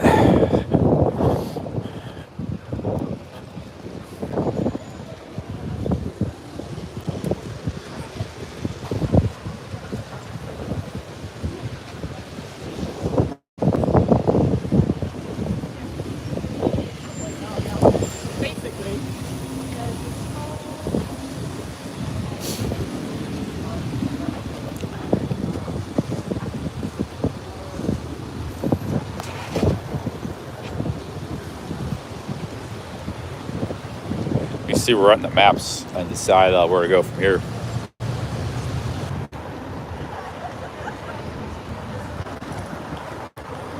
Okay guys, I think I'm gonna head back inland and go to Spitalfields and Brick Lane where we were before. There's some really good food in that area and nightlife. It's like a 1.5 mile walk from where I'm at now. Not too bad, but if I keep walking south and stuff, I'll be getting further and further away from that area. So let's do a quick 360 panorama here.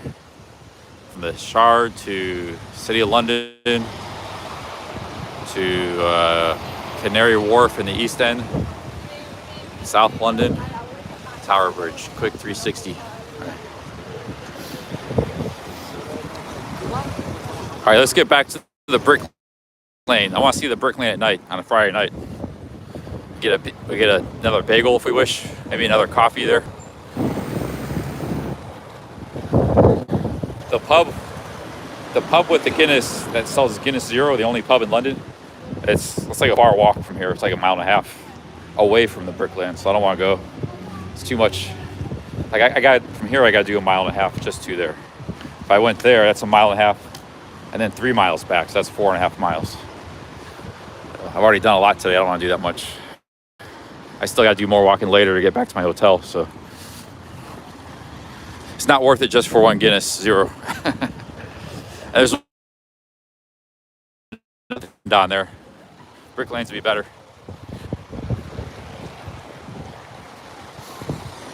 All right, guys, that's the Tower Bridge. Only thing we haven't seen, really, we've seen a lot of stuff in London. Maybe just Big Ben. We haven't seen that. Haven't seen Buckingham Palace yet. But we've seen a lot of London so far. We haven't seen Canary Wharf, which is it's mostly all modern stuff. It was built in the 80s, 90s. There's a lot of neighborhoods we haven't seen, but I mean, as far as the central London, we've seen most of central London by now.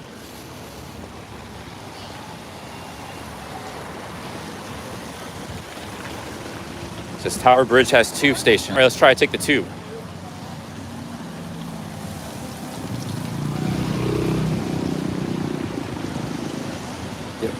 Yeah, Bear and Badger, I walked by the Weatherspoons. It was full. I actually walked by it. I saw it just like 15 minutes ago.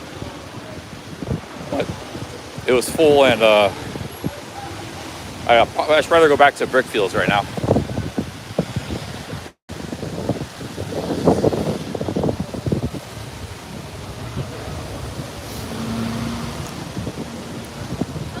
Legs are getting pretty tired.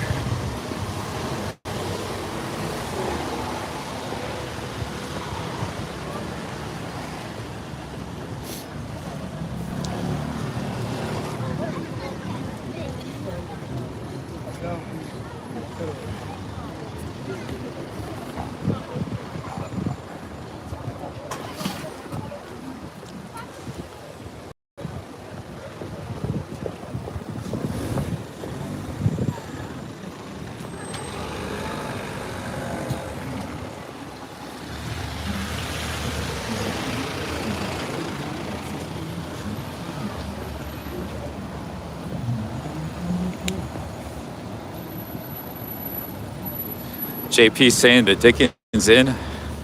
Man, I'm getting pretty tired. I've been walking since like 10 in the morning. It's going 6:30 now. I haven't rested that much either. I still got more walking to do. Yeah, big ups JP, but I'm gonna kind of settle in and I think over in Spitalfields area for tonight. Hang out there. I won't have to walk that much. And maybe get a tube back to my hostel. later tonight. Man, the tubes close at 11 or 12. Can anybody tell me what time is the tubes close? That's pretty bad for nightlife if they close at 11. That means you gotta be on the train at 10:30.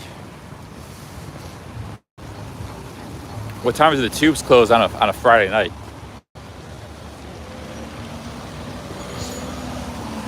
It's kind of cold out here too. I want to just get settled in somewhere. And that Guinness would have been nice. That Guinness Zero. I'll have to settle for something else. 12. Yeah, see, once that tube closes, Brick Lane is very far from my hostel. Very far. I would no way of getting back to my hostel. I'd be stuck out here. So, of course, I could get I'm sure there's hostels in this part of town. But I don't have the energy. Like, it would take, it's like 8 miles to walk back. It would take me a long time to walk back, 3 hours, 4 hours. So, I have to make sure I get that tube. I don't know if I'm going to stay out that late anyways, but I just need to know that information because you can't get stuck out here. Now that I know London better, I think I would maybe stay in Brick Lane. That neighborhood was pretty sweet. But I kind of like where I'm at now too. That West End's pretty nice. It's not bad, but it's a little bit far from everything. West End.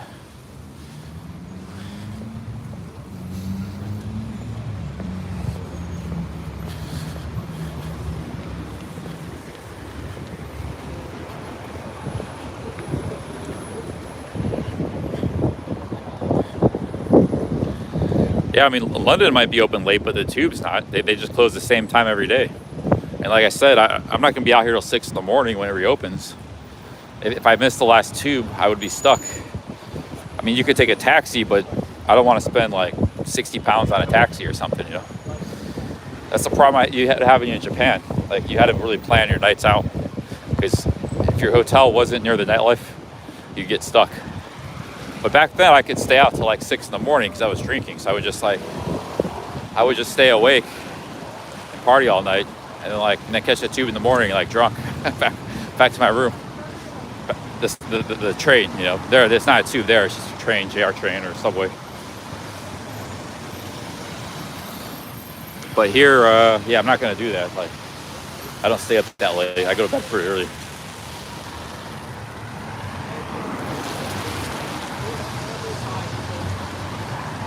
Yeah, this is an Eatathon day. I did a lot of eating today.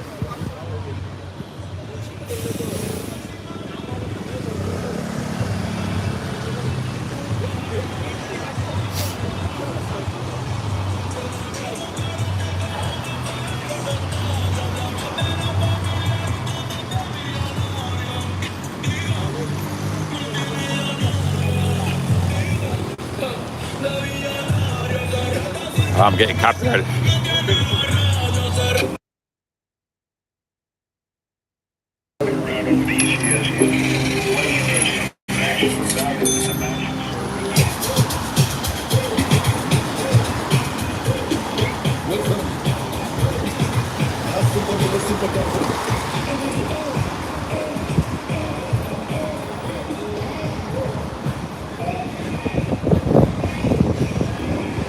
It's getting pretty cold. Let's go relax in the Brick Lane area. See what's going on over there. I got a long ways to walk, like 2 miles or something to get back there, but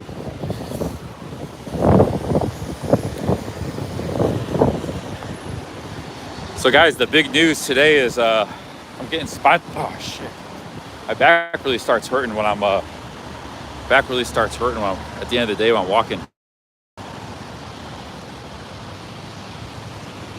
Big news of the day is Nomad, Reluctant Nomad, sponsoring me to walk across the Appalachian Trail. $5 per mile, half of which go to charity of my choice, half of it to me. Seems pretty serious. I'm pretty serious too. I'm gonna take him up on that. So we decided to do the Appalachian Trail, assuming he doesn't change his mind and back out or anything. So I don't think he will.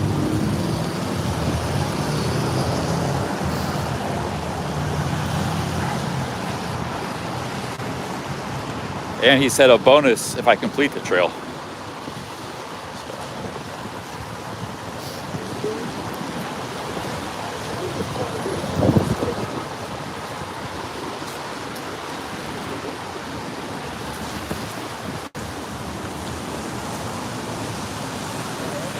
trail is 2,200 some miles. Starts in Georgia, ends up in Maine. The finishing point is called Mount Katahdin. Basically finishes in the middle of nowhere. The whole trail is in the middle of nowhere. Starts in the middle of nowhere. Actually starts about 90 minutes from Atlanta. So if we got Atlanta subscribers, I could use a ride to the trail.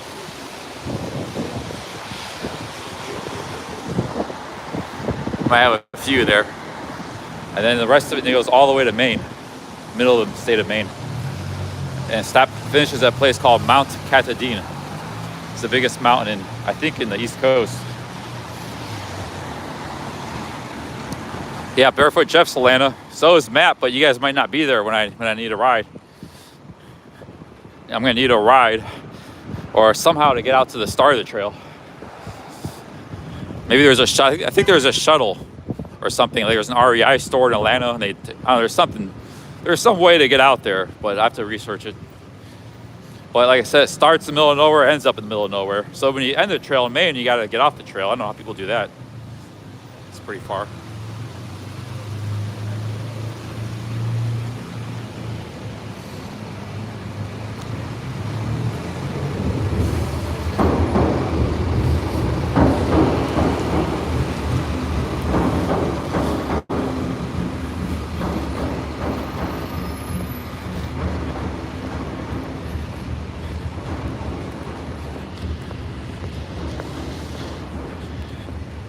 Yeah, Nomad inherited a bunch of money. He's talked about it. He's flush.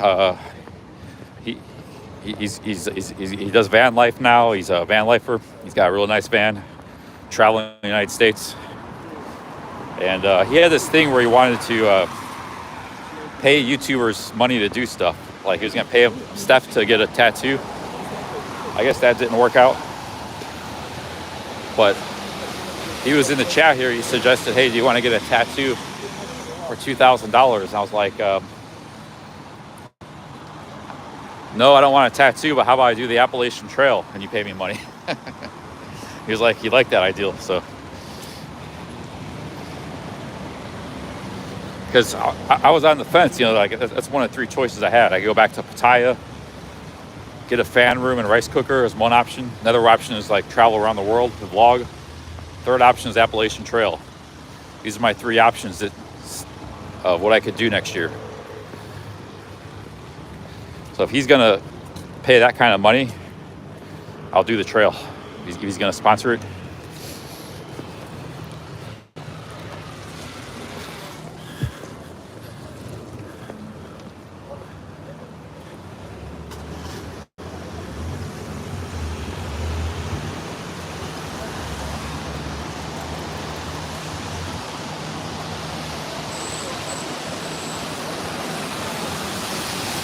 Well, I can do the other two options some other time. Let's do the trail, especially if Twitchy wants to sponsor it.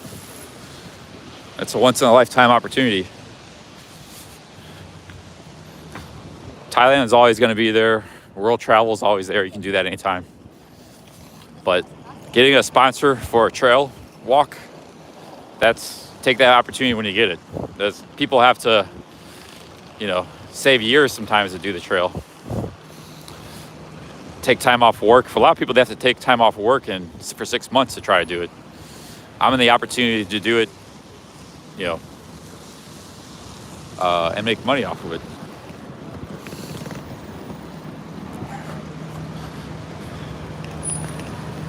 Like I said, if Twitchy's sponsoring it, then it's a no-brainer.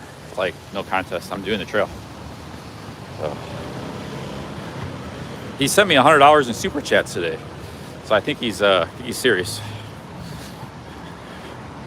I think in a lot of ways Twitchy's misunderstood Greg. He's actually, I don't know, he's really ruffled a lot of feathers in the past, but you meet him in person, he seems like a nice guy. Same with Ricky Drama. So I met both of them.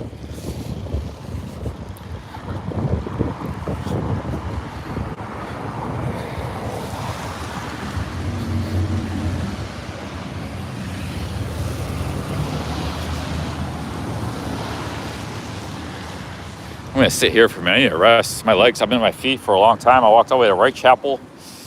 Oh man, I need to rest for a couple minutes at least.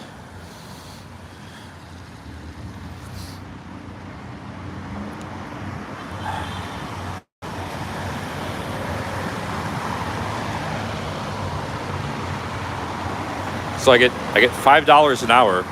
Half of that's got to go to charity, my choice.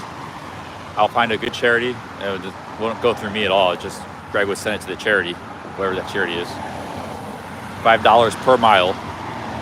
So that means I get $2.50 per mile.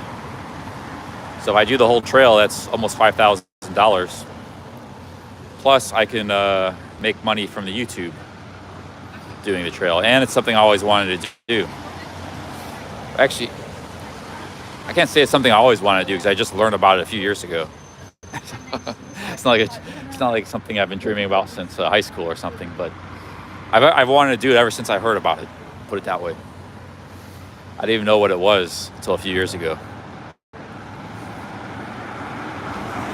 So that means, yeah, it could be a great thing.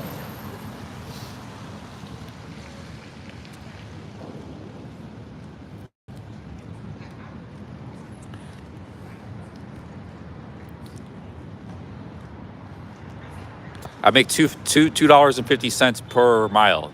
Half of that's going to charity. Half of the $5. So $2.50 per mile. If I walk 20 miles a day, that's $50 a day.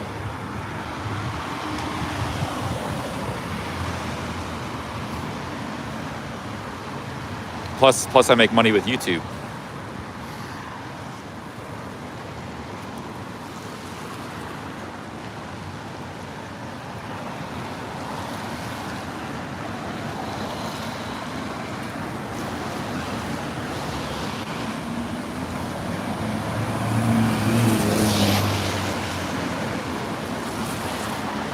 Yeah, that's the thing. I won't be able to live stream it. Like you could, but you have to carry a ton of power banks and need like satellite internet.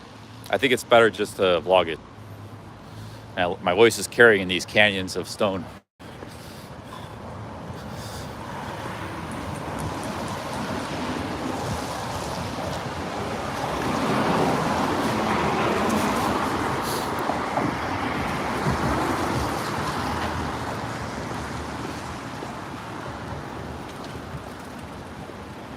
Yeah, I'm going to try to vlog it every day, like IB Tat did.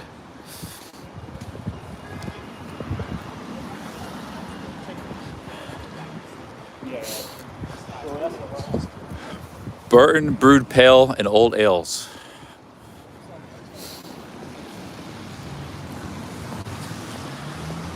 Okay, we're walking back to the Brick Lane, Spitalfields.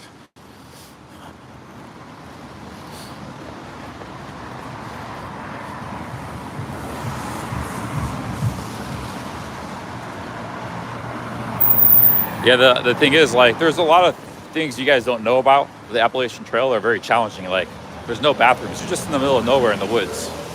So you got bears. We already discussed that. There's no toilets. You want to do a number 2, you just got to go out in the woods.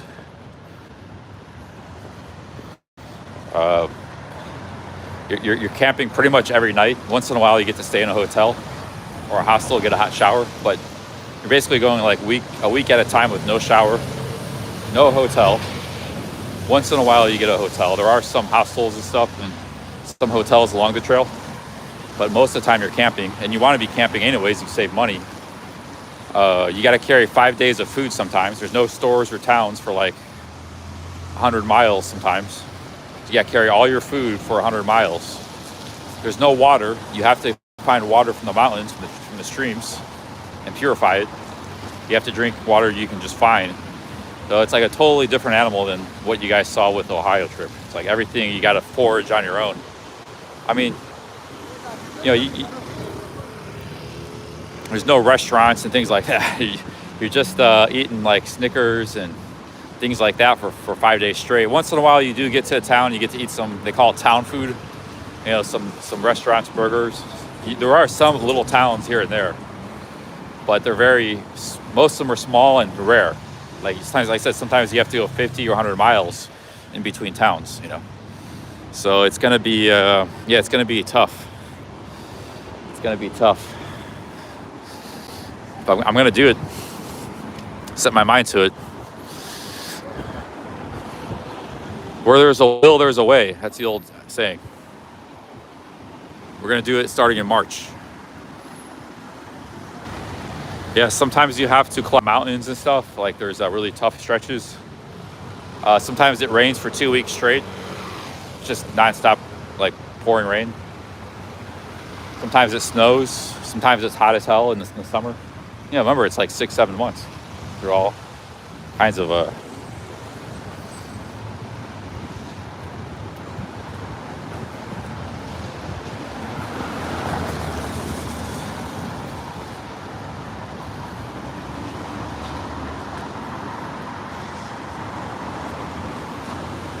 Oscar says I can do it. Thank you. Yeah, we're gonna do it.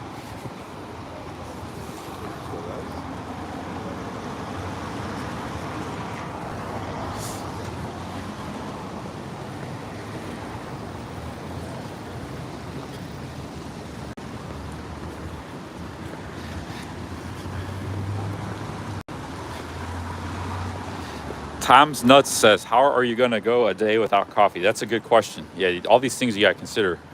There's actually coffee, like Eatathon was a coffee addict. He did it. He carries a little stove and he heats up coffee every morning. He's got like instant coffee or like a Starbucks instant. He buys those at the grocery store and then he just takes them with him in his backpack. He has coffee every morning. So either I'll do something like that or I'll stick in switching to green tea. Because green tea is actually very easy. You have it in powdered form. You just mix it with your water and shake it. You don't need to heat it up like you're cold soaking. I just drink green tea. But maybe I'll switch to green tea before I do the trail. Now I'll just drink green tea the whole trip. Drink like a big thing of green tea. And then I can get a coffee when I'm in town or something.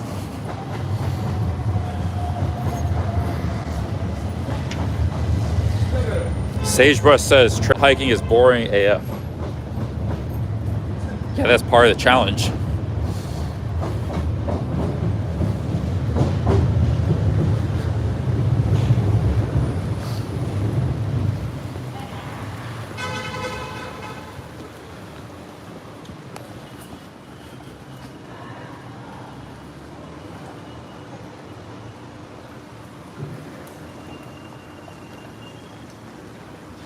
Why is he called IB Tat? I don't know. That's just his YouTube name.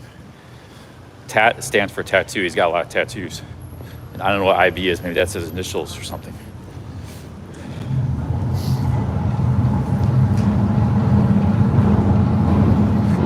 Twitchy's diabolical plan to eliminate Charlie. No, yeah, Twitchy's all right. Twitchy doesn't have any diabolical plans. I think he's just wanting to do some good. That's why when he was in the chat, that's why I suggested the Appalachian Trail, because I figured there's a chance that he might be all for that. Maybe he could have just said no or nothing, not interested. But I guess I thought correctly, and he was like, "Yeah, let's do that." Yeah. He could do this with other vloggers too. It doesn't have to be trail hiking. It could be something else, but maybe a positive change. Like, there's Steph. There's guys like there's obviously a lot of vloggers.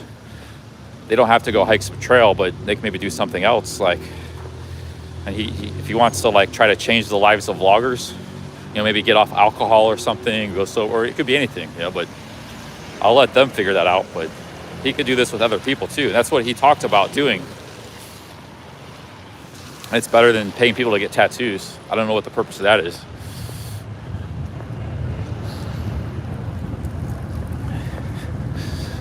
Where the hell are we, man? This is like a no-go zone. This is the kind of place you get robbed. No pedestrians, near a rich area, only a big train. Where the hell are we, man? We gotta get to Spitalfields.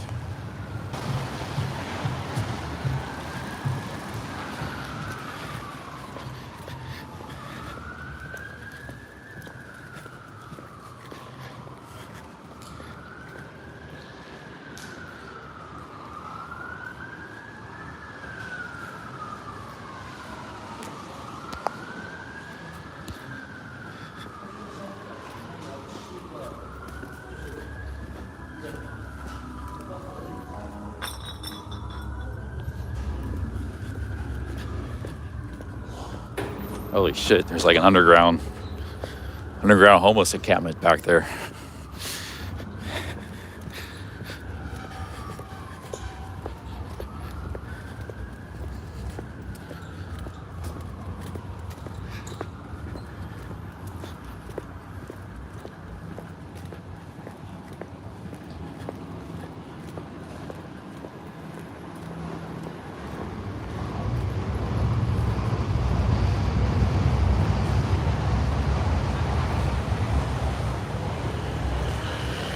All right, it's fine now. It's just under that bridge is a little sketchy.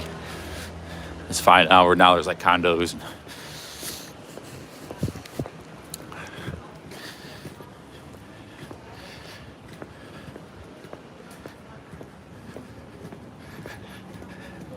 These are actually expensive condos.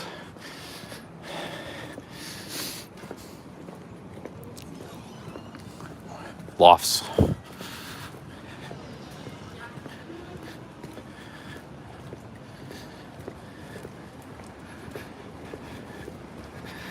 Now these are old industrial buildings, warehouses. They have these in America too. They turn them into lofts. Back like in the early 1900s, 19th century, they used to have a lot of these old brick warehouses. All over every American city's got them, and they're all loft districts. They got same thing in London here, but they're actually really nice for condos because they got big ceilings, big windows. It was actually artists that really started the trend back like in the 70s and 80s. A lot of these buildings were just kind of abandoned or semi-used. Like in New York, they started turning them into artist lofts because they had a lot of light, natural light, and big ceilings. They could like have giant, things they could work on. They started that trend. Now all over America, you have, lofts turning into condos. Obviously, they have that in London too. This building looks like a converted loft. No, those are expensive. Those would be expensive. Just that bridge was sketchy. We're back in we're almost back to Brick Lane. See, look, these nice buildings. Just that bridge area was a little sketchy.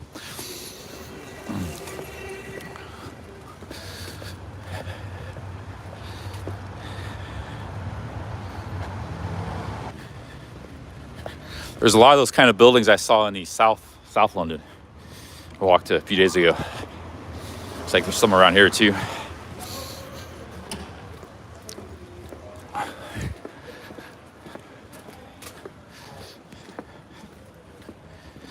CC, how are the Eels? They're good.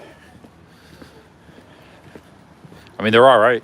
There's a bone in the middle. You got to kind of like nibble around the bone. And they got this jelly, bunch of jelly.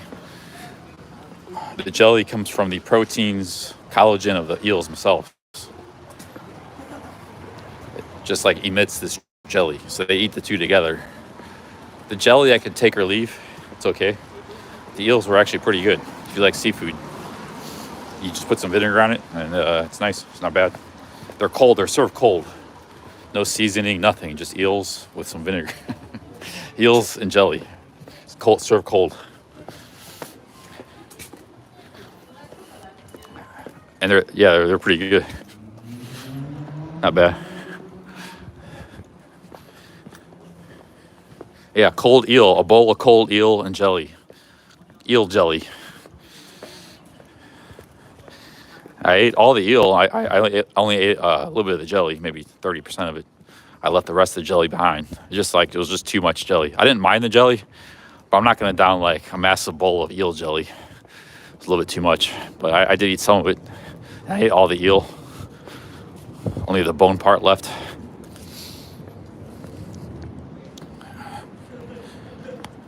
Yeah, it was on the stream earlier. We rewind.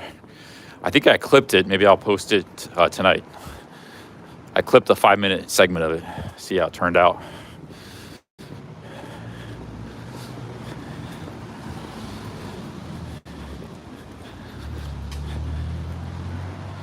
Yeah, actually the Japanese eel, unagi, I've had that. That's the word for it. It's actually quite a bit different. They're both eels. Maybe they're a different type of eel or something. Eels are actually like a snake. There's many species of eel. Some eels are even electric. So maybe it tastes different. Yeah, or they do, like, I think they put it in teriyaki sauce and stuff. I don't know what they do. I actually prefer London eels over Japanese eels. I think they like drench it in teriyaki sauce and stuff in Japan. They use something weird. Whatever they do, I'm not a massive fan of Japanese eels. They're okay, but if I had to choose, I'd actually choose the London eels. If I had to choose between the two.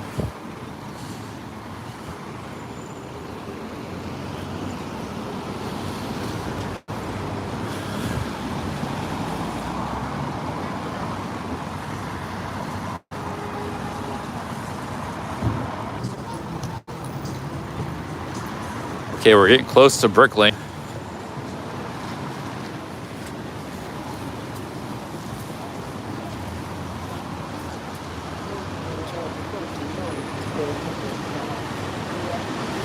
Mind sitting down for a while, getting a coffee somewhere, but I'm pretty tired. My legs are pretty tired.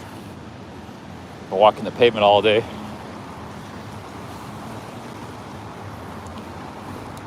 But I have to see Brick Lane at night. We want to see what that's like at night. I was there at 4. What time is it now? Oh, it's 7. There's probably not much going on there, but we need to kill some time at a coffee shop or something. But I haven't seen any coffee shops.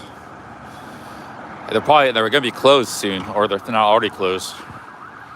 Could be time for a Pret a Manger.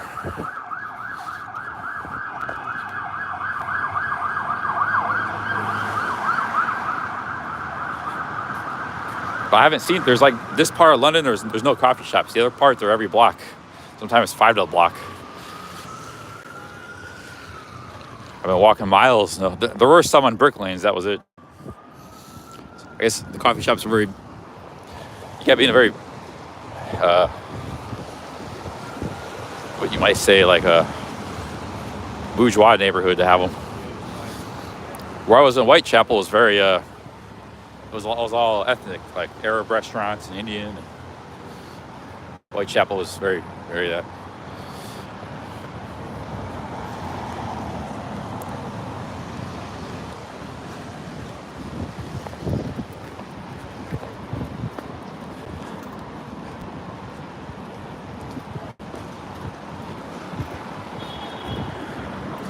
Okay, we crossed this main road. I was already over here.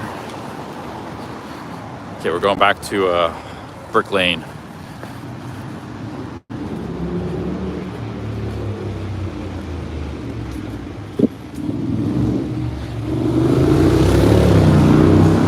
Shannon Briggs says if I make it to the Midlands, I may make it to Liverpool for a few days or somewhere in the Midlands, but it depends if I go to that protest or not.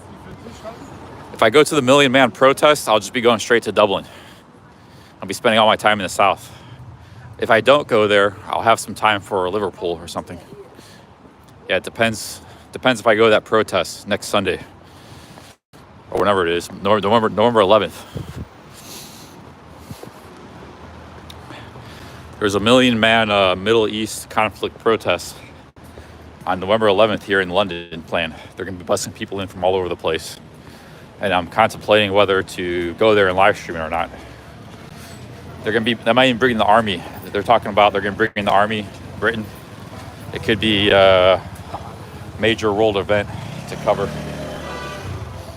They're going to have the army on the streets out here. So I'm thinking about live streaming it. A million protesters. That could be... I do kind of see myself as a bit of a journalist in a weird way. Not professional, but as a freelance journalist. I wear many hats, many hats. That's one of my hats.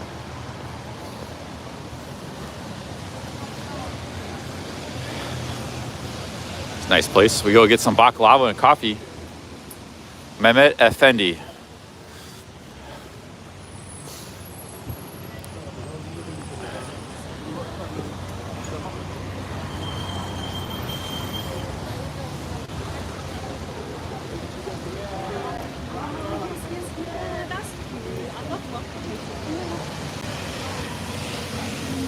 Double Dutchie says every street in Liverpool is like Skid Row, proper dump. I wouldn't go there.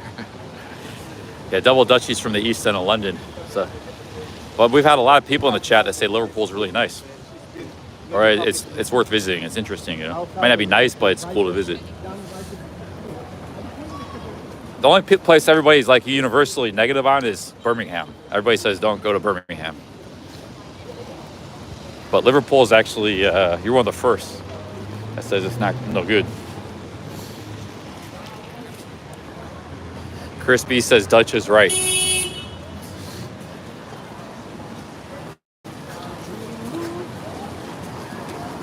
I gotta sit down, man, even if it's like one of these tea shops or something.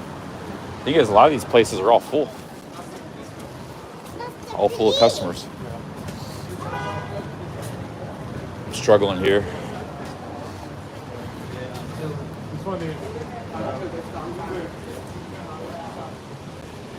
I think we're in the brick lane now. We're starting the start of it. Or near it. F's Authentic Turkish Pizza.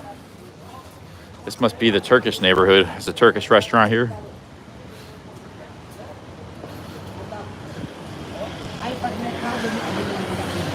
There's Mehmet Efendi, Turkish barbers. Yeah, I didn't know there was Turkish pizza. I guess there is. Turkish pizza. Let's see here.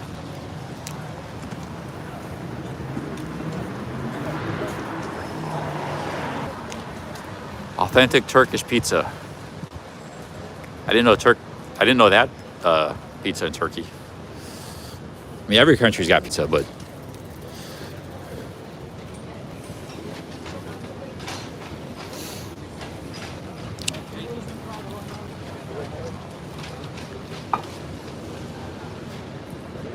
I want some baklava and tea. Maybe some baklava and tea. They got baklava here? No, because we don't have it. No, I don't want to do that. Get the food. It's going to be a mission. Ideally, what I need is just a car.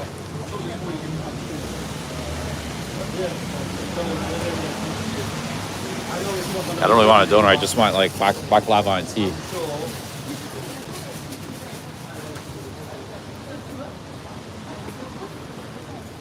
I'll get that somewhere else. That place is pretty busy.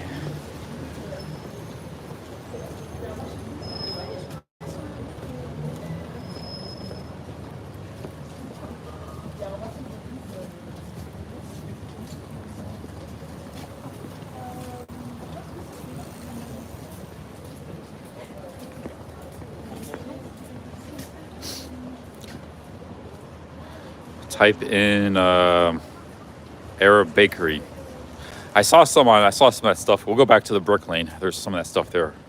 Hopefully it's open. Hey, you guys know what time that bagel shop closes? The only problem with the bagel shop is there's no seating. It's all like they manufacture it and they sell it. That's it. There's nowhere to seat. Nowhere to sit. They got the best food, best pastries. They manufacture everything on site. Oh, 24 hours.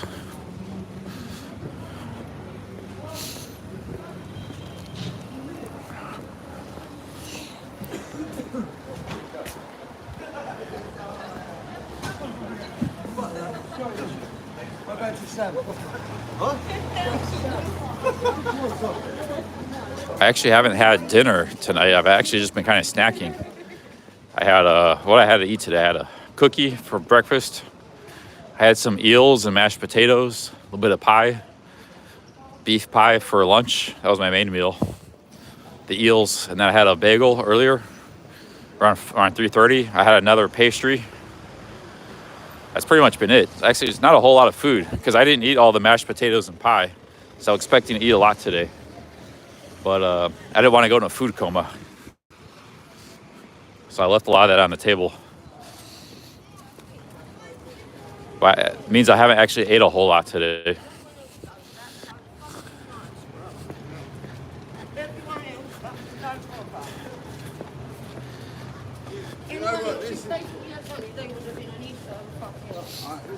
This is why I don't like glasses.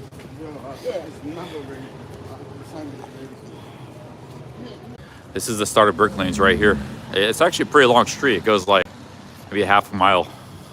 There's a lot of side stuff.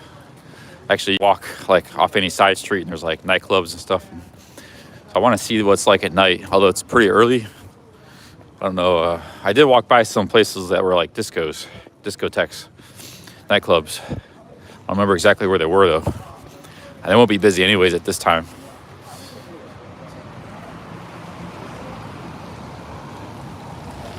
Jeez, a lot of harsh stuff on the streets.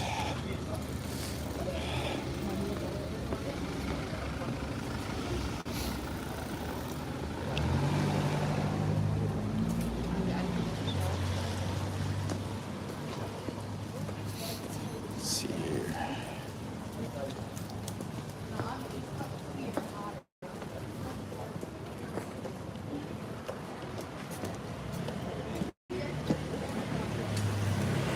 Cafe La Vista.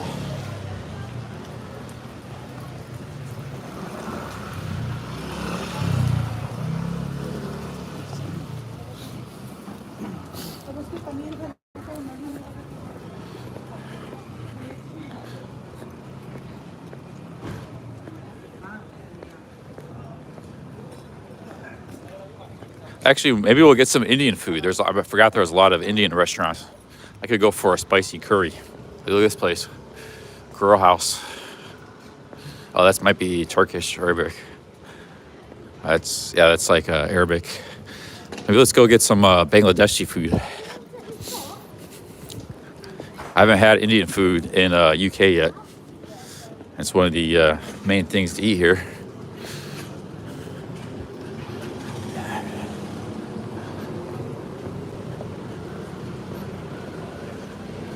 Here's some Indian food.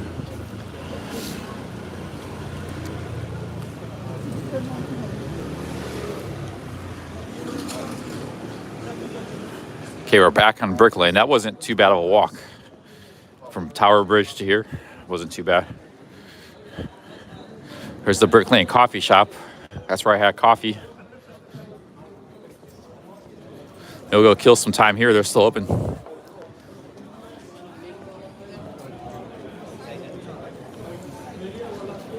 People watch, hang out here, right here on the table.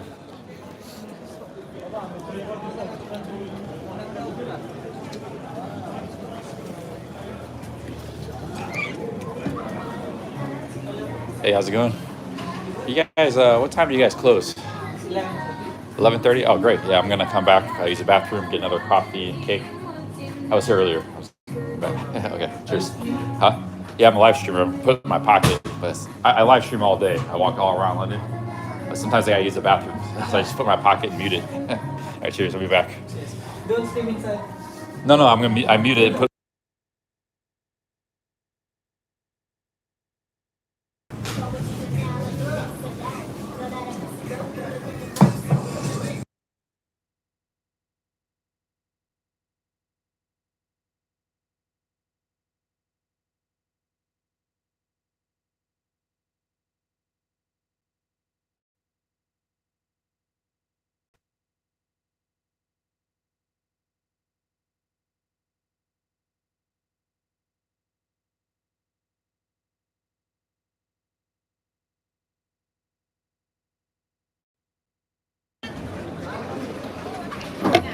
Oh man, back legs killing me.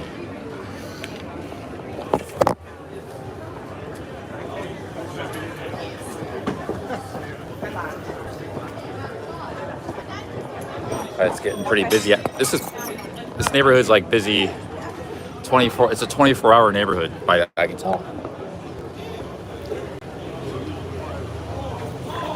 I had to use the bathroom. That's why I had to do a bathroom pit stop.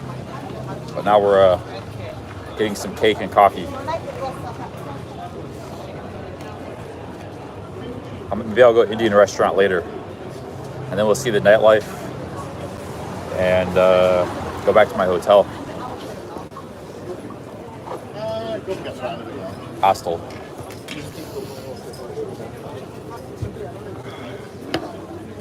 How are we doing on the power here? Hey James, I'm in the Brick Lane. In Brick Lane. Are you thinking about coming out in the East End Brick Lane? Yeah, you're welcome. I'm just going to be hanging out here for the next few hours, and then that's it for me.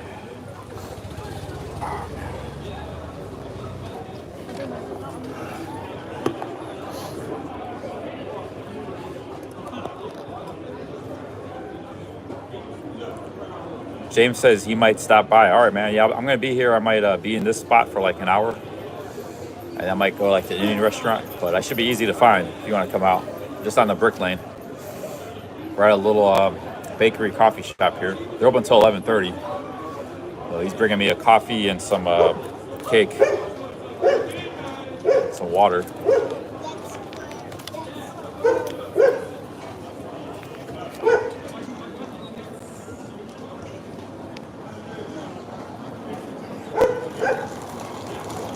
Dog side of the game.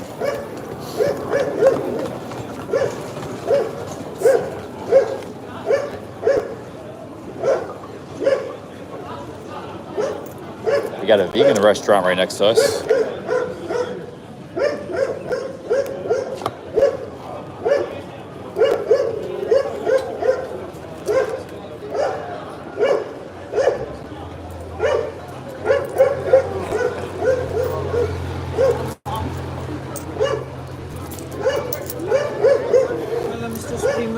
Hey, how's it going? Good.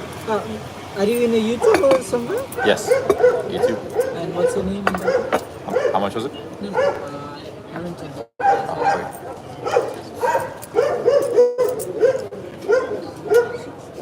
That dog's got a muzzle. Wow, that's a really aggressive dog. He's wanting to attack people. He's got a muscle. He wants to attack everybody.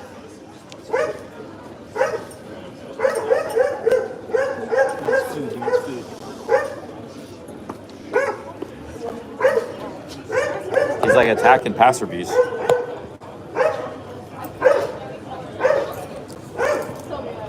All right, we got some cake and carrot cake.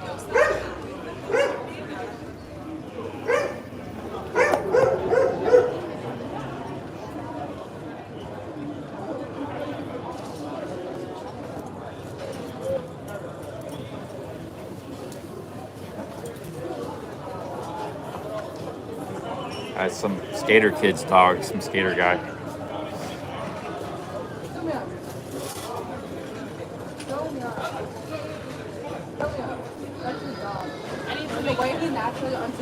What's this guy doing now? He's taking him in the restaurant. Looks like a nice dog, but it doesn't look like it's very people friendly.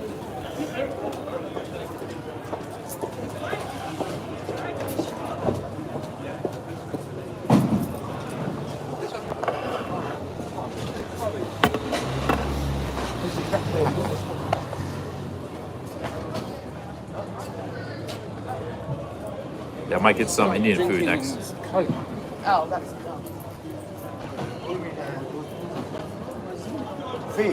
Mr. Streamer 640. 640. That's five. Five. I'll have enough. Dang it.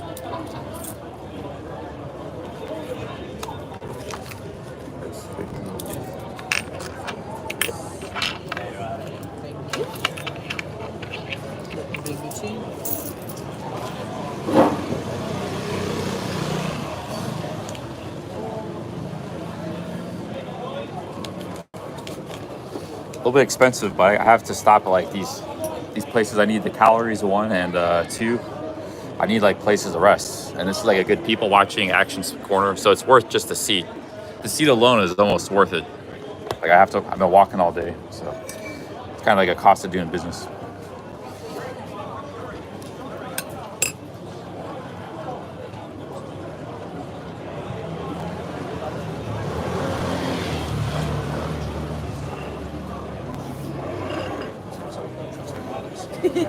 And you probably want people who feel comfortable talking to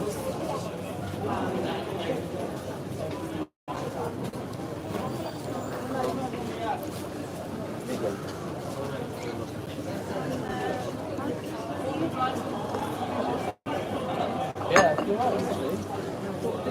Hey, cheers. Can I get a tap water too? Thanks. Always asking for a tap water. It's basically I didn't bring my flask, so I just get water as I go. I haven't bought any bottled water today. I just get it at these coffee shops and restaurants and stuff, water.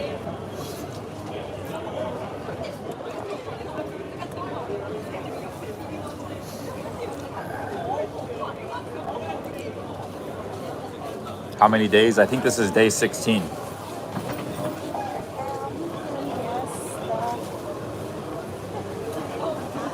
Oh, Action Kid is in London? I haven't followed him in a long time. Hey, cheers, thank you. Action Kid, big ups. I met Action Kid in Miami with Mosh and Jeff Lepard. He's a really nice guy. But I don't think I was subscribed to his channel in a long time.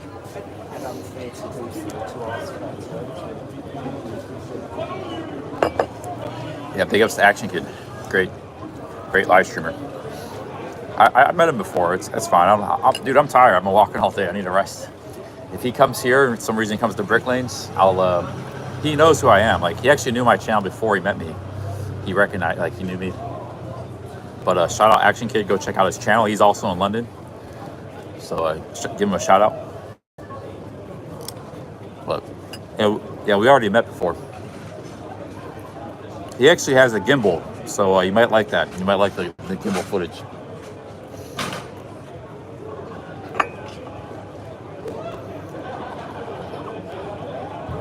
Action Kid's a live streamer. Usually he started in New York, but I guess he travels around the world now. We met in Miami Beach with Mosh and Jeff Lepard. It was actually Mosh that found him. Because we were both streaming there at the same time too.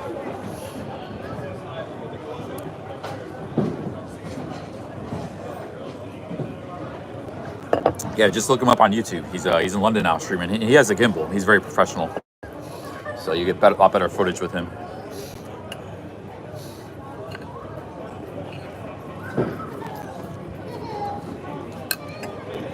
What name is this coffee shop? I don't know. It's kind of a random place. They stay open late. There's no name.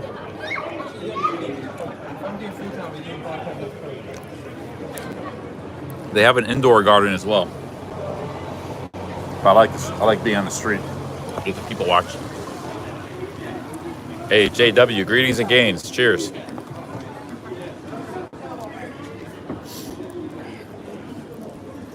Action Cat probably don't camp in bushes or live in hostels. Yeah, I'm effectively living in a hostel at the moment.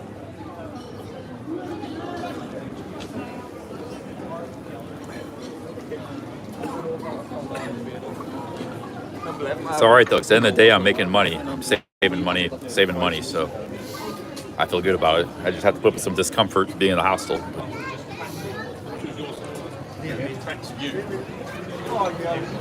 Oh man, got carrot cake on my. Hey Ben, I got Ben Street Life Asia in the chat here. I think that's the real Ben. He said he has an alternate account. The big news of the day is Reluctant Nomad, Greg Twitchy is offering me money to walk across the Appalachian Trail. I think he's pretty serious about it.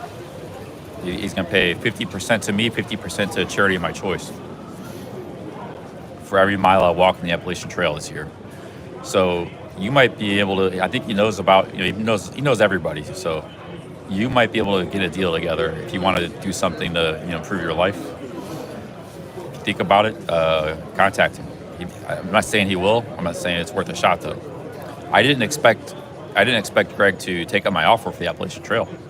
I just thought he would say nothing or say no, because he was in the chat earlier. We said, all right, let's do it. So you might want to think about that. Maybe you do something like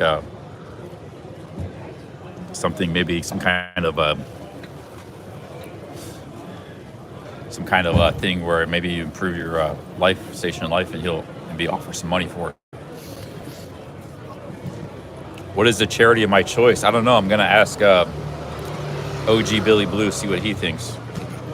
He knows some good charities, like maybe one for wounded soldiers, something like that. Maybe the Twin Towers charity, people who fall. There's a Twin Towers charity. It started with rescuers in the Twin Towers, but they help people who like firemen and stuff who fall ill or injuries, lifelong injuries, paralyzed and stuff, serving the public. You know, a firefighter serves the public, but sometimes they have it's a dangerous job. They have a bad accident. So this charity helps take care of these people. And it started with the Twin Towers, but they've moved on to basically any public servant that has a bad. So that might be one.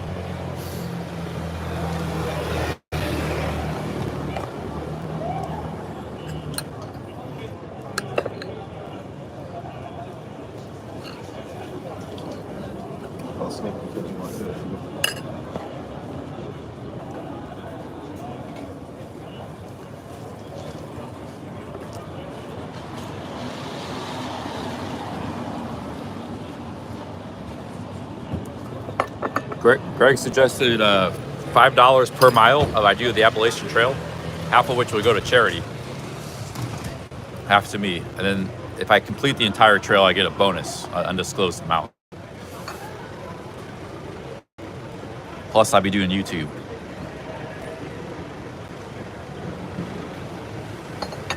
Yeah, well, my dad knows some of the legit ones. Like there's good charities out there. Some are not great, but there are some good ones. I'll ask his advice on that. He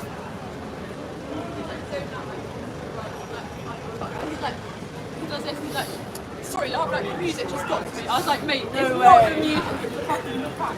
How about an autistic and Asperger? Yeah, maybe. I don't know. I don't know much about charities. That's why I said I'd probably just ask OG Billy. OG Billy Blue.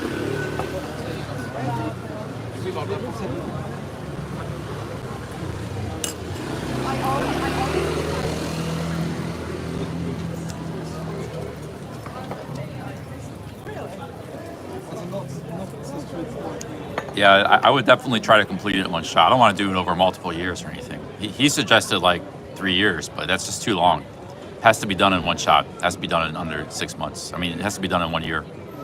So you have to complete the trail by October because the mountain counted and closes like October 15th.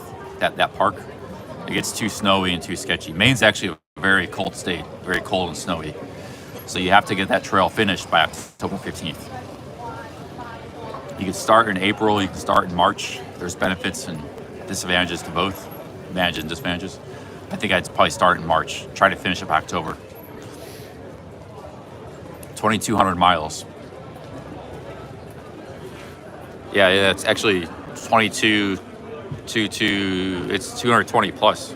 You actually walk more than that because sometimes you have to walk to a town or something that's like 8 miles off the trail or try to hitchhike to town. So you're actually probably going to do like 2,500 miles, but for the sake of purposes, we'll just call it 2,200, the actual trail itself.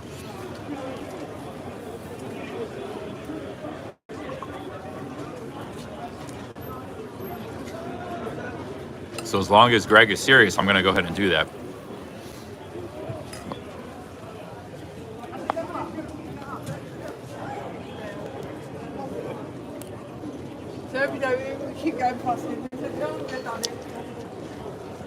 Okay, we got James Goulin. He might be stopping by here. He's a London resident. He might be stopping by tonight.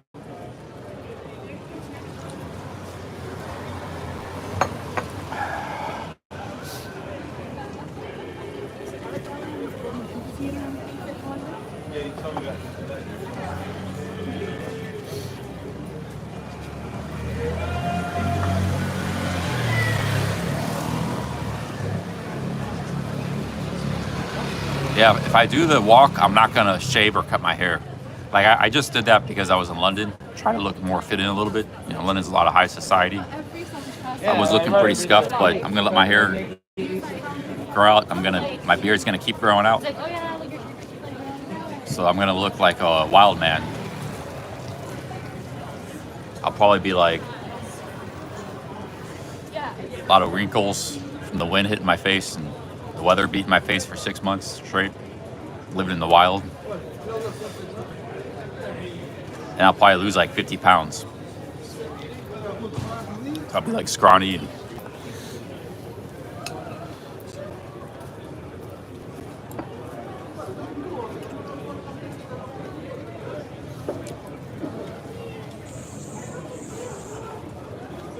Yeah, a guy like me can easily lose 50 pounds if you complete the Appalachian Trail. Especially if I start out in my current state. I know I don't look that fat, but I got a lot of excess weight I could lose in my midsection. Elsewhere too. I'll be back to like the same weight when I was 20 years old.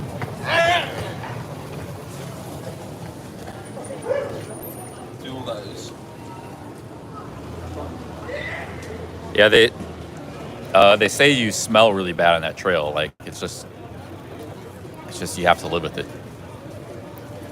So it's just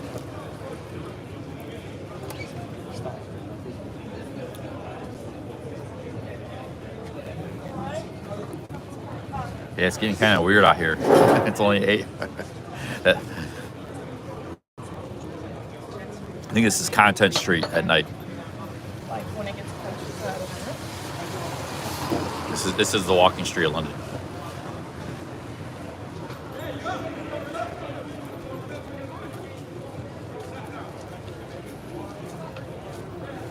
Yeah, I probably already walked 150 miles in England. More than that. One day I walked 18. I've had a couple 15-mile days. Here in London, I've had like two or three 15-mile days. And today probably was too. Let me see how many miles I walked today. I bet it's a lot. Yeah, I just checked. I've walked 29,000 steps today and 12.5 miles. So you only have to do, like, to finish the trail, you only have to do like 12 miles a day, 10 miles a day. Like, because the trail is 2,200 miles. And if it takes you 7 months, which is 10 miles a day, that's 200 days, 210 days. You can do it in 7 months at 10 miles per day. Now, if you're in really good shape, you can do 20 miles a day. But you're gonna have the thing is you're gonna have some off days where you're not gonna hike, resting. You have an injury. Sometimes you might have an off week, so you're not always gonna go that fast. But you could do that trail very fast if you're really fit. For some guys that do 30 miles per day, they finish like 3 months.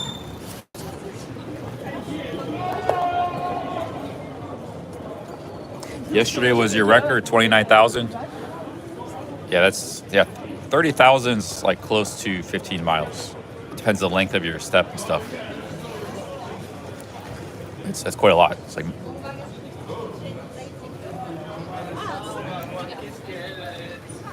well, a lot of people take a rest day when they're in a hotel or something.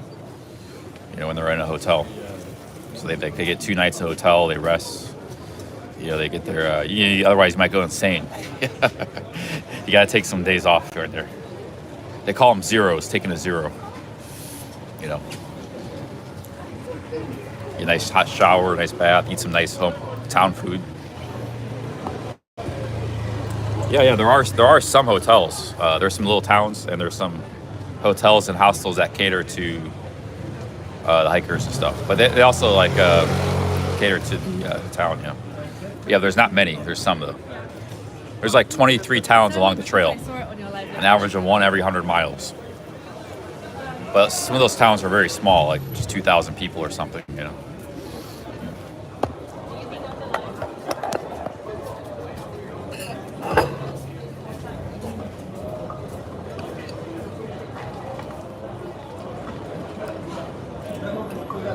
I know quite a bit about the Appalachian Trail because I've been watching it on YouTube. So I've learned quite a bit.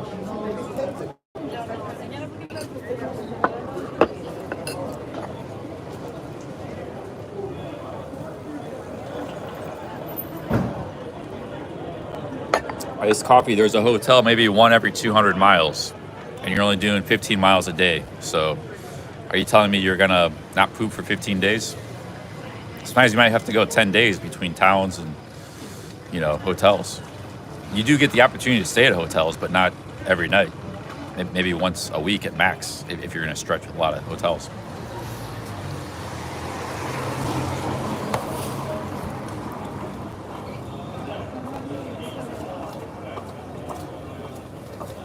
%90 of the time you're in the middle of nowhere. And once in a while you get a little town you walk through, or some intersection with a gas station or something. But 90+% of the time you're in the middle of nowhere, 95% of the time. You have to go to the bathroom outside in the woods. You have to get water from springs. There's nowhere to get water. There's no shops. There's no cities to get water. You have to get it from the mountains. You just have to, you know, put a cup in the mountain stream, collect the water, and then you have to filter it to purify it. That's the water you're drinking. And for food, you just have to stock up. Like if you got 4 days ahead of you, no stores, you have to buy 4 days worth of food that can last you, keep you fed for the next 4 days. You have to carry that with you for the 4 days. So there's a lot. Yeah, there's a lot to this. James says, "CC, I'm heading down. We'll try to find you." Hey, big ups, James. Thanks for the 2 pounds. Cheers. I'll be here for a while. No rush. I'm at near the start of Brick Lanes. Big ups, James. James is on his way. James Goulin.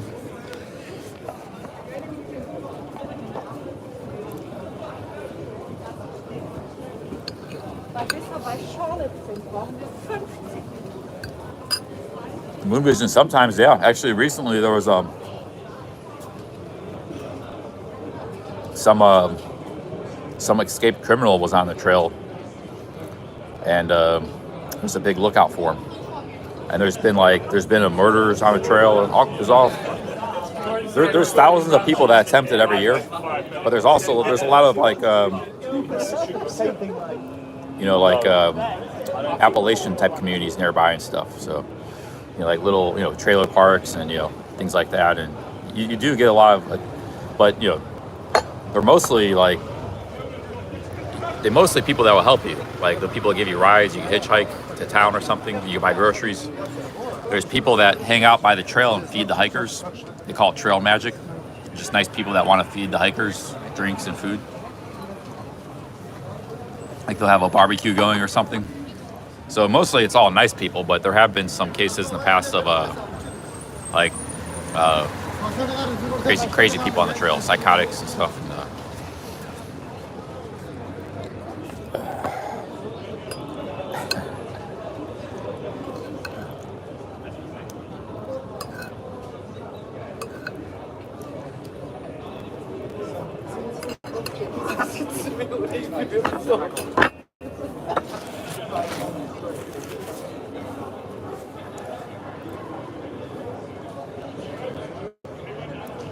See if it goes well in this. I could be hiking all around the world. I come back to England, do the Lake District Trail, go back to Cornwall, do Ireland. I could hike in the Spanish the Camino Way, the Camino Trail.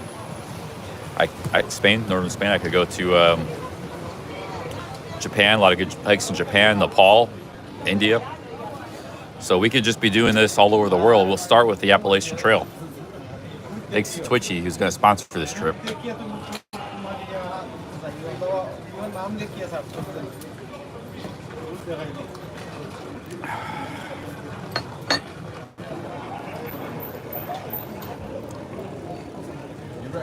Robert hey Robert, how's it going? Hey Charlie, I'm so glad you're having a nice time. The Appalachian Trail is tough. The hills are bad in some spots. Long slogs for hours. You need to do a lot of squats prior. Yeah, I agree. I'm going to be doing a lot of leg strengthening. You know, when I was walking up some of those cliffs on the coastal trail, you can really feel it, man, your hamstrings and your quads, calves too. You got to have really strong legs. But if you don't have long, you will develop them as you go about this trail. Remember, it lasts 6 months, 6+ months. So you should adapt as you go about, but I will train prior.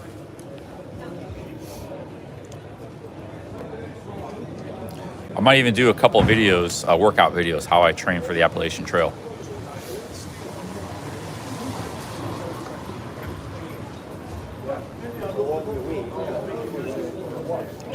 Well, when you go uphill, you really activate the cardio.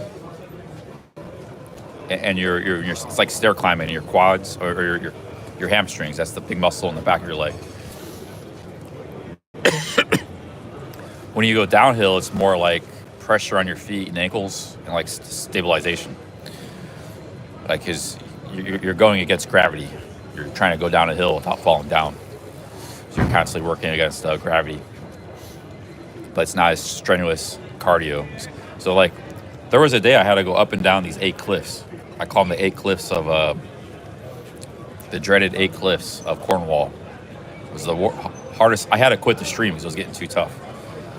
And it was muddy, so I had to go down these steep inclines, all muddy, and those bad shoes I had.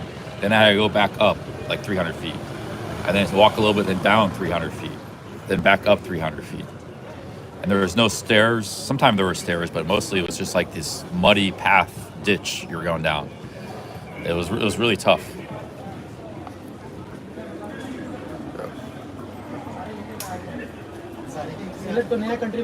I got a good little taste of a real hiking trail with that trail. There were some really tough stretches. Other stretches of that were pretty easy. That was a tough one. That day was very tough, and that I met a lady who's like section hiking that trail. She's just doing a little bit over time, over years. She said, yeah, that stretch you did is the hardest part of the trail. The trail actually goes for like 200 miles. It goes all the way to St. Ives, and then it goes all the way to Bristol, almost. It's a very long trail. I just did a small part of it, but I saw the toughest part of it. That one day I saw the toughest part of it and did it, conquered it. You just have to take your time, that's all. Big ups, Robert.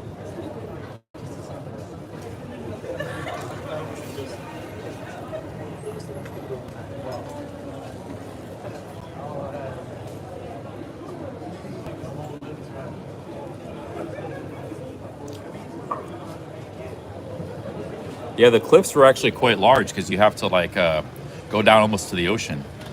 It goes down in these steep ravines and then it goes back up. So those are actually quite large. It was very, very challenging. And it was one after the other. It was one ravine after it. It wasn't like it just climbing up one hill. I have days where I walked 150 flights of stairs, which is equivalent to like a skyscraper, the biggest skyscrapers in the world. It's on my stats. So that trail is no joke.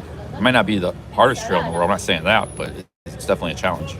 There's no guardrails, there's nothing to grab onto. It's all mud and, you know, it drops off cliffs in the ocean 200 feet. You know, it's like, but it's very beautiful. It's an amazing experience. I think even if I do this hiking for the next 20 years, I will always remember that trail. I might even go back and do all of it someday, you know.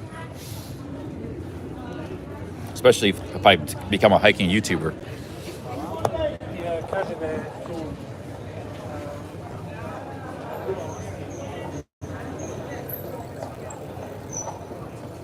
No, I won't be doing any. There's people that actually run the Appalachian Trail. There's like freaks of nature. And they actually have assistants. Like they have people helping them with food, so they don't have to worry about carrying food and water. They have people like driving ahead and handing them food. And they like run it in like a month or something, like something crazy, like 50 miles a day, like in a month and a half. So there's that won't be. We're just gonna walk it and do it normally.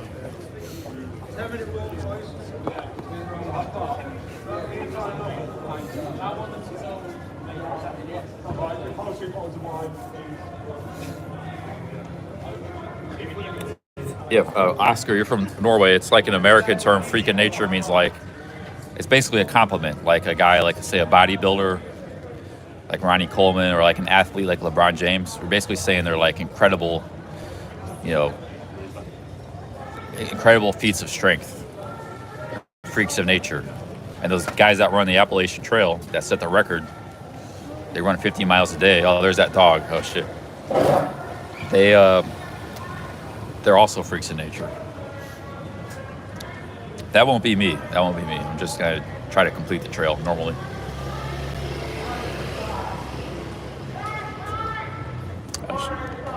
Oh, we got protesters starting.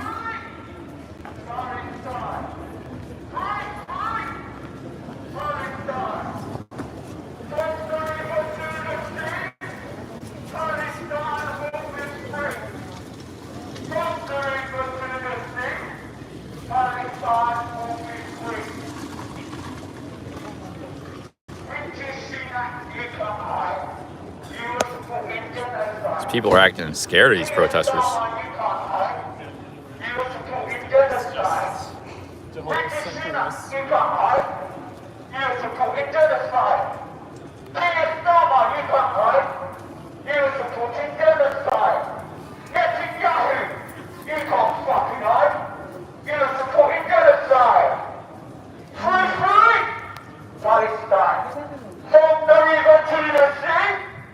Palestine will be free.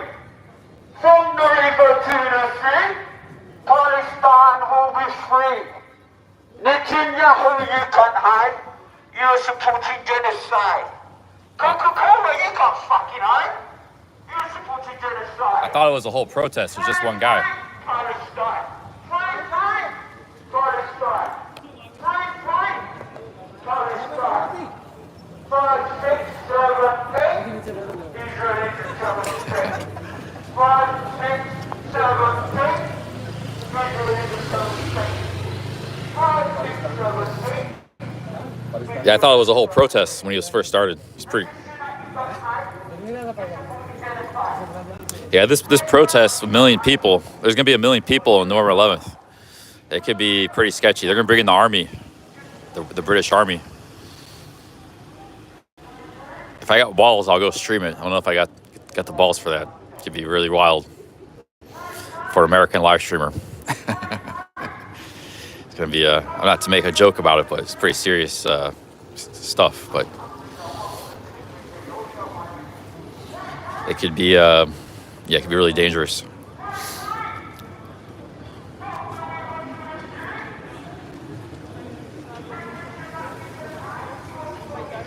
If I want to avoid it, I'll just go to Liverpool or something and then go to Dublin. But if I really want to live stream it, I have to come back here on November 11th. Oh yeah, it probably would go viral. Yeah. There'd be everybody. The British would be tuning in. The Muslims around the world would be tuning in. There's just random people, Americans and stuff tuning in. It'd be like Jeff Lepard's the trucker thing. He had like 10,000 in the chat. I would probably get the same.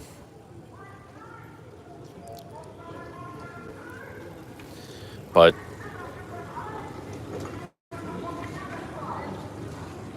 yeah, it's November 11th. So I was thinking about going down to Brighton for a few days, maybe visit another town, and come back on November 11th, and then fly to Dublin.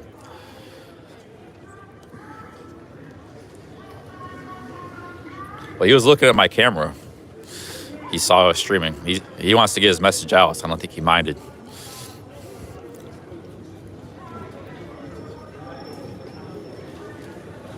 I'm not Canadian, so I'm a proud American. Oh, Water Nirvana chatted me a message. Let's see here. See in the chat here. I didn't see Water Nirvana's chat. I missed it. Let me see.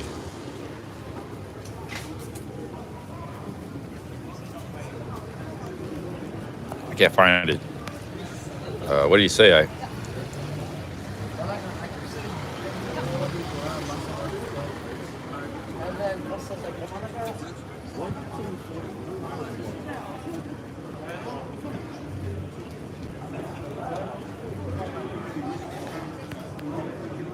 Oh, there's Rhonda. It says, cheers, Rusty Craig.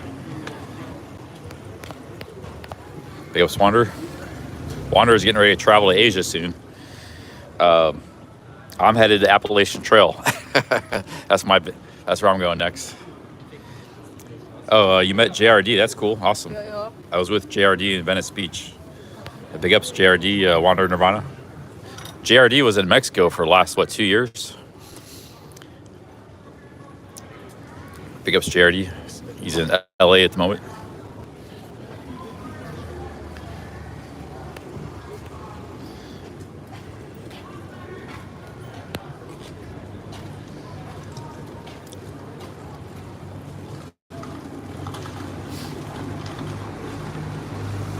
Yeah, I'll probably get like 30,000 new subscribers or something. Well, not that many, maybe 10. Probably double my subscribers. Maybe not even that, maybe just a few thousand. But the thing is, it's like the people who are just subscribing for a day or, for that day, they're not really quality subscribers. You'd probably unsubscribe, a lot of them would afterwards. Yeah, Jeff is the streaming protest master.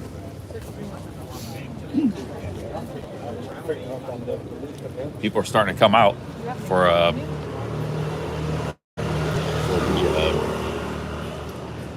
the vegan fusion.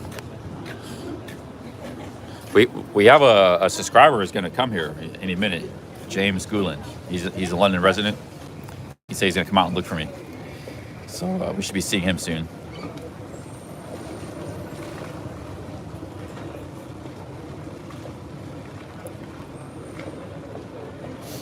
Yeah, I'm going to be doing the Appalachian Trail all next year until, say, September, October, until I finish it. Like, try to finish it by September. And then I'll probably, like, take a break and then maybe go around the world doing that. Or maybe, yeah, I don't know, we'll see. It's a long ways off in the future, but...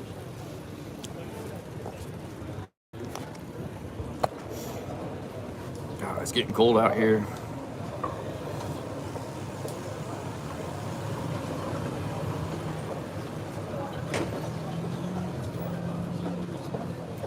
If anybody wants to join the Appalachian Trail, you're welcome. I mean, we all do our own trail. But I even have some spare extra gear. I can help you out, get you started, tell you what you need, maybe give you some things. But any friends, and I know we got a lot of friends watching, something you're interested in, I'll be starting in March. If you want to come along. Some change? Oh, yeah. God bless you, man. Thank you, man. Thank you. Shout out to Mario. Oh, no problem. Yeah, you're good.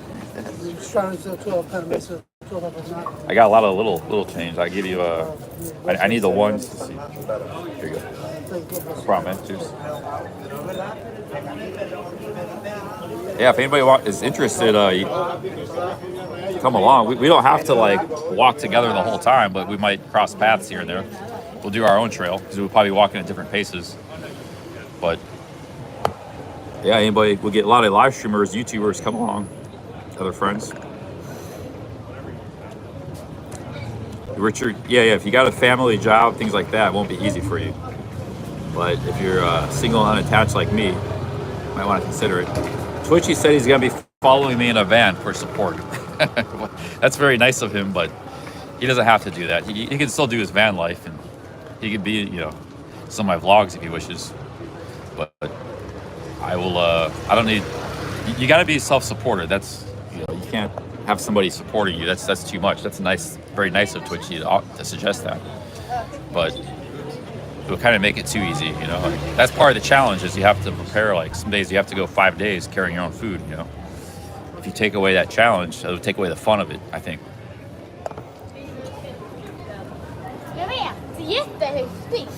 Yeah. Stoic Monk says, I will donate 1K to charity if you finish without getting rides along the way. Oh, that's awesome, Stoic Monk. Cheers. Yeah, thank you. Here's the thing. There are no rides along the way. The trail goes like this, right?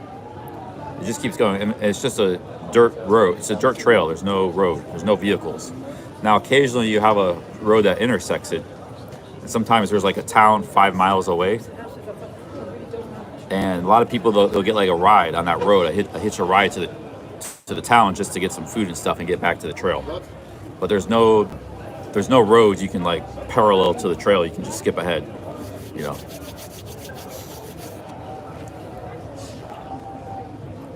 It's most of the trail just is in the mountains and the woods. There's nothing around there.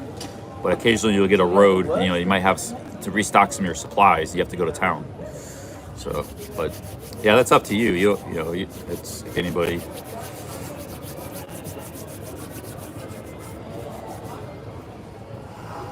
I actually have a map of the trail. I got a gut hooks. I already got the map purchased. So I've actually been thinking about doing this for a long time.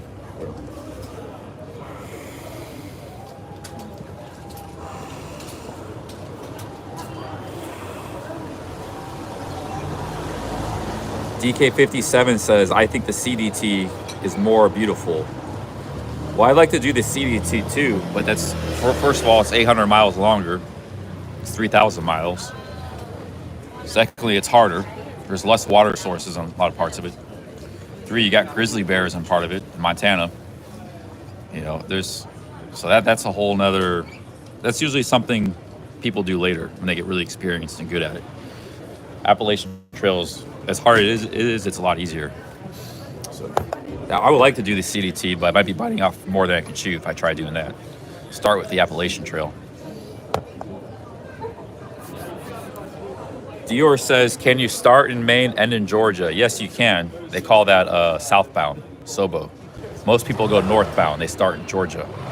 The reason being is Georgia's in the south, so the weather is better.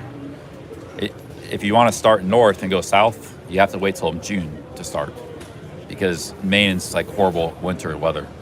You have to wait till summer, and then you work your ways. Usually, it's actually, they say it's a lot, and the toughest part of the trail is actually in Maine, and like Vermont and stuff, the White Mountains. So everybody recommends you go northbound. Southbound is very difficult. I mean, you can go southbound, but that's harder. For one, you have less time to finish the trail because you start in June, and you have the toughest part of the trail right off the bat.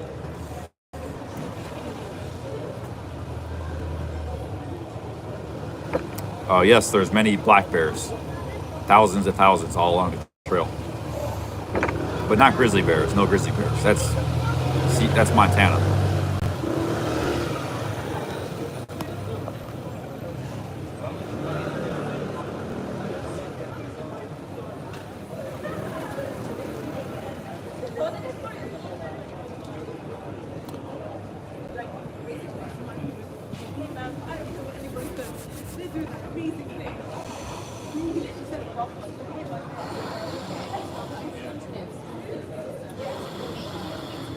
Pretty cold.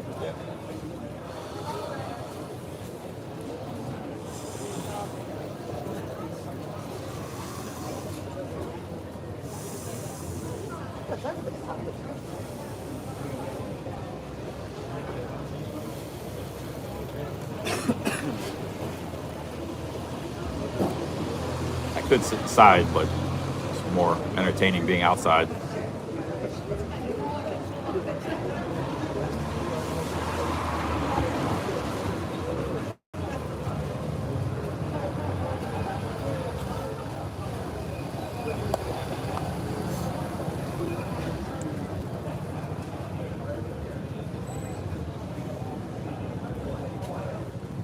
Charlie. Oh, hey, how's it going, man? I'm James. Hey, nice to meet you, James. How's it going, mate? You good? Want to have a seat? You mind being on camera? Yeah. Hey guys, here's James. Stream Sniper. Chat. How's it going? You good? That's so cool, man. See you. It's so cool. Yeah, you've been in the chat a lot. It's nice to stop by. I've been around a little bit, but how have you been finding it? Oh, UK or London or just London? Yeah, both. London. Everything's been great. Yeah. London's a great city. It's fascinating. Yeah. It's cool. I've been watching. Are you from London or originally? Well, I'm originally from Kent, like just down south. Do you know Kent? It's like southeast, right? Yeah. There's Cornwall southwest, Kent southeast. That's it. Yeah, but I've lived in London for like 15 years now. So you live in London? You look cold, man. Yeah, I have. Really when I'm walking, I get warm. I mean, I generate heat, but I only got this. Well, I should be warmer. I don't know why I'm cold. It is kind of cold, right? Yeah, it is cold. Yeah, it's a little cold. It's maybe 45. How's it all been, like chat and stuff? It's been good. You've been busy? Yeah. Live streaming. Today's almost 10 hours. Seems another 15 minutes will be 10 hours. How many miles have you done? Huh? How many miles have you done? Oh, we just checked. We did about 13 today. Almost 13. Shit. Around London, That's I started in the west side. I did take a bus for a stretch, but I got off early because I had some teenagers trying to demonetize my channel, saying the N-word. That wasn't in Camden, was it? That was different. No. They were nice, but they were just kind of goofing around. So I got off the bus. But they weren't thugs like the guys in Camden. They were just goofing around. Because I watched it and but they were like saying the N-word and stuff and saying all this crazy stuff. I mean, like you get, as soon as you go like a bit more east, it gets a bit more edgy. You said that, or in the stream, it's a bit like that. Like that was today on the bus. Yeah. I got surrounded by 10 10 teenagers. And I they're like, didn't "Oh, see you're that. live streaming," and they were like, I and they didn't started see saying that, "Oh, we're gonna demonetize them." But they were No like, they way. were cool. They were nice. Yeah, They weren't like aggressive or mean. Yeah, But they were just joking around. And, Yeah. like, I better get off here. Yeah. It's like I think you've probably seen this already, but like the West is a bit more, and Central's a bit more comfortable. Like Yeah. it's nice, it's friendly, it's nice, it's touristy. As soon as you come like Easter, it gets a little bit. Well, the West the West is very like posh and pristine. Like especially the West End. You just walk the streets. When you get to the East, it's a little. I like the East so far. What I've seen. I've only seen a little bit today. Like, but the only really bad area I saw was Camden Town. That was those guys weren't nice. It's edgy, It's edgy. I mean, you get that in Hackney as well. Like, you get that here, Yeah, Hackney. You get anywhere. Is that where we are, Hackney? Hackney, it's kind of like it's on the Hackney's probably a bit more. I'm live in Hackney, which is like 10-15 minutes a bit further up there. So It's easy for you to come here. I mean, easy for me. I mean, I'm kind of around the area. I mean, I don't come out here as much as I used to, but like in my 20s, I used to come here all the time. This is like. Have you been to Shoreditch yet? I walked through it. I saw some in the daytime. We should go there and just check it out. I'm open. Just we want to hang out. I just have to get back by the 2 before it closes. It closes at midnight. Midnight-ish, Okay, sometimes a bit later. Yeah, because my house was way on the west. Sometimes it's like in Notting Hill. 12:30. Okay. But I mean, you can. A taxi probably be very expensive. So. Yeah, I mean, like if you need a taxi, I can sort you a taxi. It's no problem. Like it's no problem. Like I can figure it out. We can figure it out. It's okay. Okay, yeah. But I mean, how much do you think a taxi from here to Notting Hill would be? Notting Hill was really. That's. Right, I mean, it's west. That's pretty far. That is quite a lot. Actually. That would be cool. If I had known, I would have got a hostel here. Yeah, I mean, I don't know of hostels here, but I'm sure there are. Yeah, I think there's like almost 100 hostels in London. There is a hostel on Shoreditch High Street actually, which is actually quite a nice one. But I don't know if you already checked into your. Yeah, I already got it paid for a while. So the reason I booked it there is because it's close to Hyde Park. And when I booked it, I thought there would be. I like the Speaker's Corner. Yeah. I thought they had that every day, so I was going to stop there every day. But apparently, it's only on Sunday. Yeah.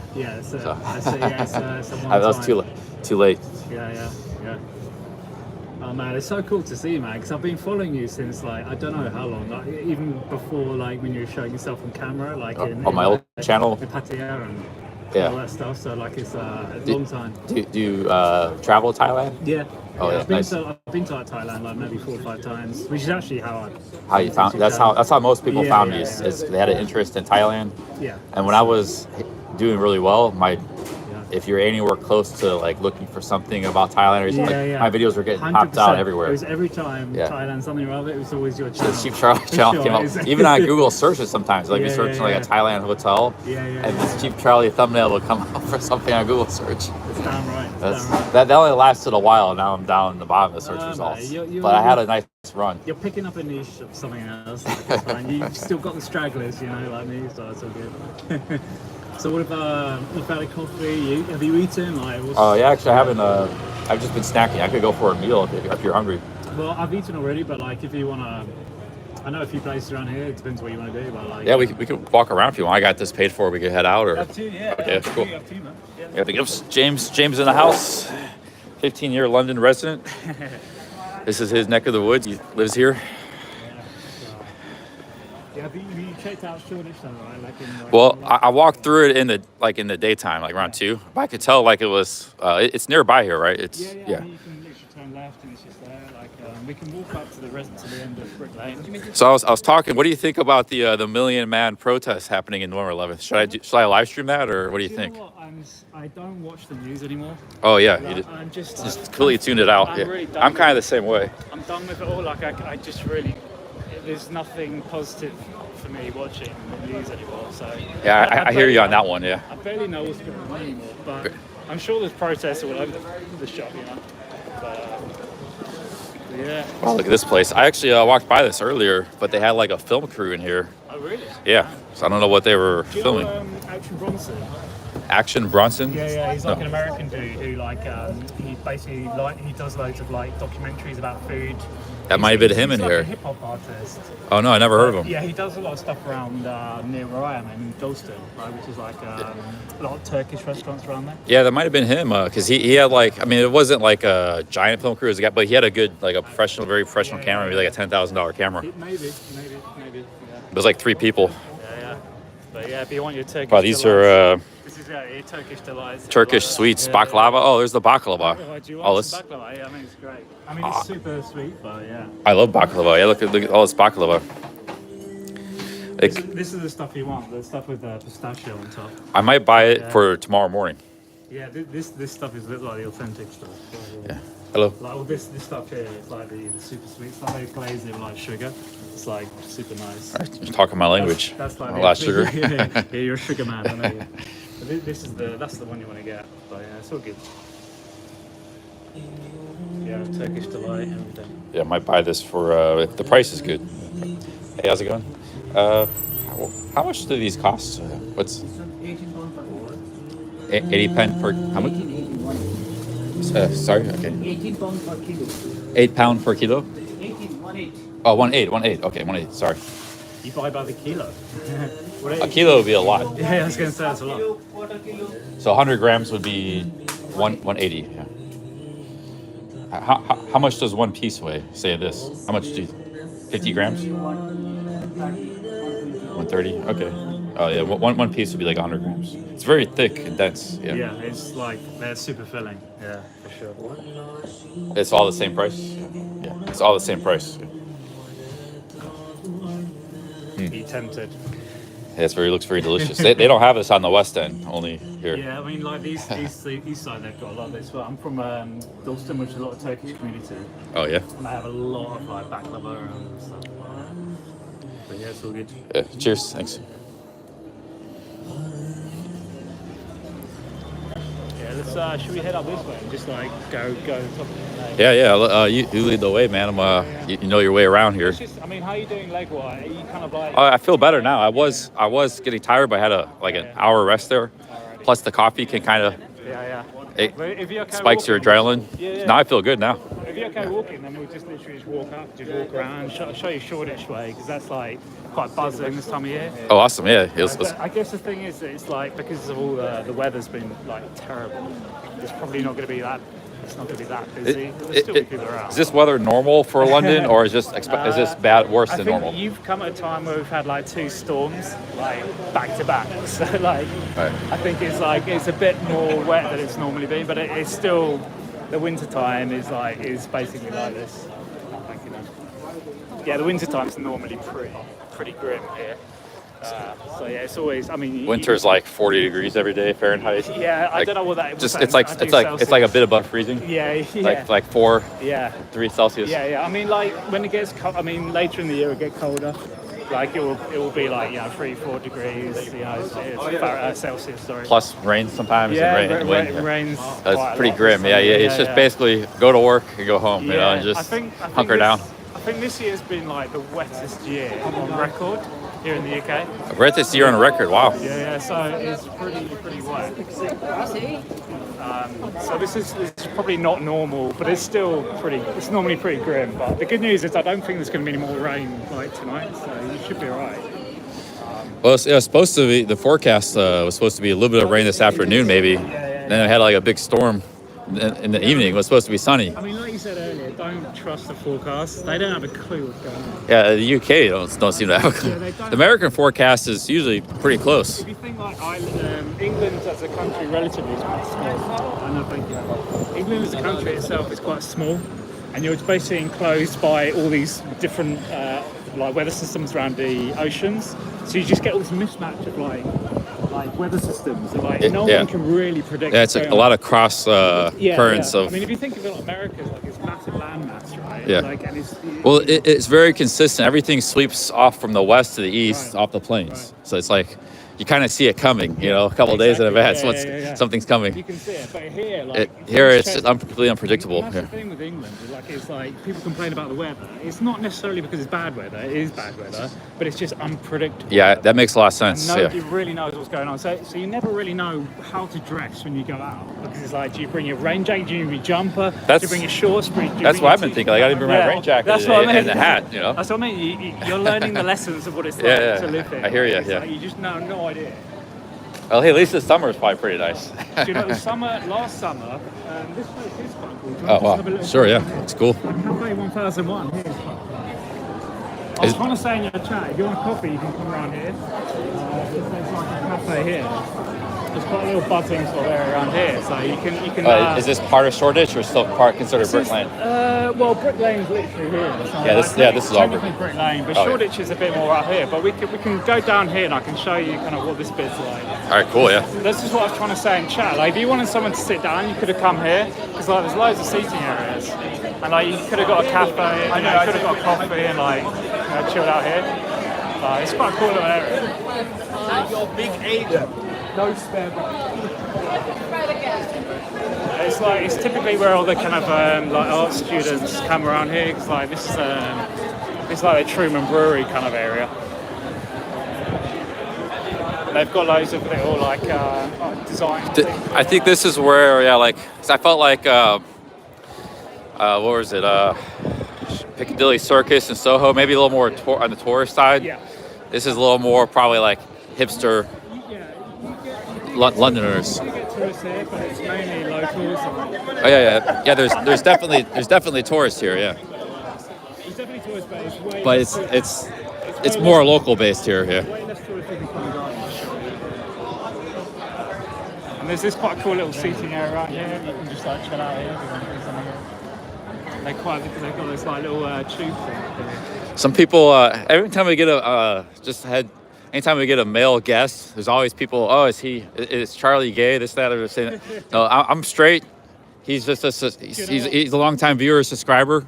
You know what, I've been so, on your channel long enough to he's been watching my channel a long time. I know that shit. I'm a straight guy, yeah. But the same, remember Jonathan North? Jonathan North, you know Jonathan North? Yeah. He's, when I first met Jonathan North in Mexico, everyone's, Charlie's boyfriend, this, that. It's like, now everybody knows Jonathan, but the trolls are pretty, I get it. Whatever. But yeah, it is what it is. Yeah. It's a few people in the chat mostly.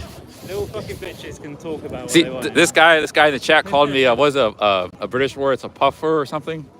A puffta, or I don't know, some British word. But I was in that bar and said the guy got shot and killed, one of the Crays. He called a guy that. The Cray. So they're in the chat calling me that. One guy in the chat, that's a guy got killed for that in London. Yeah, it's a derogatory term for being homosexual, like puffta. Yeah, a guy just called me that in the chat. He says he's a full-blown. Well, no, I'm just kidding with you guys. I don't. Yeah, tacos. Yeah, I walked by this place. We'll head down this way, and then we'll start. You can start joining the Shoreditch way. Depends what you want to do. Like, I'm just happy to start walking around. Right? If you see something. Oh yeah, it's good. It's on a little bit on the cold side. You seem all right. Oh, you got your hands in the. Hey, I'm fine. You got a nice fleece. Oh, man, I'm easy. Yeah, but a little on the cold. Nah, man, this is not cold for me. This ain't cold, man. You haven't seen cold yet. You still off the alcohol then? Yeah. February 2021. And I don't know if you saw earlier, but we had a guy called the Reluctant Nomad. He's sponsoring you the Appalachian Trail next year. Oh yeah, shit. So I've decided. Yeah, so that'll be a big adventure. My big news of the day, yeah. Okay, guys, we're now in Shoreditch here.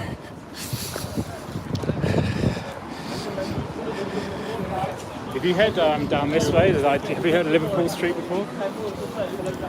Do you know I don't know if I've been down there. It goes to the city of London, or? Yeah, it's more the city area, but it's like there's some really nice bars and pubs around that area. I might not have seen that street yet. Like Spitalfields Market, which is like quite famous, like little market. Oh yeah. I heard about that. Yeah, no, I don't think I've seen any of that yet. Because I kind of walked like over from here south to the bridge. I missed all this. What is Truman's? I noticed a lot like Truman this, Truman that. So Truman was originally a Truman's brewery. Oh, okay. So it's about the brewery, which is you might have seen like the big spout, like the big like. Yeah, I saw that. Yeah. That used to be a brewery. Yeah. Oh, okay. So it's called Truman's Brewery, and like that area that we walked through was the Truman Brewery area, which is basically where they used to make Truman's beer back in the day. And Truman's beer doesn't exist anymore. I never heard of it. I don't think it does. They might brew. I don't know if they brew beer now, but like it's more of a like a centre for like art and culture. Yeah, they don't brew beer anymore. Very different now. Yeah, we can head up this way and just like go towards like Shoreditch way. Sure. Yeah. Hey, you definitely have a better tolerance for cold. I'm actually really kind of cold. I've got a jacket. I've got a jacket. I've got a rain jacket. Oh no. Yeah, do you want one? Well, it's not raining. I'm good. No, you're fine. If you're cold, I've got like a. I gotta get you. The thing was like get walking, mate. What happened was last winter I didn't stay in Ohio. Once it started getting cold, I left to Asia. I was in Thailand all winter. Yeah. And then I was in Thailand in hot season in a fan room. So I actually got really adapted to the heat. But I actually think that made me really sensitive to the cold. Because once it got like a tiny bit cold in Ohio, it was like 60 degrees, which is actually quite warm. Yeah. I was like, oh my God. I totally relate. No. In my 20s, I basically toured Southeast Asia, which is in my 20s, which was the first time that I went to Thailand and Vietnam, all that shit. And so I was out there for like a good period of time where it's like 30, 40 degrees out there, and then you come back to England and like I froze. I was so cold. Yeah, you actually lose time. I skipped the whole winter, so it was like a year and a half that I felt any sort of cold. That was in Thailand hot season with 100 degrees. Yeah. Hey, Stephen West, another Londoner. Big up, Stephen. He's from London. I met him in Pattaya. Yeah. He's been giving me a lot of tips. Thank you, Stephen, for the 2 pounds. Big ups. Big ups to all the Londoners in the chat. Thank you, Stephen. I'm surprised. Have you seen many? I'm surprised we have more people like stream sniping. Well, you're the third one. There was Simac. I don't know if you've seen him. He was I was in South London. I didn't see. Yeah. Simac was. We had a coffee together, and there was another guy who gave me a card. Yeah.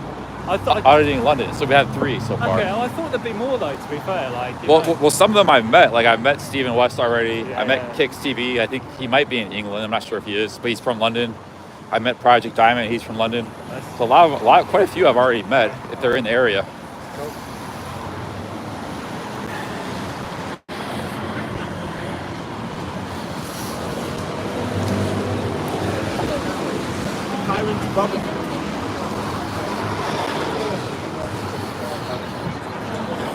Just a forewarn though, walking with me, especially in nightlife area, you saw I ran into those roadmen a few nights ago. There's always the risk of that. And you're with me, it could turn south, if we have another bad situation. Around here, you should be alright. Like I said, those situations are unpredictable. So there's always a small amount of risk if you're walking with me at night. As long as you're okay with that, just give you the heads up. I mean, it's highly unlikely, but we saw almost got bad the other night. I think around Shoreditch area, it tends to be a lot more like drunk people sort of around Shoreditch. Shoreditch or Camden? Shoreditch, yeah. Shoreditch is a bit more like where the party town is. Like traditionally, like if you go out and you want to stay out late, you go to Shoreditch kind of thing. So what is Brick Lane? Just restaurants and? Brick Lane tends to be a bit more like restaurants and like coffee places and like general kind of arts and kind of craft stuff. But it's less like. I mean, there is like bars and things. Shoreditch is a place to go get like drunk and if you want to go, party all night. There's clubs and parties and that's the place you want to go. You want to have a big night out. Okay, so that's where we could run into some craziness. Roadmen. For sure. I mean, it's still like what time is it? It's 8. Like, it's still quite early. Oh, it's early, yeah. Oh, it's only 8. Oh, yeah. Yeah, it's only 8, so it should be alright. I mean, it won't be too busy right now. Yeah, I hear you. But have you had much hassle like outside of like the Camden lot? Like I know you had the guys on the bus, but like no. Well, the guys on the bus were cool. Like, you could tell when they're not hostile. They were just goofing around. A lot of goofing around, and it was actually they're fine. I wasn't intimidated by them or anything. But the guys, those other guys were. That was the only situation. Everything else has been cool. No, I haven't had any people like harass me or yell at me for streaming, hey, F you or something, None of that's happened. Yeah, just those one guys in the street that one time. I think in general in London, like you can probably walk somewhere and like people don't really batter an eyelid like that much. Yeah. No, there's been a few guys that have covered their face. Actually, it was funny. I was walking in Shoreditch this afternoon. I was walking by these 3 guys, and then one guy was covering his face, and he was like, "What are the chances what are the chances somebody would be filming right now or something something was happening?" And like the guy remarked to his friends. I heard him like, "What are the chances somebody would be filming right now?" That's crazy. That's kind of funny. I told the chat that. Yeah. I mean, if you've got something to hide, like I can see. I think the majority of people are fine. But no, I've almost been a week in London, and I've walked 50 miles, maybe plus in the city. Yeah, no problems. Just that one incident. That's all. Yeah, it's good, man. It's good. Everything's been great. Hey, DK57. Oh yeah, we gotta ask James. He's a resident of the East End. Have you ever ate jellied eels? No. Do you know what? I've never eaten it. Like, I'm surprised you even went for it, because like the thought of it, just like I can't stand it. It used to be a staple of the people living. They have eels naturally occurring in the river. It's just cheap food. No one eats that anymore. Like it's a bit of an old like tradition. Like, yeah, but it's not bad, man. You gotta try it. It's a bit of an old school tradition. Like it's a bit of have you heard do you know the Cockney? But everybody knows about it. Like when I tell them, they said no. They kind of laugh, but yeah, it's a bit of a cliche. I think people from East London eating jellied eels. It's like Hey, DK57 says jelly eel fun for James. Maybe we should go try it now. There's if you're paying for it, I'll pay for it. Yeah, he's jelly eel. All right, let's do it then. Where's the closest jelly eel place? He's down. All right. I'll eat some more jelly eels myself. If somebody can tell me $5. where you can buy it, I don't go for it. I think that place the place I went today, I don't know if they're open at this time, but they were not very far. It might not be far. Let me check my maps. I don't know, it's up to you. Like, do you want to recruit I mean, Shoreditch definitely won't sell jellied eels. Since they'll be selling drinks and stuff. Yeah, if we want to find a jellied eel. Let me check my maps. Hey, pick up DK57. Thanks a lot. Super chat. Is it like a specific restaurant that sells it or what?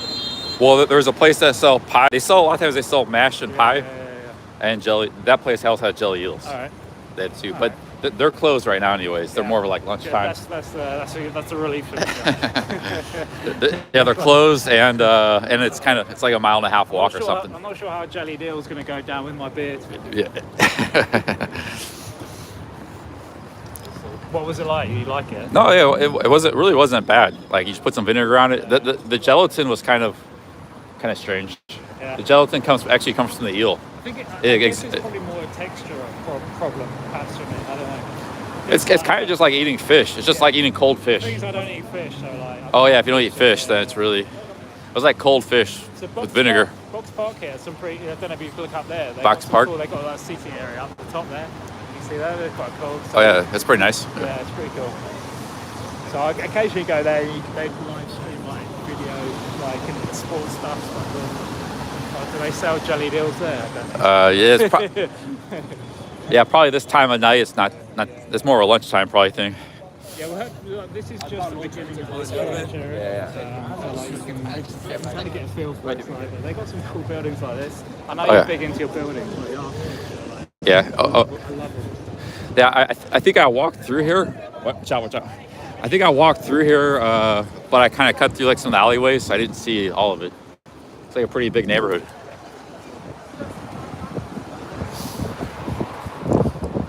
So you got any plans to return to Thailand anytime soon? Yeah, well, the last time I was literally there just before COVID kicked off. So I was in January before COVID kicked off. So basically, it's been like a good 3-4 years, whatever it is now.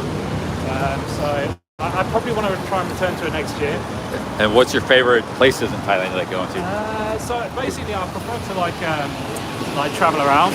So I tend to start at Pattaya and then just branch around the sort of area. Because my dad's actually got a flat or condo in Pattaya. Oh, okay. She actually inherited from someone else, bizarrely. So you're kind of like a wanderer nirvana. He likes to travel. He only spends a couple days in Pattaya, and he goes all over the place. Yeah, I can spend 3 days in Pattaya, and then I get sick of it, and I need to go somewhere else. So Koh Lanta, Koh Samui, you know, all that sort of stuff. Like, they're probably my favourite places. Oh, you like been to the Koh Lanta? South? No, never Honestly, been. Never been to Koh Samui. Koh Lanta is sick. It is really cool. I've never been anywhere in the south of Hua Hin other than Phuket, just last trip. That was my first time in Phuket. Yeah, Phuket's cool, but it's kind of again, it's quite similar to Pattaya if you like that sort of thing. Hey, David Andrews with the $20. Oh wow! Damn. Thank you, David. Desert Fun. Watch a James. Thank you, David. Cheers. What does he say? Desert Fun. Watch a James. Dessert Fun. Watch a James. Hey, what's up? Big ups. Thank you, I don't know David. what that means, but Thank you very much. It's the $20. It's been a good day of super chats. Steady. Yeah. We had Twitchy dropped about 100. We had the guy that got me to eat the jelly eels, Bob to the Bone. Yeah. He dropped 100. He went back £100.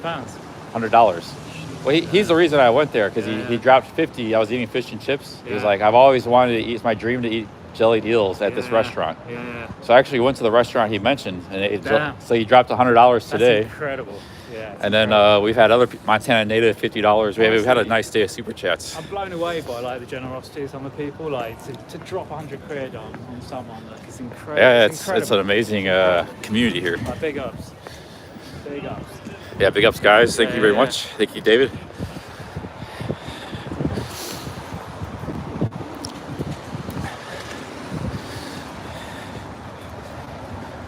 Oh yeah. We went to the Craze. Have you ever heard of the Craze? Yeah, They used to run East London. I never heard of them. Yeah, they're like the gangsters of the East End. You know, back in the day. You know, back when gangsters were a thing. You know, in London. Yeah, it was kind of the same in America because like what happened was the gangsters were big in the like the Italian mafias and stuff, big in the 50s and 60s. Yeah. But then the FBI started to crack down on them and stuff, and basically disrupted all. Like they were around, but they were nowhere near as powerful and prevalent. Yeah, for sure. Yeah, I mean, probably maybe the same thing happened in England. Yeah, 100%. You don't get that you don't get that anymore. You don't get well, you get like gangs in London, but it's not like you don't have big scale kind of mafia style organizations anymore. It tends to be smaller like groups of gangsters. It's not. And what mafias were stuff, a lot of them weren't legitimate, so like they just had a legitimate business, like either they had the things rent bars or hotels or something like that. Well, the mafia today, the government, like, the weird thing is that they want no competition. The weird thing is that the kind of the criminal activity has gone up a level. Like it's now it's now in Westminster, and it's now like if there isn't any, there's small low-level gangster activity on the streets, but the real gangsters are the politicians now. That's where it is. As you travels the globe, Garcia, 10 British pounds. Thank you very much. He says Jägermeister for two-sided things. Damn. What does that mean? Jägermeister. Do you know what Jägermeister? Well, I know what Jägermeister is, but what is two-sided things? He's British, so. You say two? What? He says for two-sided things. I'm not sure what that two-sided thing. Does that mean for two? I don't know. I don't know. Yeah. For two. He's British. I think he means for two. Oh, okay. I can't drink it, I'm but guessing. we can get him a Jägermeister if he wants. He seems pretty open-minded kind of guy. He's just hanging out, having I also watch Wanderer. Wander, yeah. Yeah, I really like Wanderer. I support Wanderer. He says he really loves Wander Nirvana. Yeah, he's a big cool. supporter. I like great guy. Yeah. I've always thought it'd be cool to hang out with Wanderer. It'd be cool. He's a cool dude, isn't he? Yeah, he is. We've hung out. We hung out in Mexico quite a bit. Yeah, I saw that. And we hung out when I was in Thailand this last year for a few days. Had a good time going to. There's a town called. I don't know if you saw the live stream. Not Bang Saray. I always forget the name of that town. Yeah, that's it. Bang Sen. It's like a university town by the beach. I think I remember that. It's not far from Pattaya, but it's hard to get to. We had to do like 4 buses transfers. Yeah, I had a good time going there with him. He's headed to back to Asia in December. If you're heading back, he can probably be there for a few months. Yeah, you might be able to run into him. I'm going to New Zealand in January. New Zealand, awesome. Yeah, I'm doing a massive hike out there because I'm similarly. Oh shit, you're into hiking too? Nice. Yeah, I love walking. I walk for miles. Are you doing the Eatathon hike? How you say it? Eatathon? I don't know what that is. What is There's that? like a 2,000-mile hike in New Zealand. No, I'm not. I don't think I'm doing that now. I'm just doing like a trek on the west coast. Oh, okay. I've basically got a New Zealand friend. There's a lot of New Zealanders in London. Well, he's one of my mates, and he's organising all. So I have no idea really what I'm doing. I'm just like. I mean, you might be doing a part of that trail because it's so long. You might be doing like a portion of it. It's probably like a small part of it. Yeah. Hey, what is? Also, also doing skydiving as well. Hey, there's the Browns, Cleveland Browns. Cleveland Browns Bar. Oh, this is a pretty Shoreditch is a pretty big area, huh? This is like main sort of central Shoreditch bit. Oh, it's a strip club. Wow, you guys know everything. The Browns Strip Club. There is a few like strip clubs around here. That was what we actually walked past one, but this is like that's what I mean. It's a bit like the kind of about as close to patio as maybe London is. I see some nightlife videos where like they're walking, maybe more in the summer and stuff, but they're walking at night and there's like beautiful ladies walking down the street, like in Manchester. But there's London too, but they're probably in this area or something, right? Yeah. But you know they got scantily clad skirts and stuff, and like walking like four of them walking down the street. There's like some quite cool parts. Yes, sounds good. That's what you want to do, really. I'm just hanging out. I'm happy kind of wandering around. If I hadn't seen you, I probably just would have like just had like some food in Brick Lane, walked around. I wouldn't even know to come here because it's kind of far for Brick Lane. Then I probably just left Brick Lane and went back to my room. But so this is like as quiet as it can be for a Friday night. And if I'm being honest, like normally like you get people out at the bars here, like just drinking and stuff. Yeah, because of the weather, huh? It's just the weather. It just kills the Yeah. vibe. But you shouldn't have them at the other. They're probably drinking. Normally it's a lot more busier, but it's early though. It might be too early. That's true. Yeah, we are a bit early.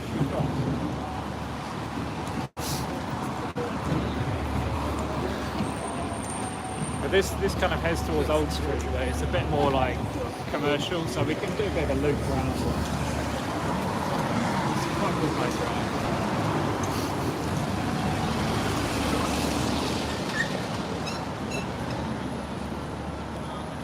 But yeah, it's kind of the east is a bit more edgy. It's a bit more like rough around the edges. No, well, what I've seen in this area, like Shoreditch, I saw a little bit of Whitechapel and that Brick Lane. That's a really cool area. I like it. It's a wicked area. It's where traditionally all the kind of creative people kind of hang out. You know, where like it's a bit more like artisan. You know, it's a bit more like. And you're still pretty close to the center of everything. Yeah, exactly. I mean, you're literally you can walk to the center from here. It's very easy. So you kind of got a good mix, really.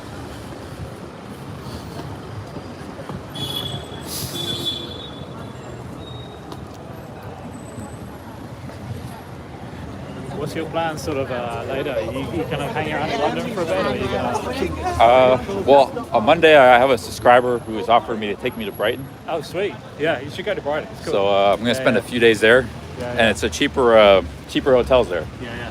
So I'm going to probably spend 2-3 nights, and then after then I have a decision whether to go like north to like Liverpool or something, or come back to London for that protest.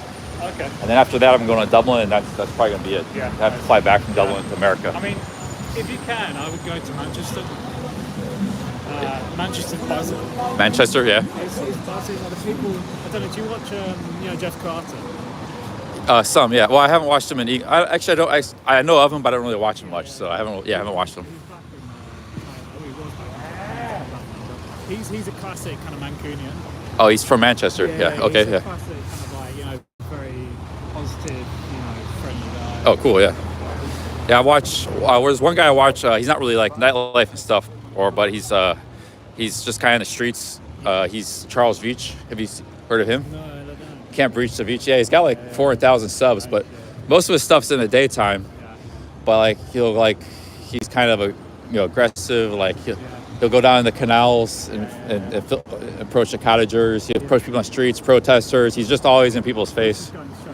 He's not real rude. Like all the police know him in Manchester, so he's within his rights. But he's kind of like a journalist on the streets. Yeah, that's pretty cool. That's pretty cool. He does travel some around England, but he's mostly in Manchester. I mean, Manchester's a great place. Like, the people are super friendly. Like, this is like bars and things like that. Yeah, this place is already happening at 8 in the morning. see here. Looks pretty good. Yeah. See, in Pattaya, you go to Walking Street at like 8, 9, there's nothing. There's nothing going on. There's just some tour groups, and the go-go bars are just opening. Yeah, it is a bit early doors, to be honest. But here, there's actually, look, there's people over here. There's actually, some stuff going on here this time of night. There's a bit more going on. This tends to be our shorter shifts. 8:30. And until what time does this place? Well, okay, it tends to be like 1 or 2. Like on a weekend, it's 1 or 2. I mean 1 or 2. Yeah, typically. Some clubs are open until like 3. There's a club near here called Village Underground, which is super cool. I used to go around there. Like if you want clubbing, there's a few options. So, yeah. By the way, guys, quick news flash. Thailand I think they just passed a law yesterday or today where across the country, nightlife can stay open till 4 a.m. Which traditionally it was 2004 or something. They changed it where everything had to close at 1. So like in Bangkok, everything will close at 1. It used to be a 24-hour city. Yeah, now it's back to 4 a.m. Now Pattaya always kind of violated that, like they would stay open till 3 or 4. But the police would keep coming, like Bangkok, and harass them. There was always a lot of problems with that.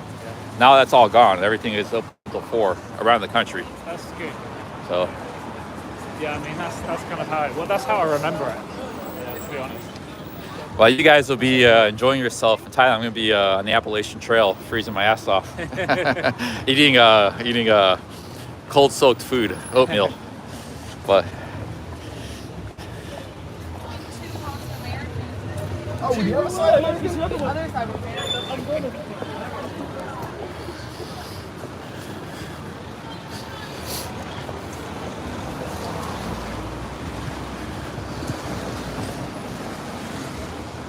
This bit here tends to like head more towards like the kind of city area here. Are we going back in the direction of the city right now? We can like. No, I'm following. I mean, like, is this road? Are we going away from the downtown, or are we go? What direction are we headed? We headed north. So we're heading like west way at the moment, more towards the city way. But it depends. Like, holy shit! What's that screaming? I thought there was a fight or something. Should we head? I don't know. Should we head back up here? Is there anything up there to see? Well, not really. No, it's basically the old streets down that way. There's a few things on the side, but it's not really. I reckon we could head back up here and just kind of wander around. Yeah, sure. Yeah, that sounds good. Yeah. I just wanted to show you a bit more like around here, which is a bit more casual.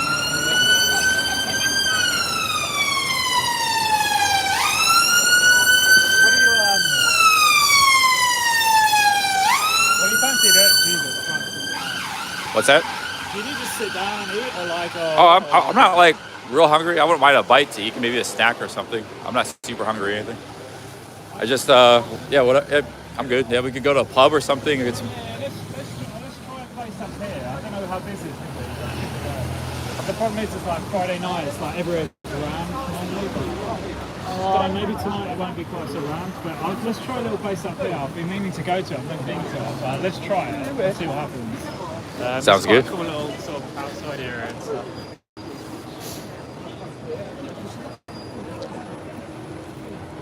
Is it weird being called Charlie?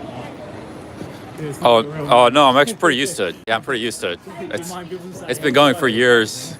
Yeah, I don't know. It's not weird at all because I'm actually like, it'd be kind of weird if it. I've just gotten real used to like CC and Charlie. People call me CC a lot. So I've gotten. Yeah, I've gotten real used to that.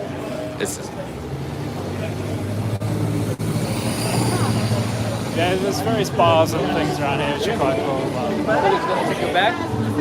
There's a place around here that does a roast. I know you wanted a roast at some point. I know a place that does a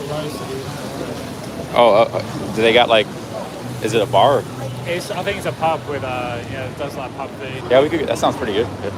Let's try this one place first, and if not, we can always head back there. It's not too far away. All right. I'm quite happy just walking for a little bit. You see like some of the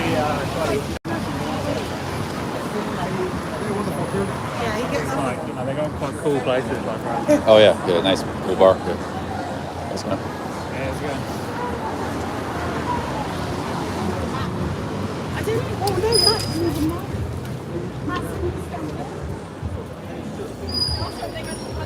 You can see my live streaming stuff. It's just this little thing. Yeah, yeah. It was actually a tripod, but it broke. I thought we had like a gimbal or something. No. I mean, I had in the past. I've had gimbals, but I showed my live stream with just this little. This is it, and it broke here. See, I just attached it to this clip. That's what I stream with. Ricky Drama calls it the finger thing. Wait, because I had this when I was with, have you ever seen Ricky Drama? So I saw him a couple nights in Bangkok, and so I was streaming with this basically. So one time he was like, "Hey Charlie, he streams with this finger thing." That's why I don't, because he has a big gimbal, So but I don't do it. I've streamed with gimbals. I've had big tripods, all kinds of things. It's just I actually had a selfie stick, but it broke, so I'm back to using the finger thing.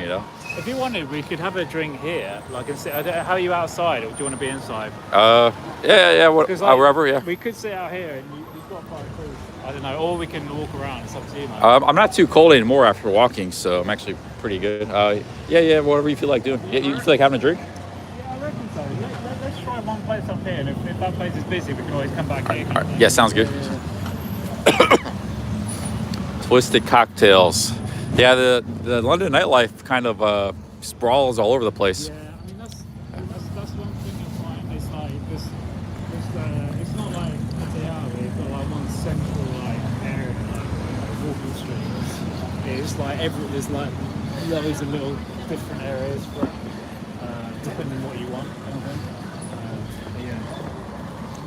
It's all over the place. It said Action Kid is live streaming. Have you heard of Action Kid? He's really just nuts and bolts. Like, he just does walking streams, mostly behind the camera. He doesn't put his face. He just likes walking around exploring cities. He started in New York. He's got like 400,000 subscribers or something. But he says he's in London now. Okay, interesting. Where is he live streaming? Well, normally he started for like a couple of years. He was just streaming in New York, and all of his followings, people wanted to see the streets there. But he branched off. I met him in Miami. But apparently he's in London right now, streaming right this moment. I don't know. They were saying Action Kid is live streaming in London now too. Corner. Yeah, they were saying that earlier. Well, tell him to come to Shoreditch. Tell him in his chat. It says Cheap Charlie's in Shoreditch streaming, or Billy Blue. Tell him Billy Blue, because that's my channel. We give him a shout out, and I get some viewers from him.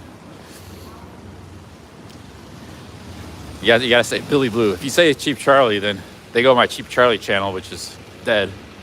You need to come here, my live stream channel.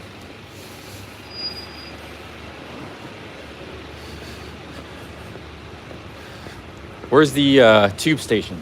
The main tube? There's the Shoreditch High Street just down there, by Brick Lane. Okay. It's not too far away. I mean, it's literally like 5 minutes walk. We'll try bar just literally up here, and if it's busy or like dead, we'll just see how it goes. All right, sounds good. Yeah, let's cross it. But like, I live just like a bit more up this way, and it's a different vibe. Let's cross.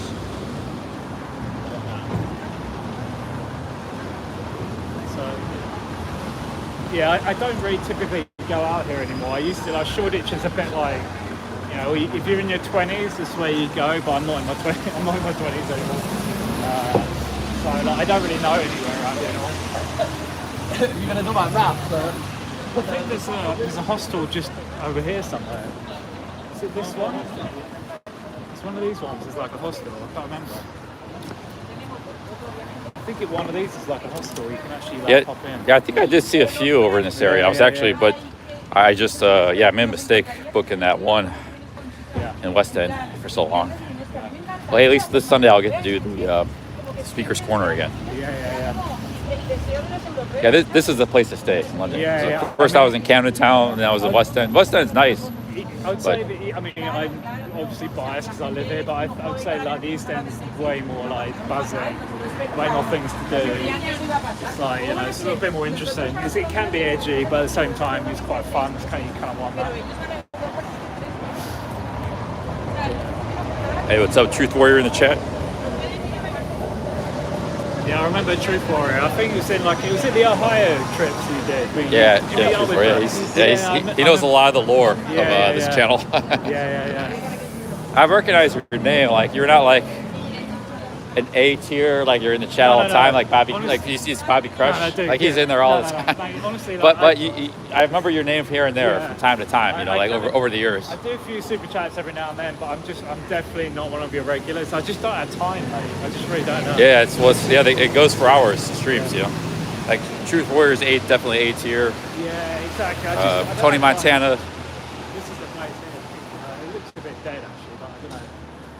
If you want like a little sit down, it's a bit quieter. Burgers and beats. Let's go.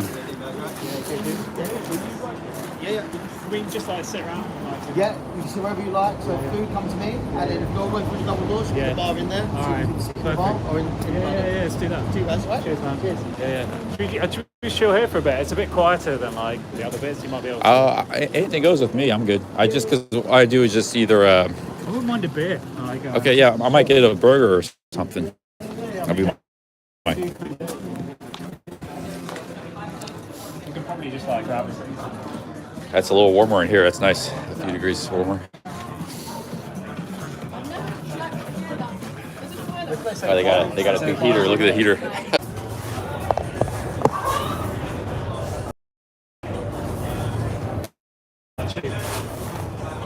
Oh man. Going on 10 hours of streaming and actually 593 minutes. It's like we're back working. Everywhere you go is going to be like, they've got like the big walls, like it's all the Victorians, like with big walls. Yeah. It kills the reception. Cheers. Welcome to London. Thank you very much. Cheers, Nick. It's seriously cool having you on. Like it's awesome. It's seriously cool.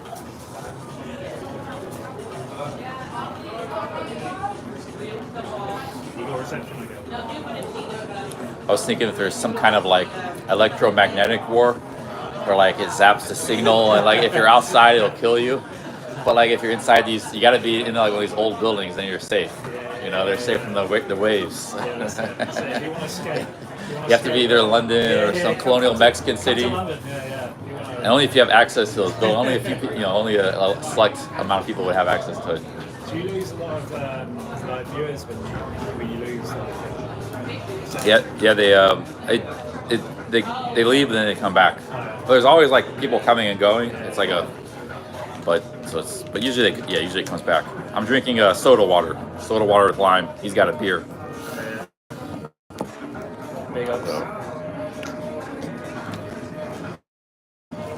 So like it's like I don't know if you saw us in Camden, but they sell like Camden Town.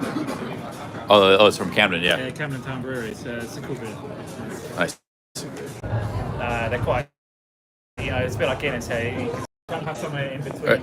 Most beers are like, so yeah, as you can see that's a lager. The fizz and the bubbles, they're carbonated. This is a lager, traditional. And then you've got like Guinness and Stout, which are like dark black. Those are called stouts? Yeah. Yeah, okay. Yeah, and then you have in between beers, which are called amber ales, which are like literally they're darker than this, but they're not as dark as like a port or like a Guinness. Okay. And they're kind of a nice combination. Like they're really smooth to drink. I like amber ales because they're like easy to drink like a Guinness, but they're not carbonated like this, but they're a bit lighter in flavour. So like. I like amber ale. See, that's what I like about England. You get loads of beer. Different types. Yeah, and they're all brewed in England. Every different part of England has their own brewery. Yeah, when I was in Cornwall, they had a few different St. Austell's. Yeah. St. Austell's has like a Tribute. Do you know Tribute? Tribute is like one of the best, their most popular beers. Oh, okay. If you go to Wales, Wales is incredible. They've got like a Tribute, which is sorry, not Tribute. They've got Brains. It's called Brains. It's brilliant. Brains beer. So you have a pint of Brains. Pint of Brains. Okay. Yeah, it's good, huh? It's incredible. Like it's really good.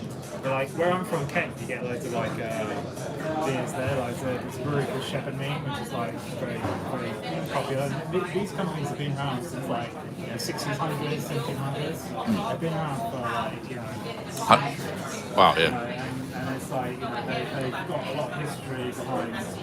And ultimately, it's about like the river source and the water source. So each brewery around the country has different water sources. It's predominantly beer is water. So Yeah. the quality of beer is about the water source. So every part of the company has a different water source, which then impacts the flavour. And on top of like barley and hops and all the rest of it. Oh, yeah. So there's a long tradition in England about having like different types of beers. And you know, that's what's great. Like, when you come to England, you never get bored about beers. It's like just try different beers from different regions. It's really cool. Yeah, well, England really doesn't have like a super famous beer like a Heineken or like, you know, Guinness is from Ireland. But yeah, you got a lot of like regional beers and stuff. Yeah. And you know, I think it's a bit like the States probably has, you know, probably a similar thing. I guess maybe a bit more. Well, I think the States they had prohibition, so there were like hundreds of beer makers. Yeah. You know, like they come from Europe, like all the German immigrants and stuff, and they all started breweries. So there were like hundreds in the 19th century and stuff. But when prohibition hit, they all went out of business. So it's just like the most successful ones could survive and restart again. And that's the way it remained for decades. But until maybe like the 90s, a bunch of microbreweries started back up, and there was more diversity in beer. But for a long time, it was just like mass market, like Miller, Busch, like really low quality, bad beers, mass market. And that's what most people drank for a long time. And still to this day, a lot of people still drink that stuff. But there are some people who enjoy like my dad always enjoyed like different kinds of beers from all over the world. He's, you know, a beer connoisseur basically. So, We've also got some great bourbons as well, like American bourbons are incredible. It's seriously good. yeah, I don't know much about bourbons like whiskey or like Jack Daniels or. Do you call it bourbon in America? I guess I just something I never really drink much. I don't know. I think maybe somebody like Louis Cabo would know about it. He likes Jack Daniels and stuff. I don't know much about it. Oh yeah. I remember watching your his streams in Mexico. Like I remember seeing him there. He's such a good. We have. Even like in was in Pattaya, he was like rinsing like the $100 like superchats and stuff. Like that guy, mate, was relentless, like crazy. Yeah, when in Sexy Bar, he'll ring the bell like guy 100 times or something in one night. That guy was on it, man. He was on it. Like, fair play to him. Yeah, this is James. He's a longtime viewer. He lives in this area. He saw us here. He came out. Long-time viewer. Yeah, I remember like back in the days where like you had your you weren't showing footage to show your. I remember actually saying there was some big controversy about like you. I don't even remember that really. Yeah, there were like maybe situations where the image was shown for like a second, nobody knew what I looked like, and some people drove some people crazy. So they call it a reflection of me in like an elevator where it's like blurry what you see. I remember that episode. Oh, you remember? Okay, I think it was some hotel review or something. I don't know. Yeah, that's right. Yeah, it was a hotel review. Well, but I first showed myself on a live stream in Malaysia. I was drunk. All right. I was like kind of blacked out drunk in my room. And I went live. I was like shadow boxing in my room. That's when people first saw me. It was like, yeah, it was like 2018. And then I was like, wow, that was pretty fun. So I just started going live like every night when I was in Malaysia. I was like bored or something. I was like for a week I was live streaming, and then I was still vlogging, but I was like, I would just start I would only go live stream when I was like drunk. So like I wouldn't live stream for like 3 months, and then one day I'd be drunk and I'd just go live. So. And then that's how I started live streaming. But by then, people were already, figured out what I looked like and stuff. I think it's this stuff caused me problems. Cool. I've got American Spirit as well. Yeah, it's the commercial cigarettes. Like it's like I already tell. It's like the commercial cigarettes immediate. I get it. It's like instant, like allergy. So much chemicals and shit. Yeah, there's something in it. It's like an allergy almost instantly. But like, cause I had somebody smoking this kind of like natural tobacco for like an hour. It wasn't bothering me at all. You just have like papers and you roll your own? Yeah. What is that? What are those papers? Oh, those are just filters. Yeah. There's the papers, filters, and tobacco. Nice. That's probably a lot healthier for you than the commercial stuff. It's still gonna kill you, but it's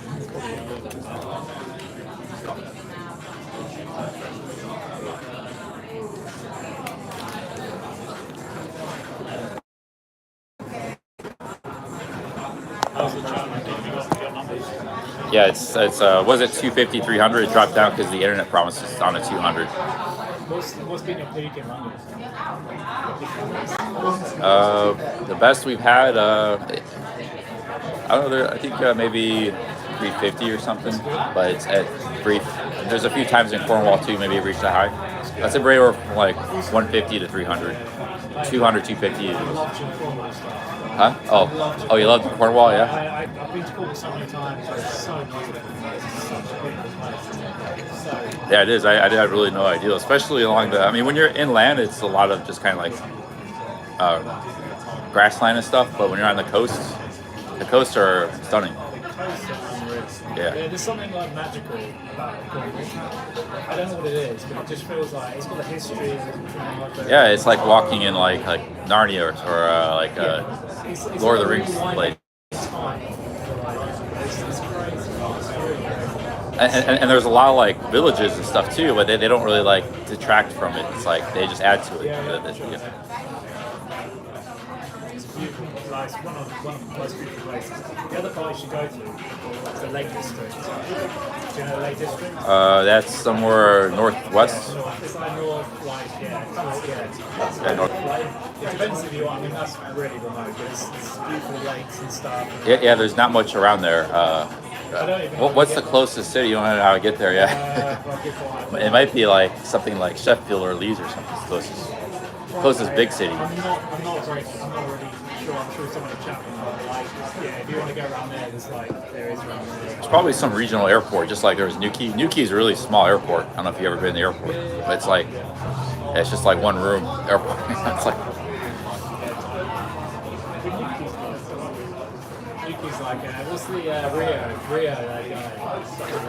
Yeah, Rio. He's a classic. Yeah, that was actually my first day because like I got in when I got into Newquay, I didn't stream the first day. I just took it easy, and then the next day I woke up at coffee. I met Rio right off the bat. It's like a great start to the. He's great. You want to meet characters like that? Just like so much they bring so much depth to your. Yeah, he came up to me. I didn't. When I was walking at coffee, he was sitting. Like there were two coffee shops. He was actually sitting outside the one. And he was looking at me. But I thought, sometimes people are looking at you because your camera. So I didn't, I just thought maybe he was a little sensitive about the camera. But what it was, he wanted to be on camera. So then I sat down at another coffee shop, and like minutes later he comes walking up and like I'm running for president or prime minister. It's like I'm the next president.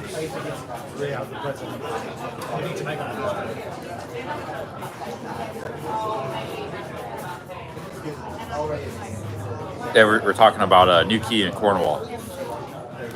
Big ups, Capio. Capio, legend. I remember Capio from the legend Capio. I remember Capio from the patio days. Like he's like, I remember seeing him in the streams. He's a dope man. Yeah, he's a long time follower of the channel. He's not real active in the chat and stuff, but I just don't have time. I don't know how people have the time for like all of the be in the chat all the time. I'd love to be in the chat all the time, but like I dip in and out when I can, and I like send it to the feed, super chat every now and then. But yeah, some long time viewers in there. Most of the audience has been here for a while. I think that if there are new people that come, they don't really go in the chat much. They're just kind of watching, trying to figure out what's going on, what's the chat about, and then maybe later they start posting and stuff. Yeah, Capio, legend.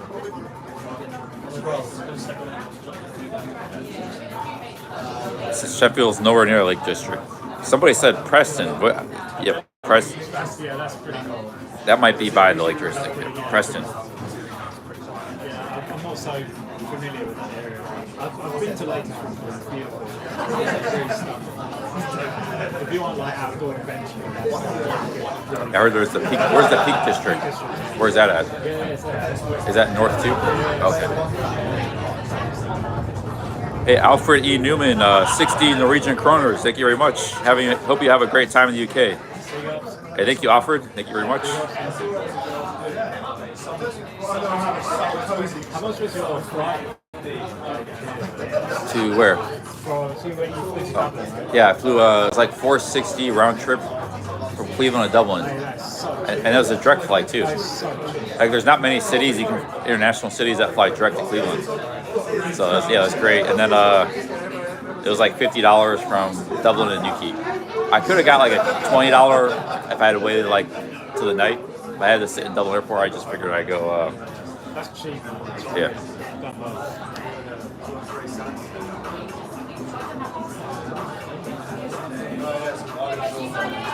Yeah, 47. I wanted to come to England, so I was thinking just to fly to like I want to fly to London or something. I want to come live stream in England, and then but somehow I found this cheap flight to Dublin, and then I was thinking about spending like maybe I was just gonna stay in Ireland, but it was like very expensive in Dublin. There was hostels were like $70 a night on the weekends, so I said let's just go fly straight to England. Yeah, Dublin's very. Ireland apparently is like the richest country on earth. Only Luxembourg is higher per capita income. Their economy is really boomed. Big ups, Alfred. We got a Capio, £5. Thank you very much, Capio. Yeah, he says, get a train to Leeds or York, and I'll drive you to Lake District. Honestly, go to York, mate. York is fucking beautiful. Yeah, I think that's where Capio's from. York is beautiful, man. Like seriously, go. Like it's such a beautiful town. Like beautiful place. Well, it's one of the oldest. Like if you go back like 500-600 years, and it wasn't bombed much or demolished. It's well preserved. You didn't. It's a shame you didn't go to Bath because I know you. You're in your west side. You thought back. Well, I was gonna go to Bristol. Maybe not even go to London altogether. I'm glad I came to London, but one thing that turned me off that too was I saw in Bath those very expensive hotels. Bath is expensive. It's not cheap. You wouldn't be able to stay in Bath cheap. But it's just a beautiful place. Hey, big ups, Capio. Thank you very much. Thanks for the £5. It's been a really awesome day of super chats. Thank you, Alfred.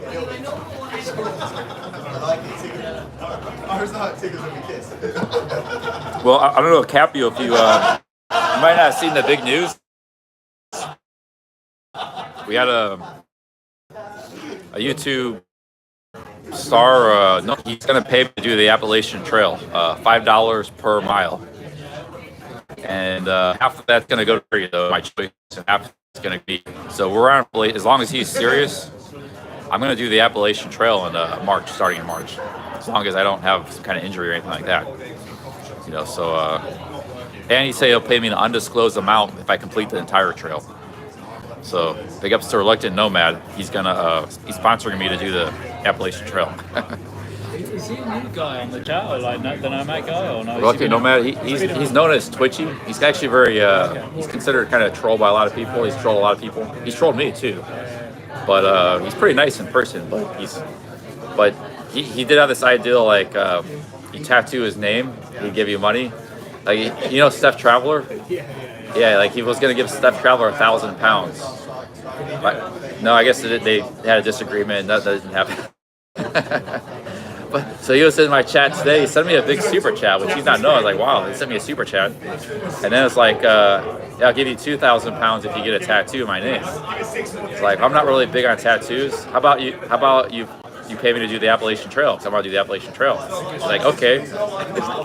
So he's all for that now. He's gonna. So I think I'm going to do the Appalachian Trail. So what's the deal with that trail then? Like, I don't know anything about it. Like, it's just kind of it's just like a dirt trail. It just goes through the woods and mountains, Appalachians for like 2,000 miles from Georgia to Maine.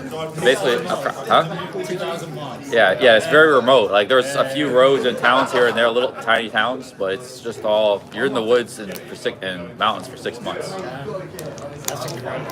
And that's incredible. I'll watch that. So I guess I probably some raccoons. there's bears. There's no public restrooms, so you have to go. You do your business in the woods every time. You have to carry your food for 3, 4, 5 days at a time. You have to collect your water from mountain streams and filter it, purify it, because there's no water. You have to drink water to drink. So it's really, really tough. You're camping 90% of the time. Occasionally there's like some hotels and hostels and little towns, but it's not like Cornwall where you have like a village every 5 miles. You might go like 60 miles with between stores and towns. Have you been watching Harold Balder stuff in Nepal?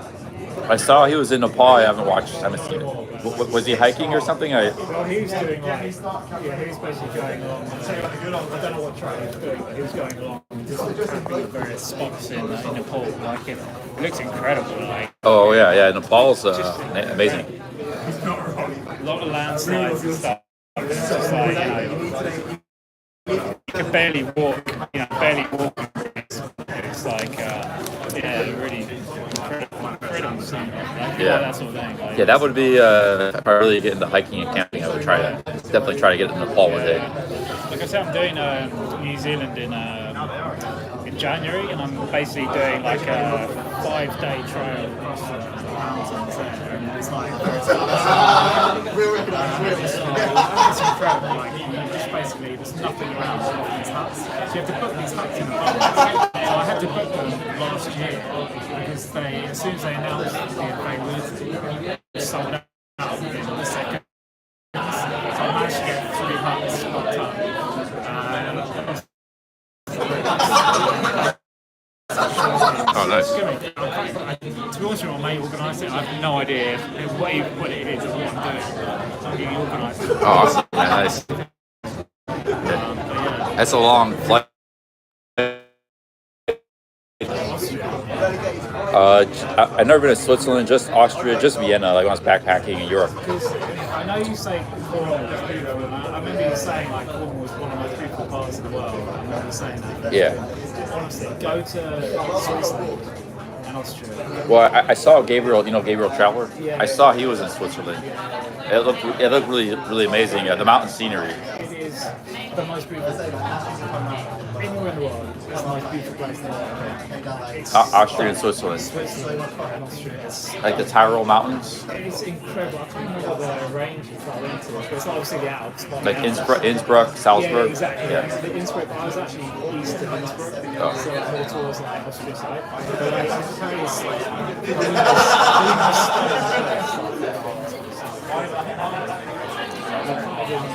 everywhere you go, like you walk past different parts, like those postcards. Yeah. Everywhere it's like a postcard. Yeah. That's why I felt in Cornwall. You just look here, it's like, oh, here's another beautiful scene. Like the 30 other ones I've seen, I mean, Cornwall's beautiful in respect. It's like it's like it's got those weird kind of crazy features and stuff. Yeah. Switzerland on a grand scale. Oh yeah, the enormous. Yeah, I've seen that in the Rockies. You got that in the like in Colorado. It's just another scale. But America is stunning as well. It's such an amazing place in America. It's an incredible place.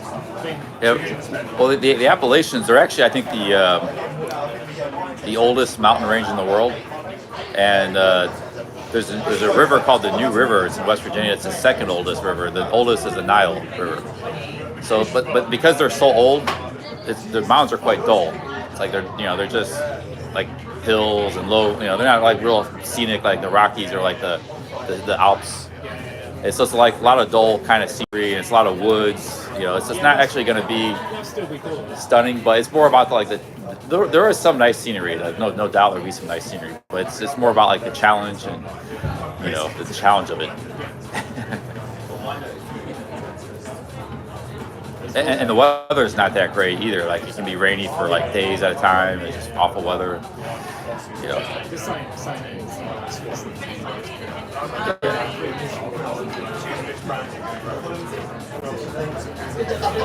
What's chat saying? I guess they want you to go to some strip club and some like Yeah, we got strip clubs and stuff around here. This is actually we're in a neighborhood called Shoreditch in the near east end of London.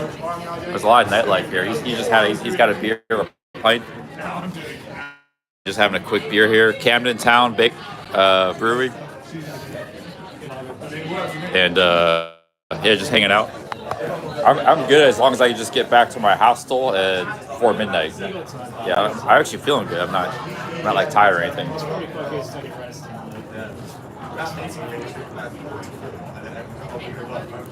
Yeah, Dark Knight did 30,000 steps today, like 13, 14 miles. So that's that's been an average day for me since I've been in London. 'Cause I just keep walking, you know.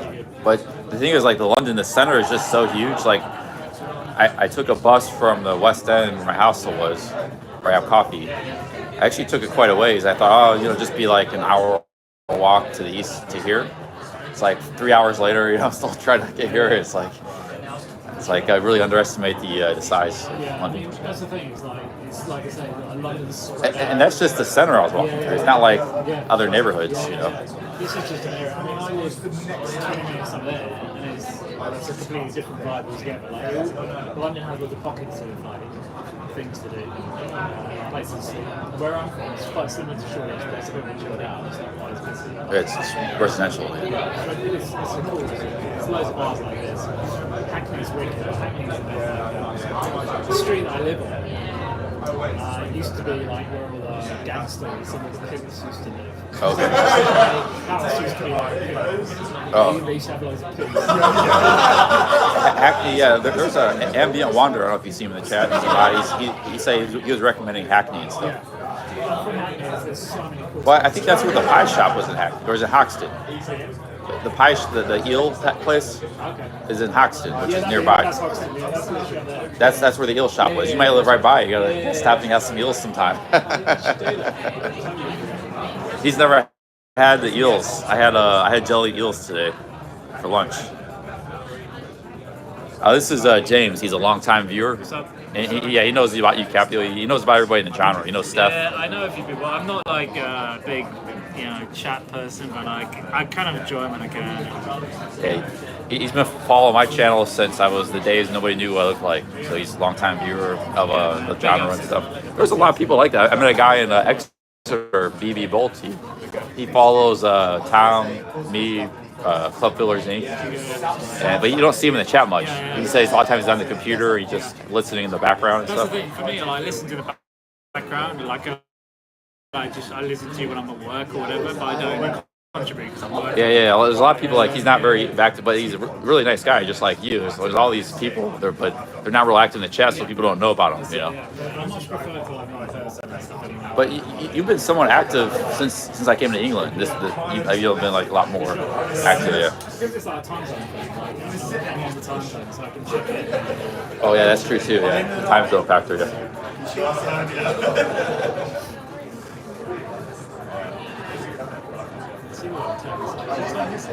Yeah, he's been living in this area, East London, for the last 15 years. He's from Kent. For like, what's the biggest city in Kent? So Kent is basically the Garden of England. The Garden of England. Okay. Yeah. So basically, traditionally, it was all where they used to do a lot of the crops for like apple farms and like all the agricultural stuff. It used to be in Kent, not so much anymore. But it's fairly close to London, so they could ship it into London and a lot of exactly. Yeah. So it used to be, it's close enough to London where you could ship all the goods into London and distribute it, etc. But it's well known for its like orchards, like if you have like apples or or like other stuff. Like it's pretty much like it's nice, like loads of countryside basically. If you go there, there's loads of green farms and shit like that. There's a few good towns like Canterbury Cathedral. Canterbury. Yeah, I've heard that town before. Canterbury. Yeah, that's in Kent. Yeah.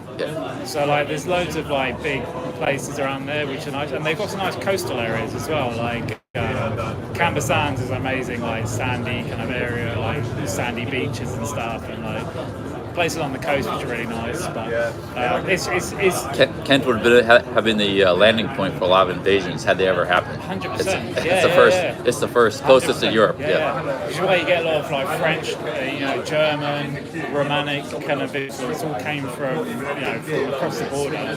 Whereas up north they had it's more the kind of Vikings or the Nordic areas used to go that route. Whereas ours was more like France, Germany, and the Romans back in the day. So there's a huge amount of history here. Like the oldest brewery in England is in Kent. It's like it's Shepherd Neame, like where my local brewery is like the oldest in the country. And like there's loads of history of it, but it's just it's mainly, if you go there, it's mainly rural. Yeah. Which, I'm from like the country originally. left and then progressively harder to get like to that. I think it's hard. I've got a group of mates that all out to drinks in London, but then rather go to the pub than come to the bar. And it's just like, I was like, boys, like, it's literally here and sit up just like, just fun sports. So what's your plans next? Have you got like after here, like tomorrow? Like, are you gonna Well, I got a couple more days in London. go to Brighton on Monday? Yeah, Monday I'm meeting a cab driver. He's gonna drive me in his BMW to Brighton. He's gonna turn back around because he's busy. He doesn't have a lot of time. I'll be staying in Brighton probably I might stay there for a few days because like I need to do like just kind of catch up on some stuff like laundry, this, that. I might do laundry tomorrow, but the thing is like when you travel just with like one pair of pants, it's hard. How are you gonna do laundry in like 3 shirts? It's a big. I'm thinking about maybe just buying a couple things, but I don't really want to spend money either. So it's a dilemma I have. They said there's some cheap clothes shop, like there's Uniqlo, they're cheap. There's that Prism or that Prius, or I don't know, Primark. They said that's cheap. I don't know, I might like take some time, do some look around, some shopping in the Oxford Street area. Buy another, and like watch all this stuff tomorrow or something. I don't know, but anyways, I spent some time in Brighton, a couple days at least, maybe 2. I was thinking about going into some like they said it's a real rainbow area. Maybe there was like Lima Bravos and stuff I could interview and stuff. Lima Bravos, I'm not sure. I don't remember Lima Bravos, but it's a big like gay scene. Yeah. But it's aside from that, you'll probably get chance Yeah. But it's a wicked place. There's loads of cool like jazz bars and things there. Like you can go like on a Sunday. If you're going on, will you be on Sunday? I'll be there Monday, so I'll be on early. Monday, you might. So on Sunday, when I've been on Sundays, they do like loads of cool like jazz bars, like with like in a bar. You just turn up at a bar and there'll be like a jazz band like playing. Okay, cool. Any day of the week? Yeah. Well, that was a Sunday. But they might do Monday. I don't know what Monday's like in Brighton. Brighton's cool. Like it's a wicked little area. Like it's loads of that's what I heard. Yeah. It'd be good for a couple. I might visit. Like I said, there's a choice of going north. And go to somewhere like Liverpool or Manchester, or coming back to London for the protest. Okay. If I go to London for the protest, then I have to like maybe visit another city, have a couple spare days, or some other part of London maybe. I would strongly recommend like going to. I know I said this before. Go to Manchester. Manchester's cool, man. Like I love the people of Manchester. If I'd be able to see the protest. It depends how bothered you are about the protest. Like, I mean, if you want, I don't know. It's up to you. I don't know either. I'm kind of split. I have no idea. I mean, you'd probably be quite interesting going to the protest, but it depends what you want to do, really. But like Manchester, I love Manchester. My family's originally from Manchester a long time ago, so like I love Manchester because it's just got such a cool vibe to it, and like it's just a wicked place. Like people are so cool, like so friendly, and it's a wicked like place. It really blew me back when I went there. Like really cool. Yeah, I mean, I'm sure whatever you do is going to be great. Like Brighton's cool, Manchester will be cool. I'm sure the protests will be quite interesting. Like you can't go wrong. You can't go wrong. Hey, whatever. We got 2 super chats. Capio, another £5. Get a pair of jeans, you tight cunt. Big ups, Capio. Thank you, Capio, and Stu D with £5. Thank you, Stu. Chip inside the game. Big ups, Stu. Thank you very much, guys. Ups, cheers. Man. Big ups. Keep them coming, bros. Manel K with the 3 Canadians. Thank you, Manel K. Man. Big ups. Cheers. Manel K, he's been sending me that 279 Canadians for like sick, man. 4 years. Big ups, Canada crew, man. Like, fucking love Canada. Thank you, guys. Yeah, sick. That's cool, man. Thank you, Stu, Capio, Manel K. Like, it's so cool having a nice little community, man. Like, it's so cool. Like, chat is fucking on it, mate. I love chat. It's always like great fun. Like, I don't always, like, I'm not always on there, but when I like watch your videos, I've got chat. There was a lot of comedy and humor and stuff. Yeah. Chat, right? I watch chat and it's just like it's banter. Like, it's so funny. It's so much banter in it. It's brilliant. I love it. Big ups. Cheers, guys. Thank you very much. Is Wonder around, or is he like? Is he? He was earlier in the chat while I was sitting down. Yeah. He's a big fan of Wander. Yeah, Wander is cool, man. I like his Wander Nirvana. Yeah, he's a cool dude. If you guys aren't subscribed, check out Wander Nirvana. He's gonna be traveling to Asia soon. Yeah, big ups, Wander. Yeah. Do you want to love a drink. This burger place looks like they're cooking up something. I might just go grab a burger. If you like, would you like another drink, or would you like to go somewhere? I wouldn't mind staying here just having another beer. Like. Yeah. I'll get a burger then. I could use some food. Yeah, no, do it. All right, yeah.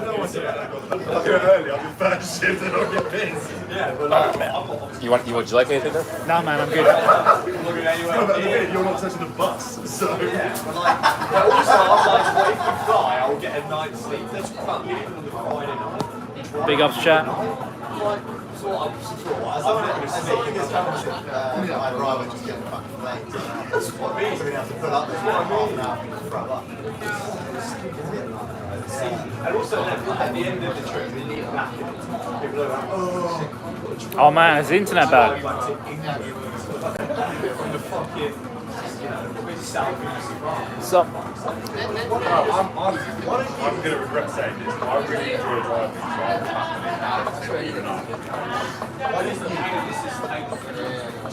get CC. Big ups, big ups. Big ups, chat, man. I love you guys, man. Be cool. I don't know. Is it 750 or 650?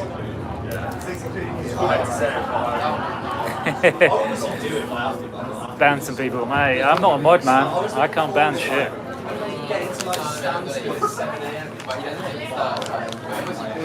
Am I an international drug runner? Well, maybe on the weekends.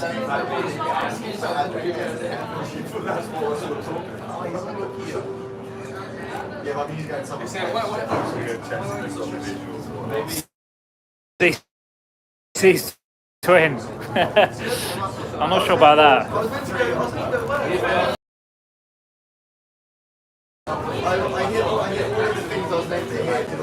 No graphic designer. Nah, not a graphic designer.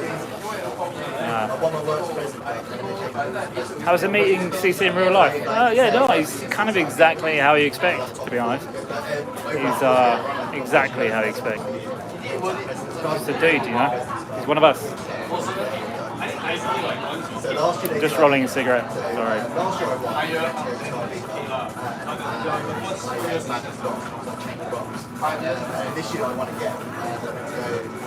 Reminds me of Capio. Do you know what? I've never actually seen Capio in real life or on person. I don't know what he. I've only seen him in chat. No idea what he looks like.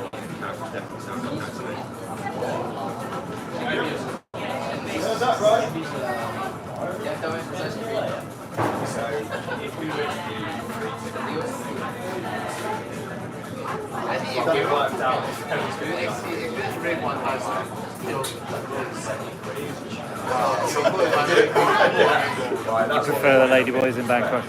Damn. I don't do. Yeah, you gotta respect the ladyboys. Well, not my thing.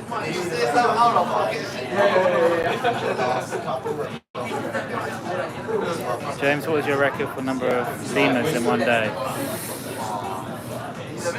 0. Sorry.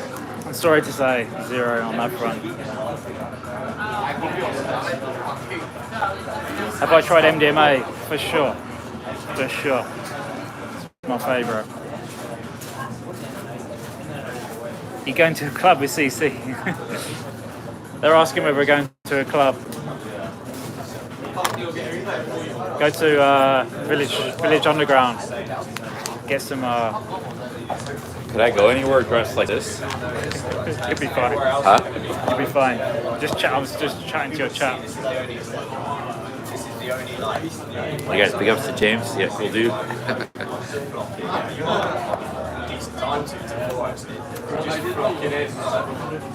I got a burger coming. So they give me a. How much did it cost? Huh? How much was that? £10. Well, they have like 8 different burgers. That was their cheapest one. With chips? I don't know if it's probably just a burger. Oh shit. But that's fine. I'm real hungry. Fair enough. It was half an hour too early for Doc. That's the number one problem with Doc. Be cold, man. There might be like there's a heater. Really? Yeah, we could go somewhere else. The internet's all over the place. Unfortunately, everywhere's going to be the same. unfortunately, everywhere's going to be the same.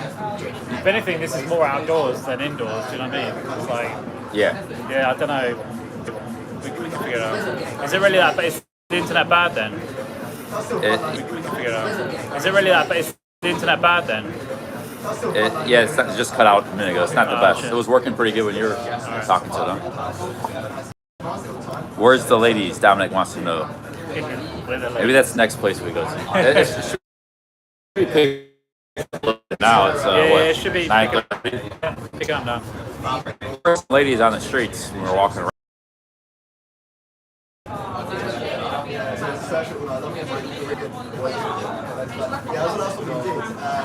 Yeah, we can have a wander around, just see what happens. Like, yeah, sounds good.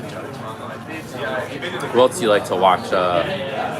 You said mention Jeff Carter. Yeah, Jeff Carter, Wanderer, obviously. I watched. Who else I watched like loads of random stuff as well. I watched this guy called.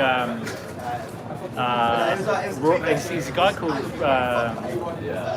called like Rural in France or something. And he's basically bought this chateau in France and he's basically building it up. Oh, nice. He does these vlogs every day, like incrementally, like improving. Oh yeah, that's a big thing on YouTube. They buy like rehabbing property or something. Yeah, and he basically every day just vlogs every day just what he's doing, and it's so cool. He's just saying like today I'm working on the kitchen or something. Yeah, and he shows him like making the kitchen. So nice. Cool. Yeah, people like that. That's kind of what I'm thinking. Like my style, if I switch back to vlogs, it's gonna be very different from my old vlogs. Like I'm just hiking the Appalachian Trail. It's just showing like what I'm doing. Like when I'm walking, it's very simple. And but like daily updates. And he does like 10 minutes every day, and I just watch it in the morning. It's enough to like digest and like just. That's what I'm thinking of doing with my hiking. I mean, personally, I prefer the live streams only because I like the kind of live interaction. But I know everyone's different. But I like the live stream stuff. I think that's quite cool. Yeah. I think a lot of people do. I can still do some streams here and there. Like I could be like in a small town and I'm just hanging out in town and just go start. I don't know. It's like, just take as I go. I used to watch Tom back in the day. He but like he just got a bit too like negative. Like he just like it got like every day he's like getting wasted and smoking and drinking so much. And it was just like it got almost like too like negative. Do you know what I mean? Like I gave up on it. I was like I can't watch this anymore. But it used to be fun. Back in the day, it was like Sexy Bar and all that stuff. Yeah, when he started, he was doing really good. Bar hopping, all these like he had a lot of good stream snipers and stuff. And it was cool back in the day. Like that was cool. Like the thing with Patio is there's so much like potential for stream sniping like all the time. It's like constant entertainment. It is. It's a small, small town. Like, you never know who you're gonna meet. Yeah. It's a small like. But yeah. Can't say. What else do I watch? Like. I used to watch Bangkok. Bangkok 1 and 2. Yeah, I used to watch. He was like very early days. But, is he still around? He was gone from YouTube for 3 years. But he recently, like I think maybe a few months ago, he came back. But he's back on a second channel. Yeah. I think his main channel got demonetized. So he started a second channel. And he's also like I think he's got a website or something he's promoting. Yeah, I think I started with like Kevin Thailand, Jeff Carter.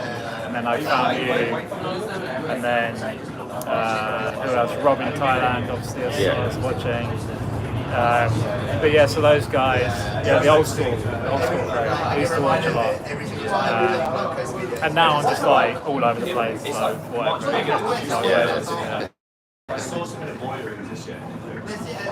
Yeah, now there's a lot of new people. Those guys like Kev, Rob. I was a little bit later, but I was kind of like in the early days. Yeah. There was all there was back then. Yeah. But now there's like maybe 100 vloggers of all types. It almost feels a bit saturated now, doesn't it? Like the Patio thing. It's almost like you probably experienced that last time you went. It's a bit like a bit almost too saturated for it. Well, yeah. I don't know if there's that many Pattaya vloggers. Like there's some. but there's in just Thailand in general, there's a ton. Like there must be like 50 street food vloggers. There's just a million Thailand vloggers. Like, but I guess there's still quite a few Pattaya vloggers as well. But there's like you got like the street guys, like the Bangkok 112 guys, and then you have like more personable guys like the 20 seconds Thailand. So you got like you got a lot of both types.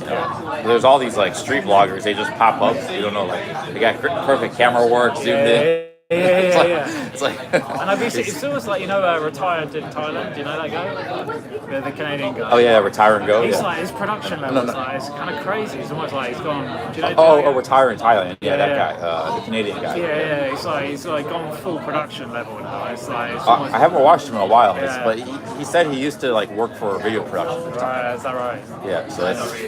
Yeah, it's almost a bit like selling shit now. It's a bit like I don't have an interest in selling shit. Quite a few vloggers like that get into it. They have a background like photography or video, and they have some like experience, like they were doing something, or someone who went to like college to study that. Like Dan the Man. Have you seen him? He's from England. He was a Thailand vlogger, but he studied it in university. So like there's some people with a lot of skills, like some production skills. Yeah, or sometimes it'll be a photographer, but he's got like really good cameras and really good he knows good scenes and stuff. And then he gets into vlogging. I hit sync if they pay attention. Dude, I'm gonna get a drink. Do you want another soda water or? Sure, I'll take it. They're not too much. They're not too expensive, are they? Dude, don't worry about that. Don't worry about that. Yeah, it's like, but for charging you £5 or something, that's a rip off. Okay, I'll take another one. Yeah, it's pretty good actually. Yeah, lime and soda. Do you want something else, like a fruity something? No, just a lime and soda. Yeah.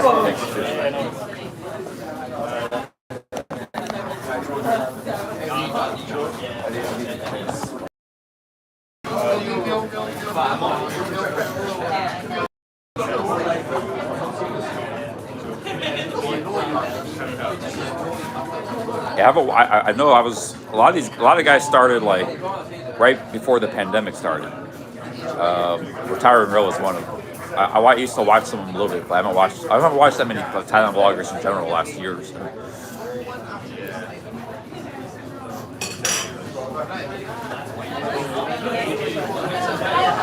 But it was not Retire and Go. Retire and Go is the guy I met. He's a mod. Retire and Working for You. I mixed those two up. Retire and Working for You.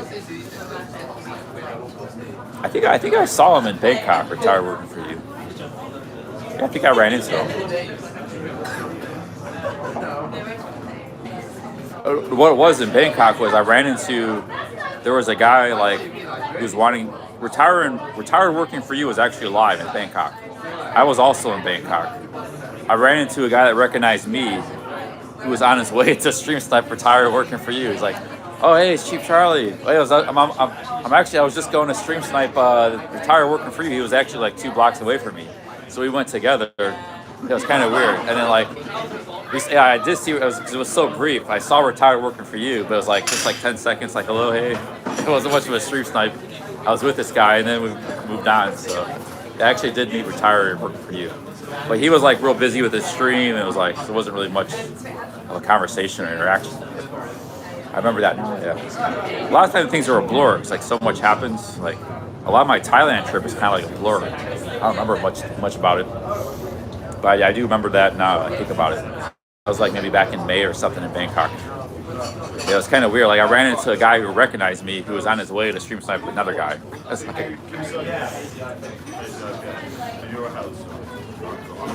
and Retire Working for You doesn't go live very often, so it's like kind of a rare. That's kind of a coincidence. That happened actually twice in Bangkok. Another time I was 20 seconds in Thailand. A guy recognized me, and he said he just saw 20 seconds in Thailand. It was like this all happens on Sukhumvit. All the action's on Sukhumvit. So like this was like before, like this was like years ago. It's like, oh, I just saw 20 seconds in Thailand. Now I see you, Chief Charlie. It's like it was all on Sukhumvit. Then I saw Sam Pepper in Sukhumvit. I was just sitting there. He was walking down the street. So it's like, yeah, if you hang out in Sukhumvit long enough, you're gonna see like vloggers and stuff. That's just everybody goes down that street. That's the main stretch of Sukhumvit. Yeah, it's actually pretty cool. Cheers, man. Thanks. Oh, I got the burgers ready. You get chow them if you want. So, I'm back. Cheers.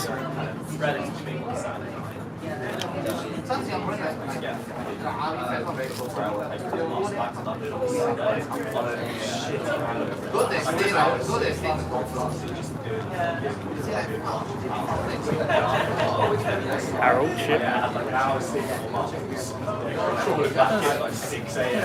Yeah, close enough. Man, that was great. I think this is actually the first burger I've had in the UK.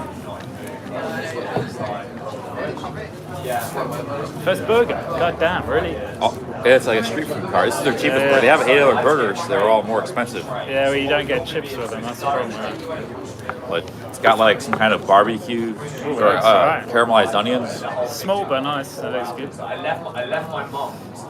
I'm sure it'll be pretty decent. Generally, all the burgers are like 15 pounds everywhere. Yeah, like in Camden Town and in Cornwall. Yeah, that's about right. Have you been to Honest Burger? Honest Burger's pretty cool.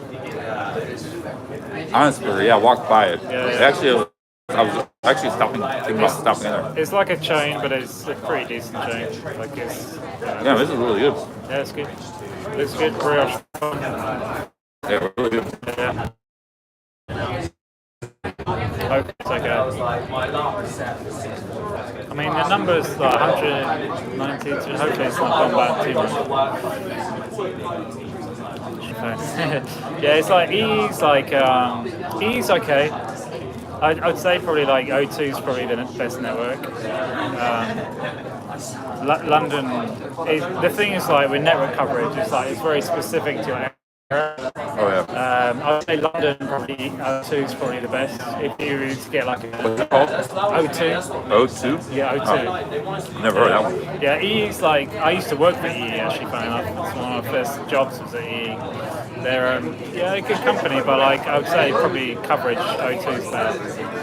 But yeah, Vodafone's alright.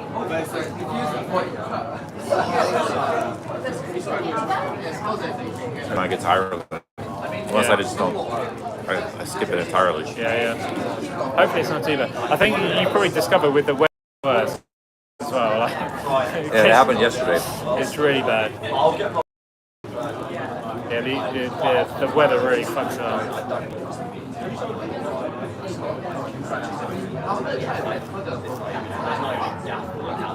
I was gonna buy maybe some baklava in that store, but that guy didn't really seem very nice. I was like, yeah, I just wanted to be buying bulk, whatever. No baklava. Yeah, no one's buying bulk baklava. Is that internet good?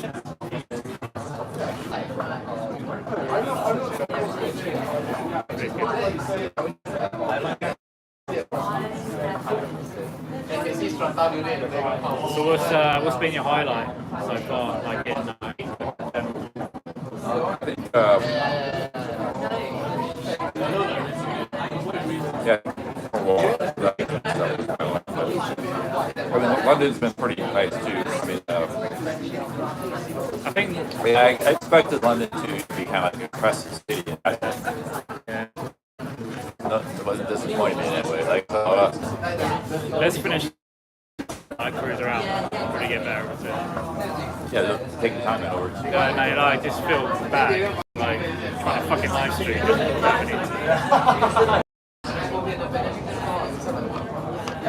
Yeah, you eat more burgers in the UK. So I like burgers. Like you guys are doing it right. Yeah. There's like surprisingly good burgers in London now. There's a massive craze like where like burgers were like huge the last few years. Like, they've got some really amazing like burger places. Even like street stalls like that are really good. You can get a pretty decent burger. They actually have good beef here. Like Thailand's the problem with Thailand. They don't have beef. They got some kind of funky like buffalo beef or something. They use the local meat. They use the local meat, Yeah, which is not as good as like anywhere else. What's going on with chat? What's up? Come on, chat. What's going on? Guys, 20 minutes, we're going to close the garden. Yeah. Okay, you're more than happy to come inside. We get a cruise after that. Thank you. Cheers, kids. Yeah. What's up?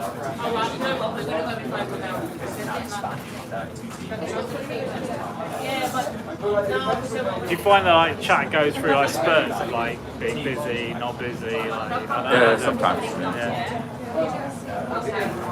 What should we do, chat? Go on, tell us what do you want? You want to see some nightlife or what? Probably want to see girls. They want to see some girls, right? Well, we should cruise around like Shoreditch, do some Shoreditch cruises. Do some Bangkok 112 filming. Perv on the local girls.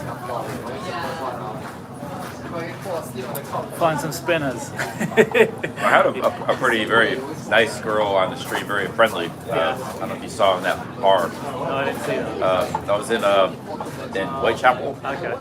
And there was a bar where the Cray brothers. Oh yeah. And there was a really nice lady who was telling me all about it. Oh, cool. That's I worked in the bar. Yeah. She was, that's the most, girl interaction we've had in London.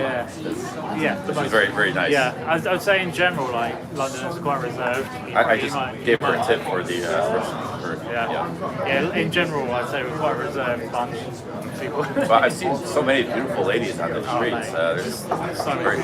In London, like if you want a good-looking girl, London. I mean, but they're like dressed nice. Yeah. Packaged. There's some incredible girls, but they tend to be a bit like massive, like fence. But, they're hard to. They're hard to break down. It's tough.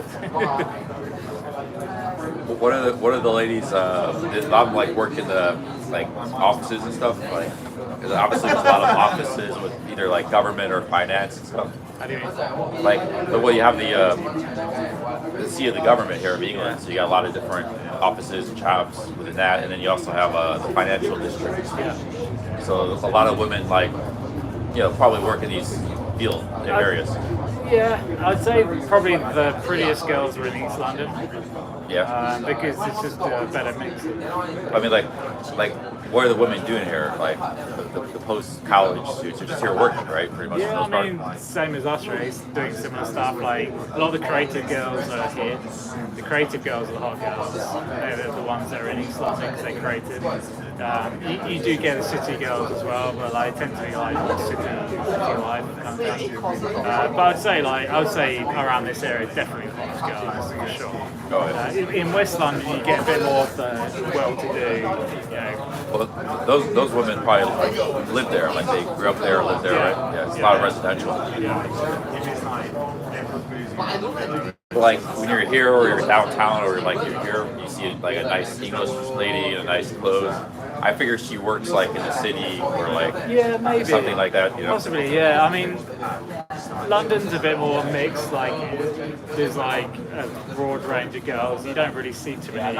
It's not just English girls here. There's like a lot of Europeans, a lot of Chinese. Oh yeah. You have all over the world, but my eye's been attracted to the really pretty English girls. I told the chat last night they're like exotic.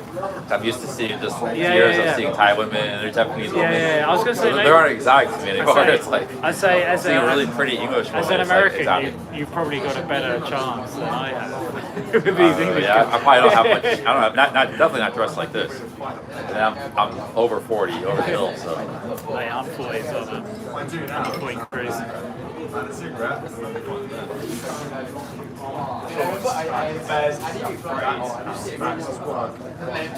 Yeah, but I think there is something to that though. Like American women, there was like what's the sexiest accent?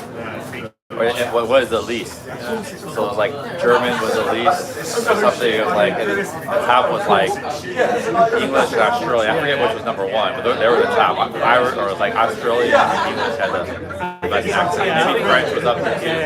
I think it's the allure of like F4. I think it's the same. Oh, the worst was actually American. They made their own. Really, yeah. As the worst, yeah. and then like German or something. I think that's right. Like, I think you'll probably have more success in English than you probably would do in America. Yeah. So maybe in Australia, so like American women love Australian men and English men. Yeah. I don't know if English women like American men. Maybe. I think they probably do like an allure of the American accent for sure.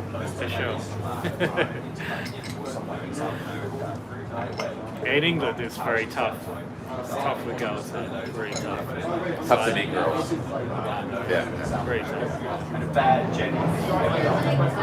It's like Wanderer. So I remember watching Wanderer on this stream. He was saying it's very hard for him to meet American girls. Whereas in Asia, he gets all the girls. Yeah, he's traveled in South America and Asia. Yeah. It's kind of a similar thing.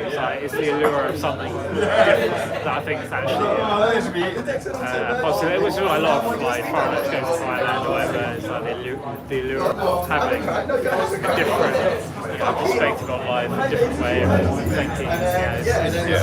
It's good for the gene pool. Good to diversify. And same kind of thing. So we haven't had USB comments in years.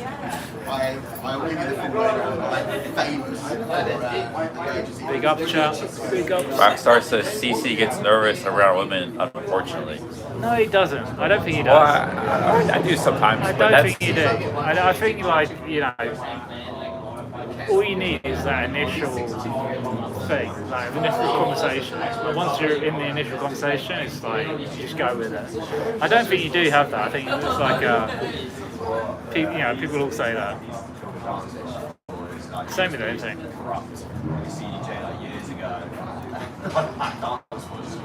I'm not good at the initial like small talk.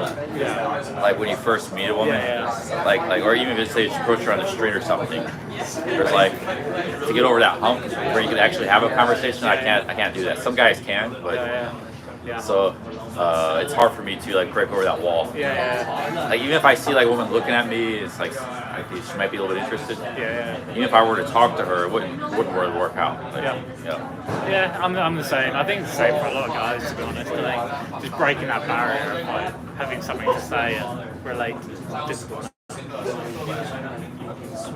Should we get going soon? Let me finish this. Yeah, take your time. I might have to use the bathroom again. Yeah, cool. The internet seems to be working at that 1 foot. I was going to say that like half a meter. That's what I was struggling with in the eel shop. Like it worked perfectly. Then when I got within like 5 feet of the eel shop, it stopped. And then I walked a little further and it worked. I got back to the eel shop, it stopped. So it's just sometimes a few feet makes a difference. That's the thing. It's all like down to how freely to the reception of like the thing. It's getting a little bit chilly now. Getting a little bit cold.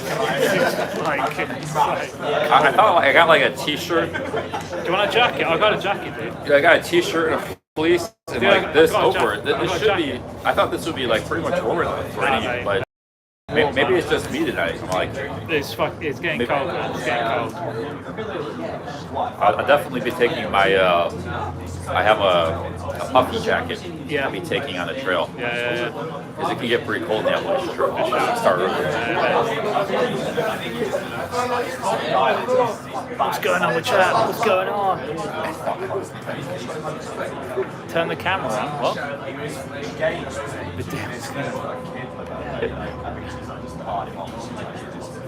You guys will be back when we use the restroom. Real quick. Yeah, go for it.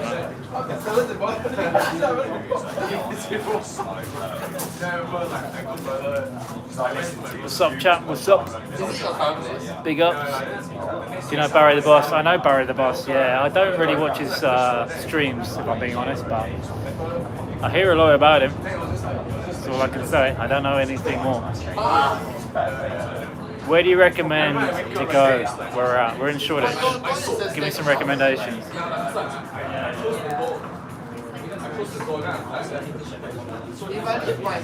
He's going to the restroom. Yeah, he's going to the restroom. Let's not overhype this.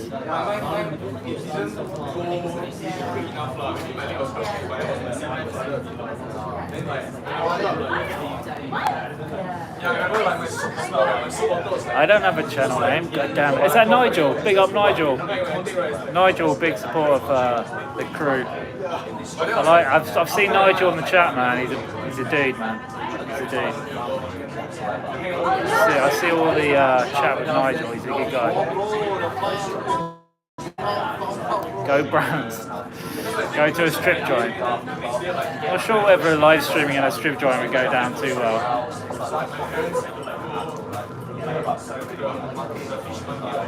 Oh man, I'm sorry, I'm missing a lot of the chat. Like it's going. What football teams do I support? I don't support football. God damn. I don't support that shit. I appreciate the game. I just don't. I don't support a team. Sorry.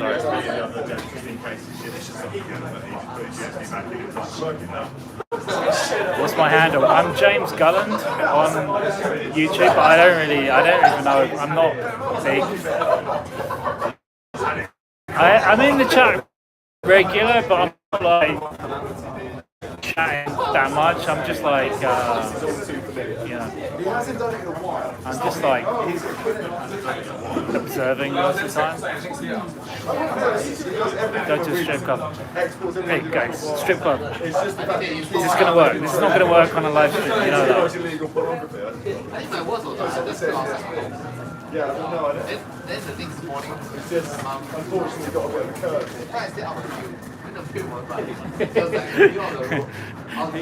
You just took to the Lena. I was like, I couldn't get home. Then my friends were like, fuck it, I'm not home, I remember. What's the cat reached my house. I know roughly near my house straight here. I'm like, hey, uncle, stop now. Actually, it's a pretty cool nightclub in there. They got like a DJ and couches. Not a lot of people in there, but yeah, it's like a nice little spot.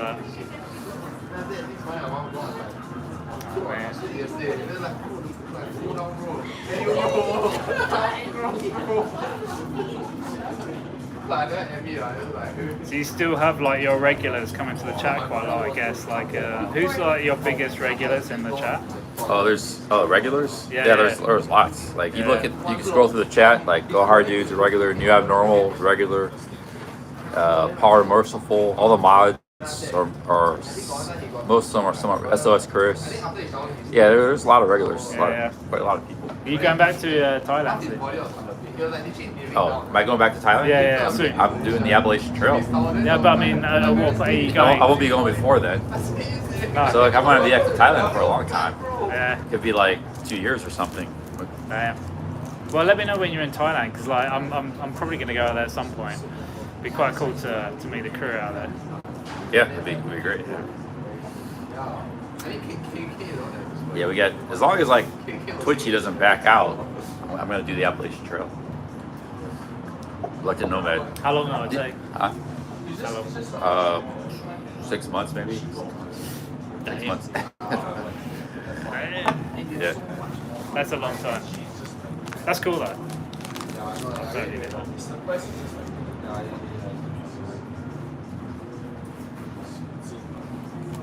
Yeah, this place is thinning out.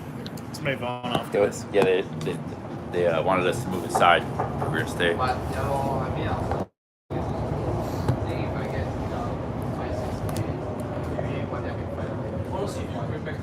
DK57 says I'll be there in May. Yeah, I mean, there's a lot of, we have a big community. So you can, connect Louis Cabo or Jonathan North, Wanderer. Where's Cowboy these days? Is he like? He's in the chat. I think he's headed to Thailand in February or something. Sick. Yeah, he'll be there. Actually, he's talking about being there for like 6 months or something this time. Yeah. So he could be there a long time. And has the novelty worn off you though in Thailand or not? No, I like. Yeah. Thailand I always like. It's just sometimes I want to do like other stuff. Like I actually want to do like some of these long hikes and stuff. Just something challenging. Like 'cause I've spent a lot of time in Thailand. Yeah. It's always great to go there, but like I don't have to be there all the time. I would say if we were to go to Thailand, it'd be great if you could do like I reckon live streaming somewhere else that's not had it. I'd say like if you go to like go to Calantas, it's amazing. It's got a wicked like nightlife scene on the beach, like parties on the beach kind of thing. Oh, nice. It's really cool. Yeah. It's really cool, really cool. I don't even know where that's at. Whereabouts is that? Is that near Koh Samui or? We're in Shoreditch. This is actually a really happening nightlife neighborhood. Maybe the best in all of London. So Calantas is near like Krabi. Like we know that there. Oh, okay. Oh, yeah, Krabi, which is like south of. Yeah, it's like. I don't know that much about it. I definitely need to spend time exploring the south. Go to Calanta. It's incredible. It's so cool. Like nightlife there. 100%. It's kind of like it's got a party scene, but it's not near as hot as shit. Like, if I don't go for another 5 years, I'm just like traveling the world or something. What do you feel? Like I mean, I do have some friends in Pattaya and stuff, like Sean closing it down here, the garden. But I recently had a theory. If I don't go to Pattaya a long time, I don't watch any videos, it'd be cool to like pop there 5 years later. Like I don't know anything that's going on. I just like see. But yeah, I might be back next year. Who knows? Maybe the Appalachian Trail doesn't work out. Like in April, I could try to just talk to some random ladies in the street. They'll probably be cold, but I just saw a few walk by. Say, hey, I'm live streaming you. Like these three right here. Try to talk to a few.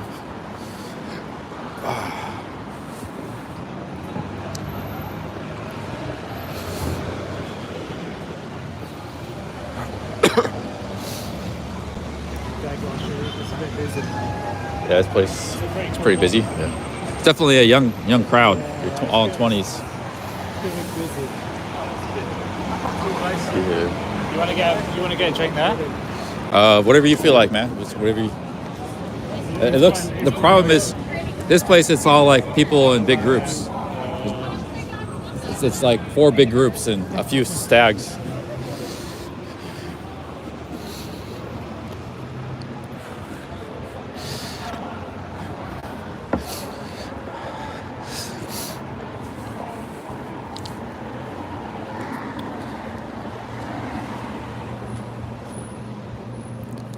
Yeah, we're Brick Lane's where we met, but Brick Lane's a little bit maybe half a mile away from where we're at now. It's called Shoreditch. They're both in the east end.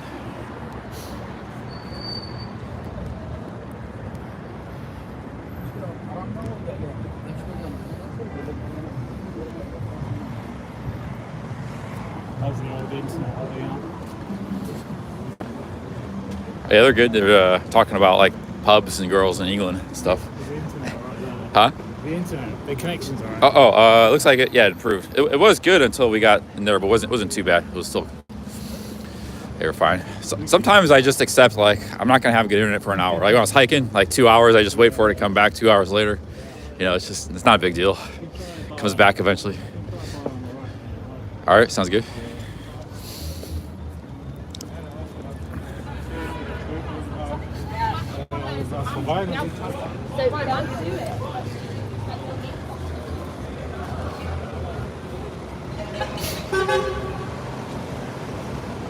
This guy's letting us go.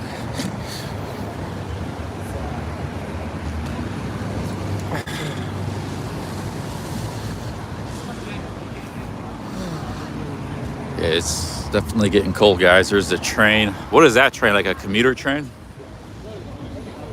It's not the tube, right? That right there? Oh, just like to the suburbs? It goes right up north past Oh. London.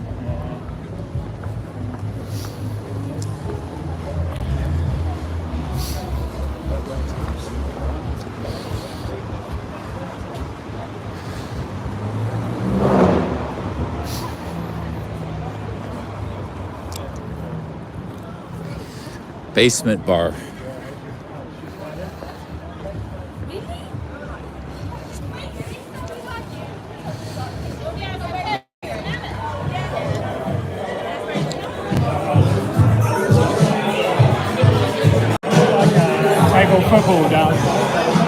Oh, yeah. Do you wanna, how's the music wise? Like, do you wanna... Yeah, it's fine. Yeah.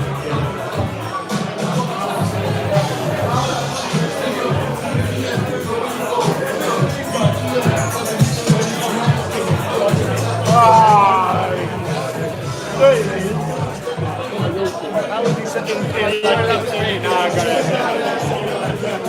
You do you, like, or you do whatever. Yeah, James, cool.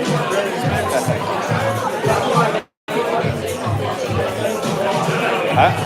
Internet or not? Oh, looks like it's working, yeah. Wait, somebody said James is a legend.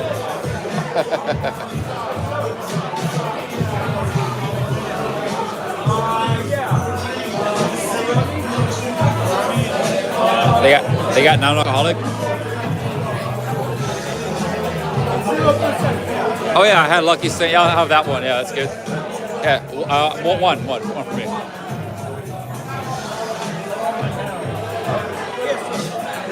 They got non-alcoholic drink, guys. I got this one, man. I got it. Huh? No, let me get you a drink. All right. Oh, okay. All right. Yeah, cheers, thank you. They got non-alcoholic Lucky Saint. I'll show you guys. I had this alcohol-free Superior Unfiltered Lager, Lucky Saint. Alcohol-free.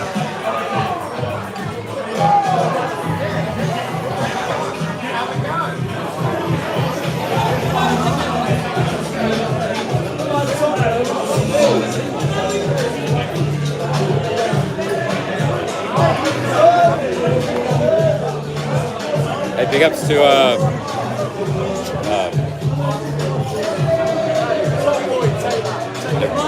big ups to James. He's treating me a drink. I was trying to pay for it, but he insisted no. Hey, pal, thank you. Thank you, pal. He's from Manchester. Thank you, pal. Cheers. Yeah, I got a non-alcoholic beer here. They had it on tap. Lucky Saint. That's the main non-alcoholic beer here. No? Did you pay for it? No.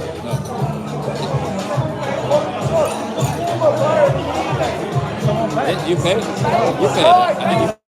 Oh, he's saying we paid, but you didn't pay.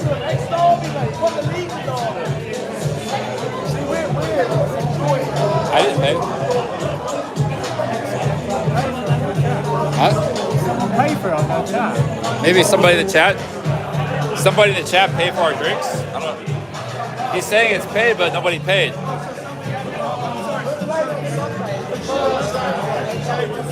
Oh yeah. Hey, thank you, pal. Cheers, man. Thanks for the 10 pounds. Thank you very much.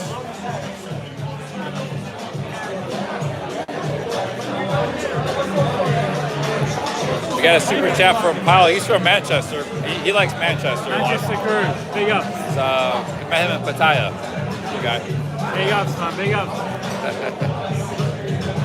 Cheers, man. Thanks for the drink.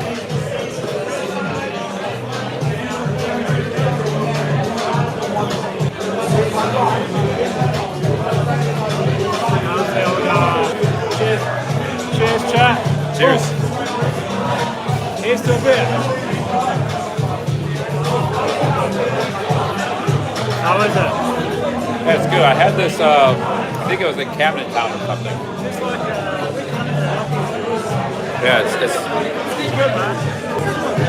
Yeah, it's not bad. It's all right. I mean, you don't have much to choose from being a non-alcohol drinker. I was gonna say, is it weird like drinking non-alcoholic like beer? Like, does it not make you want to drink beer? No, not really. Like, I'm kind of over beer. I'm over drink. I don't really think about it much. I just drink this as something like different. It's not drinking water or Coca-Cola. It's just something different to taste. Do you think you'll ever drink again, or like? Yeah, maybe, but right now, not anytime soon. I had this theory, maybe if I do some really challenging things like the Appalachian Trail. I completed. Maybe I've earned the right to drink again, but that's kind of stupid. I don't know. I don't really think about it. I think for me, it's about moderation. Like, if you can drink in moderation, that's a good thing. But it's tough because like you've got to be disciplined. And that's the thing you don't know. Like, I think you got it under control, but then one day I'm like, you know, you're in a car and you're drunk driving, and you have a horrible accident. In my case, who knows, We'll probably just remain off of it for a long time. Maybe someday when I'm like old and retired, just sitting around I'll be drinking some beer, 65 or something, like I'll be long forgotten about it. Why don't you check downstairs and just have a look? Yeah, sounds good, Let's have a look. Sure, yeah. This place is like a table football club. All right, sounds good. Got the Lucky Saint alcohol-free beer. That's what I'm drinking.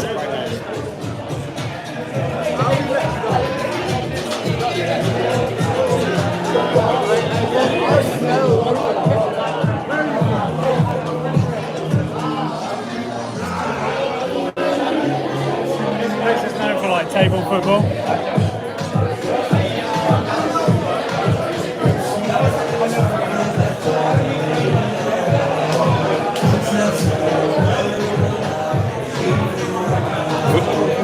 Foosball, yeah.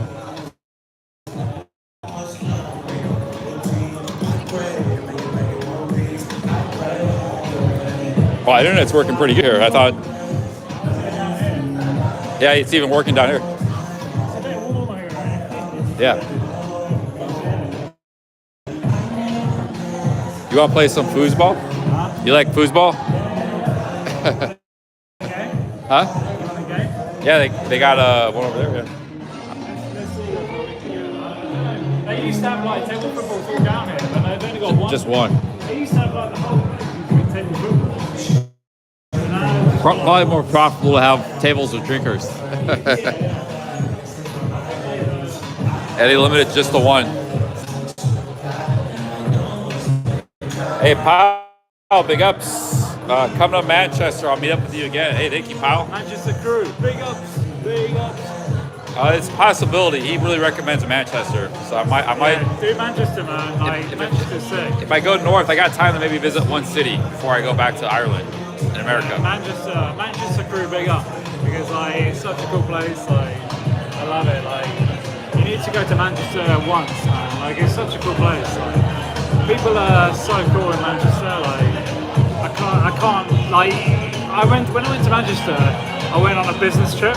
I went on my own.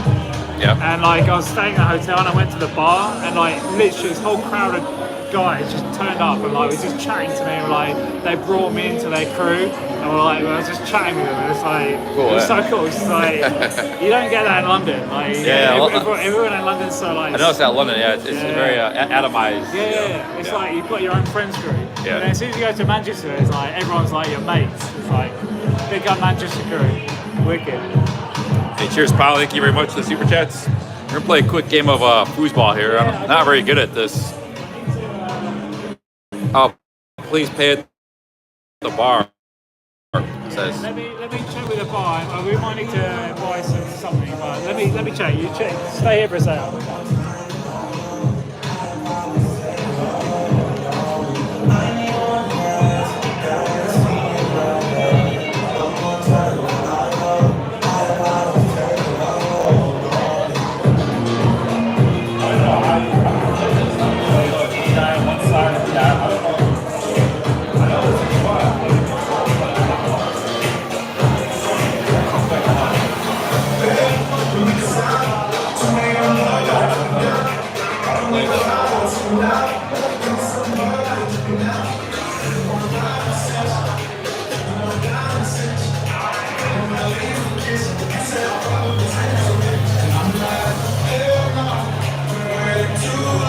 Manchester was actually the least interested of the three out of Birmingham, Liverpool, and Manchester.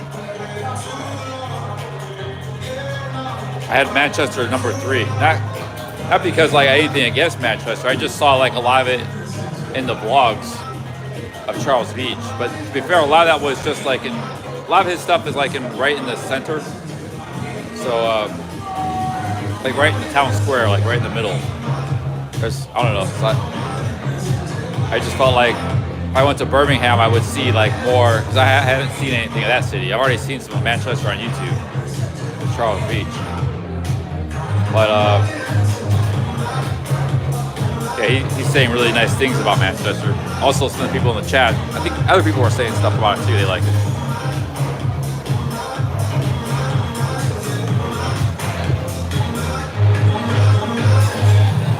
Oh wow, you got a.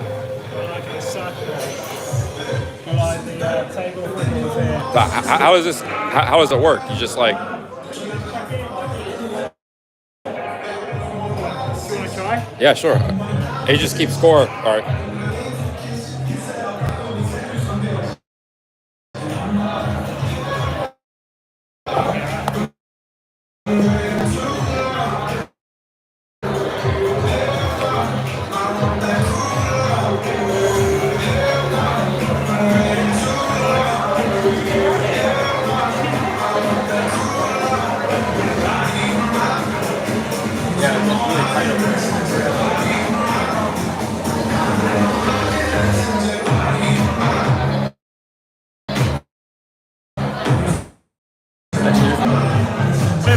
You play it, like, color, like I'll be blue or red. So yeah, you're basically blue.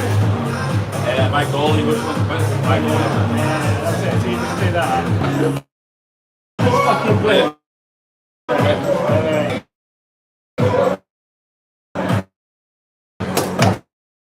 Oh yeah.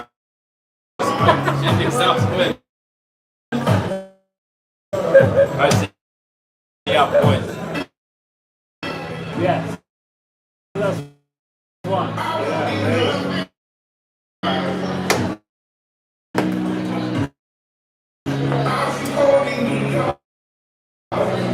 there you go.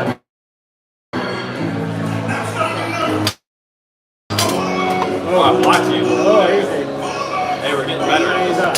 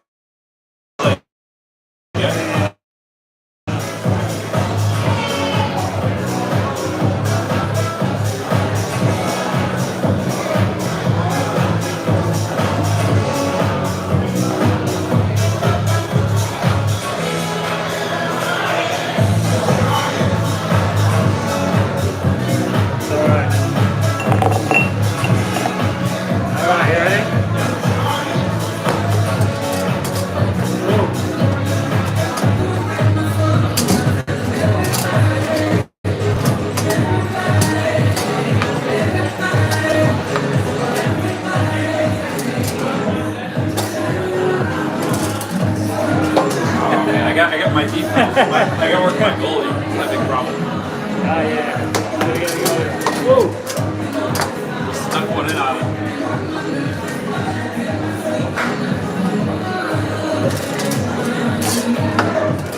Oh, there you go.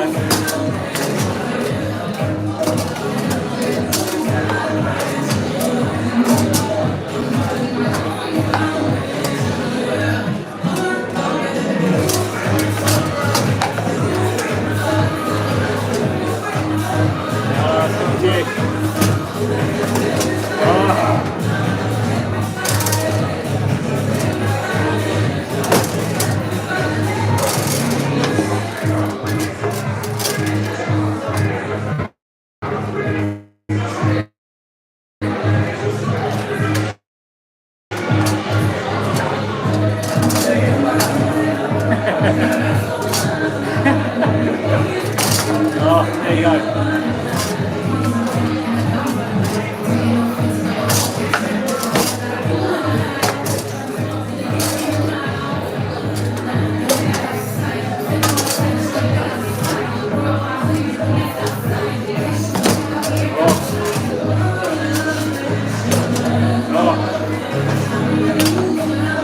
Are you getting the hang of it though? Are you getting the hang of it? A little bit. Oh!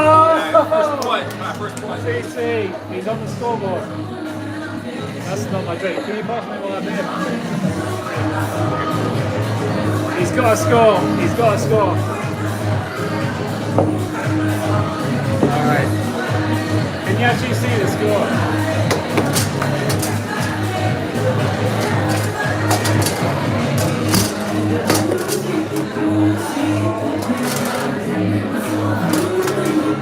Oh, nice, nice.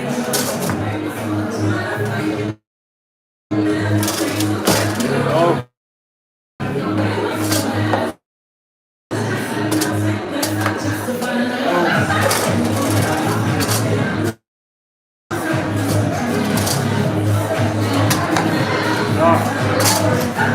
Oh, what a save that was.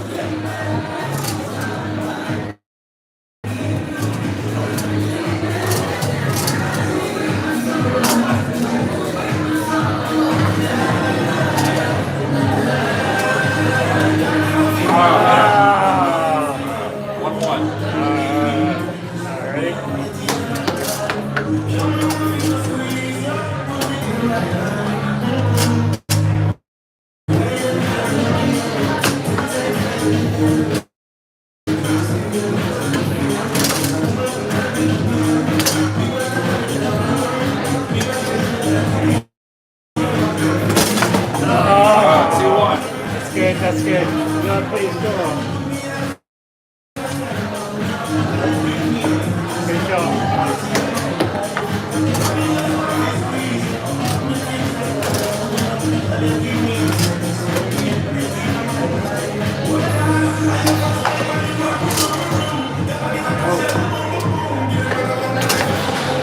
Oh, yeah.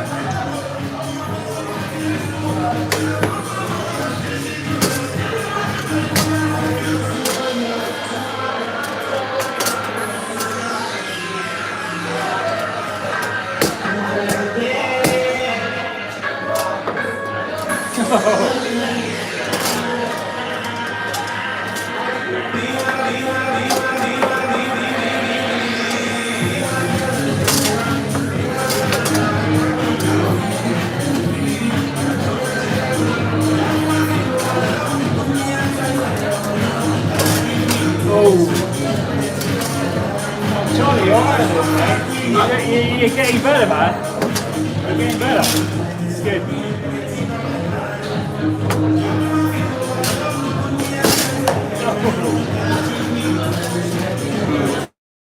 Missed opportunity there.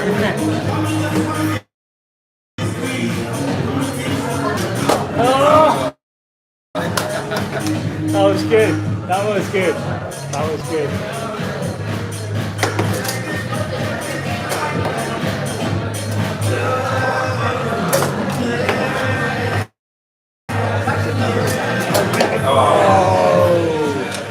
Alright, we've got one more left.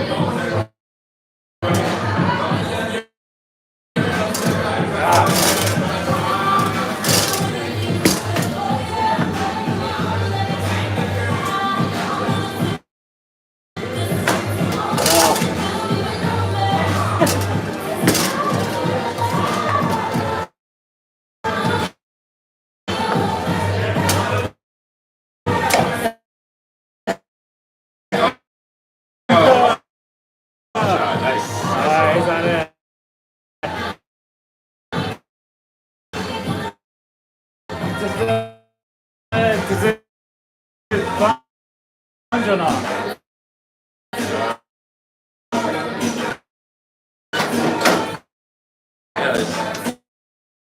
Yeah. So this is like best of 3. You want the first one, I want the second one. Best of 3 here. Yeah.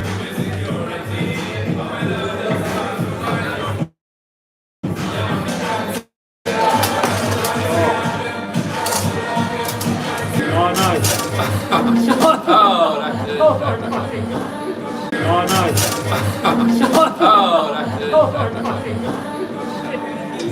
Self goal. Self-destruction. Self goal. Self-destruction there.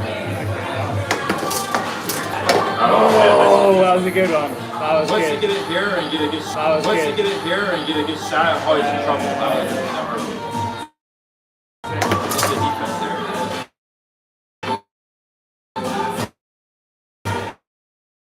Oh, sick. Come on, that was good. That was good.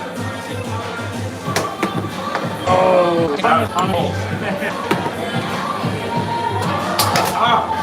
there you go, man. Yeah, that was good. Yeah. Nice. That was it. Is there any more or not? Decimation. There you go. Jeez. Big ups. Should we go upstairs? Yeah. Is that your backpack? Is that your backpack?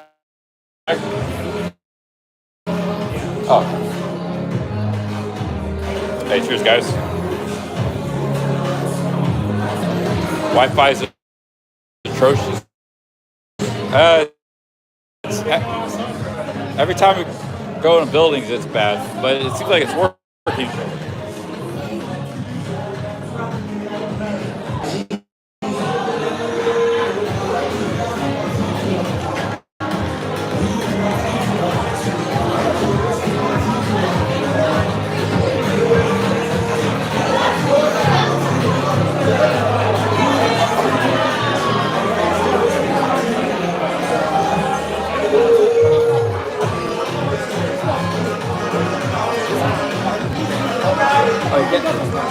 Can't sit at the table?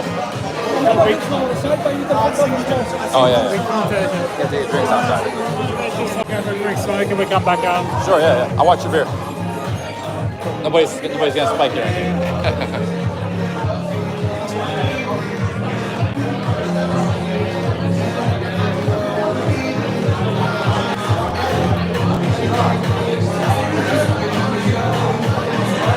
That's the DJ.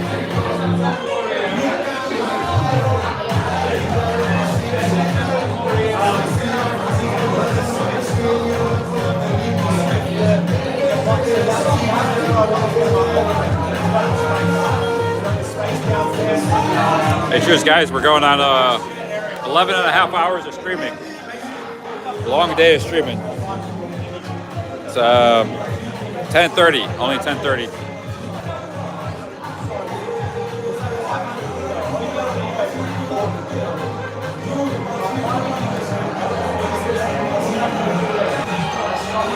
Yeah, I've only played foosball a few times. I was actually surprised I won a game. I was pretty terrible there. But the second game I did good. Third game he crushed me. I got four quick points.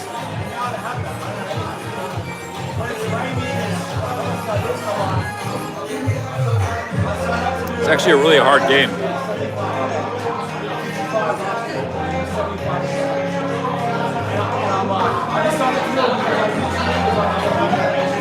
This is non-alcoholic beer. I've had many non-alcoholic beers since I've been in UK. No alcohol, so don't get your hopes up. Yeah, it's just a non-alcoholic beer. That when you drink non-alcoholic beers, and it has a nice taste to it.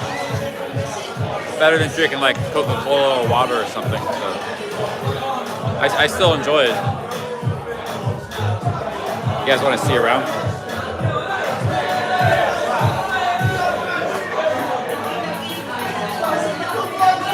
We were down in the basement. There's a basement level. A little bit slow here at night right now, but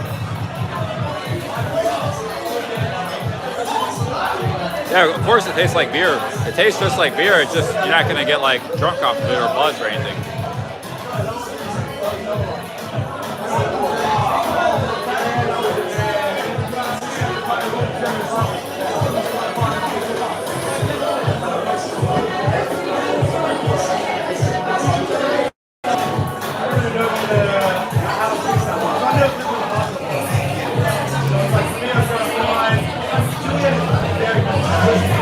It's been a pretty good day, all around good day. Like, saw some new parts of London. We had some good food.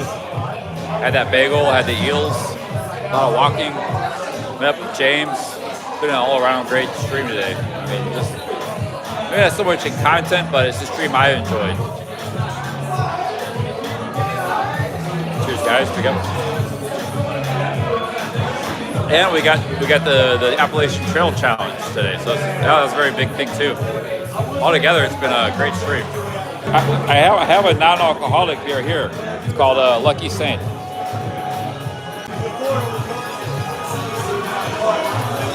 But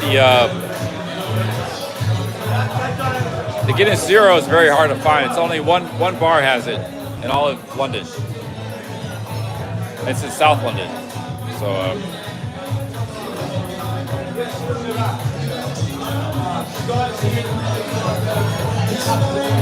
It's pretty difficult to find.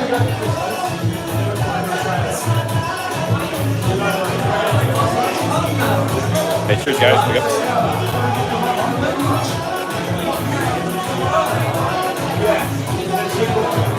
The hard part is just all the walking, like walking and standing, being on your feet all day. But right now, I feel fine. Like, I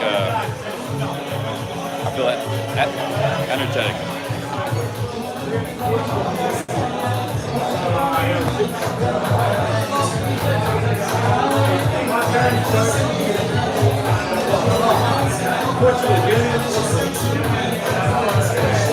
Hey, go hard, dude. They actually have strip clubs here.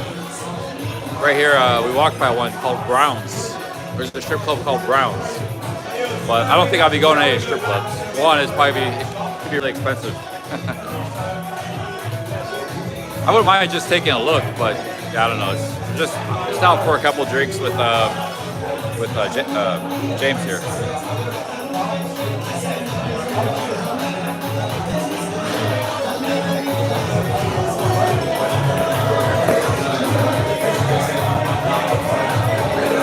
It could be interesting going into Brown's though. Just taking a quick look. Don't even have to buy a drink. James went outside to smoke a cigarette. He's smoking a cigarette.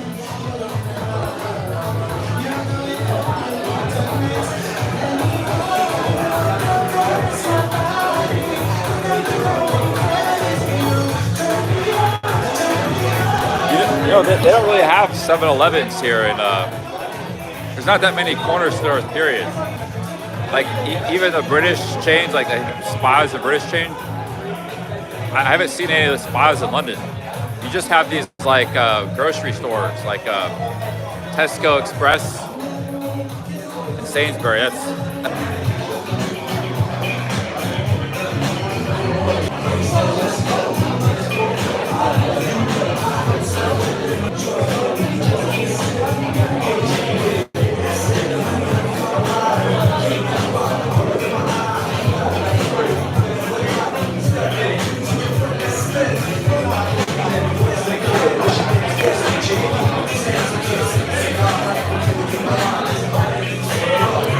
I gotta catch the train back soon. I can't miss the train.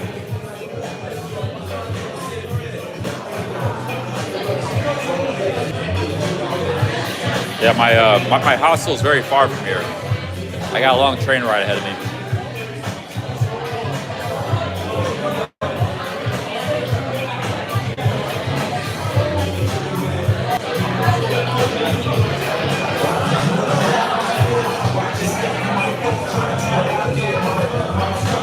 Montana Native's a Browns fan. How did you become a Browns fan, Montana Native?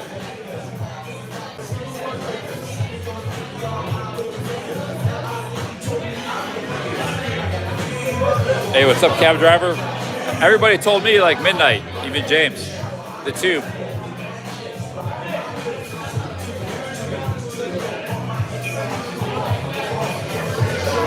I'll pass on that. Go hard, dude. I was just take a peek inside the curtains, that's all. Trini says his last train. Oh, Nigel's a Browns fan too. Nice. I'm trying to get us to go into a strip club, like Soho Browns or something. I said, I can't stream in there anyways. I mean, you can try, but I don't think it'll happen. But yeah.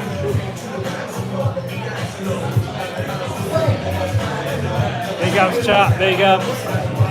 What's up? What's up? Cheers. Hey, cheers. Yep. Cheers. I like the British, they say like cheers in everyday situations. Yeah, cheers is like a regular. We don't do that really. We might say it with a drink, but British, they say it like all the time. Yeah, cheers. I actually started saying cheers because of Steph. Steph will always say cheers, so I started saying it. Cheers. There you go. Got a DJ here and everything.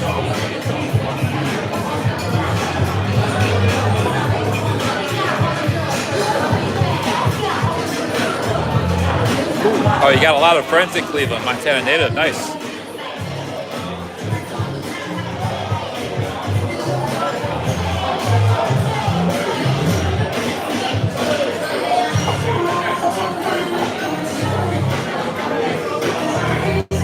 Oh wow, Garcia, thank you for the 10 pounds. Garcia, big ups. Lap dance at Brown starting fun. Did fun. Yeah. No, we don't need a lap dance. We just take a look, a gander. We don't have to Where's that? Spend the big bucks.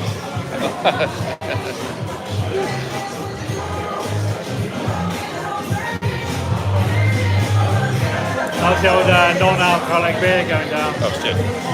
Almost knocked it over there. That's fine. It's good. Nice, yeah.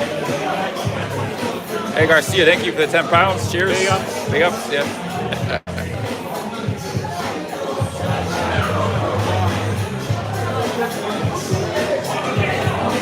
There's so many Browns fans in UK. Nice.